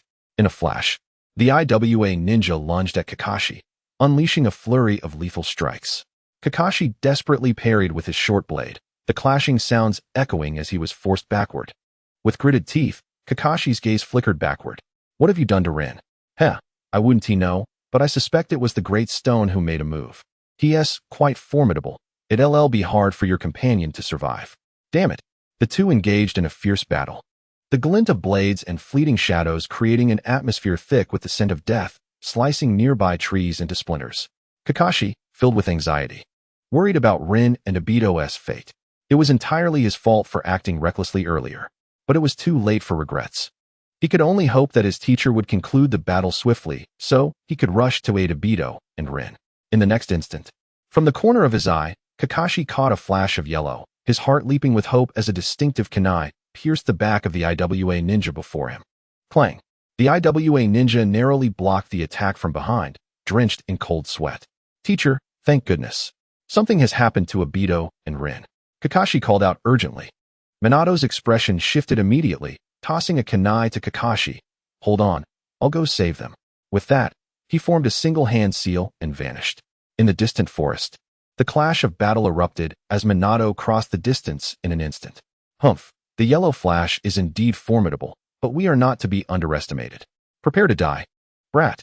The IWA ninja, known as the bloodthirsty leech, charged forward once more. His greatest strengths lie in speed and swordsmanship, or rather, in his mastery of the blade. Even though Kakashi and his father have studied the Konoha sword techniques, their skills remain superficial, leaving them at a distinct disadvantage. Kakashi lamented his lack of preparation, wishing he had practiced his sword techniques more diligently, as it would have spared him from this predicament. Nonetheless, he still harbored a secret technique, waiting for the opportune moment to unleash it upon the ninja before him. Earth release, ground shatter. A noise echoed from afar, signaling that someone was using earth release to alter the terrain. Kakashi realized that more enemies lurked in that direction. Just then, a shadow darted towards him with alarming speed, catching Kakashi off guard as it lunged forward, swinging a blade through the air before him. Ah! Kakashi cried out, clutching his eye in agony, the searing pain causing his entire body to tremble, rendering him unable to stand. At that moment, the enemy, known as Moji, seized the opportunity, thrusting a blade toward Kakashi's chest. Chapter 75, I arrived too late, damn it. Look out! Just as Moji was about to pierce Kakashi's chest, a furious shout erupted from a distance. Suddenly, a brownish shadow surged forth with blinding speed. What is that? Moji furrowed his brow, opting not to confront the threat head-on and retreating swiftly, abandoning his prey. In the distance, Jin-sung breathed a sigh of relief. This was a rational response. Who would recklessly engage in combat, while risking injury or death? It seemed he was the only fool in this situation. The brownish shadow flashed past Moji. Before he could comprehend the sight before him, a lightning bolt hurtled toward him. Lightning release, thunderbolt. The figure vanished in an instant, but the lightning bolt remained, striking Moji squarely in the face. Given the proximity of the attack, evasion was futile. Crack. Ah! Moji collapsed, clutching his face as the acrid scent of charred flesh filled the air, his cries echoing in the surroundings. Meanwhile, the still-hidden Daisher swiftly grabbed him and retreated. Almost instantaneously, a dark figure crashed down where Moji had just stood. Boom. A deafening explosion resonated, enveloping the area in dust and obscuring everyone's view. Kakashi's face turned pale as he pressed his hand against his wounded eye, blood seeping through his fingers. Yet, a semblance of relief washed over him. He recognized the sound he had just heard. Moji, are you all right? Daisher called out as he pulled Moji away. Moji had ceased his cries, though his body throbbed with pain. Struggling to regain his footing, he removed his hand from his face, revealing a ghastly visage marred by jagged lightning-inflicted wounds, one nearly blinding him. As the dust gradually settled, a deep pit, measuring 4 to 5 meters, became visible. Suddenly, a hand grasped the edge of the pit, and a figure sprang up. "Oh, Kakashi, you've taken a hit." Kakashi knelt, agony etched on his face, responding only with a grimace. Jutsu, his expression darkening, turned to the two rock ninjas, fists clenched ominously. "You dare to strike my brother? You two must have a death wish. Who are you?" "This is our battle with Konoha," Daisha retorted coldly. "Then it's just as well." Jutsu dismissed their words, propelling himself forward with a powerful leap. The ground erupted beneath him, creating a web-like crater. Earth release, mud swamp. Suddenly, a swift and unexpected ninjutsu formed beneath Daisha and Moji's feet, catching them off guard. However, being elite ninjas, they quickly evaded the trap. Yet, that brief moment was enough. As Moji looked up, he saw a gleaming fist hurtling towards him. Bang! The earth erupted, and Moji found himself atop a tree canopy, his eyes wide with terror as he gazed down. Below, his substitute was sent flying like a bullet, toppling trees in a wide radius. What the hell? Who is this kid with such terrifying strength? At that moment, Daisha recognized the assailant, his pupils constricting as he shouted a warning. "Be careful. This is the grass ninja who fought against Yoko a few days ago." "What?" Moji gasped in shock, retreating hastily. They were aware of the grass ninja who had fought Yoko to a standstill, but only Daisha had caught a glimpse of him, leaving the others clueless. Though they had never faced him before, the fearsome child who could match Yoko in combat was a daunting prospect. After all, aside from the third Tsuchikage, no one had withstood Yoko's blows thus far. "I found you." A sinister laugh echoed from behind Moji. He instinctively attempted to use his body replacement technique to escape. Bang! The air exploded with a deafening crack as an overwhelming force struck his back. Moji's thoughts froze, darkness enveloping him. Daisha's heart sank as he witnessed his comrade, a fellow Awagakure ninja, being obliterated by a single punch, his upper body shattered as if struck by a massive object, blood splattering across the nearby forest. "Damn it!" Daisha cursed silently, vanishing to flee. At that moment, two women with crimson hair appeared behind him, simultaneously forming hand seals and exclaiming, "Sealing technique. Adamantine lock." Multiple chakra chains surged forth, intertwining to form a net that enveloped the area. Daisha's expression shifted as he quickly formed hand seals. Earth release, ground walking technique. The chains fell short, and Daisha was pulled into the ground. "Not so fast." Jutsu roared, charging in like a shooting star, leaping high into the air as he brought his fist crashing down. Just as Daisha had barely submerged, Jutsu's fist landed. Boom! A tremendous roar echoed, creating a deep pit in the earth. The Awagakure ninja, Daisha, found himself trapped at the bottom, blood gushing from his mouth, his eyes wide with fear as he drew his last breath. He had been killed instantly, his insides reduced to pulp from the sheer force of the blow. His bones shattered. "Humph! You've truly sought your own demise." Jutsu leaped down to seize him, drawing chakra as he approached Kakashi. "How are you holding up? Is your eye all right?" Kakashi gritted his teeth, staring at the lifeless body of the Awagakure ninja that Jutsu had discarded like a rag doll, his heart brimming with rage. "I've lost my left eye." He had known the moment it was struck that it was beyond saving. Shaking his head, he remained silent. Jutsu's brow furrowed. "Damn it. Am I too late?" "Kuwali, tend to him. He is my brother. Don't let him perish." Kuwali, witnessing Jutsu's earnestness for the first time, nodded and quickly moved to Kakashi's side. "Jutsu, what about Rin and Obito?" Kakashi suddenly recalled them, urgently calling out despite his injuries. Jutsu nodded, instructing Hualiu in the future to remain behind, assuring that they could fend off any enemies. "I will check on them. You all follow closely." With that, he surged forward with a thunderous roar. At this moment, the battle between Obito and Rin continued, with Rin unconscious and carelessly discarded on the ground, her eyes oblivious to Obito's presence. Minato Namikaze was under siege from 3 rock shinobi. Despite the apparent encirclement, he appeared to navigate the situation with effortless grace, darting between the 3 assailants, as if he were the one encircling them. Suddenly, one of the rock shinobi performed a concealed hand sign. Instantly, another shinobi broke away, rushing towards the motionless Rin. Minato's movements were indeed affected. He swiftly appeared behind the opponent, his kunai aimed directly at the enemy's head. The other 2 rock shinobi followed suit, focusing their assault entirely on Rin. At that moment, Obito emerged from the shadows, positioning himself directly in front of them, shouting, No one shall harm Rin while I stand here.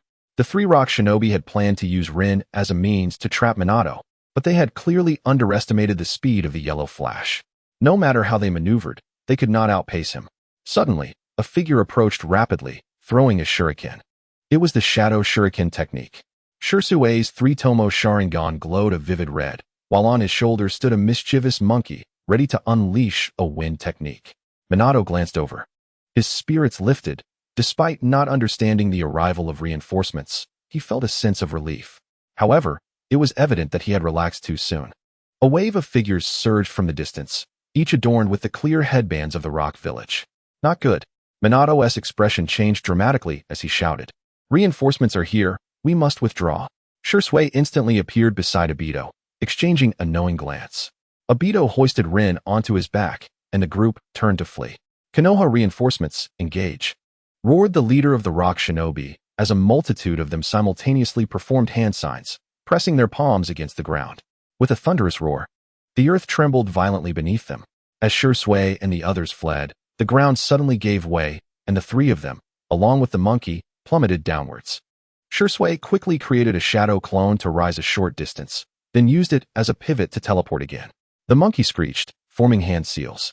From the sides of the collapsing pit, two earthen pillars shot up, forming a bridge beneath Obito. Carrying Rin, he landed on the horizontal beam, but to ascend, he had to climb up the sides. He immediately set off, scaling one side of the pit wall. In the next moment, a multitude of earthen spikes erupted from the ground, ready to impale him. Obito's expression shifted as he gritted his teeth, throwing Rin away. Jutsu, get Rin out of here. He hurled the still unconscious Rin, but in that moment, he lost his balance and was struck by an earthen spike, falling straight down. Obito. Jutsu leaped, catching Rin securely. His gaze anxious as he looked back at Obito. Obito, as he fell, exhaled in relief, a smile gracing his face. Thank goodness, Rin is safe. The earth beneath them crumbled. A mighty roar echoed as the deep pit collapsed, burying everything beneath a torrent of dirt and rock. Jutsu's expression turned grave as he anxiously glanced at the monkey. Do you have a solution? The monkey hesitated, shaking his head apologetically. At that moment, Minato appeared. His presence commanding. Where are the others? Where is Obito? Jutsu's eyes brightened. Lord Minato, please save Obito. He is buried beneath. Minato's face darkened. And after attempting a hand seal, he opened his eyes in frustration. It's no use. I can't find Obito's kunai. Jutsu fell silent. Minato's eyes burned with urgency. He held his three students in high regard. Even the seemingly less capable Obito had earned his respect through diligence. Now, feeling utterly helpless that his student was trapped below, he loathed his own inability.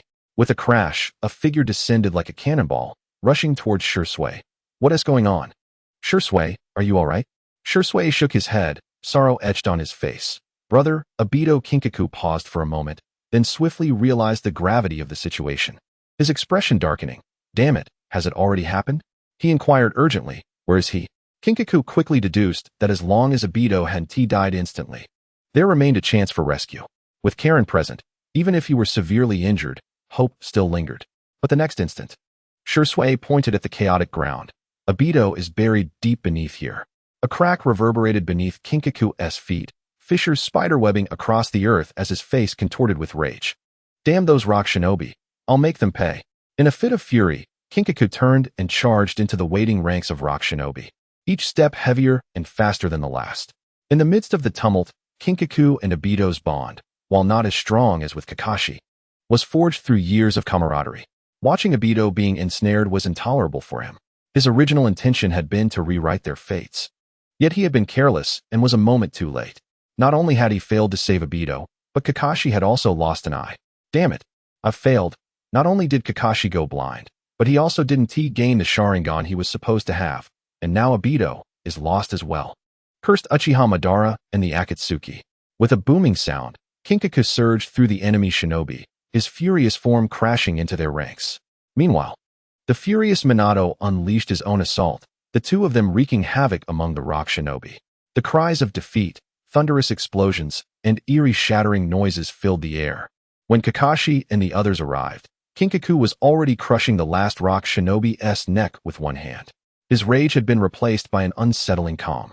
Since the events had transpired, all he could do was seek to amend them. Cursed world, this relentless fate correction, no matter how hard I try. I can't alter these historical trajectories, can I? Just wait.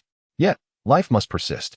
Kinkaku walked with purpose, delivering a final kick to every surviving rock shinobi, as if performing a charitable act, while also absorbing their chakra. The immense chakra he gained brought him no joy as he returned to Kakashi's side, collapsing to the ground. His gaze fixed on the spot where Obito had been buried. It's all my fault for arriving too late. Otherwise, Kakashi, understanding the unfolding events, sat down beside him. Wiping his reddened eye, don't blame yourself. It's my fault for acting on my own. Otherwise, Rin and Obito wouldn't have been vulnerable. Obito lay buried deep beneath the earth, and even if he had perished, Kinkaku could not retrieve his body, for the ground was too deeply entrenched. A result of a technique performed by dozens of elite rock shinobi. However, Kinkaku knew that even if he were to dig now, he might not find Obito's body. After all, an ever-watchful shadow had been lurking over Obito, capable of traversing the ground at will, and he likely had been taken away long before. Do not be disheartened. Perhaps we shall meet again in the future. Jin-sung uttered a statement that Kakashi deemed utterly nonsensical before departing. Kakashi remained silent for a moment before approaching the equally remorseful Minato Namikaze. The mission had been completed, with not a single IWA ninja left alive. They had all perished. The majority had met their end at Minato's furious hands, executed with the Flying Thunder God technique, leaving him drenched in the blood of his enemies, resembling someone pulled from a crimson abyss. The remainder had been brutally dispatched by Jin-sung's overwhelming might.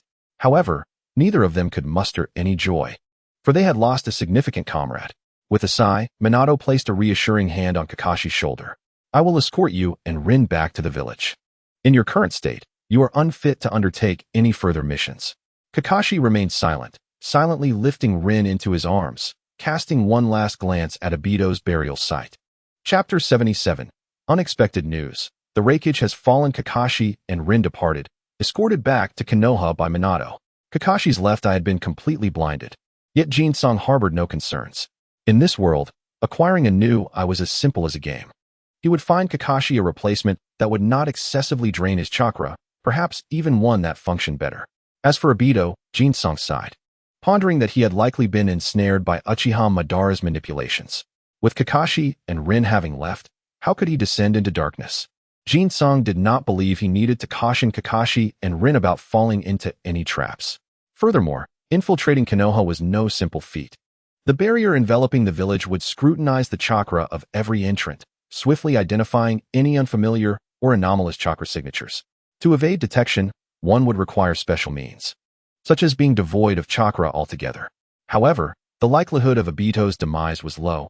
It was far more probable that he had been controlled by Uchiha Madara.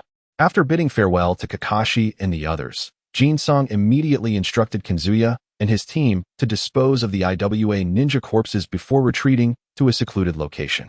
He had future set up a barrier, allowing him to step inside alone. He had indulged once more and felt on the verge of bursting. Upon entering the barrier, which disrupted the gaze of the outside world, a burst of golden light erupted from his chest, followed by a second, a third. 5 golden infant fruits emerged in succession, gradually dimming their radiance. Jin-sung wore a look of melancholy. Having 5 is sometimes excessive. He consumed 3 of them, reaching his limit once more, unable to swallow any further. Should I let Mu Jing have one? I'm afraid it might be too much for him. Perhaps I should chop them up and share? He scratched his head in frustration. After a while, Jin-sung returned with a box. Come, everyone, gather around. These are the soldier pills made from the fruits I previously gave to the monkey. Do try them. He opened the box, revealing an assortment of oddly shaped dumplings haphazardly arranged within. Are you sure this is edible? Kazuya questioned with a skeptical expression. They're quite delicious. Future, who had been ravenous, ignored the hesitations and quickly snatched 2, stuffing them into her mouth while chewing and mumbling. Beside her, Mu Jing, with his keen nose, had already devoured a third and was attempting to stealthily pocket a few for later. Slap. Jin-sung flicked his fingers, swatting Mu Jing's paws away with a warning. You can eat, but you cannot take any for later. Do you intend to save some for a midnight snack? Mu Jing grinned awkwardly, but that did not deter him from consuming another. Kazuya blinked his eyes, and upon seeing Shui and Hanari also beginning their second dumpling, he could no longer contain himself. Hey, leave some for me.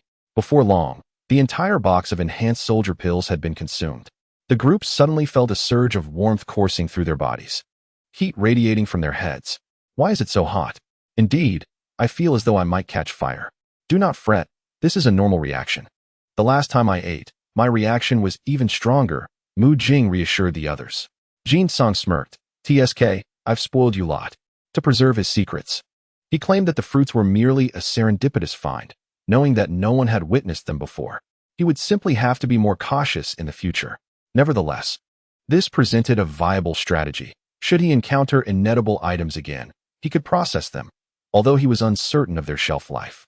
It was certainly preferable to dealing with the headache of excess. After acclimating to the effects, they returned to the border outpost. Along the way, they distinctly sensed a transformation within their bodies. Previously, they would have required chakra to sustain a long journey, yet this time, they felt capable of traversing much of the distance using only their physical strength. This change was remarkably evident to them, eliciting cheers of joy. Upon reaching the outpost, Jin Song informed someone to relay a message to Orochimaru before summoning the others to his room.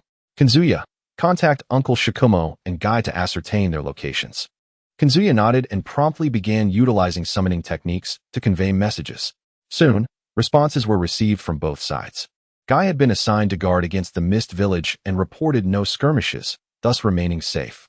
However, Uncle Shikumo's side had already engaged in battle with the Sand Ninja, who were launching a large-scale invasion of the Fire Country under the pretext of avenging the third Kazekage. Their forces were limited, and Shikumo was finding the situation rather challenging. Jin Song nodded thoughtfully. Even if Shikumo's situation was less than ideal, it was manageable. However, he was uncertain when conflict might erupt on Guy's front. If a crisis arose, it would be difficult for him to respond promptly. Suddenly, a Kusa ninja from the Umbu knocked on the door. Leader, there is critical intelligence. Come in. The Umbu ninja entered, promptly producing a scroll. Sir, intelligence from a Wagakure. Jin Song furrowed his brow as he took the scroll, opening it to reveal shocking news. The Wagakure has engaged in conflict with Kumogakure? The others exchanged astonished glances. Why would Kumogakure and a Wagakure be at odds? Jin Song shook his head. I do not know. The third Tsuchikage is no less cunning than the third Hokage. He may have dispatched forces to simultaneously attack Konoha and the Cloud Ninja. Such audacity. If he were to fully concentrate on one adversary, it would be manageable, but waging war on two fronts may yield unfavorable results for a Wagakure, Kanzuya scoffed. Jin Song waved his hand, dismissing the Umbu, and grinned wickedly. You may have misjudged. The cunning Inoki's primary offensive is directed at the Cloud Ninja. The third Raikage has been utterly annihilated by 10,000 IWA ninja. What? The room erupted in shock, with everyone jumping to their feet. The Raikage is dead? That is the leader of a ninja village. Is this intelligence accurate? Kanzuya asked in disbelief. Who knows? Such monumental events will soon become common knowledge. We shall wait and see. The group nodded in agreement. Indeed, if the leader of a village had been slain without a ripple of response, what could be considered a significant event? Knock, knock.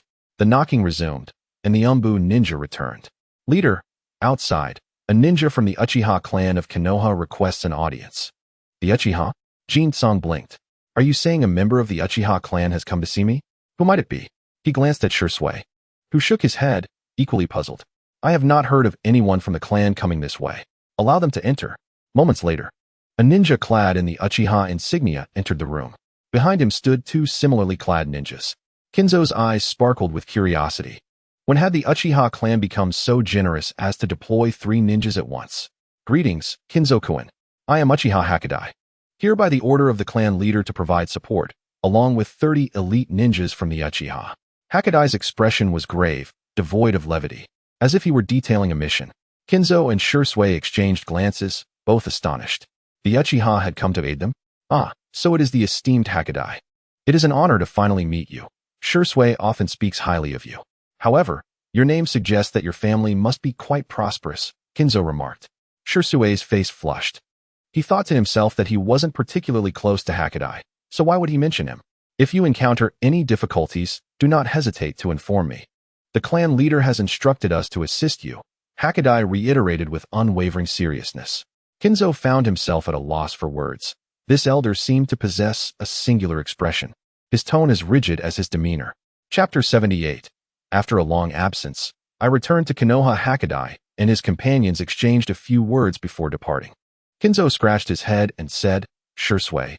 I told you there's something off about the Uchiha clan, yet you didn't believe me. When we return, inform clan leader Fugaku to have someone examine the feng shui." Sure, Sway feigned ignorance. "Brother, are we about to engage in battle with the rock ninjas? With reinforcements arriving and the enemy in disarray, was there any reason to delay?" Kinzo felt it was about time.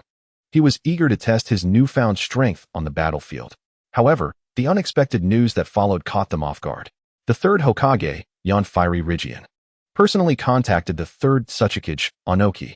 After a cordial exchange, Onoki swiftly acknowledged his errors and declared that to make amends, he would immediately withdraw troops from the grass village and re-sign a truce agreement with Konoha. Of course, this was the message conveyed by Konoha, possibly refined through numerous literary embellishments. In any case, the Wagakure had decided to cease hostilities and direct their efforts against Kumogakure instead. They had inadvertently killed the third Raikage, and the newly appointed fourth Raikage, son of the third, would certainly seek vengeance. The pressure on Konoha dissipated abruptly. The third Hokage, Fiery Rigian, exhaled deeply, quickly formulating strategic plans. Orochimaru's forces would retreat to defend the fortresses between the grass and fire countries, monitoring Iwa's movements to guard against any sudden incursions. Meanwhile, the Uchiha ninjas were redirected toward the Wind Country without encountering any IWA ninjas. Was this a cessation of hostilities with IWA? Kinzo stared at Orochimaru in disbelief. Is it really this hasty? Is there no credibility? Is there no law? Just like that, we're not fighting anymore? Have they considered the feelings of others? Orochimaru smirked ominously. What? Kinzo-kun, do you wish for the war to continue? He licked his lips, his curiosity palpable. I do not. I am not. Do not misinterpret. Kinzo retorted, giving him a light shove. Since we are not fighting, I shall return to being the king of the mountain.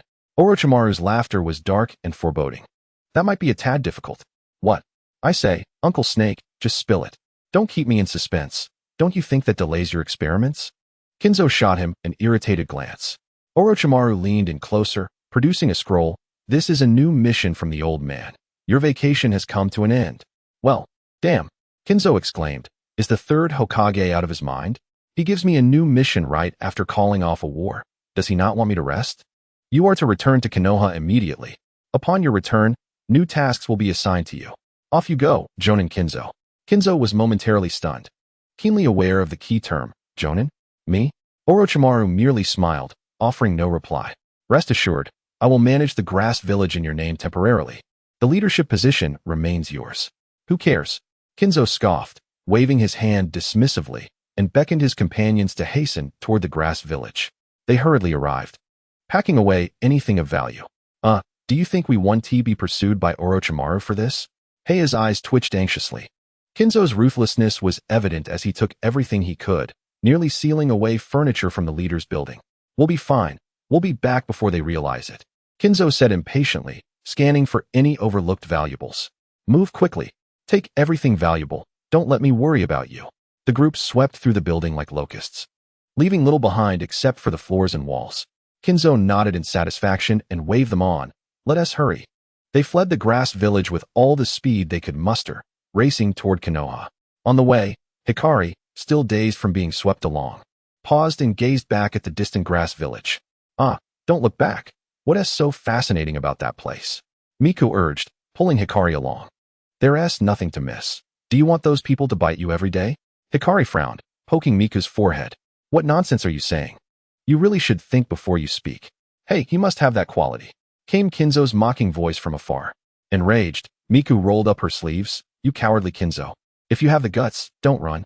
Kinzo quickened his pace, playfully shaking his shoulders. Hey, monkey, was that aimed at you? I didn't hear anything. Let us hurry. I think I heard a tiger roar. Heia squinted. Seems like it was a mother tiger. Damn monkey, just you wait. Konoha village, steeped in history, was a sight for sore eyes. Kinzo felt a rush of joy upon seeing the village gates. At the very least, the barbecue restaurant of the Akimichi family was a delightful treat. Let us go to the Akimichi barbecue restaurant. It's on me. Oh yeah. Miku was the first to respond. Nothing could surpass a good barbecue, and if it did, Kinzo would have to treat her again. Hikari needs to register at the Hokage building, Heia reminded. Kinzo slapped his forehead and pointed at Heia. All right, you handle that. We're off. The group dashed away, leaving Heia standing there bemused, watching leaves dance in the wind at the street corner. Good grief. Heia's solitary figure appeared somewhat forlorn. At the barbecue restaurant, Kinzo and his companions feasted heartily. By the time Heia returned, the stack of empty plates beside them was taller than a person. Have you never seen barbecue before? Kinzo started to gloat. Kinzo rolled his eyes. If it weren't for my current predicament, I'd definitely put you in your place. They savored a delightful meal, compensating for the meager sustenance during their time in the grass village. Kinzo then turned to serious matters. First, he spent a fortune purchasing houses from their neighbors, relocating Miku and Hikari to the left, while Heia and Shursui moved to the right. Perfect. Finally lying in my own bed. This past period has worn me out. As Jin-sung lay on the bed, vowing to never part with it, an impolite Umbu ninja suddenly appeared through the window. What the hell? Are you a pervert? Ingu Jin-sung, the Hokage summons you. Chapter 79. Feathers are falling from the sky. In the Hokage building of Konoha village, the third Hokage, with a serious and somewhat solemn expression, announced, "You have completed your mission exceptionally well, Jin-sung. In recognition of your extraordinary contributions, I hereby promote you to Jonin in the name of the Hokage." Upon hearing this, Jin-sung remained indifferent, lazily digging at his ear as if he were half asleep. The atmosphere grew awkward. Ahem, Mito Minion coughed twice. Jin-sung, aren't you going to thank the Hokage? What? Jin-sung replied in surprise. Isn't this a commendation for my contributions? Why should I thank this old man? The corner of the third Hokage's mouth twitched, and veins popped on his forehead. If it weren't for his age, he would have easily subdued such a brat a decade ago. You're right. No need to thank me. The third Hokage replied with an awkward smile. I've heard that the Rock and Cloud ninjas are engaged in a heated battle. What are your thoughts on this? Jonin Jin-sung? Jin-sung yawned and said, Hokage, you didn't call me here just to discuss these trivial matters, did you? If so, I'll be heading back to sleep. Impudent. Mito Minion was so enraged that even his good temper was tested. Jin-sung, how dare you speak to the Hokage like that? Jin-sung scratched his head, realizing he had been a bit too arrogant. It would be wise to keep a low profile until his thigh returned. Hokage, is there anything else you need? If not, I'm going back to sleep. The third Hokage, feeling disgusted, waved his hand. Stop, just speak as you usually do. All right, Jin-sung acquiesced. Actually, I did call you here for a matter that requires your input, the third Hokage said, becoming serious. Oh, what is it? You need to consult me? Jin-sung asked. His curiosity piqued, yet cautious. Could it be that this old schemer wants to set a trap for me? He mused internally, gazing expectantly at the third Hokage. I wonder if you have any thoughts on the Umbu? The third Hokage lit his pipe, exhaling smoke as he looked at Jin-sung with a smile. I would like you to join the Umbu for some experience. What do you think? Jin-sung immediately raised his hand and decisively shook his head. No, I have no interest. The Umbu consists of elites. I'm probably not suited for it. Please find someone else, like Kakashi. Farewell. With that, he swiftly made his exit. As the door closed, the previously furious Mito Minion instantly calmed down, as if his face had transformed. Rijan, your prediction was spot on. This kid clearly does not want to be bound by the identity of the Umbu. Indeed, I anticipated this. However, I must admit I am impressed that he was willing to abandon the position of leader of the grass village and return here, the third Hokage reflected, his wise eyes glinting. Mito Minion nodded. His recognition of the village is undeniable, but his methods are somewhat. The third Hokage sighed, a pained smile creeping onto his face. Do you know how much that brat has taken from me? Although it was all spent on buying intelligence, and at a better price than before, it still pains me to think of what that brat has taken. Mito Minion laughed, pointing at him. You are indeed a miser. That money was rightfully his. After all, it belonged to the grass village, and getting a discount was generous. The third Hokage shot him a glance. Nonsense. The money from the grass village? I just received news from Orochimaru that rascal took all the money with him when he left, leaving nothing behind, not even a potted plant. Orochimaru is currently at a loss about where to find funds. Mito Minion was taken aback, and after a moment, he gave a thumbs up. Well done. Cut it out. Did he really expect me to become part of the Umbu? What a dream. On the way, Jin-sung scoffed, kicking a small stone aside. Out of my way. Bang. A muffled sound echoed as Jin-sung instinctively recoiled, glancing nervously back. At the end of his line of sight, a wall had collapsed halfway, and several angry and vigilant ninjas rushed out, surveying the area. Oh no, it's from the Hyuga clan. Jin-sung quickly turned and slipped into a narrow alley, breathing a sigh of relief. What a lousy wall. Even such a small stone can knock it down. Ugh. It's shoddy workmanship. Realizing he was in trouble, Jin-sung avoided the main road and chose the dark, eerie alleys instead. As he neared home after a few more turns, he suddenly stopped, raised an eyebrow, and said, "You've been following me all this way. Come out." He stood there calmly, motionless, with a mocking smile on his lips. After a while, he scratched his head and continued walking. Just as he was about to exit the dim alley, he abruptly halted again, taunting, "Come out. I've already noticed you." A cold wind swept through, dispersing the clouds, and moonlight cascaded down. The situation grew awkward. Oh, there's really no one. Jin-sung's face fell in disappointment. On TV, someone always jumps out during such a test. Why not here? How boring. If anyone were to witness this, they would surely be astonished at how this guy was entertaining himself at night. With a scoff, Jin-sung walked out of the alley. However, just as one foot stepped out, an unexpected turn of events unfolded. Whoosh! A faint sound suddenly echoed, and a ghostly figure appeared behind Jin-sung, brandishing a gleaming ninja blade aimed at him. Damn it! Jin-sung cursed, spinning around to throw a punch. Having waited for so long without anyone showing up, he was caught off guard by the sudden attack. The assailant, clearly surprised by Jin-sung's swift reflexes, attempted to strike first, but before the blade could descend fully, Jin-sung had already turned around. In the next moment, the ninja blade struck Jin-sung's chest just as his fist collided with the assailant's face. The attacker wore a white mask, eyes fierce, and abruptly accelerated the strike of the ninja blade. "Hey, quite stubborn, aren't you?" Jin-sung grinned savagely, his clothes suddenly exploding, revealing specially designed short sleeves and shorts. His fist swelled in an instant, muscles rippling, reflecting a metallic sheen under the moonlight, and then with a resounding bang, it struck the assailant directly. Clang! The two sounds resonated almost simultaneously. The ninja blade viciously slashed across Jin-sung's chest. For an ordinary person, such a blow would likely result in severe injury or even death due to internal organ damage. However, when the blade met Jin-sung, it produced a metallic clang. The blade successfully tore through his clothing and grazed his skin, but that was all it could manage. The blade created sparks upon contact, leaving a long white mark on his skin. Meanwhile, the assailant, struck by Jin-sung's punch, had his head sent flying in an umbrella-like fashion. Jin-sung shook the suspicious liquid off his hand, disdain written all over his face. "Sending such garbage to me? Do you look down upon me?" Before he could finish boasting, a flurry of feathers suddenly fell around him, drifting down in a familiar manner. In the next moment, Jin-sung's eyelids began to droop. "Ugh, I'm suddenly so sleepy.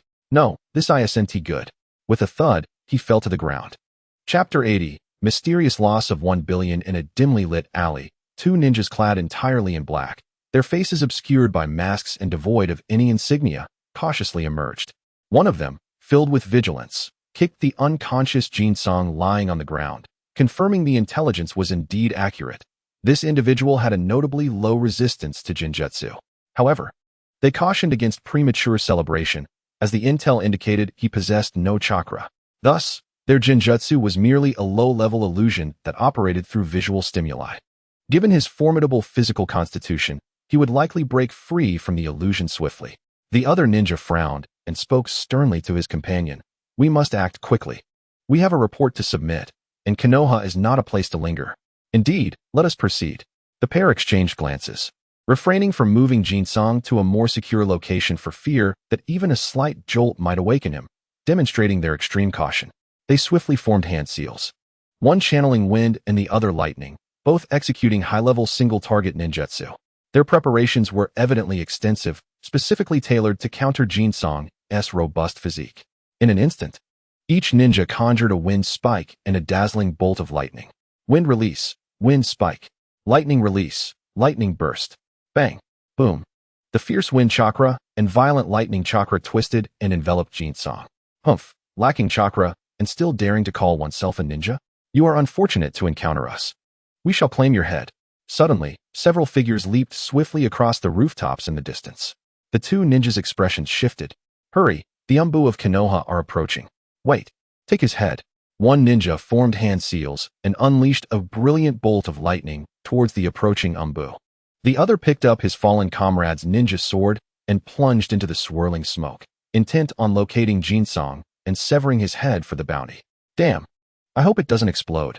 As he pondered, a muscular hand suddenly erupted from the smoke behind him, clamping over his mouth. Ugh. Crack. Jin-sung's cold eyes glinted as he discarded the ninja, who had turned his back to him. For the first time, he chose not to absorb the chakra immediately. How bold to set a trap for me. Let me see who dares to challenge me. His icy gaze radiated palpable murderous intent. At that moment, Jin-sung's appearance was rather pitiful. His clothes were tattered, barely covering vital areas.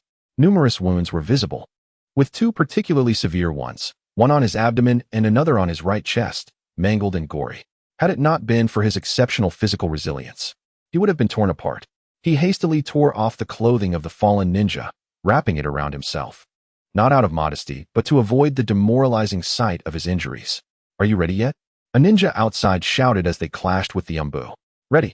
Suddenly, a voice erupted behind him, followed by a thunderous explosion. Boom. Uft.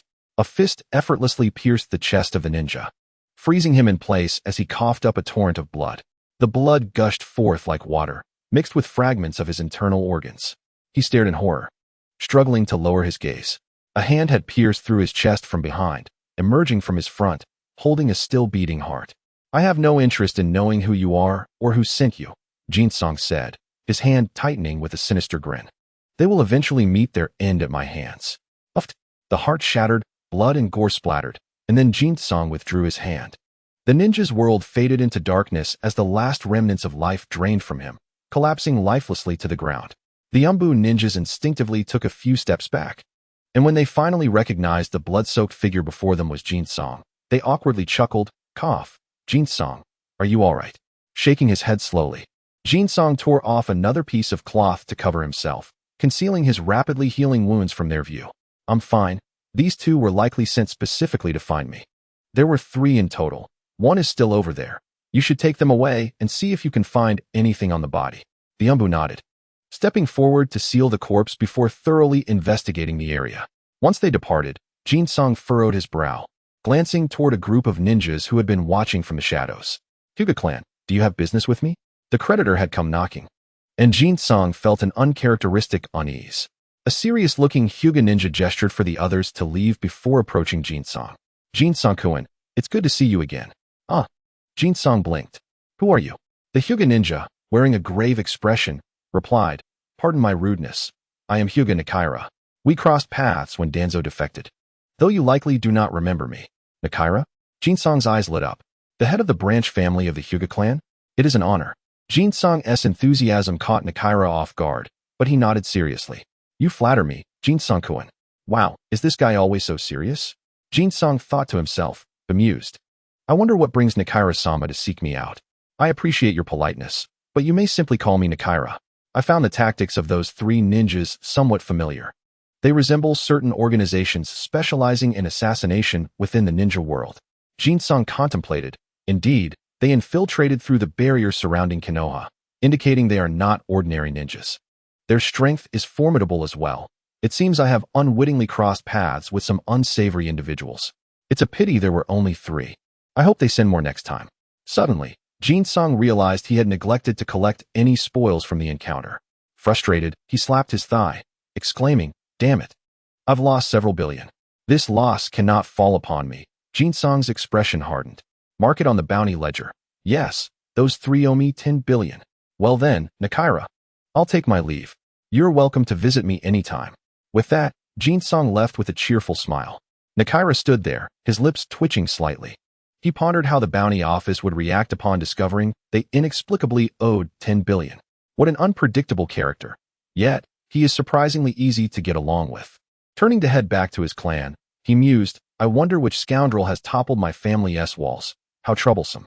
Nakaira's footsteps paused as he cast an impassive glance back at the now-vanished Jin-sung, suddenly realizing he might have found the true culprit. Chapter 81. Hurry and heal. Or you'll heal yourself upon returning home. Jin-sung found Heya and others preparing to head out. Are you all right? Heya asked, furrowing his brow as he observed the haphazardly wrapped cloth around Jin-sung. We sensed a significant chakra disturbance earlier and were about to investigate. Jin-sung shook his head. 3 inept assassins attempted to take my life, but they have all been dealt with. The group sighed in relief. However, As Jin-song began to unravel the cloth from his body, their expressions shifted with concern. The blood that had soaked into the clothing, along with 2 conspicuous wounds, though mostly healed, still appeared somewhat alarming. Future was taken aback and quickly called over Huali. "Hurry, Sister Huali, please tend to Jin-song." Huali, equally surprised, rolled up her sleeves and brought her hand close to Jin-song's mouth, her face filled with urgency. "Quick, bite me." Jin-song, speechless, rubbed the dried blood around the wound, revealing that the injury was not serious. "You're not Tang-sung. Why would I bite you? Just treat me already, and be quick about it, otherwise it will heal on its own soon." The group fell silent. The earlier sight of him covered in blood had indeed startled them, but now, upon closer inspection, it seemed to be healing rapidly. "Your recovery rate is remarkable. I seem to recall a clan in Konoha with similar traits," Yu reflected, recalling a book he had recently read. Jishui nodded beside him. "It does resemble the Senju clan members, with their terrifying strength and rapid healing. The only thing missing is Chakra. Otherwise, I might suspect that my brother is one of them." "Why don't you suspect that I'm from the Uzumaki clan?" "Now that's a stretch." Jin-song waved his hand and turned to head into the bathroom for a shower. The dried blood all over his body was quite uncomfortable. Yu and the others gradually dispersed. Jishui pondered for a moment and then headed directly to the Uchiha clan's compound. Soon, he arrived at Uchiha Fugaka's home. After knocking, a small child rushed over and opened the door. Jishui was momentarily taken aback, then smiled. "What is your name, little one? Is your father home?" The child, no more than 2 years old and still a bit unsteady on his feet, looked at Jishui with a hint of shyness before answering seriously. "Hello, senior. My name is Uchiha Itachi.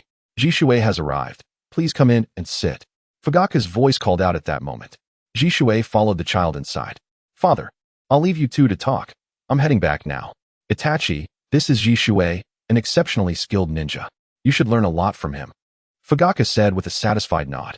As he spoke, he turned to Jishui and added, "This is my son, Itachi. I entrust him to your care." Jishui quickly bowed. "You are too kind, clan leader." Itachi was sent off to bed, and Jishui finally stated his purpose. "Clan leader, today Jin-song was attacked in the village, and I wanted to inquire if our police department has made any discoveries." Fugaka showed no surprise, clearly already aware of the news. An attack within the village by a ninja from their own ranks was a serious matter. In the past, they would have been the first department to be questioned. However, now only a few Umbu had come to explain the situation briefly. Unbeknownst to them, it seemed that the Uchiha clan status had somewhat returned to its former glory. Fugaku appeared slightly distracted before he regained his composure, his expression serious. Those 3 ninjas must have received a bounty at the underground reward station, which is why they dared to enter Konoha. But how did they manage to bypass the barrier without being detected? I suspect there may be spies planted within the village. Are there any leads? Jishui pressed on. To dare to attack my brother within the village is tantamount to courting death. Not to mention my brother. I wouldn't spare them either. With Jishui's rapidly increasing strength, attributed to his innate talent and the crucial advice and teachings from Jin-song regarding the Konoha sword techniques, he felt quite confident. Fugaka slowly shook his head. It is not that simple. The spies were certainly not recently placed. They may have been lurking in Konoha for a long time. I will instruct the police department to intensify their investigation. After a moment's thought, he continued, should the clan send some personnel over? It would make sense for the police department to send someone for protection within the village, and no one could object to that. Hearing this, Jishui shook his head. No need, clan leader. Jin-song is quite safe. It's difficult for ordinary individuals to defeat him. Fugaka smiled, lifting his teacup and gesturing for Jishui to join him. Many people are now aware of Jin-song's solo confrontation with the Iwagakure Jonin, Lus. His strength is unquestionable. He may even have surpassed our generation. Haha, clan leader, you are too modest. You are still in your prime, Jishui replied. After some conversation, Jishui stood to take his leave. Watching him depart, Uchiha Fugaku appeared contemplative, then chuckled softly.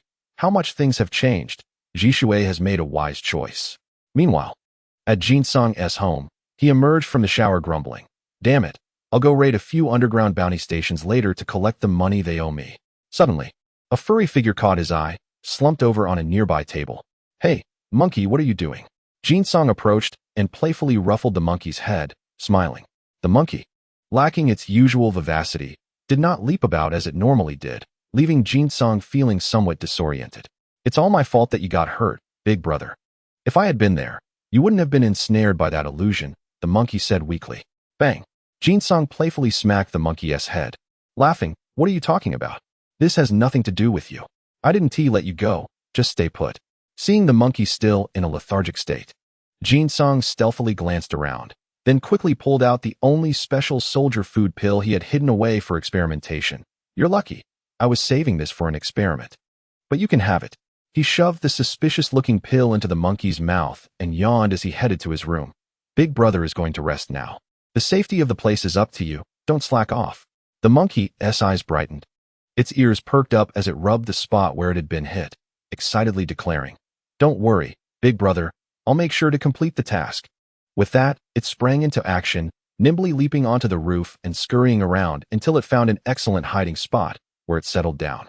Next door. Future and Huali were each in their respective rooms, practicing the Kagura's eye.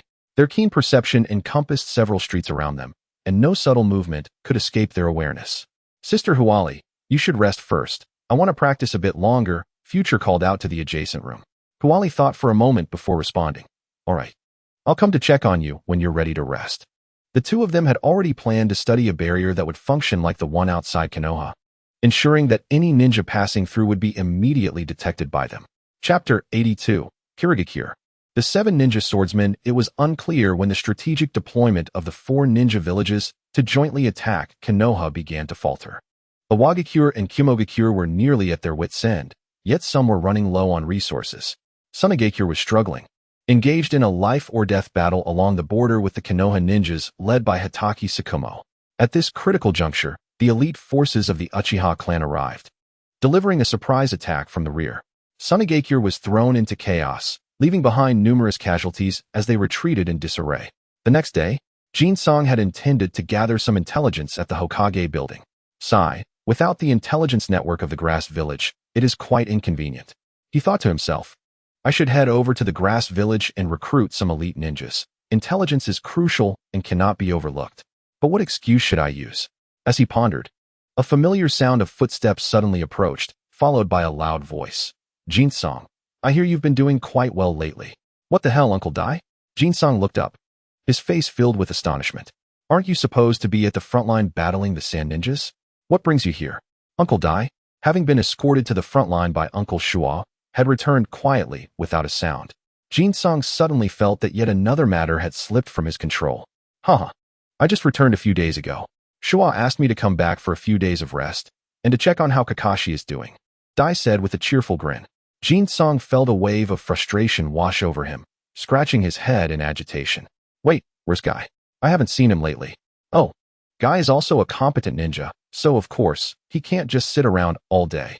A while ago, he was dispatched to keep an eye on the Mist Village.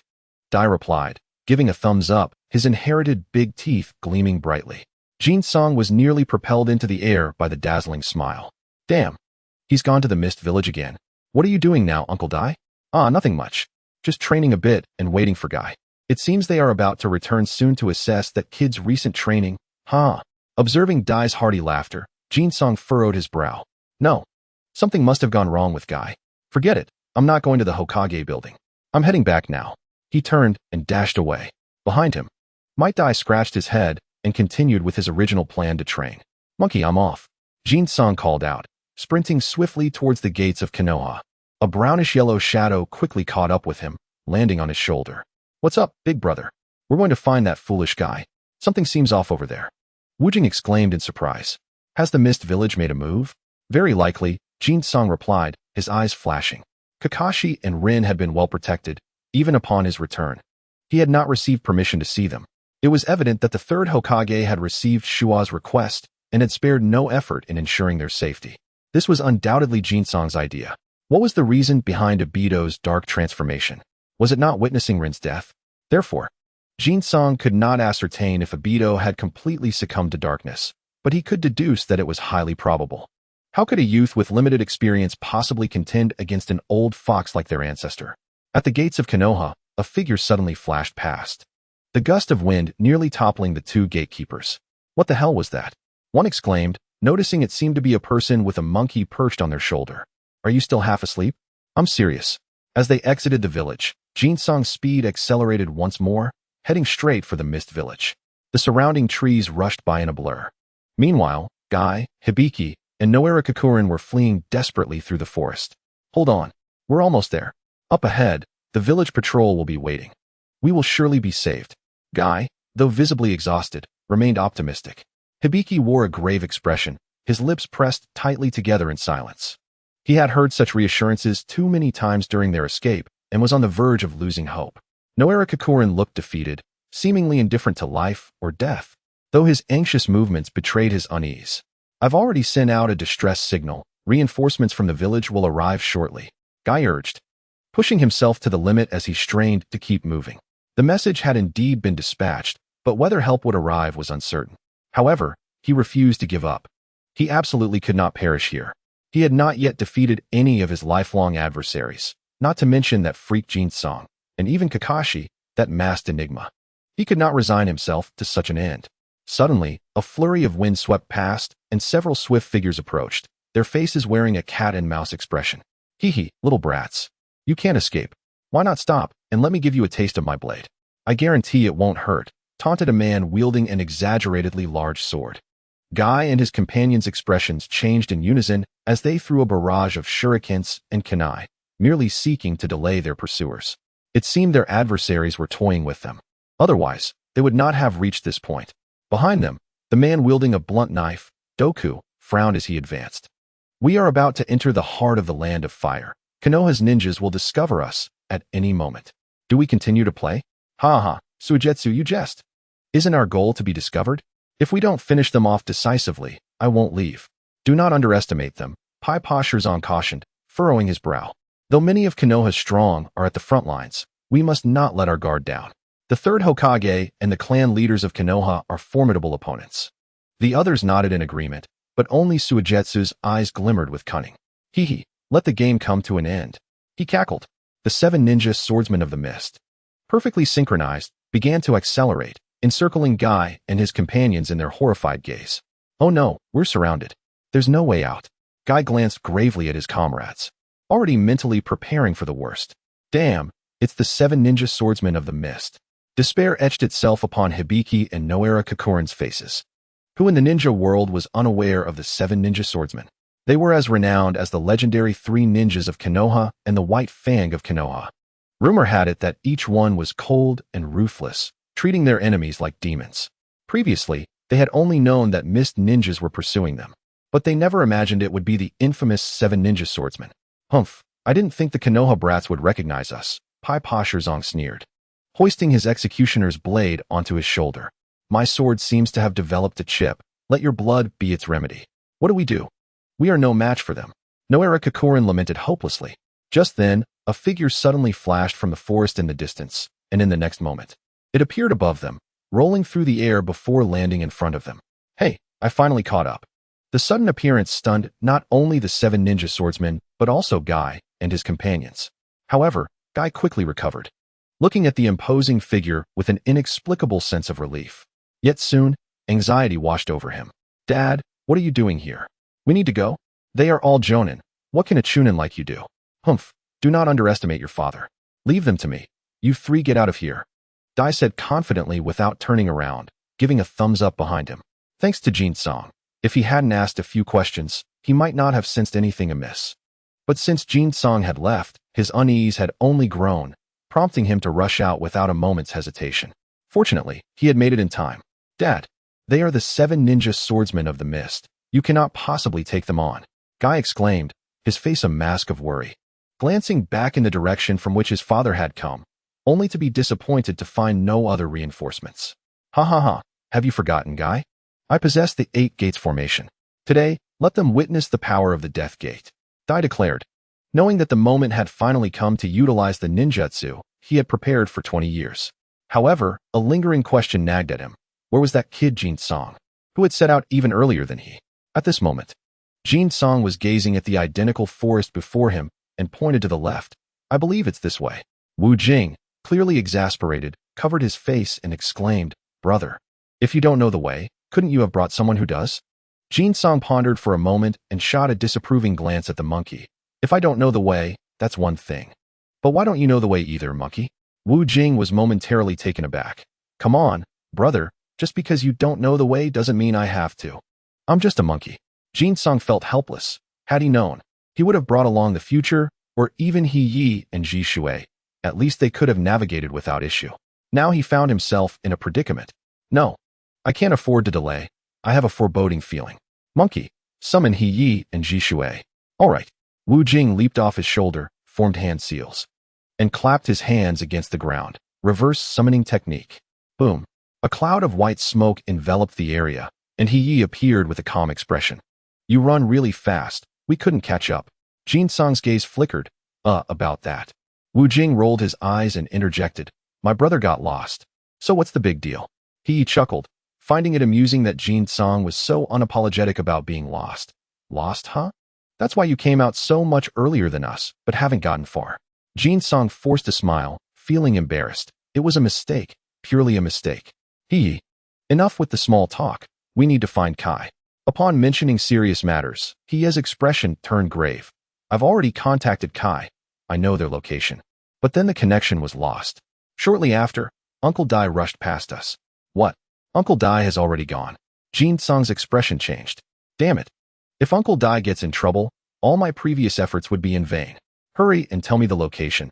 I can't afford to lose my support. He pointed in a direction. It's over there. Without a moment's hesitation, Jin Song waved his hand. Let's go, full speed ahead. With a loud bang, he vanished from sight. He quickly followed suit. At this moment, Kai and his companions were positioned where Might Dai radiated a green glow. The kind that made one uneasy, as he warily observed the 7 figures standing or sitting before them. Dad, earlier He spoke with me. They should be here by now. I wonder if they brought reinforcements, Kai suddenly recalled, his anxiety palpable. Dai grinned broadly. Kai, remember to exercise self-restraint. Kai was taken aback, his expression darkening. Dad. Dai turned slightly, giving a thumbs up, his large teeth gleaming. Youth, my son. Kai slowly stood. Ebisu, Xinjian, you two go ahead. The two were stunned. Kai, I want to fight side by side with Dad. Even if I die, it's fine, Kai declared earnestly. Ha ha, this is hilarious. You 3 little brats, want a useless genin from Konoha. Who do you think you're blocking? Suigetsu from the 7 ninja swordsman sneered. Dai's expression gradually turned serious. The mist ninjas, today you shall witness the 8 gates of Konoha. As he spoke, his aura began to condense and rise. The 3rd gate, the opening of life, open. The 5th gate, the opening of limit, open. The 7th gate, the opening of shock, open. Boom. With a resounding roar, Dai, having opened 7 gates, was enveloped by an astonishing chakra, the light within his eyes bursting forth with concentrated energy. The ground around him was torn apart, and trees were uprooted by the force of the wind. The 7 ninja swordsmen simultaneously shifted their expressions, their faces becoming serious. Is this the level a genin can achieve? Pibara Shizu's countenance darkened. Suigetsu sneered.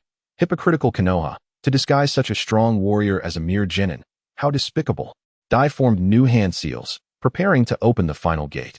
At this critical moment, a sudden rush of air interrupted. In the next instant, several figures appeared before Kai and his companions. Future, Ji Shuiyu. Kai recognized the newcomers immediately. They were Jin Song's team. Everyone was familiar except for a red-haired woman he did not know. Future greeted them, while Ji Shui formed hand seals and slammed his hands onto the ground. Summoning technique. Boom. After a puff of white smoke, Wu Jing sprang out, chirping, just in time. Little Ji Shui. Reverse summoning technique. Boom. 2 clouds of smoke appeared simultaneously, with he emerging first, fully alert and gazing at the 7 ninja swordsmen. Dai uncle. 7 gates are enough? If you open one more, you might just collapse. Be careful, or I'll make sure to beat your son every day. Jin Song's cheeky voice rang out as he waved his hand to disperse the smoke and stepped forward. Dai rolled his eyes at the remark, suppressing the urge to give Jin Song a good thrashing. However, he also abandoned the idea of flinging open the 8th gate. Who would willingly seek death when they could survive? I thought you were lost. You came out so early, yet not earlier than me. Jin Song felt embarrassed, then turned to Kai with a serious expression. Hey Kai, it seems we haven't sparred in a long time. Let's have a good match when we get back. What the hell? My dad said you wanted something from me. Kai immediately saw through Jin Song's intentions, knowing he just wanted to beat him up, and naturally refused. Jin Song pouted, ignoring the coward. Hey, 7 ninja swordsmen, have my takeout arrived? You know you're late, right? I'm definitely giving you a bad review. Chapter 84. Technical Skills, Rewards. Little brat, what nonsense are you spouting? Pibara Shizu glared menacingly. Although he couldn't understand the words, it was clear they were not kind. Suigetsu's expression flickered, subtly taking a few steps back. Jin Song, the leader of the Grass Village who fought against Huang Tu on the battlefield of IWA? Isn't he from the Grass Village? Jin Song stood before them clad in Konoha's ninja attire, wearing the headband of Konoha. But how could there be someone with the same name appearing? This Jin Song before them was likely the person mentioned in the intel. Jin Song's gaze flitted over the decapitating blade in Pibara Shizu's hand and the sword Samahata held by Suigetsu, as if browsing through a store. His face a mask of distress. Ah, I want that decapitating blade. It must feel exhilarating to wield. Samahata is also quite impressive, as it absorbs chakra. What a dilemma. How to choose? Suddenly, he smacked his right hand into his left palm. Right? I can take them both and switch them out. The two opposite him were visibly displeased, their lips curling into cruel smiles. Little brat, don't think a bit of skill makes you arrogant. Countless renowned ninjas have perished beneath our blades. Do you really think you can seize our ninja swords? Jin Song grinned. Halloa, don't rush. I'll send each of you on your way. With that, he turned and exchanged a glance with Future and the others, who immediately understood. Earth style, multiple earth wall. He formed hand seals and pressed his hands into the ground. Thick earthen walls erupted from all sides, forming a square enclosure that trapped everyone inside. Future and Kaori quickly followed up with their ninjutsu. Ninjutsu, for symbols barrier. Complex seals appeared on the earthen walls, which then interlinked and transformed into a complete barrier. Oh, a barrier? You've truly chosen a splendid grave. Tanbura Ye chuckled ominously. Don't scatter. Try to hold back the enemies as much as you can. Leave the rest to me and Uncle Dai. Jin Song instructed, casting a knowing glance at Wu Jing on his shoulder, and then charged out in a sudden burst. The ground erupted with a thunderous roar, revealing a spiderweb-like chasm that extended several meters deep. Jin Song charged directly at Taijutsu, who wielded a beheading blade. If my intuition serves me right, the slippery nature of the Watermelon Mountain's pufferfish demon suggests that it would be prudent to first engage the clumsy beast before proceeding. A mere small demon, I shall sever your head and use your blood to quench my beheading blade's thirst. Taijutsu swung the blade with fervor. Bang! The blade cleaved nothing but air as Jin Song nimbly evaded. In an instant, Jin Song's muscles surged, and with a resounding crash, he propelled himself upwards, delivering a fierce punch aimed at Taijutsu's chin. If this strike landed, it would obliterate not just Taijutsu, but even a statue would be reduced to rubble. Simultaneously, a slender figure darted towards them with remarkable speed, a needle-like kunai poised to strike. Jin Song's eyes flickered. Rather than engage head-on, he crouched swiftly, evading the attack while targeting Taijutsu's legs. The kunai, wielded by Lishin Chuanwan, missed its mark and retreated, the expression behind the white mask inscrutable. Taijutsu leapt back to create distance and rapidly formed hand seals. Humph, water release. Hidden mist technique. In the blink of an eye, dense fog enveloped the area. On Jin Song's shoulder, the previously inactive Wu Jing retracted his hand seal. Fire release. Great dragon fire technique. The fire erupted, dispersing the surrounding mist. Seizing the moment, Jin Song vanished, creating a shockwave that further cleared the haze, revealing a massive crater where he had stood. Boom. A startled scream of disbelief echoed. What just happened? Damn it, disperse the mist. Someone from the 7 ninja swordsmen shouted angrily. Although the impact on them was minimal, due to Taijutsu's technique, they found themselves bewildered and frantic, demanding an end to this jutsu. At that moment, the sounds of battle erupted from another direction. Dai had finally taken action. He had initially intended to unleash the 8 gates at the first sign of trouble, but Jin Song's unexpected prowess had instilled confidence, prompting him to engage directly with the 7th gate. Whoosh! A flash of movement as Lishin Chuanwan lunged with a piercing kunai aimed at Jin Song's back. Slightly inclined, Jin Song did not fully evade, allowing the kunai to pierce his shoulder. A faint metallic clang followed, accompanied by the sound of flesh yielding to the blade. Crack! As Lishin Chuanwan rejoiced, preparing to further assault Jin Song, a hand suddenly grasped the kunai's blade. Hey, pesky mosquito, I've got you. Lishin Chuanwan's expression shifted, executing a backflip to retreat while releasing the kunai but holding onto the resilient wire connected to it. Snarling, the kunai is not so easily captured. After distancing himself, He flicked the wire and hurled it in a specific direction. Jin-song, gripping a figure by the neck with one hand and the kunai with the other, grinned as he saw the wire slithering towards him. I relish a challenge. Come here. With that, he yanked the kunai from his arm and flung it. Though sharp, the kunai had only just pierced his flesh, having barely grazed bone before being seized. This minor injury posed no threat to Jin-song. However, his retaliatory flick proved lethal. Act! Lixian Chuanwan's scream pierced the air as an overwhelming force surged forth, tightening the wire, which sliced through his left arm with merciless precision. Whoosh! The wire whipped through the air, wielded like a whip by Jin-song, severing a massive tree in half. A skilled maneuver. I shall reward myself. Jin-song chuckled as he released the now chakra-drained and lifeless body of Taijutsu, deftly retrieving the beheading blade. In the next moment, the blade was effortlessly tossed aside as if it were a mere sprout. Buzz! As Lixian Chuanwan clutched his severed arm, a horrifying shriek echoed, only for him to be cleaved in two by the howling blade. Act! He barely managed to emit a dying cry before silence enveloped him. The beheading blade embedded itself into the ground, leaving only its hilt exposed, as blood gurgled into the earth, slowly being absorbed. As the mist gradually dispersed, the battlefield re-emerged into view. Dai was in hot pursuit of the Watermelon Mountain's pufferfish demon and the Tongchao Yebren, launching powerful taijutsu strikes that left both adversaries aghast. Meanwhile, he and his companions found themselves besieged by 3 enemies, teetering on the brink of peril. Suddenly, the remaining 5 members of the 7 ninja swordsmen caught sight of something out of the corner of their eyes, their expressions shifting to alarm as they quickly withdrew, halting their assault. There, protruding from the ground, was the hilt of the beheading blade, and a figure of formidable musculature glimmering with a metallic sheen stood nonchalantly. A robust monkey on his shoulder wielding a kunai, idly flicking the long wire. Damn it, where are Taijutsu and Lixian Chuanwan? They soon discovered the corpses of the two, their astonishment deepening. How is this possible? Chapter 85. Fear not, allow me to deliver a stroke. The notorious wielder of the beheading blade, Taijutsu, had been blasted with a gaping hole in his chest, his blade now at another's feet. The merciless and cold-blooded Lixian Chuanwan, second only to Raikiri's user in speed among the 7 ninja swordsmen, had been cleaved in twain with a single stroke. The 7 ninja swordsmen had, in the blink of an eye, been reduced to 5. They were stunned, but Dai was unfazed. Distracted in battle, the mist ninjas have disappointed me.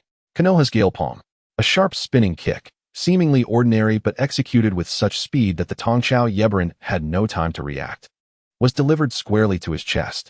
Bang!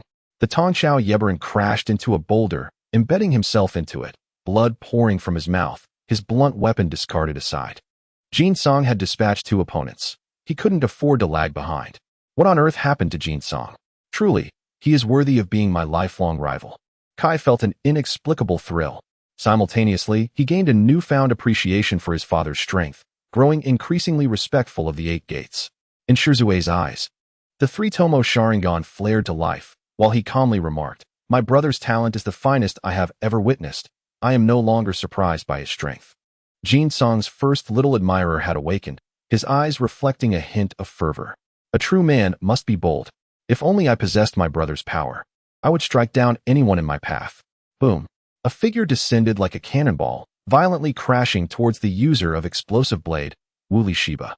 Wooly Shiba's expression turned grave. They were 7, and they all knew each other's capabilities, fully aware of how formidable Taijutsu and Lixian Chuanwan were. To see them so easily slain had sparked thoughts of retreat within him. Boom. The beheading blade cleaved into the ground, creating a deep fissure. The blade, capable of absorbing iron elements from blood to self-repair, finally relieved him of the fear of its destructive force. For he would have gone mad if he had to switch weapons after every strike.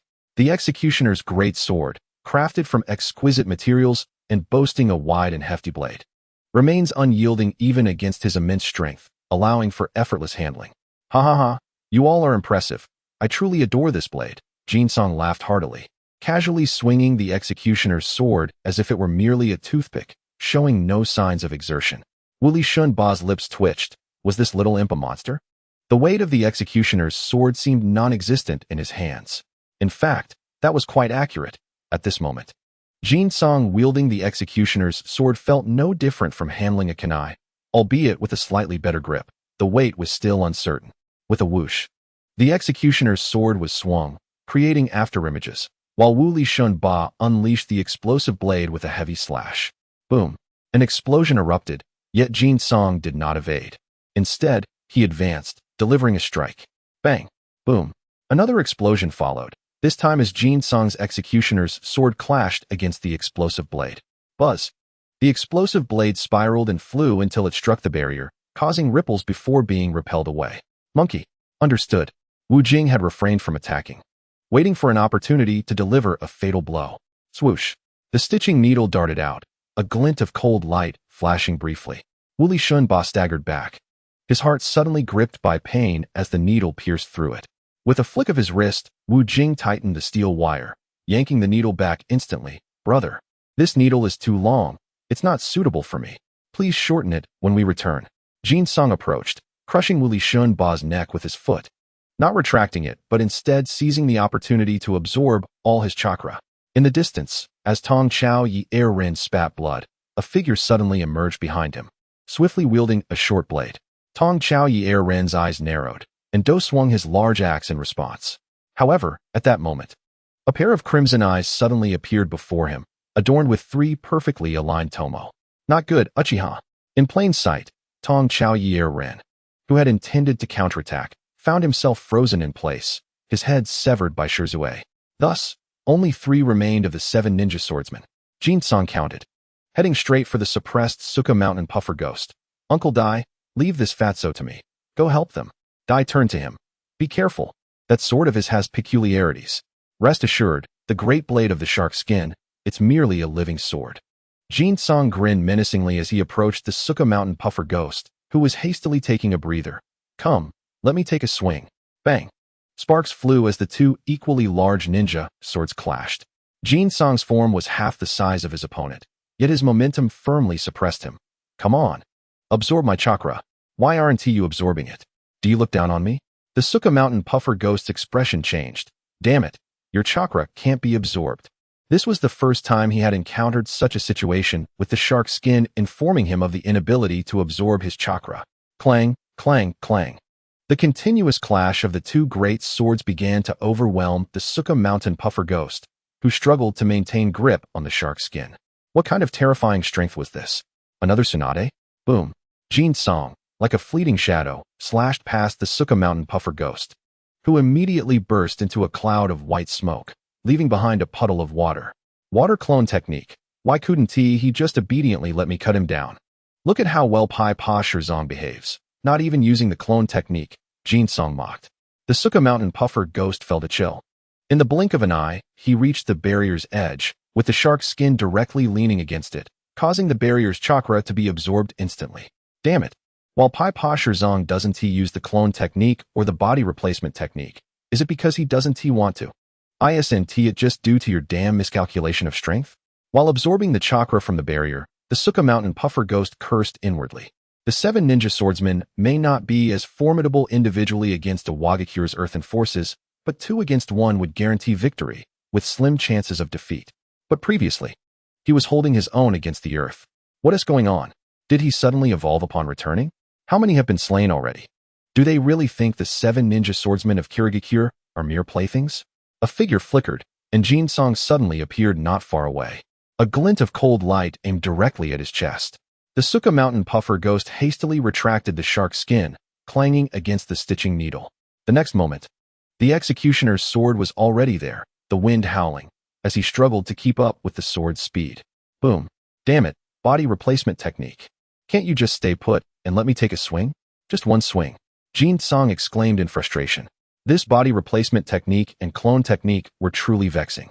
The Suka Mountain Puffer Ghost reappeared at another barrier, continuing to absorb its energy while launching attacks against it. His lips twitched. Did he hear that correctly? If I don't run, can I still live after letting you take a swing? Chapter 86. Let us see who is more resilient. The 4 symbols barrier shimmered, concealing both the ground and sky. The Suka Mountain Puffer Ghost frantically assaulted the barrier before him, simultaneously forming hand seals and unleashing a massive torrent of water. Water release. Great waterfall technique. The water engulfed the entire barrier, transforming the land into a vast pool. Might Dai and his companions continued to engage the 2 enemies while treading on the water's surface. The Suka Mountain puffer ghost banged against the barrier overhead, realizing it was the weakest point compared to the ground and surrounding walls. Suddenly, a column of water surged from the depths, racing towards him. The Suka Mountain puffer ghost formed a hand seal, the bandages wrapping the shark's skin now tattered, revealing its vicious, barbed scales beneath. Suddenly, the shark's skin activated, elongating and coiling around his body like a serpent, protecting him while smashing the water column. Below the surface, Jutsu, after delivering a punch, held the sword with both hands, swinging the executioner's sword with ferocity. Even the pressure of the water did little to hinder his speed. Swoosh, swoosh, swoosh. A series of slashes erupted from the water, each stroke outlined by the surface, enveloping the Suka Mountain puffer ghost like a vast net. With a resounding crash, the water surface exploded, and a figure burst through, wielding the executioner's sword, while on his shoulder, a monkey gripped the stitching needle, poised to strike. Do you think you can escape by submerging yourself? Huh, coward. Jutsu roared in fury, raising the executioner's sword high for a mighty downward strike.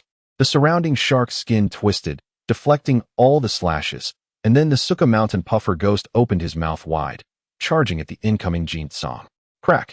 The executioner's sword struck the scales of the shark's skin, shattering a large portion of them, with fragments flying, while cracks appeared along the executioner's blade. The shark's skin instantly retracted, transforming back into its sword form. As Jutsu descended, Wujing quickly formed seals. Earth release. Earth flow wall. In an instant, a towering earthen wall erupted from the water's surface beneath Jutsu's feet. Plop. Jutsu landed, grinning at the Suka Mountain puffer ghost. Your sword isn't bad either. I've decided to take it too. Humph. If you want my shark skin, let us see if you have the capability. The Suka Mountain puffer ghost retorted defiantly. Is it just a bit of brute strength? I'm not afraid of you. The great sword, known as the shark skin, had inexplicably been thrust against the barrier once more, silently absorbing chakra as the barrier trembled and the recently shattered scales began to mend slowly. Jutsu sneered, you talk a big game, yet here you are, damaging the very barrier. Wouldn't it be better to settle this once and for all? Huh. I detest being restrained. If you have the guts, dispel the barrier. Spare me your childish tricks. At that moment, the tide of battle shifted elsewhere. Heichue Leia was cornered by an overwhelming amount of earth-release ninjutsu, forcing him into a minuscule space, where he was swiftly captured by Dai. A single lotus strike sent him away. Among the 7 ninja swordsmen, only the frantically dodging Suka Mountain Fugu demon and the grim-faced Kido Sunban remained. Damn those Konoha ninjas. Let us perish together. Kido Sunban roared furiously, his face twisted with madness, as his twin blades, the flounder, were suddenly unleashed. A torrent of gas erupted from the 2 circular holes, and the entire flounder began to glow, forming 2 spheres of concentrated chakra that radiated a terrifying energy. Dai's expression changed drastically, and he bellowed, fall back. It's about to explode. Jutsu cast a glance but dismissed it. Enough of this game. With a thunderous bang, the earth beneath Jutsu crumbled as he surged forward. The decapitating sword trailed behind him, slashing down with ferocity. How dare you underestimate me? Dai! The Suka Mountain Fugu demon screamed as he unleashed all his strength upon the shark's skin. Yet, to his astonishment, instead of the expected clang of weapons, a dull thud echoed. The Suka Mountain Fugu demon gasped in shock, pressing down with both hands before pulling back forcefully. The shark's skin, known for its prowess in crushing rather than slicing, remained resolute, unyielding despite his efforts. As the great sword trembled slightly, an overwhelming force bore down upon it, revealing Jutsu's malevolent grin. Got you now, little chubby. The Suka Mountain Fugu demon was taken aback, instinctively releasing his grip on the shark's skin and retreating. Simultaneously, a decapitating sword swept past, slicing a deep wound across his chest. Fortunately, his hasty retreat spared him from being cleaved in 2. Fear washed over him as he grimaced in pain, hastily binding the long gash with his clothing. Suddenly, a cataclysmic explosion erupted behind them. The 4 symbols barrier was shattered in an instant, followed by a flicker before it disintegrated entirely. Jutsu's gaze sharpened as he formed another earth pillar with his hand seals, using it to propel himself toward the Suka Mountain Fugu demon to eliminate him once and for all. The shockwave from the explosion hit, and while Jutsu remained unfazed, the monkey nearly lost his footing, barely stabilizing himself with the hilt of the decapitating sword. The earth pillar beneath them shook violently, and the shark's skin, gripped tightly in Jutsu's left hand, suddenly sprang to life, snapping its jaws at him. Damn, what impeccable timing, Jin-sung thought, as the tremors threatened to unbalance him. He instinctively lowered his stance to steady himself while delivering a headbutt to the biting shark's skin. You dare defy me? With a loud thud, his head collided with the shark's skin, sending sparks flying. Jin-sung felt a wave of dizziness wash over him. It's tough, but is it tougher than me? As the shock wave receded, the water release beneath him dissipated entirely. Ignoring the fleeing Suka Mountain Fugu demon, he leaped to the ground, discarding the shark's skin with a resounding thud as he stomped it into the earth. His other hand wielded the disproportionately large decapitating sword, which he violently plunged into the ground.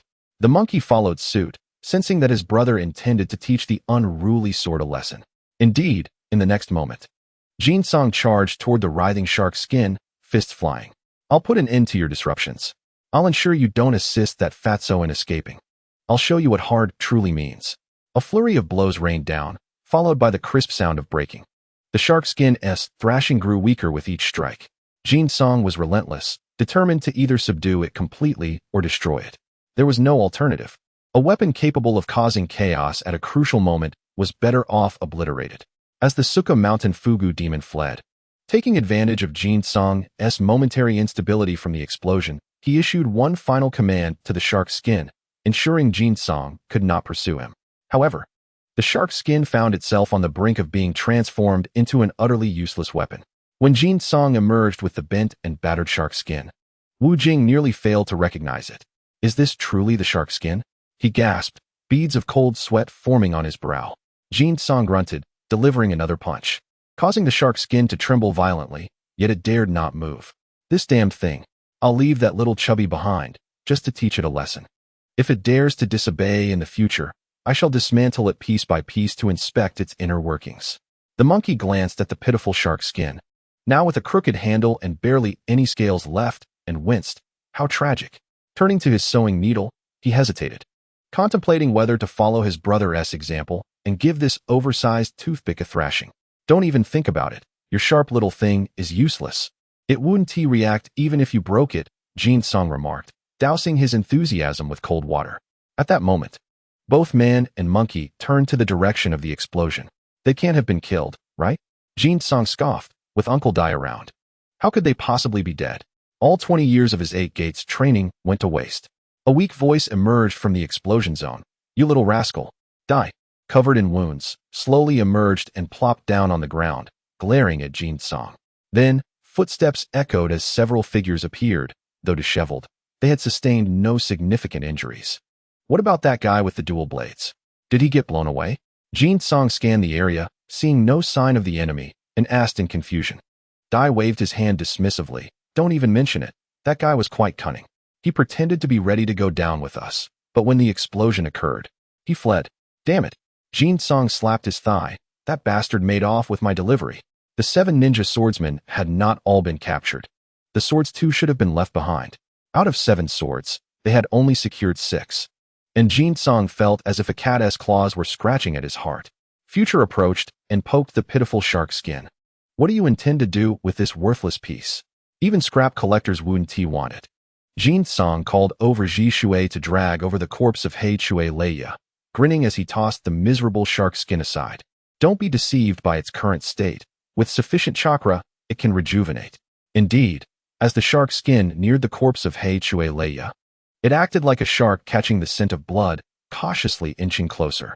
Soon, new, darker scales began to sprout beneath its broken ones, growing larger as the bent handle slowly began to straighten.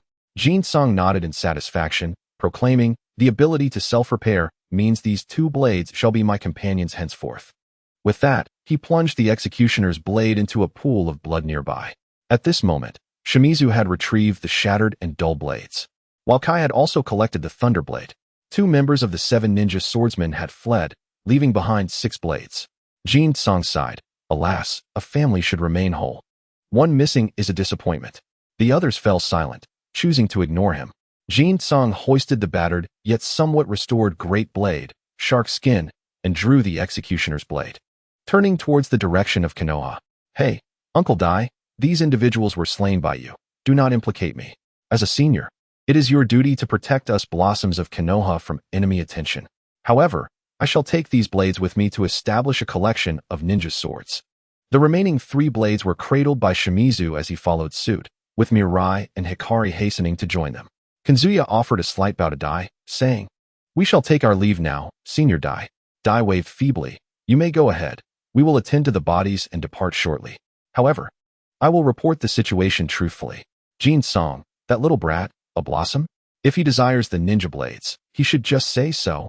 I have no objections." Kai clicked his tongue, his expression one of complexity. Suddenly, a large hand clapped down on his shoulder, startling him. "Kai, your insight surpasses your father's. That Jin Song lad could indeed become your lifelong rival. Strive hard, do not squander your youth." The gleaming grin and the enthusiastic thumbs up brought moisture to Kai's eyes. "Father." The pair embraced, weeping as they were moved by each other's sentiments. Hebe and Shiranui felt a wave of embarrassment, bowing their heads to begin sealing the ninja corpses. After all, these were the 7 ninja swordsmen. Bringing their bodies back would certainly yield valuable treasures. "By the way, father, will you report the truth upon your return? Jin Song desires discretion. If this news spreads, he may become a target." "Nonsense," Dai retorted with a laugh. "Is he truly afraid of becoming a target given the strength he just displayed? If I am not mistaken, that monkey summoning beast of his is designed to prevent him from being ensnared in ninjutsu, compensating for his weaknesses. This must have been Shikumo's handiwork. With that monkey by his side, Jin Song could contend against the leaders of the major ninja villages in Konoha." He continued, "You should contemplate how to catch up to him instead of trailing behind, eating dust." Dai glanced at his foolish son, reprimanding him further. "Look at the caliber of those surrounding Jin Song. Even that Uchiha brat who joined later has awakened his Sharingan. He can easily best you now. Are you not even a little concerned?" Kai found himself unable to raise his head. He realized that not only Jin Song, but also Kazuya and Mirai possessed the strength to overpower him. Now, even Shimizu, that young boy, was advancing rapidly in power. "Father, I understand. It seems my previous efforts were insufficient. I shall exert tenfold in the future." Dai nodded in approval. "Good. Maintain that mindset. Charge forth, Kai." Meanwhile, at a considerable distance from the battlefield, 2 disheveled figures fled desperately.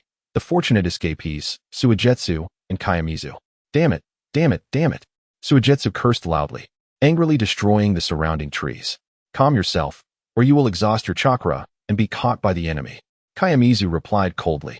He was in no better condition. Having depleted all his chakra in the previous attack, escaping was nothing short of miraculous. How could such a young ninja from Konoha be so powerful? Damn. Humph. That is no ordinary child. He is the disciple of Konoha's White Fang, capable of battling Iwa's Yellow Earth, Kayamizu stated ominously, casting a covert glance at Suigetsu. Simultaneously, Suigetsu eyed Kayamizu warily, a flash of inexplicable emotion crossing his eyes, especially when his gaze fell upon the dual blade strapped to Kayamizu's back, a glimmer of greed unmistakable. Chapter 88. A true man wields the mightiest blades in Konoha village. Jin Song peeked furtively around the entrance. "Hurry, is the sealing complete?" Behind him, Mirai exasperatedly sealed the remaining 4 blades into scrolls, aside from the Great Blade, Shark Skin, and the Executioner's Blade. "It's done. Honestly, what is the need for secrecy? You know nothing. In this wretched place, a fine weapon is invaluable. How vast is the Mist Village, boasting only 7 renowned ninja blades. If I do not safeguard them, they could easily be taken." Jin Song was indifferent to such concerns. It was far better to take them back for his own use. "All right, if the sealing is complete, let us depart swiftly." Their group strode boldly into the village. The 2 gatekeepers blinked in surprise. "Wait. Didn't he that Jin Song brat carry 2 blades that seem oddly familiar?" "Familiar? What do you mean?" "Those are undoubtedly the Great Blade, Shark Skin, and the Executioner's Blade from the 7 ninja swordsmen of Mist." One exclaimed in disbelief. The 2 exchanged glances, realizing that something momentous had transpired. Shortly after, Might Dai returned with Team Kai in tow. "Dai, what brings you here?" Dai grinned widely. "Nothing much, just a little encounter with the 7 ninja swordsmen of Mist. Had a skirmish." With that, he waved his hand dismissively and made his way to the Hokage's office, leaving the 2 guards in stunned silence. Did they really encounter the 7 ninja swordsmen of Mist? Those are the elite ninjas of Mist, each one a cold-blooded and ruthless existence. With the Executioner's Blade and Great Blade in Jin Song's possession, the 2 guards exchanged knowing glances, aware that significant news would soon ripple through the village. In the Hokage office, what?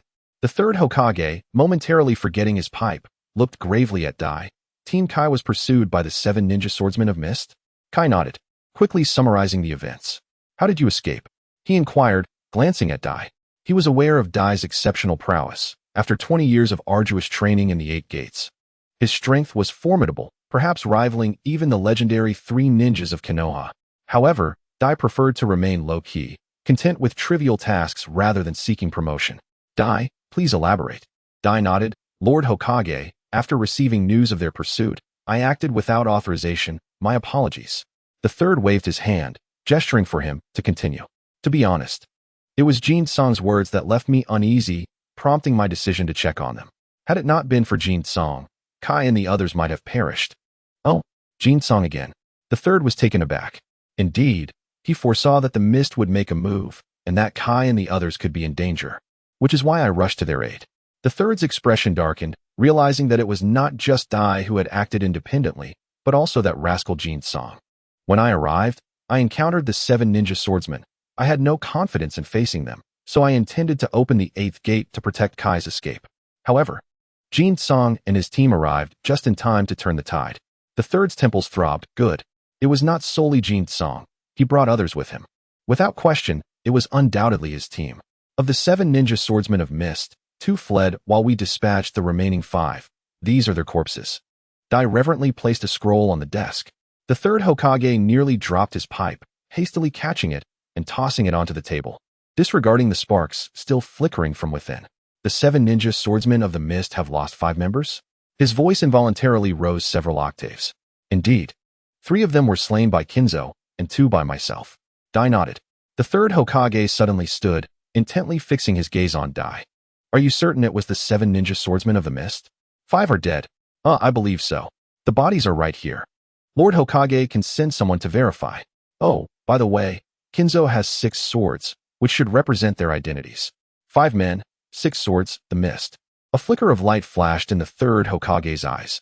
The 7 ninja swordsmen of the mist, akin to the Konoha White Fang and the legendary 3 ninjas, were a formidable emblem of the mist. To have them so carelessly decimated was shocking. Moreover, they had even confiscated 6 of their signature swords. Excellent. Splendid. The third Hokage exclaimed, his joy palpable. Dai, you've done remarkably well. Ha ha ha, splendid. But where is Kinzo? Why hasn't he come? I know. Kinzo feared the swords would be stolen, so he returned directly. The third Hokage's expression darkened as he summoned an Umbu. Go inform Kinzo that each of us will take 3 swords. Yes.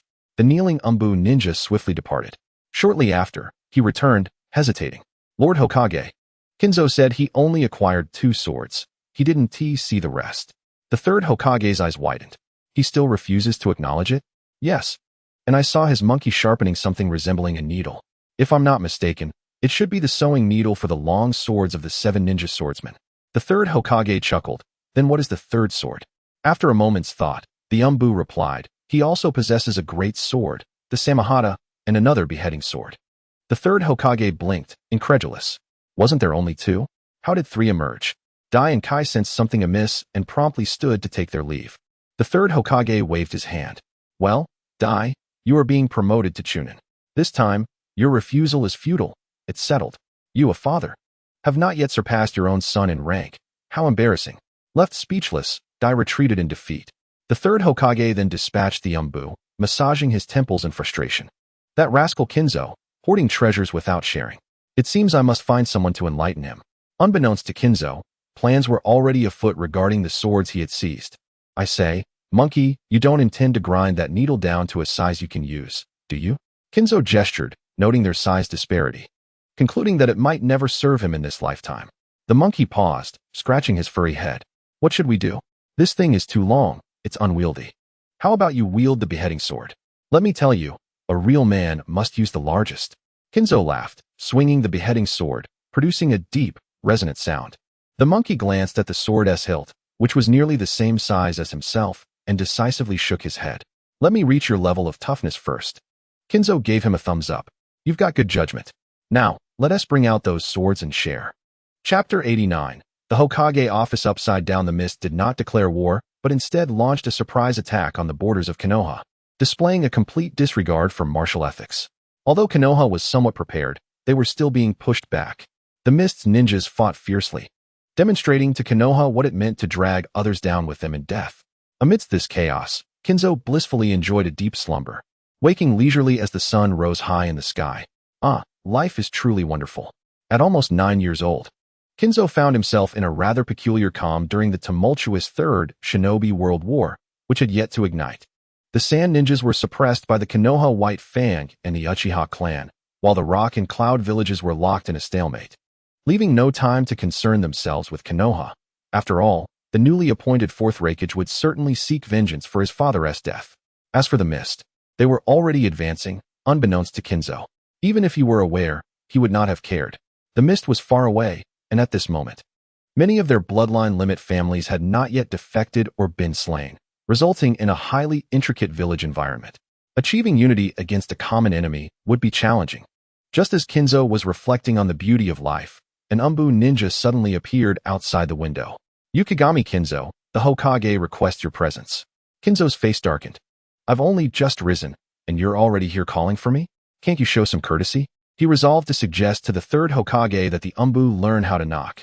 Grumbling, he headed straight for the Hokage tower. The Umbu behind him could only shake their heads, wondering why they needed to knock when entering the Hokage's office anyway. Upon entering, Kinzo found a gathering of individuals, seated or standing, all leaders of various clans. As he stepped in, most displayed curiosity, while a few of the larger clan leaders exhibited surprise, and some even hostility. Notably the leader of the Nara clan. Kinzo was acutely aware of the blatant animosity directed his way, glancing at Wujing, who had noticeably bulked up. And both turned their heads in unison, revealing puzzled expressions. "Oh, the Nara clan is still present?" The Nara clan leader huffed in irritation. Wujing's eyes brightened. "Big brother, that old man has ill intentions. Let us deal with him." "Shoo, don't draw attention." The room fell silent, everyone listening intently, their expressions revealing disbelief. Did they think they were blind and deaf? Clearing his throat, the third Hokage waved his hand with authority. "All right, everyone quiet down. Kinzo, behave yourself." He genuinely feared Kinzo might impulsively slay the Nara clan leader, which would create a troublesome situation. Kinzo shrugged. "Fine. But if he continues to glare at me with that loathsome expression, I won't hold back." As he spoke, Kinzo extended his hand, and Wujing swiftly produced a scroll, releasing a beheading sword with a decisive flourish. The Nara clan leader seethed with rage. However, glancing at the massive beheading sword and the eager monkey, he wisely chose to remain silent, turning away from them. "Humph, coward." Kinzo, undeterred, propped the beheading sword against the wall, refusing to sheath it until the third Hokage's penetrating gaze made him uncomfortable, prompting Wujing to reseal it. Fugaka sat calmly, the Uchiha clan's status steadily rising. In truth, while Konoha had many clans, few rivaled the Uchiha in prominence. The perverse actions of Danzo, which almost led to their extinction, were tantamount to self-sabotage. Thankfully, he could never ascend to Hokage. Far away, in a dimly lit chamber, Danzo silently acknowledged, "You have excellent insight." The third Hokage cleared his throat, speaking gravely. "Ladies and gentlemen, while it may appear that Konoha has secured victory in this war, recent intelligence indicates that the other 4 great ninja villages have reached a certain agreement, leading to a war that concerns our very survival." The atmosphere grew solemn. Even the usually irreverent Kamakura turned his gaze seriously. "Lord Hokage, to my knowledge, Humo and Iwa are at odds with one another. The likelihood of them reaching an accord seems quite slim." Hinata spoke up, his expression one of calm determination. The Hinata clan has always held a significant position within Konoha. Had it not been for the constraints placed upon the branch family, they might have aspired to vie for the Hokage title themselves. Indeed, the third Raikage was slain by Iwa, and the newly appointed fourth Raikage would undoubtedly seek vengeance for his father. However, the actions of a village's leader are not always dictated by personal desires. As the third Hokage implied, his words laden with meaning. Moreover, while Suna does not pose a significant threat, we must remain wary of Mist. Their military strength is formidable, and they have sustained minimal losses. Of course, the recent defeat of the 7 ninja swordsmen was a substantial blow to them. As he spoke, he subtly cast a glance at Kamakura. Simultaneously, the heads of the Uchiha, Hyuga, and Inuzuka clans also turned their attention to him. Clearly aware of the situation, especially after Kamakura had brandished the decapitating sword earlier. "Gentlemen, for the sake of our village, I implore you to return and prepare. Should war arise, All of you, myself included, must support the front lines. Upon the conclusion of the third Hokage's address, the other clan leaders nodded in agreement. In such critical times, none could afford to be seen as dissenters. After all, as members of the village, who could remain unscathed when the nest itself is threatened? Seeing that everyone was in accord, the third Hokage breathed a sigh of relief. They had done all they could to prepare. And now it rested on the shoulders of the fourth Raikage and the status of their village. Suddenly, from the front row, the Hokage's advisor, Taijutsu, turned to Kanekura and spoke slowly. Kanekura, I've heard that 6 of the 7 swords of the mist are in your possession.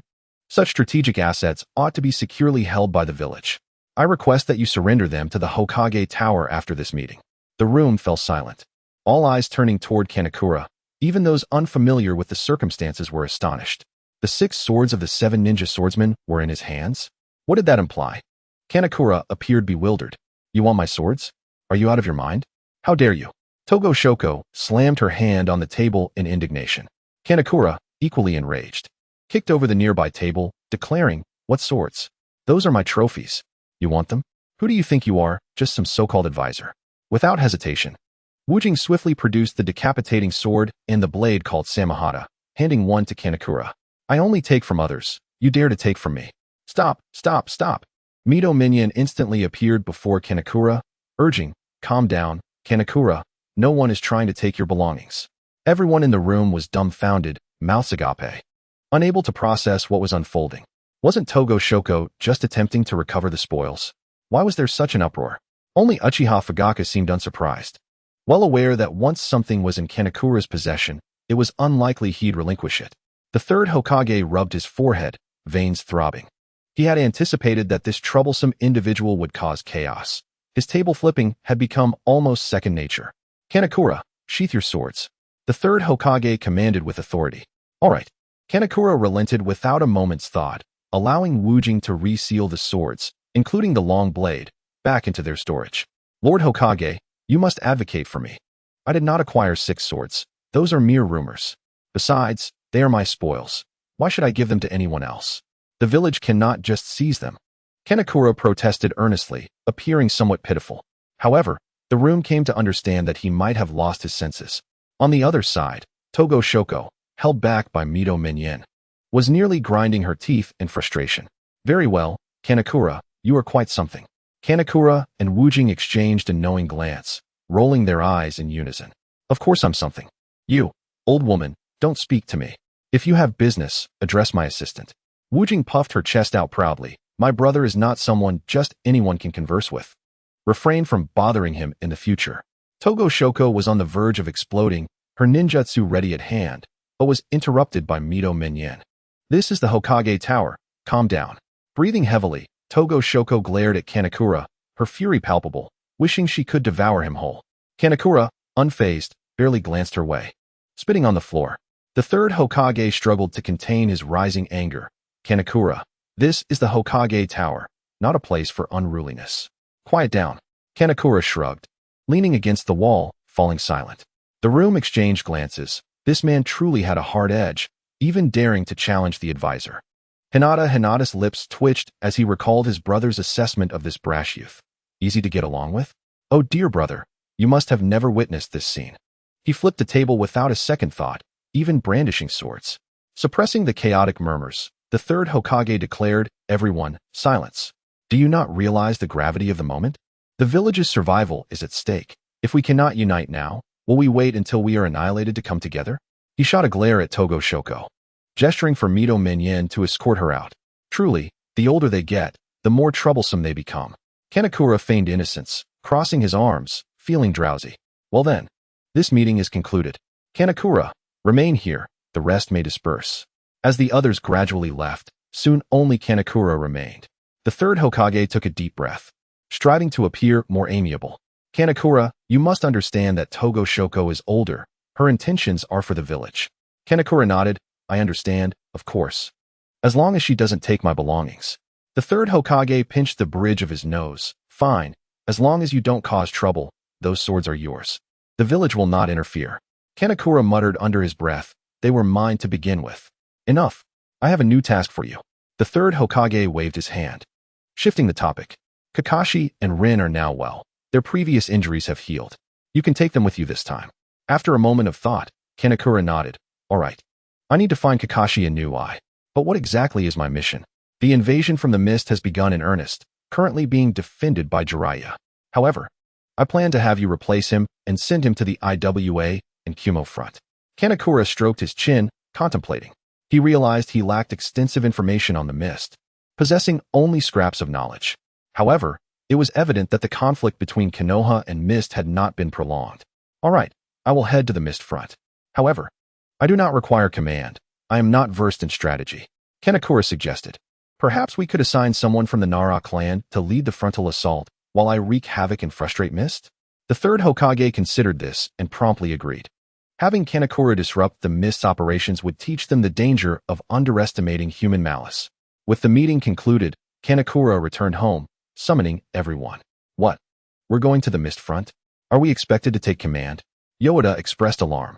It was unnecessary to ask. If Kanekura were in charge, he would undoubtedly exploit everyone. Kanekura waved his hand dismissively. Fear not. This time, we will operate freely, with a focus on spontaneity. He sighed in relief, but soon felt the weight of the situation again. Given Jin-sang's nature, it was fortunate that he wasn't reckless enough to head straight into the mist. Future and Huali, on the other hand, paid little heed to the risks, being members of the Vortex clan, content to lend their strength and let others guide their intellect. Jisue was eager to prove himself, feeling the benefits of the enhanced rations Jin-sang had provided over the past few days. His stamina had increased tremendously. Before long, the door swung open, and Kakashi entered with Rin, as if returning home. Hey, Kakashi, your mask finally serves a purpose. Jin-sang chuckled as he observed Kakashi's familiar appearance. Kakashi, with his lone eye, rolled his eyes in response, ignoring him entirely as he found a spot to sit. Hokage-sama mentioned you wanted to give me a different eye. What's the difference? Rin, pulled over by Future, sat quietly, seemingly lost in thought. Jin-sang refrained from mentioning the Sharingan, wishing to avoid stirring up unwelcome memories for the sensitive duo. What about the Byakugan? I've heard that the Hyuga clan will also be at the front lines in the mist, including members of the main family. We could move silently. Kakashi interjected. Unimpressed. Cut the useless chatter and get to the point, or I'll unleash a jutsu that will have you in tears. Only with Jin-sang, his closest companion, could Kakashi truly set aside the pain of lost friends and sight. Is that your trump card, that underwhelming lightning release? I could take you down with just one hand. Jin-sang scoffed, tossing aside a plethora of weapons. Look, 6 out of the 7 ninja swords from the mist are right here. Are you scared? Kakashi was taken aback, picking up a few to examine. Did you rob the 7 ninja swordsmen's home? He exclaimed, astonished. Aren't these the very swords that brought them fame? Aside from one double-edged sword, all 6 are accounted for. They can't possibly be fake. Jin-sang feigned modesty, signaling to his monkey companion. Wujing eagerly launched into an exaggerated retelling of Jin-sang's battles against the 7 ninja swordsmen, leaving Kakashi and Rin astonished. The others exchanged glances, surprised to discover this side of Jin-sang. They had certainly gained new insight. Jin-sang, slightly embarrassed by the embellishment, quickly interjected, Ahem, let us tone it down. The monkey may be exaggerating, but it's generally accurate. Keep it low-key. Everyone looked at him in shock and admiration. Indeed, the most shameless among them was Jin-sang. Chapter 91. Arrival at the battlefield. Rest assured, I have a plan outside the Hidden Leaf Village, on the path toward the Land of Water. A group was leaping between the trees. Among the nimble ninjas, one figure was conspicuously thundering along the ground. Jin-sang felt a bit disgruntled. Was it really such a big deal that he accidentally snapped a few branches? If they weren't going up, then so be it. Towering trees surrounded them. The occasional call of an unknown bird echoed, and the afternoon sun filtered through the leaves, making Jin-sang drowsy. Jisue, how far are we from the border? Jisue appeared beside him, responding earnestly, we've barely traveled 10 miles from the Leaf Village. At our current pace, it will take us a few more days. Kakashi joined them, puzzled. Hey, Jin-sang, why did you refuse Guy's request to join us? Before they departed, Guy had insisted on accompanying them, but Jin-sang had firmly turned him down. That guy needs to train. What's he going to do with us? Deliver supplies to the mist? Jin-sang replied. Let him open a few more of the 8 gates before we talk. Kakashi nodded thoughtfully. That makes sense. His strength is too far behind ours. He should focus on his training. Huh. Don't flatter yourself, Jin-sang retorted. You're not much better off. If it weren't for needing to find you and I to replace the one you lost, I wouldn't even bother bringing you along. Do you think I'm running a daycare? Kakashi nearly slipped and fell, glaring at Jin-song. Am I a kindergarten kid? Aren't we the same age? Jin-song flicked his head dismissively and quickened his pace. Kakashi, irritated, almost kicked him. Humph. I'll surpass you soon. Just wait. Their journey was filled with stops and starts. They seemed less like warriors heading to battle and more like travelers on a leisurely outing, fishing, hunting, and barbecuing. After a lengthy 7 days, they finally reached the border. Should we meet with the commander here? He also looked to Jin-song. No, Jin-song decisively shook his head. We continue as planned and seek trouble with the mist. He also expressed his disbelief. Do we even have what we need for that? Jin-song gave him an assuring look. Rest assured, I have everything planned. You just focus on fighting. He also sighed, not wishing to argue further.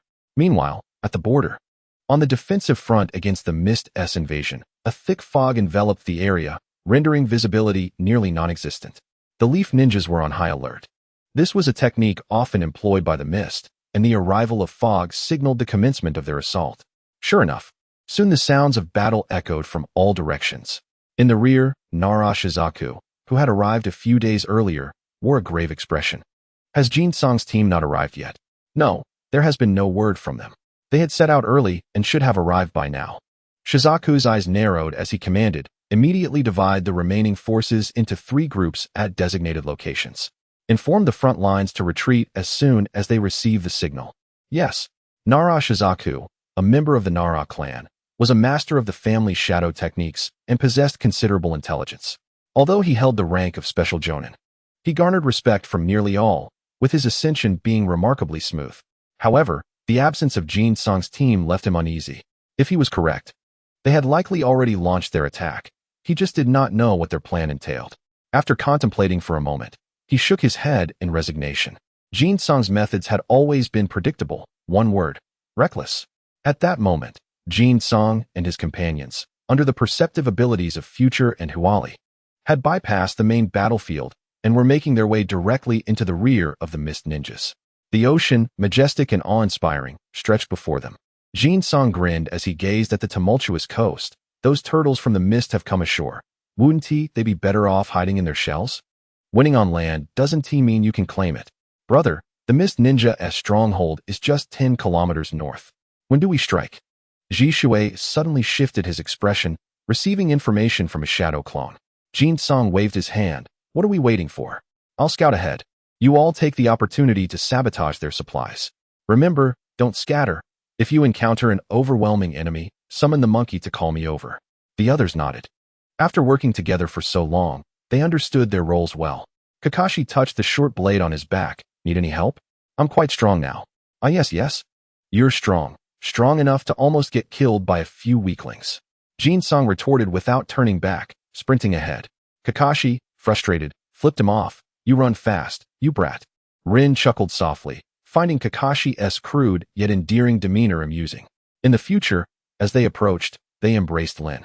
Haha, that's more like it, Lin. You should smile more. At the Mist's main base, the number of ninjas dispatched by the Mist village was not large, yet they believed it sufficient to confront the beleaguered Leaf village. However, upon arrival, they were caught off guard by 2 unmistakably familiar figures. Suigetsu and Jinin, 2 members of the 7 ninja swordsmen, appeared utterly disheveled, covered in wounds. One even missing his sword. In a temporary command room, the Mist commander, Ao, assigned tasks. You two, I leave this to you for now. I will personally lead our forces into battle. We must secure victory. With that, Ao, whose eyes were ordinary, turned and departed. Inside the room, Suigetsu and Jinin took their positions on either side. Jinin scoffed, what? Still want to snatch my halberd? Suigetsu, greedily eyeing the twin blades resting nearby, licked his lips and snarled. Last time you were just lucky. Otherwise, those blades would have been mine. Luck? You talk big. Do you want to fight again? Jinin flashed a cruel smile. The opponent lacked the great blade, Samahata. Did he dare to challenge him? Dream on. Taking advantage of his weakness. Who said comrades from the same village must be allies? Both harbored a deep desire for each other's demise. Humph, strike me now, and you might not live to return. If you have the guts, come at me. Suigetsu sneered. If Jinin had the courage to act, he would have already done so. Why waste time with words? He was a notorious member of the 7 ninja swordsmen. After all, Was there any need for negotiation before killing? Jinen's eyes brimmed with murderous intent, yet ultimately, he refrained from attacking. Humph, let you live a few more days. Suddenly, a thunderous roar interrupted Jinen, shaking the entire room and stirring up dust. Chapter 92, Mine. All mine. The sudden explosion startled Taijutsu and Jinen, prompting them to rush out of the room. The camp was mostly deserted, with only a few ninjas remaining, as AO had taken the majority to assault the Leaf Village, leaving the area feeling somewhat empty. Other ninjas emerged to investigate the commotion. Before them lay the camp's entrance, a massive door made from logs thick enough to be embraced by two men, now shattered and lying in the center of the camp, splintered wood scattered everywhere. Dust rose several meters high, and a significant portion of the wooden wall was missing. What kind of shoddy construction is this? It's too fragile. A brazen voice rang out, as a figure gradually emerged from the haze. Upon hearing the voice, Taijutsu and Jinen at the entrance trembled, especially Taijutsu, whose flesh quivered in fear. How did he catch up to us? We need to flee. They exchanged glances and quietly began to retreat. Kinkaku, with the great blade Samahata slung over his left shoulder and a beheading sword in hand, radiated an aura of ferocity, his muscles gleaming ominously. Manju, perched on his right shoulder, pointed and shouted, "Hurry, big brother, those two scoundrels are trying to escape." Kinkaku turned, his eyes alight with excitement. "Oh ho! The delivery has arrived. Don't run, let me take a swing at you." The two, startled, immediately turned to flee. Who would be foolish enough to remain? Would they allow him to strike? They dashed away, leaving the other mist ninjas in stunned silence. When did the 7 ninja swordsmen become so cowardly? Fleeing at the sight of the enemy? Kinkaku cursed loudly, propelling himself forward with reckless abandon, cutting down anything in his path with his blade. Houses will be smashed with Samahata, and people will be cleaved by the beheading sword. No matter what it was, one slash would sever it, one smash would destroy it. The sound of destruction echoed as the mist ninjas watched in horror, observing the path carved through the camp. They urgently sought to contact AO. Just then, figures burst through the entrance. In a flash of blades, a mist ninja fell, slain by a short sword. Enemy attack. It's Leaf ninjas, everyone, rally together.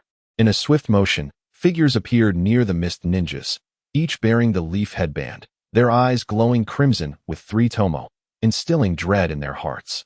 With a flurry of slashes, shrugs moved rapidly among his shadow clones, each strike claiming a mist ninja's life. The ground trembled, shifting like a giant's toy, with earth spikes and columns erupting, accompanied by earthen serpents. Then, familiar earthen walls began to encircle the area, the 4 symbols seals swiftly taking shape. Got you in a trap. Kakashi's lone visible eye gleamed with coldness, his movements quick and agile, employing a lightning release technique to accelerate. After nearly losing his life and an eye, he understood why Kinkaku could slaughter enemies without flinching. Enemies were, after all, enemies. One must wield a sword against them. During this time, he had not been idle, training fervently, now possessing something new in his gaze.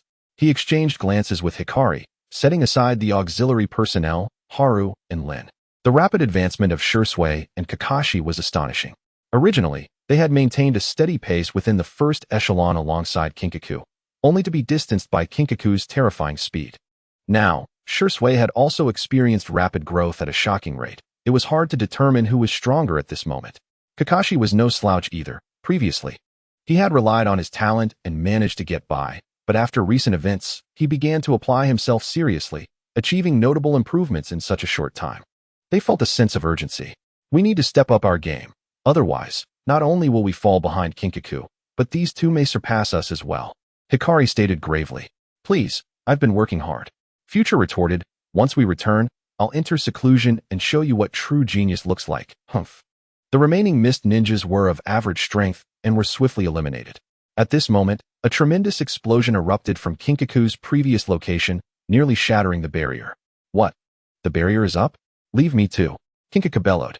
Fine, I know who has arrived, Future said, irritated, as she retracted the barrier. It had nearly been destroyed, thankfully. Kinkaku had reacted quickly and halted in time. Observing Kinkaku return empty-handed, Kakashi's masked face revealed a mocking smile. Oh, did you catch nothing?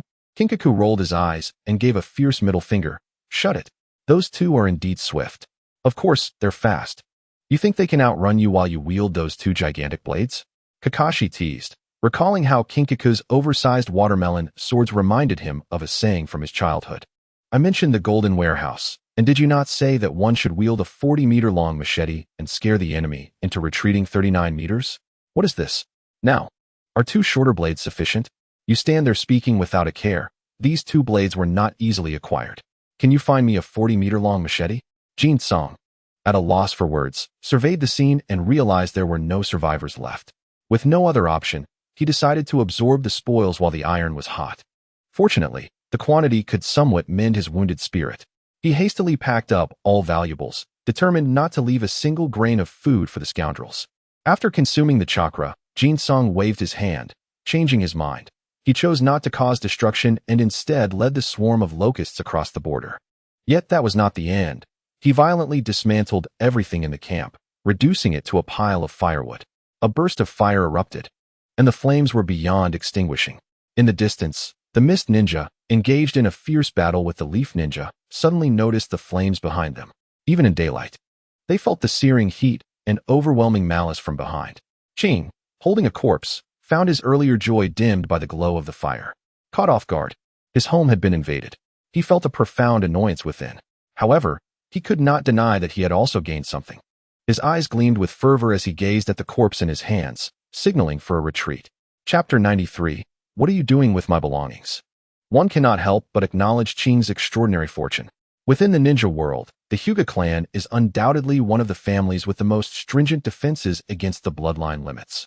The main family members of the Hyuga clan tightly control the branch members, and in each battle, there are always a few branch ninjas who risk their lives to protect their main family counterparts. Even if a branch ninja were captured by the enemy, their Byakugan would remain inaccessible to them. The dominance of the caged bird would directly destroy the Byakugan, leaving the enemy with nothing. Hence, many have sought to exploit the Byakugan, yet very few have succeeded.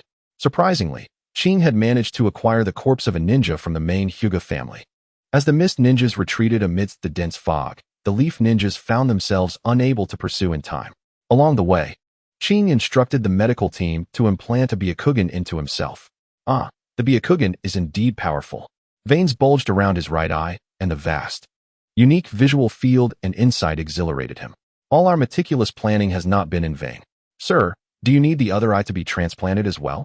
A member of the medical team inquired solemnly. Although the rejection response is not severe, if we implant another. Ching greedily gazed at the other Byakugan, suspended in a special solution. Implant it, but ensure my original eye is preserved. The medical ninja frowned. Very well, but suddenly, an irritable voice interrupted, followed by a swift, brownish shadow darting past and agilely climbing a tall tree. Squeak. A robust monkey took advantage of the medical ninja's moment of distraction to snatch the Byakugan from his hands and swiftly ascended the tree, perching on someone's shoulder. Damn it! Ching seethed with fury, launching several shuriken in retaliation. Clang, clang, clang. An exaggeratedly designed sword deflected all the shuriken. I will gladly accept this Byakugan, such a fine item. I fear you may not be able to handle it. Jin-song, wielding the sharpskin in his left hand and the decapitating sword in his right, stood triumphantly atop a tall tree, peering down with mockery at the enraged Mist Ninjas below. Sharpskin, and the decapitating sword. Ching's expression turned grave. You are that little brat from the leaf. Jin-song chuckled, shaking his head. Is your vision impaired after the eye change? Is this not the leaf forehead protector? No mistake about it. The 7 ninja swordsmen were bested by your hands? Ching's expression darkened. He had long heard of the 7 ninja swordsmen from Suigetsu and Kyusuk, and his wariness of Jin-song had risen to the level of confronting a renowned leaf ninja. Oh, you mean those 7 delivery boys? 2 of them lacked professional ethics and actually ran away, taking my goods with them, Jin-song grumbled, angered by the 2 who had escaped, slippery as eels. He then glared menacingly at Ching. You are quite familiar with them, aren't you? Ching smirked derisively. Stop with the bravado. While you may be strong enough to defeat the 7 ninja swordsmen, you should consider how many of us there are here. One punch from each of us would flatten you. Jin-song crossed his 2 great blades before him, sparks flying as they clashed, then spread them apart like 2 iron wings unfurling. Stop your bluster. With you pitiful lot, I guarantee 1 slice for each of you. Bang! A resounding crash echoed as the tree beneath Jin-song shattered, propelling him forward. The decapitating sword raised high, he slashed diagonally downward. Swish! Bang! Ching swiftly retreated, forming hand seals. Water release, water surge wave. Bang! Jin Song abruptly raised Sharkskin, forcefully swinging to disperse the water jutsu into a spray of droplets. Lightning release, lightning pillar. Ching swiftly formed hand seals, unleashing a bolt of lightning.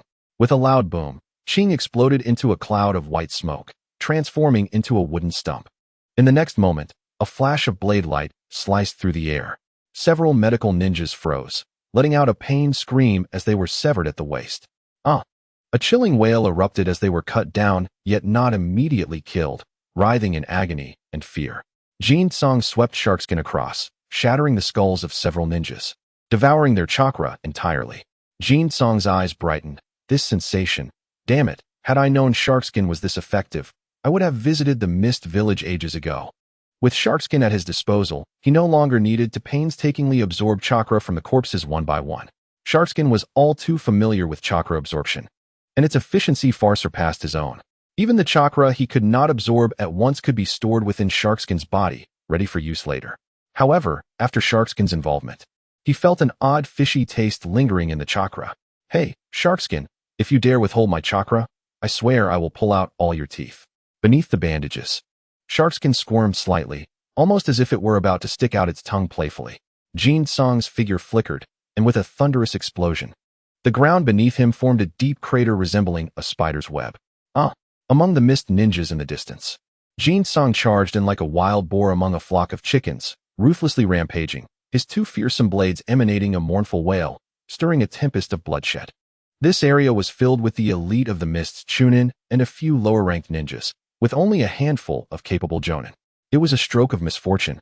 Limbs and severed body parts flying, blood splattering, accompanied by the ominous sound of cracking bones resonating throughout.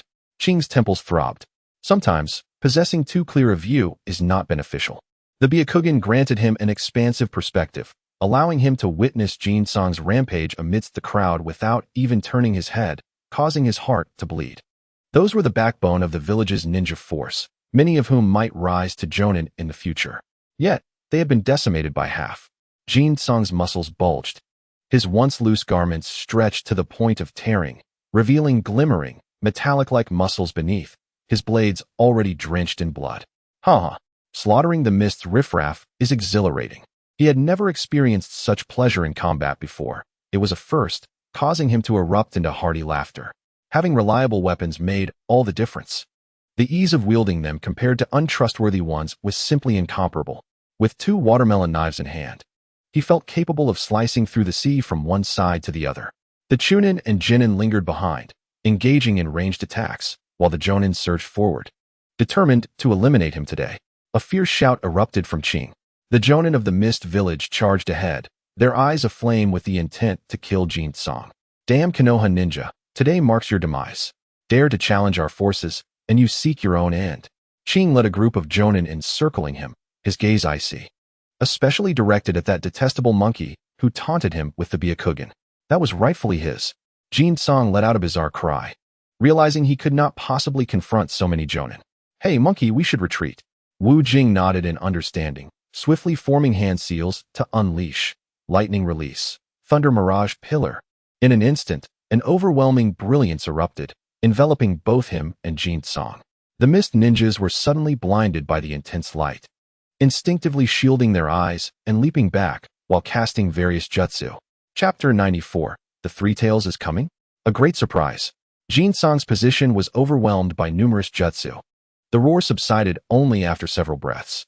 Yet, when the dissipating dust settled, Jin Song had vanished, leaving behind only the severely damaged ground. Damn it, he got away. A Mist ninja exclaimed furiously. They turned to Ching. Lord Ching, what should we do? Just as Ching was about to respond, his eyes caught sight of something, a pair of crimson Sharingan glinting in the distance. He immediately became alert. Sharingan? Uchiha. We must fall back. The Mist ninjas promptly complied, retreating rapidly toward the coastline.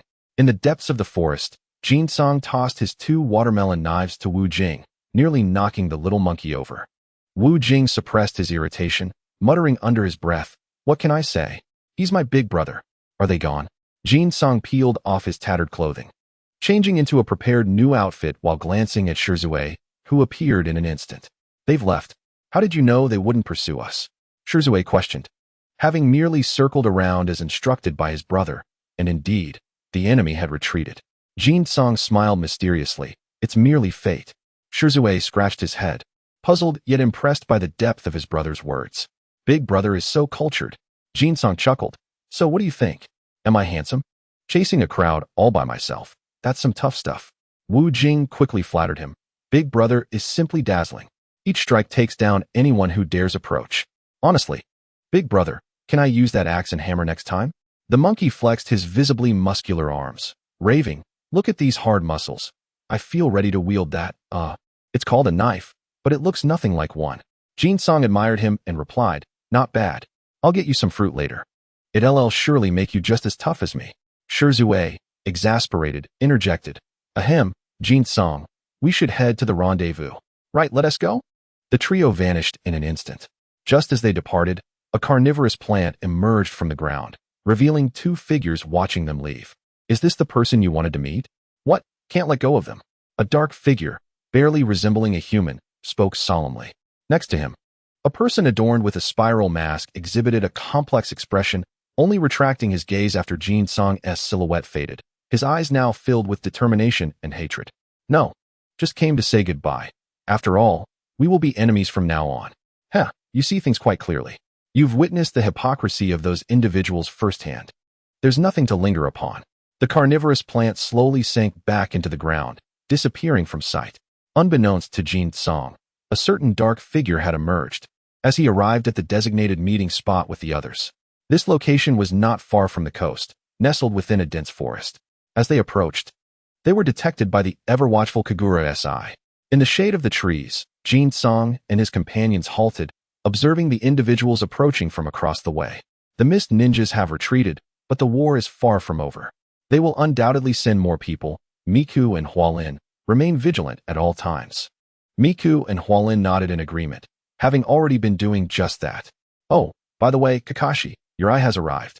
Jin-song exclaimed, patting his head as he produced a transparent jar containing a single eye suspended in a potion. A Byakugan? Kakashi and the others gasped in surprise. Kakashi, in particular, was flustered. You actually killed a member of the Hyuga clan? You've really stirred up trouble. Jin-song rolled his eyes. Do you think I'm brainless? Just kidding. I didn't plan on defecting. This one was acquired from the mist. The group breathed a sigh of relief. However, he quickly frowned again. But we can't keep this eye.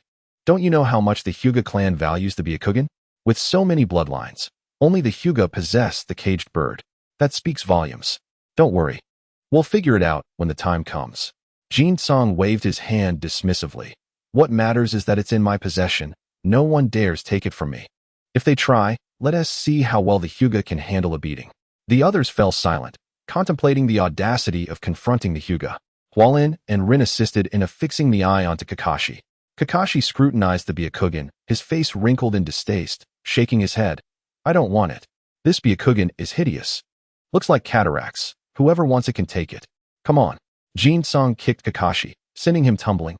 You're not willing? Should I find another eye for you instead? This is a coveted bloodline limit that many desire but cannot obtain. What do you want, a Sharingan? Jin-song scoffed. With your meager chakra. If I were to give you a Sharingan, you'd never reach your father's level.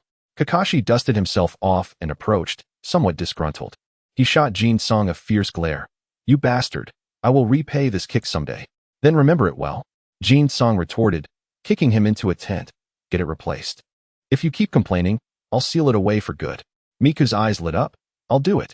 I'll also see if my sealing technique has improved. The three women swiftly attended to the beleaguered Kakashi, and when they finished, the eye was successfully affixed. In its original form, even the scar from the earlier incident was conveniently erased, radiating professionalism. Jin-song examined it closely and gave a thumbs up. This medical skill is impressive. I should set up a beauty salon for female ninjas specializing in cosmetics and scar removal. That would be quite profitable. The three women exchanged glances, their faces lighting up. This idea had merit. Hey, Kakashi, you better get used to it quickly. Battle is imminent. And you need to familiarize yourself with the Byakugan's properties to avoid others having to save you. Jin-song said disdainfully.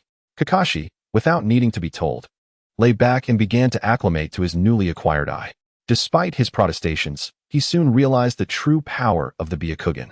The world as seen by the Hyuga was indeed remarkable. Due to Kakashi possessing only one Byakugan, His acquired abilities were incomplete, yet it was already enough to leave him astounded. For instance, it is quite useful that he has now discovered a broad perspective and adjustable viewing distance. Hearing Jin-sang's words, Kakashi sluggishly rose, expressing his discontent with a middle finger before wandering off to the side. Ignore him. Jin-sang waved his hand and instructed Ji-Shui to inform the ninja squad that the supplies from Kirigakure had been destroyed, and they could devise a strategy to capitalize on it. Ji-Shui nodded. Understood, brother. I will notify them immediately. He then continued, with a grave expression, by the way. Brother, we received intel that the host of the Three Tails has seemingly been dispatched to the battlefield. The Three Tails host? Jin-sang exclaimed with delight, turning to Ji-Shui. Is that true? Ji-Shui nodded. Though uncertain, the accuracy of the information has yet to be confirmed, but the source appears reliable. Jin-sang's face broke into a wide grin. Ah, the tailed beast. I thought I would never see it again. I can't believe the Three Tails has actually appeared. Splendid. Originally, he believed that Lin's forced transformation into the Three Tails host would not come to fruition. It seemed that Madara was indeed losing his touch. Unable to act against those under Konoha's vigilant protection, he had presumed the Three Tails would not manifest, yet there was a glimmer of hope. Stay alert. Notify me immediately if there is any news regarding the Three Tails host. I will prepare a grand feast. Do not be careless. Heya cautioned. The Three Tails Isabu is known for its mastery over water. It won't be easy to confront it near aquatic environments. Jin-sang dismissed his concern. Fear not. We will overwhelm it all at once. Then let Ji-Shui gradually take control. The Sharingan is an excellent tool for subduing tailed beasts. Ji-Shui blinked. Really? I was unaware of that. Jin-sang rubbed his hands together excitedly. It is the Three Tails. If we can control it, we can freely absorb its chakra. I might absorb chakra faster than it can regenerate. Wouldn't this mean we possess an inexhaustible source of chakra? It must be obtained. Jin-sang glared fiercely at everyone. Do you remember the military rations I provided earlier? If we capture the Three Tails, there will be plenty of those, I assure you. Upon hearing this, except for Kakashi and Lin, the eyes of everyone else lit up, gleaming as if hundreds of light bulbs had been switched on. Wujing swallowed hard. Brother, is that true? Can we indulge in those enhanced military rations? As the second largest beneficiary after Jin-sang, Wujing had incessantly raved about those special military rations. He imagined that if he consumed a bit more, he could wield a blunt knife like his brother with ease. Let us set sail immediately and search for it. We mustn't let it escape. Wujing exclaimed eagerly. Calm down. You think you can just battle the Three Tails at sea? You really are something. Jin-sang scolded, giving him a light smack on the head. All right, let's take a moment to rest. I will go for a stroll. He waved his hand and dashed off into the distance. On a deserted beach, strewn with large stones smoothed by the relentless sea, Jin-sang casually circled a few rocks to form a makeshift shelter and hurried inside. The moment he entered, a series of golden fruits burst forth, 7 in total. Jin-sang was both astonished and thrilled. He was elated by the abundance, but also alarmed at the lack of safety in storing them on his person. Why can't this be more user-friendly, allowing for immediate access? He grumbled, but proceeded to consume 3 of them. In an instant, a violent surge of energy erupted, sending the stacked stones above him tumbling. A swirling vortex of vitality intensified, and the remaining puddles around began to evaporate under the rising heat. Jin-sang's muscles quivered, undergoing an unnatural expansion and contraction, yet he had grown accustomed to it, quietly savoring the transformation within. Suddenly, joy illuminated his face, his body, which had previously felt satiated after 3 fruits, now underwent a change. Half. He was overjoyed and quickly grabbed 3 more, swallowing them down in quick succession. Boom.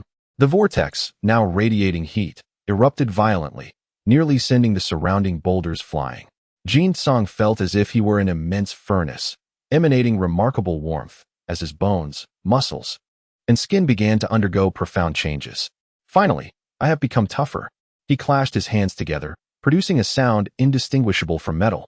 He swiftly retrieved his execution blade and struck his arm with it. Clang! A crisp sound echoed, sending sparks flying. Upon withdrawing the blade, a white mark appeared on his arm, slightly reddened, having grazed his skin but not inflicted serious harm. I didn't apply enough force earlier.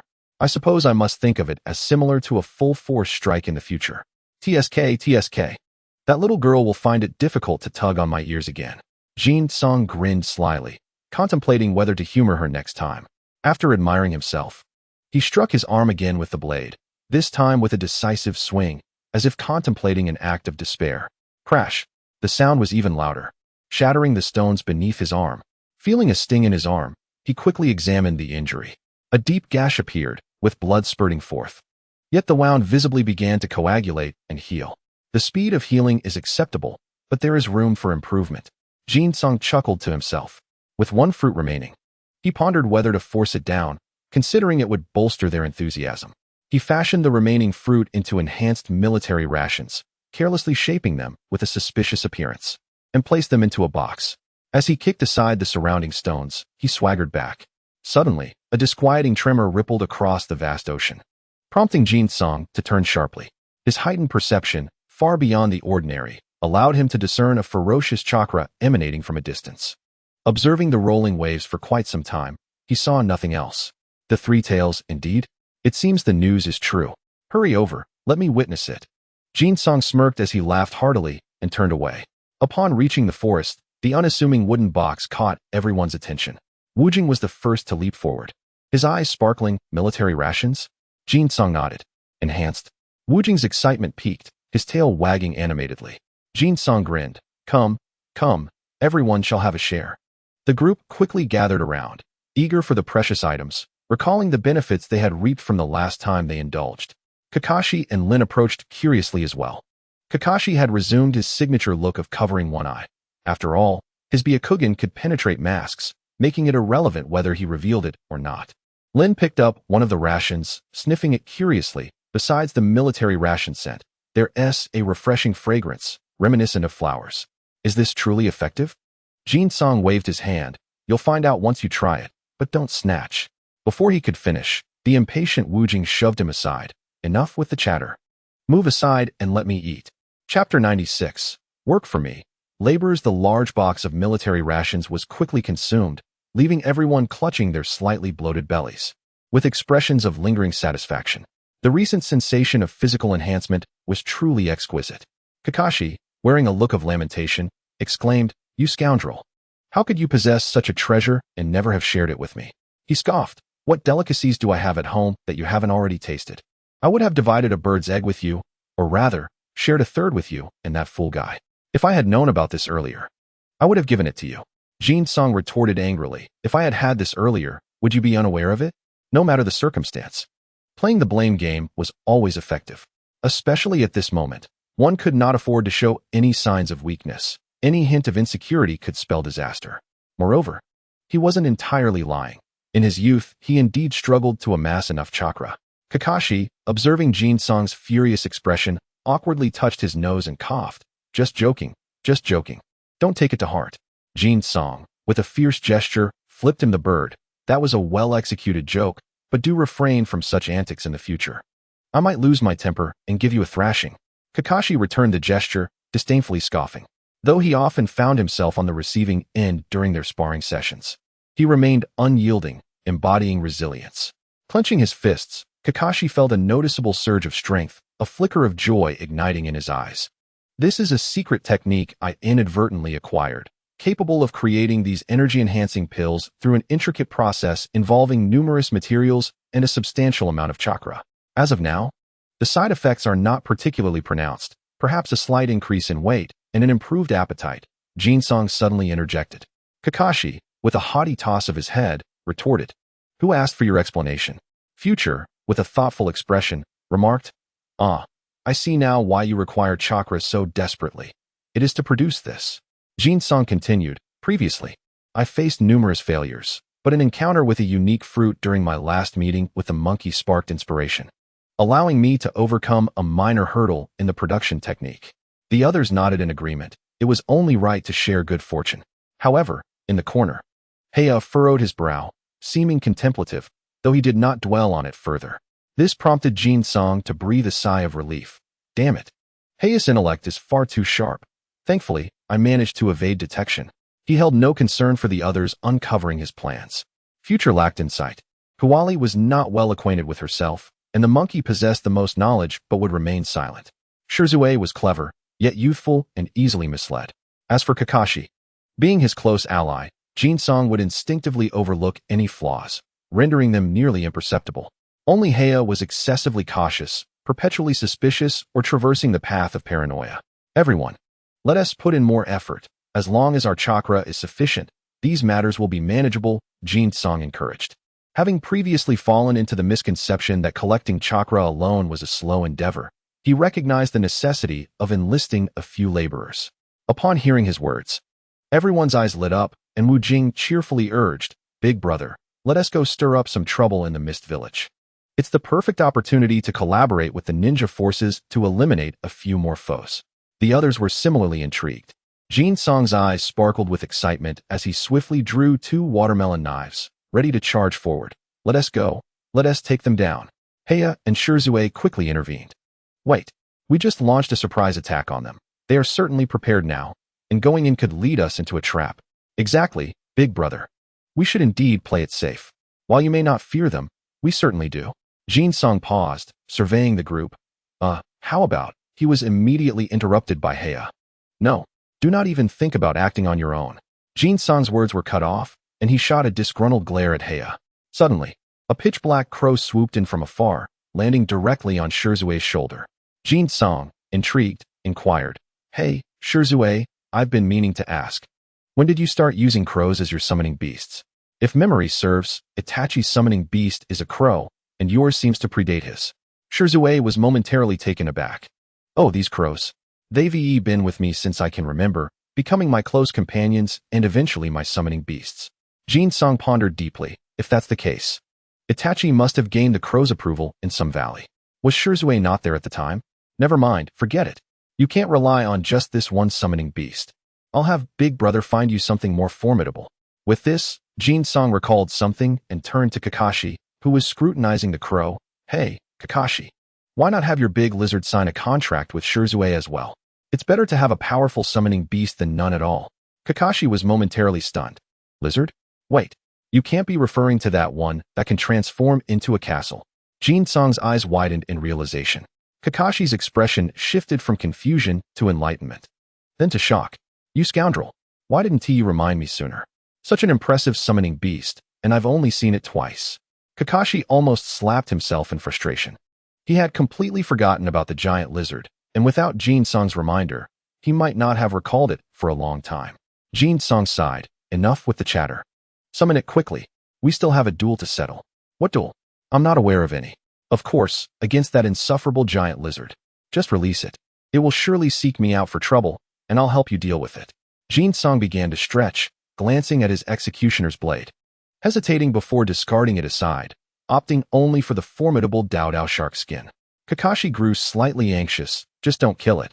I haven't fought alongside it yet. Relax. Relax, I assure you I'll be gentle." Jin-sung half-heartedly reassured. Kakashi could only hope that the giant lizard had become lethargic. Summoning technique. Boom. A massive cloud of white smoke erupted.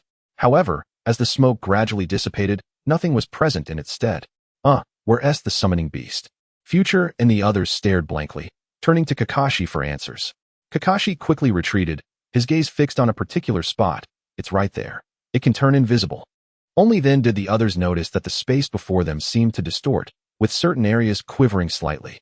They began to believe and quickly backed away. "Ha ha ha, little one. What brings you here? It's been quite some time since you summoned me. By the way, it's nice to occasionally wander around the ninja world." A grand voice echoed from ahead, the outline of a colossal creature appearing as if made of glass, nearly invisible at a glance. Jin-sung hefted his great blade, shark skin, onto his shoulder, grinning. "Hey, big guy, do you remember me?" The transparent lizard's head halted abruptly, its cold, reptilian eyes narrowing to focus intently on Jin-sung. In the next instant, it opened its terrifying maw, a gleeful expression emerging. You insufferable little brat. What a pleasant surprise." Before it could finish, a claw as large as a house came crashing down, accompanied by the lizard's chilling laughter. "I've been waiting for you for quite some time." Chapter 97. "So, we're really going to play, huh?" Boom. The enormous transparent claw struck the very spot where Jin-sung stood, yet it wobbled slightly, and upon closer inspection, one could see that the claw hadn't actually touched the ground. A palm, minuscule in comparison to the gargantuan claw, akin to a toothpick, blocked the descending force. Jin-sung Jun had already sunk into the ground, with only his chest and above still visible. "My, what considerable strength you possess, four-legged lizard, he mocked, revealing a mouthful of pearly white teeth, but still somewhat lacking. With that, he suddenly wrapped his hands around one of the enormous claws and, as veins throbbed on his forehead, executed an immense shoulder throw. Away with you. Crack. The colossal lizard let out a wretched scream as its massive body was hurled over Jinsong's head. Damn brat, how dare you twist my finger, what a despicable act. The large lizard roared, clutching its nearly broken digit in fury. Jinsong's expression soured.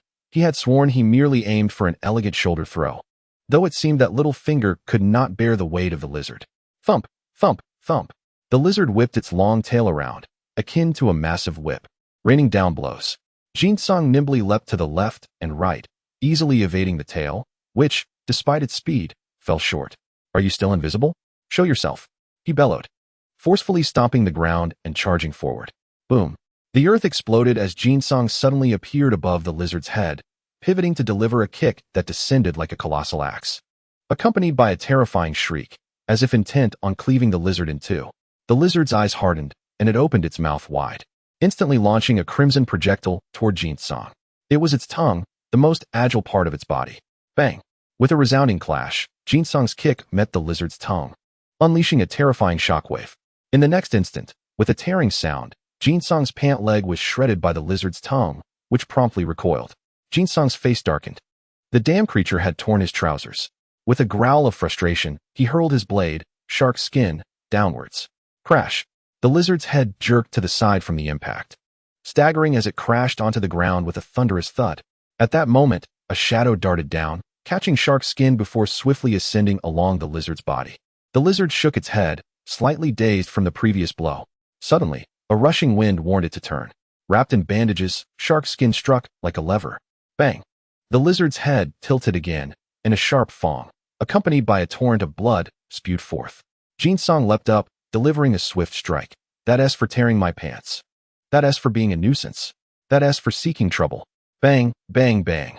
The lizard, having slipped, found itself in dire straits, its head tilting left and right, revealing the once transparent sides now saturated with crimson.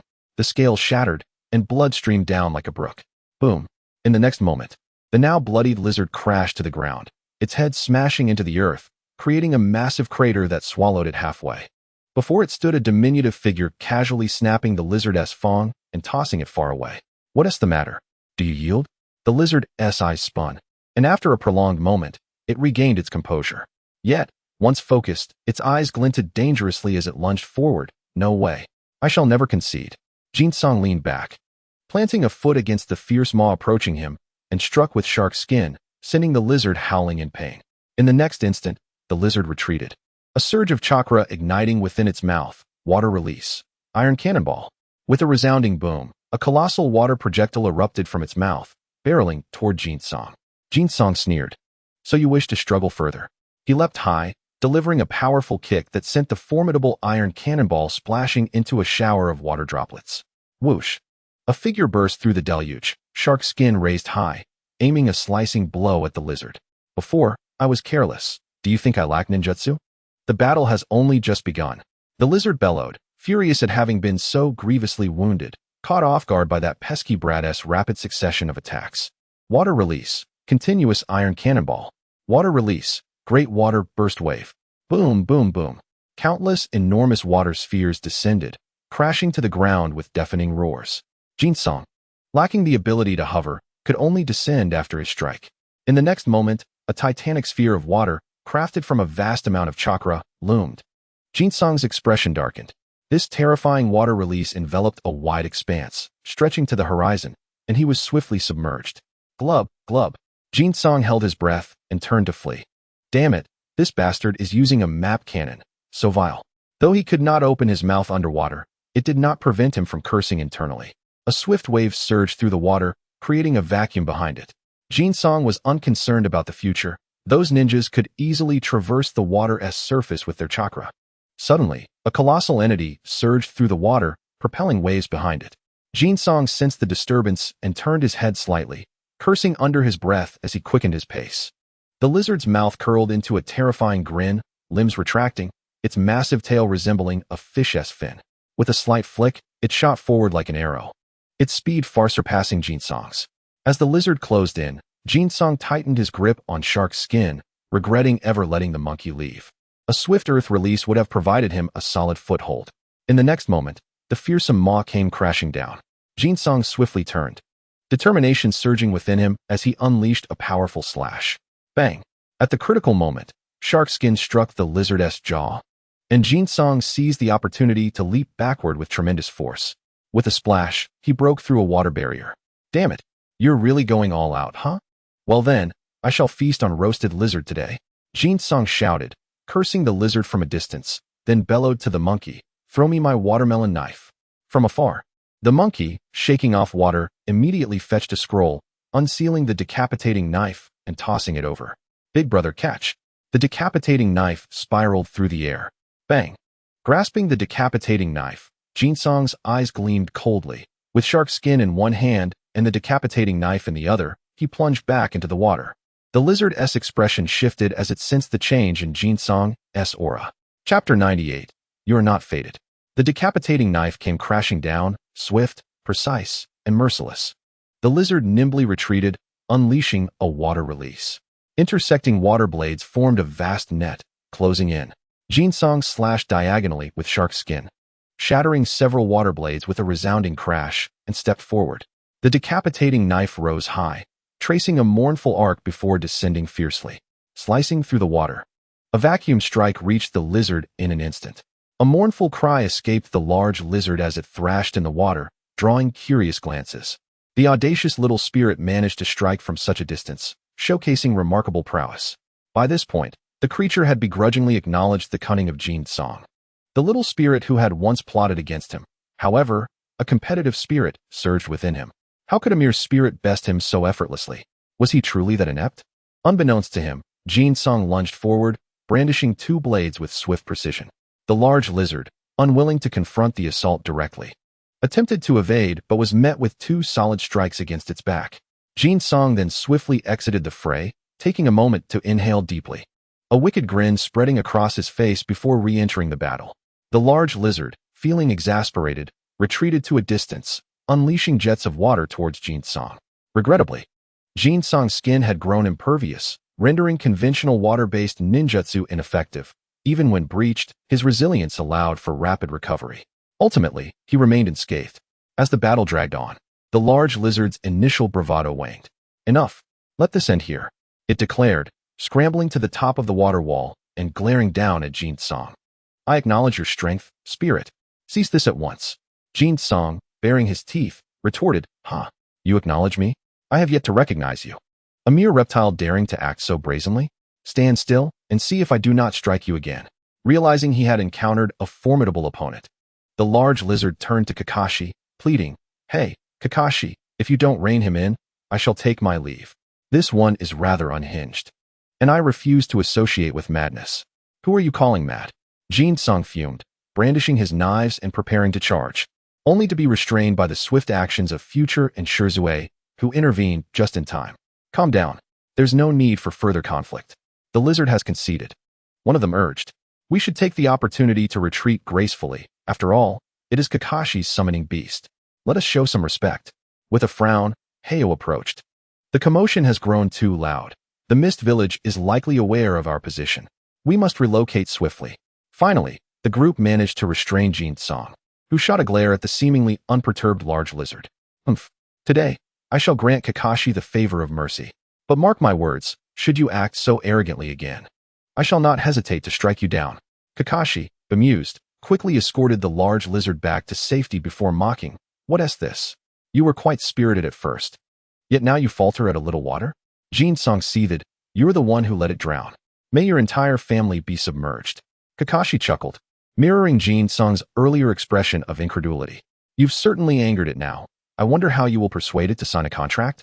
Jinsong's expression froze for a moment before he slapped his forehead. Blast it. I completely forgot. He then wore an awkward expression. Do you think if I explained that it was all a jest, it would believe me? Kakashi displayed a look of reluctance to engage with foolishness and distanced himself. Jinsong, feeling frustrated, scratched his head. Oh dear, I lost my temper and forgot all about that. What now? He glanced at Future and Shrugs beside him. Why didn't you two stop me earlier? Future rolled his eyes, exasperated. Stop you? You charged in as if you had a personal vendetta. Who would dare intervene? Shrugs nodded in agreement. Indeed, your blades were a whirlwind of fury. No one could approach. But your technique was impressive. Do share your knowledge with me sometime. Jin-song sighed, allowing his gaze to drift past Heia's face, contemplating blame before deciding against it. It appears you are fated to remain distant from the large lizard. The group fell silent. With a heavy sigh, Jin-song lowered his hand in dismissal. Let us depart. We must find a new location. This place is no longer tenable. Though the water created by Chakra has dissipated, the damaged terrain and forest will take time to recover. Meanwhile, in the Mist Village, news of the conflict had reached their ears. What? There was a battle not far from us. Qing, furrowing his brow, inquired of the ninja delivering the report. Can we ascertain who was involved? I regret to inform you, Lord Qing, we could only detect a substantial presence of water-based chakra. The combatants likely possess formidable water release abilities. Water release? Could it be that the Three Tails has arrived prematurely? Why were we not notified? My lord, we only contacted the support troops yesterday. They will not arrive for several days. It cannot be them. Qing's expression hardened as he concealed his newly acquired Byakugan beneath a mask. Continue monitoring the situation and dispatch 2 teams to investigate. However, exercise caution regarding that Leaf Village ambush team. His eyes glimmered with caution as he recalled Jin-song. A young man of considerable skill had emerged from the Leaf Village. Initially dismissing the warnings from Sukka and Pufferfish, he now recognized the gravity of the situation. The Leaf Village indeed harbored exceptional talent. Yet, he mused, our Mist Village is not without its own strengths.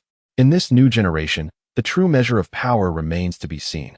Unbeknownst to Jin-song and his companions, they had distanced themselves from the coastline, as Jin-song appeared to harbor an aversion to water. The limitations imposed on an ordinary person submerged in water were profound. Unlike other ninjas, he could not utilize chakra to remain afloat. Once submerged, he would inevitably sink. His body, enhanced over time, had developed a density far beyond that of an average human, resulting in a significant increase in weight. Though he appeared as an ordinary spirit, he could easily exceed the weight limit on a scale. It was evident that even one of his arms outweighed Shrugs'. Damn it, I abhor water, Jin-song exclaimed. Heia frowned. It seems the underwater environment poses a weakness for you. We must devise a strategy. Why not simply practice swimming? Future suggested nonchalantly, continuing to indulge in roasted meat. Kakashi smirked, dog paddling, perhaps? Jin-song glared, get lost. Fine, if all else fails, I shall transform into the Three Tails Jinchuriki. Chapter 99. News of resistance from the Nara clan in the Hokage Tower of Konoha. The third Hokage inquired, his head bent over his writing. What is the status of the conflict with the Mist Village? An Umbu ninja knelt respectfully, reporting, Lord Hokage, conflicts erupt sporadically in the Mist Village. 3 days ago, a fierce confrontation occurred, resulting in the death of a jonin from the Hyuga clan, whose Byakugan was claimed by the Mist Ninja Qing. Is that so? The third Hokage raised his head, frowning. A member of the Hyuga clan has fallen? Were there not branch family members to protect them? Also, have we received any updates regarding Jin-song's team? The Umbu ninja contemplated before responding. The Hyuga ninja ventured too deeply and became a target for the Mist Village. The branch family could not reach them in time. Furthermore, he paused. Our scouts report that Qing only acquired one right eye. The other Byakugan remains unaccounted for. As for Jin-song, he is suspected to have come into contact with the Mist ninjas and is currently untraceable. The third generation nodded and instructed. Please send a copy of the frontline report to Hyuga Hizashi. Understood, replied the Umbu ninja before departing. In the Hyuga clan, the main household and the branch house resided separately. The main house was characterized by its ancient architecture, exuding a tranquil charm. Hyuga Hizashi and his brother, Hyuga Hayashi, were seated under the eaves, indulging in tea. Brother, is the news true? Hayashi inquired, unable to restrain his curiosity as he observed Hizashi savoring his tea leisurely. He had just received word that the main house's ninja had been ambushed and killed by the Mist Village, while the branch house's ninjas remained unscathed. Hizashi glanced at his younger brother, his expression composed, and gently set down his teacup. It is true. Do not worry. I will explain to the elders that it was not the branch house's failure to protect him, but that he was specifically targeted by Mist Village, a trap designed for him. With his brother's reassurance, Hayashi let out a deep breath of relief. That is good to hear. In the next moment, the two brothers fell into silence. It was unclear when they had begun to adhere so strictly to clan regulations, losing the affectionate bond they had shared in their youth. Hayashi often reminisced about the simplicity of their childhood.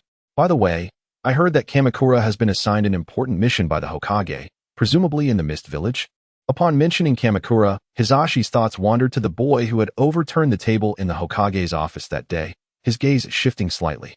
Indeed, initially, the Hokage tasked him with overseeing the overall war strategy to hone his skills, but I have heard he personally requested to infiltrate behind enemy lines for sabotage.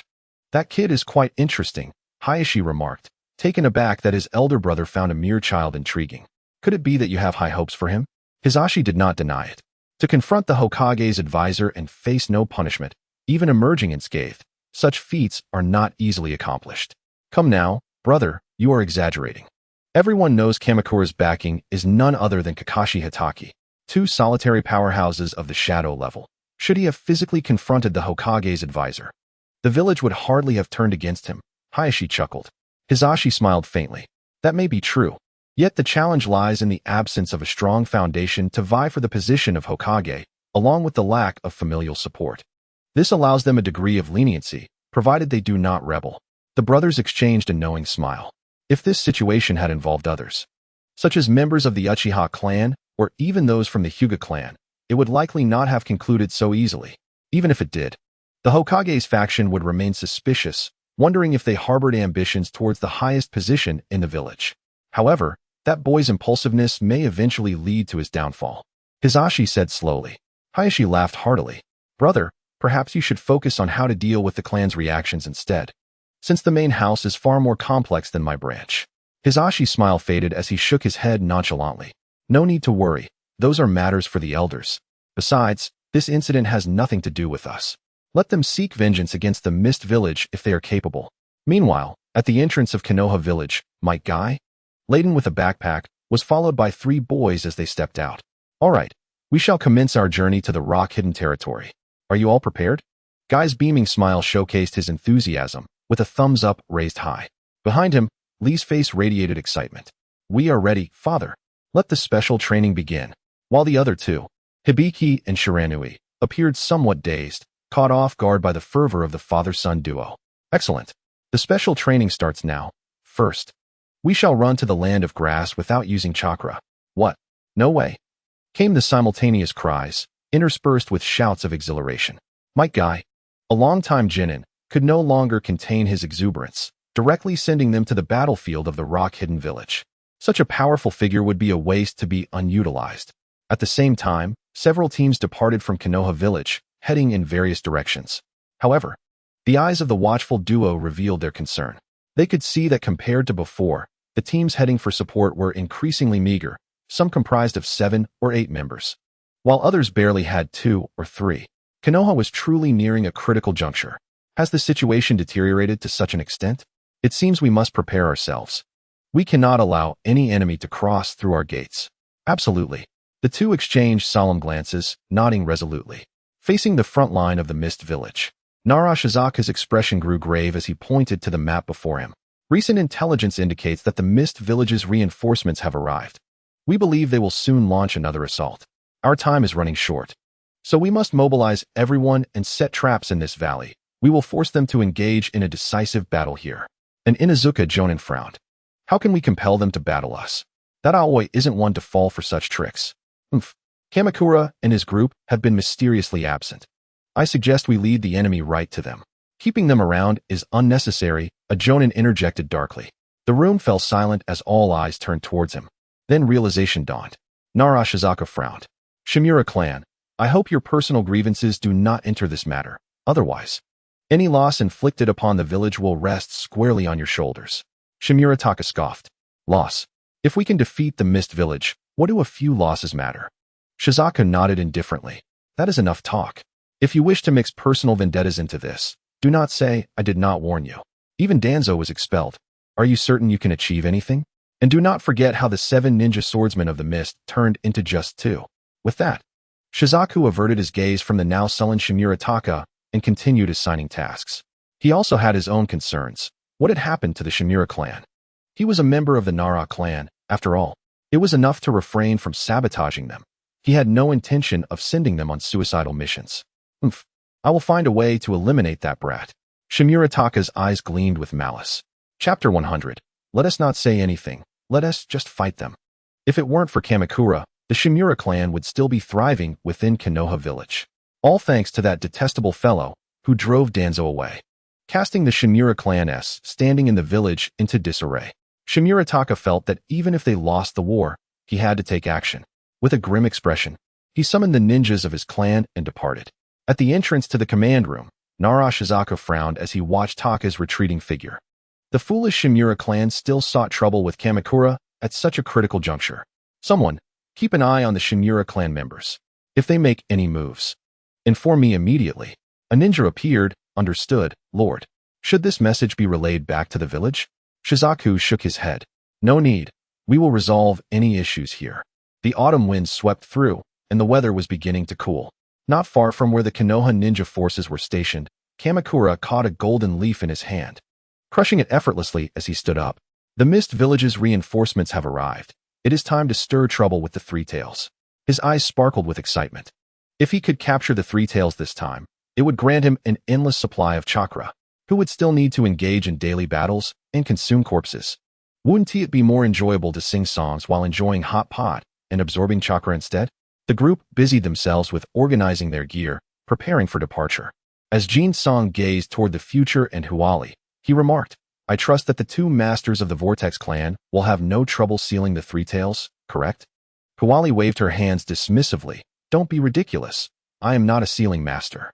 Future, with an air of bravado, patted her chest, which was as flat as a washboard, proclaiming, Fear not, this task rests firmly on my shoulders. That Three Tails shall not escape. Her confident demeanor suggested she had everything under control. Jin Song grinned. Very well. I shall leave the sealing to you. However, how shall we transport it afterward? That poses a conundrum. Oh, that's simple. We can simply designate someone as the Jinchuriki. Future replied nonchalantly. Observing her smug expression, Jin Song retorted, Becoming a Jinchuriki is not a trivial matter. It is fraught with danger. Where shall we find a suitable candidate? Me? Future pointed to herself. Just seal it within me. Isn't that what being a Jinchuriki entails? Jin Song's expression darkened. Get lost. Who in their right mind would willingly become a Jinchuriki? If you take on that role, how will I continue to collect tailed beasts and reap the benefits? Frustrated, he declared, if that's the case, we might as well capture a turtle and seal the Three Tails inside it. With a decisive wave of his hand, he commanded, Let us proceed and deal with it. The group swiftly made their way toward the seaside, where the Mist Village's forces awaited. However, Jin Song was not foolish enough to charge directly into the enemy's ranks. Jishui, what plans do we have at the front? Jishui approached swiftly. Brother, I've established contact with Nara Shizaku. They are currently devising a strategy to force the Mist Village into a decisive battle on our chosen battlefield. He aims to end this war in one fell swoop. Jin Song's eyes glimmered with admiration. Impressive. This audacious fellow intends to resolve things with the Mist Village directly. Excellent. We shall offer our assistance. Jishui hesitated, a shadow crossing his features as he continued. Brother, there is one more thing. Shizaku asked me to remind you. Oh, what is it? Jin Song inquired, curious about the warning. Perhaps it was an admonition to temper his recklessness, but that would be contrary to his nature, as his life was defined by boldness. Nara Shizaku has indicated that the Shimura clan's ninjas seem poised for action, urging us to exercise caution. Jin Song's foot struck a stone, shattering it with a resounding crash, fragments scattering several meters away. The Shimura clan? A glint of cold light flickered in his eyes, and he quickly regained his composure, stating calmly, If they seek their demise, I shall not hesitate to assist them on their journey. Kakashi's expression also turned grim. The Shimura clan, led by Danzo, appears to resent that you've severed their influence. Heya and Future shared similarly stern expressions. Perhaps we should consider expelling the Shimura clan from Konoha, Heya suggested, furrowing his brow. With a swift motion, all eyes turned toward him in surprise. Clearing his throat, Heya blinked innocently. What's wrong? Jin Song chuckled. Oh, nothing at all. I never imagined you could be so ruthless, Heya. Regaining his composure, Heya replied nonchalantly. It's to prevent them from causing us further trouble. Don't you find them bothersome? Then it's settled. Ponder the best approach to discreetly eliminate them. Jin Song flashed a broad smile. Ideally, we should also account for that scheming rat, Danzo. I have an unsettling feeling about him. Somewhere in the land of snow. Danzo suddenly sneezed, glancing around suspiciously before tightening his coat, cursing the wretched climate. At the side of the Mist Village's encampment, a row of heads cautiously peered from behind the rocks, scrutinizing the distant camp. Kakashi, how effective is your telescope? Kakashi rolled his eyes. Is that what you call a telescope? This is the Byakugan, you know, the true bloodline limit, you simpleton. Jin-sung laughed. Aha, weren't you dissatisfied? Perhaps I should pry it out and find you a better one. Nonsense, this one is perfectly fine. I'm not switching. Kakashi scoffed. While he initially found the Byakugan unattractive, he had grown fond of its functionality. Jin-sung waved his hand. Let us retreat for now. When they set out, we will follow from behind. I refuse to believe we cannot find an opportunity. The group withdrew to a concealed location not far from the Mist Village's camp. Here, they could observe the enemy's movements without losing track of their target, all while remaining far enough that ordinary sensory ninjas would be unable to detect them. As autumn winds howled, the leaves turned a crisp yellow, cascading to the ground. Jin-sung surmised that this war might extend into the new year. He pondered how long it would last, aware that the memories he held could only serve as a reference, as the current circumstances had diverged from those recollections. They waited for a full 3 days. Just as Jin-sung could no longer contain his urge to scout the Mist Village's encampment, Jishui returned with urgency. Brother, they are on the move. Oh, Jin-sung's eyes lit up. Splendid. At last, these fellows are making a move. I was growing impatient. Quickly notify everyone. We must prepare to depart and ensure the Three Tails does not escape.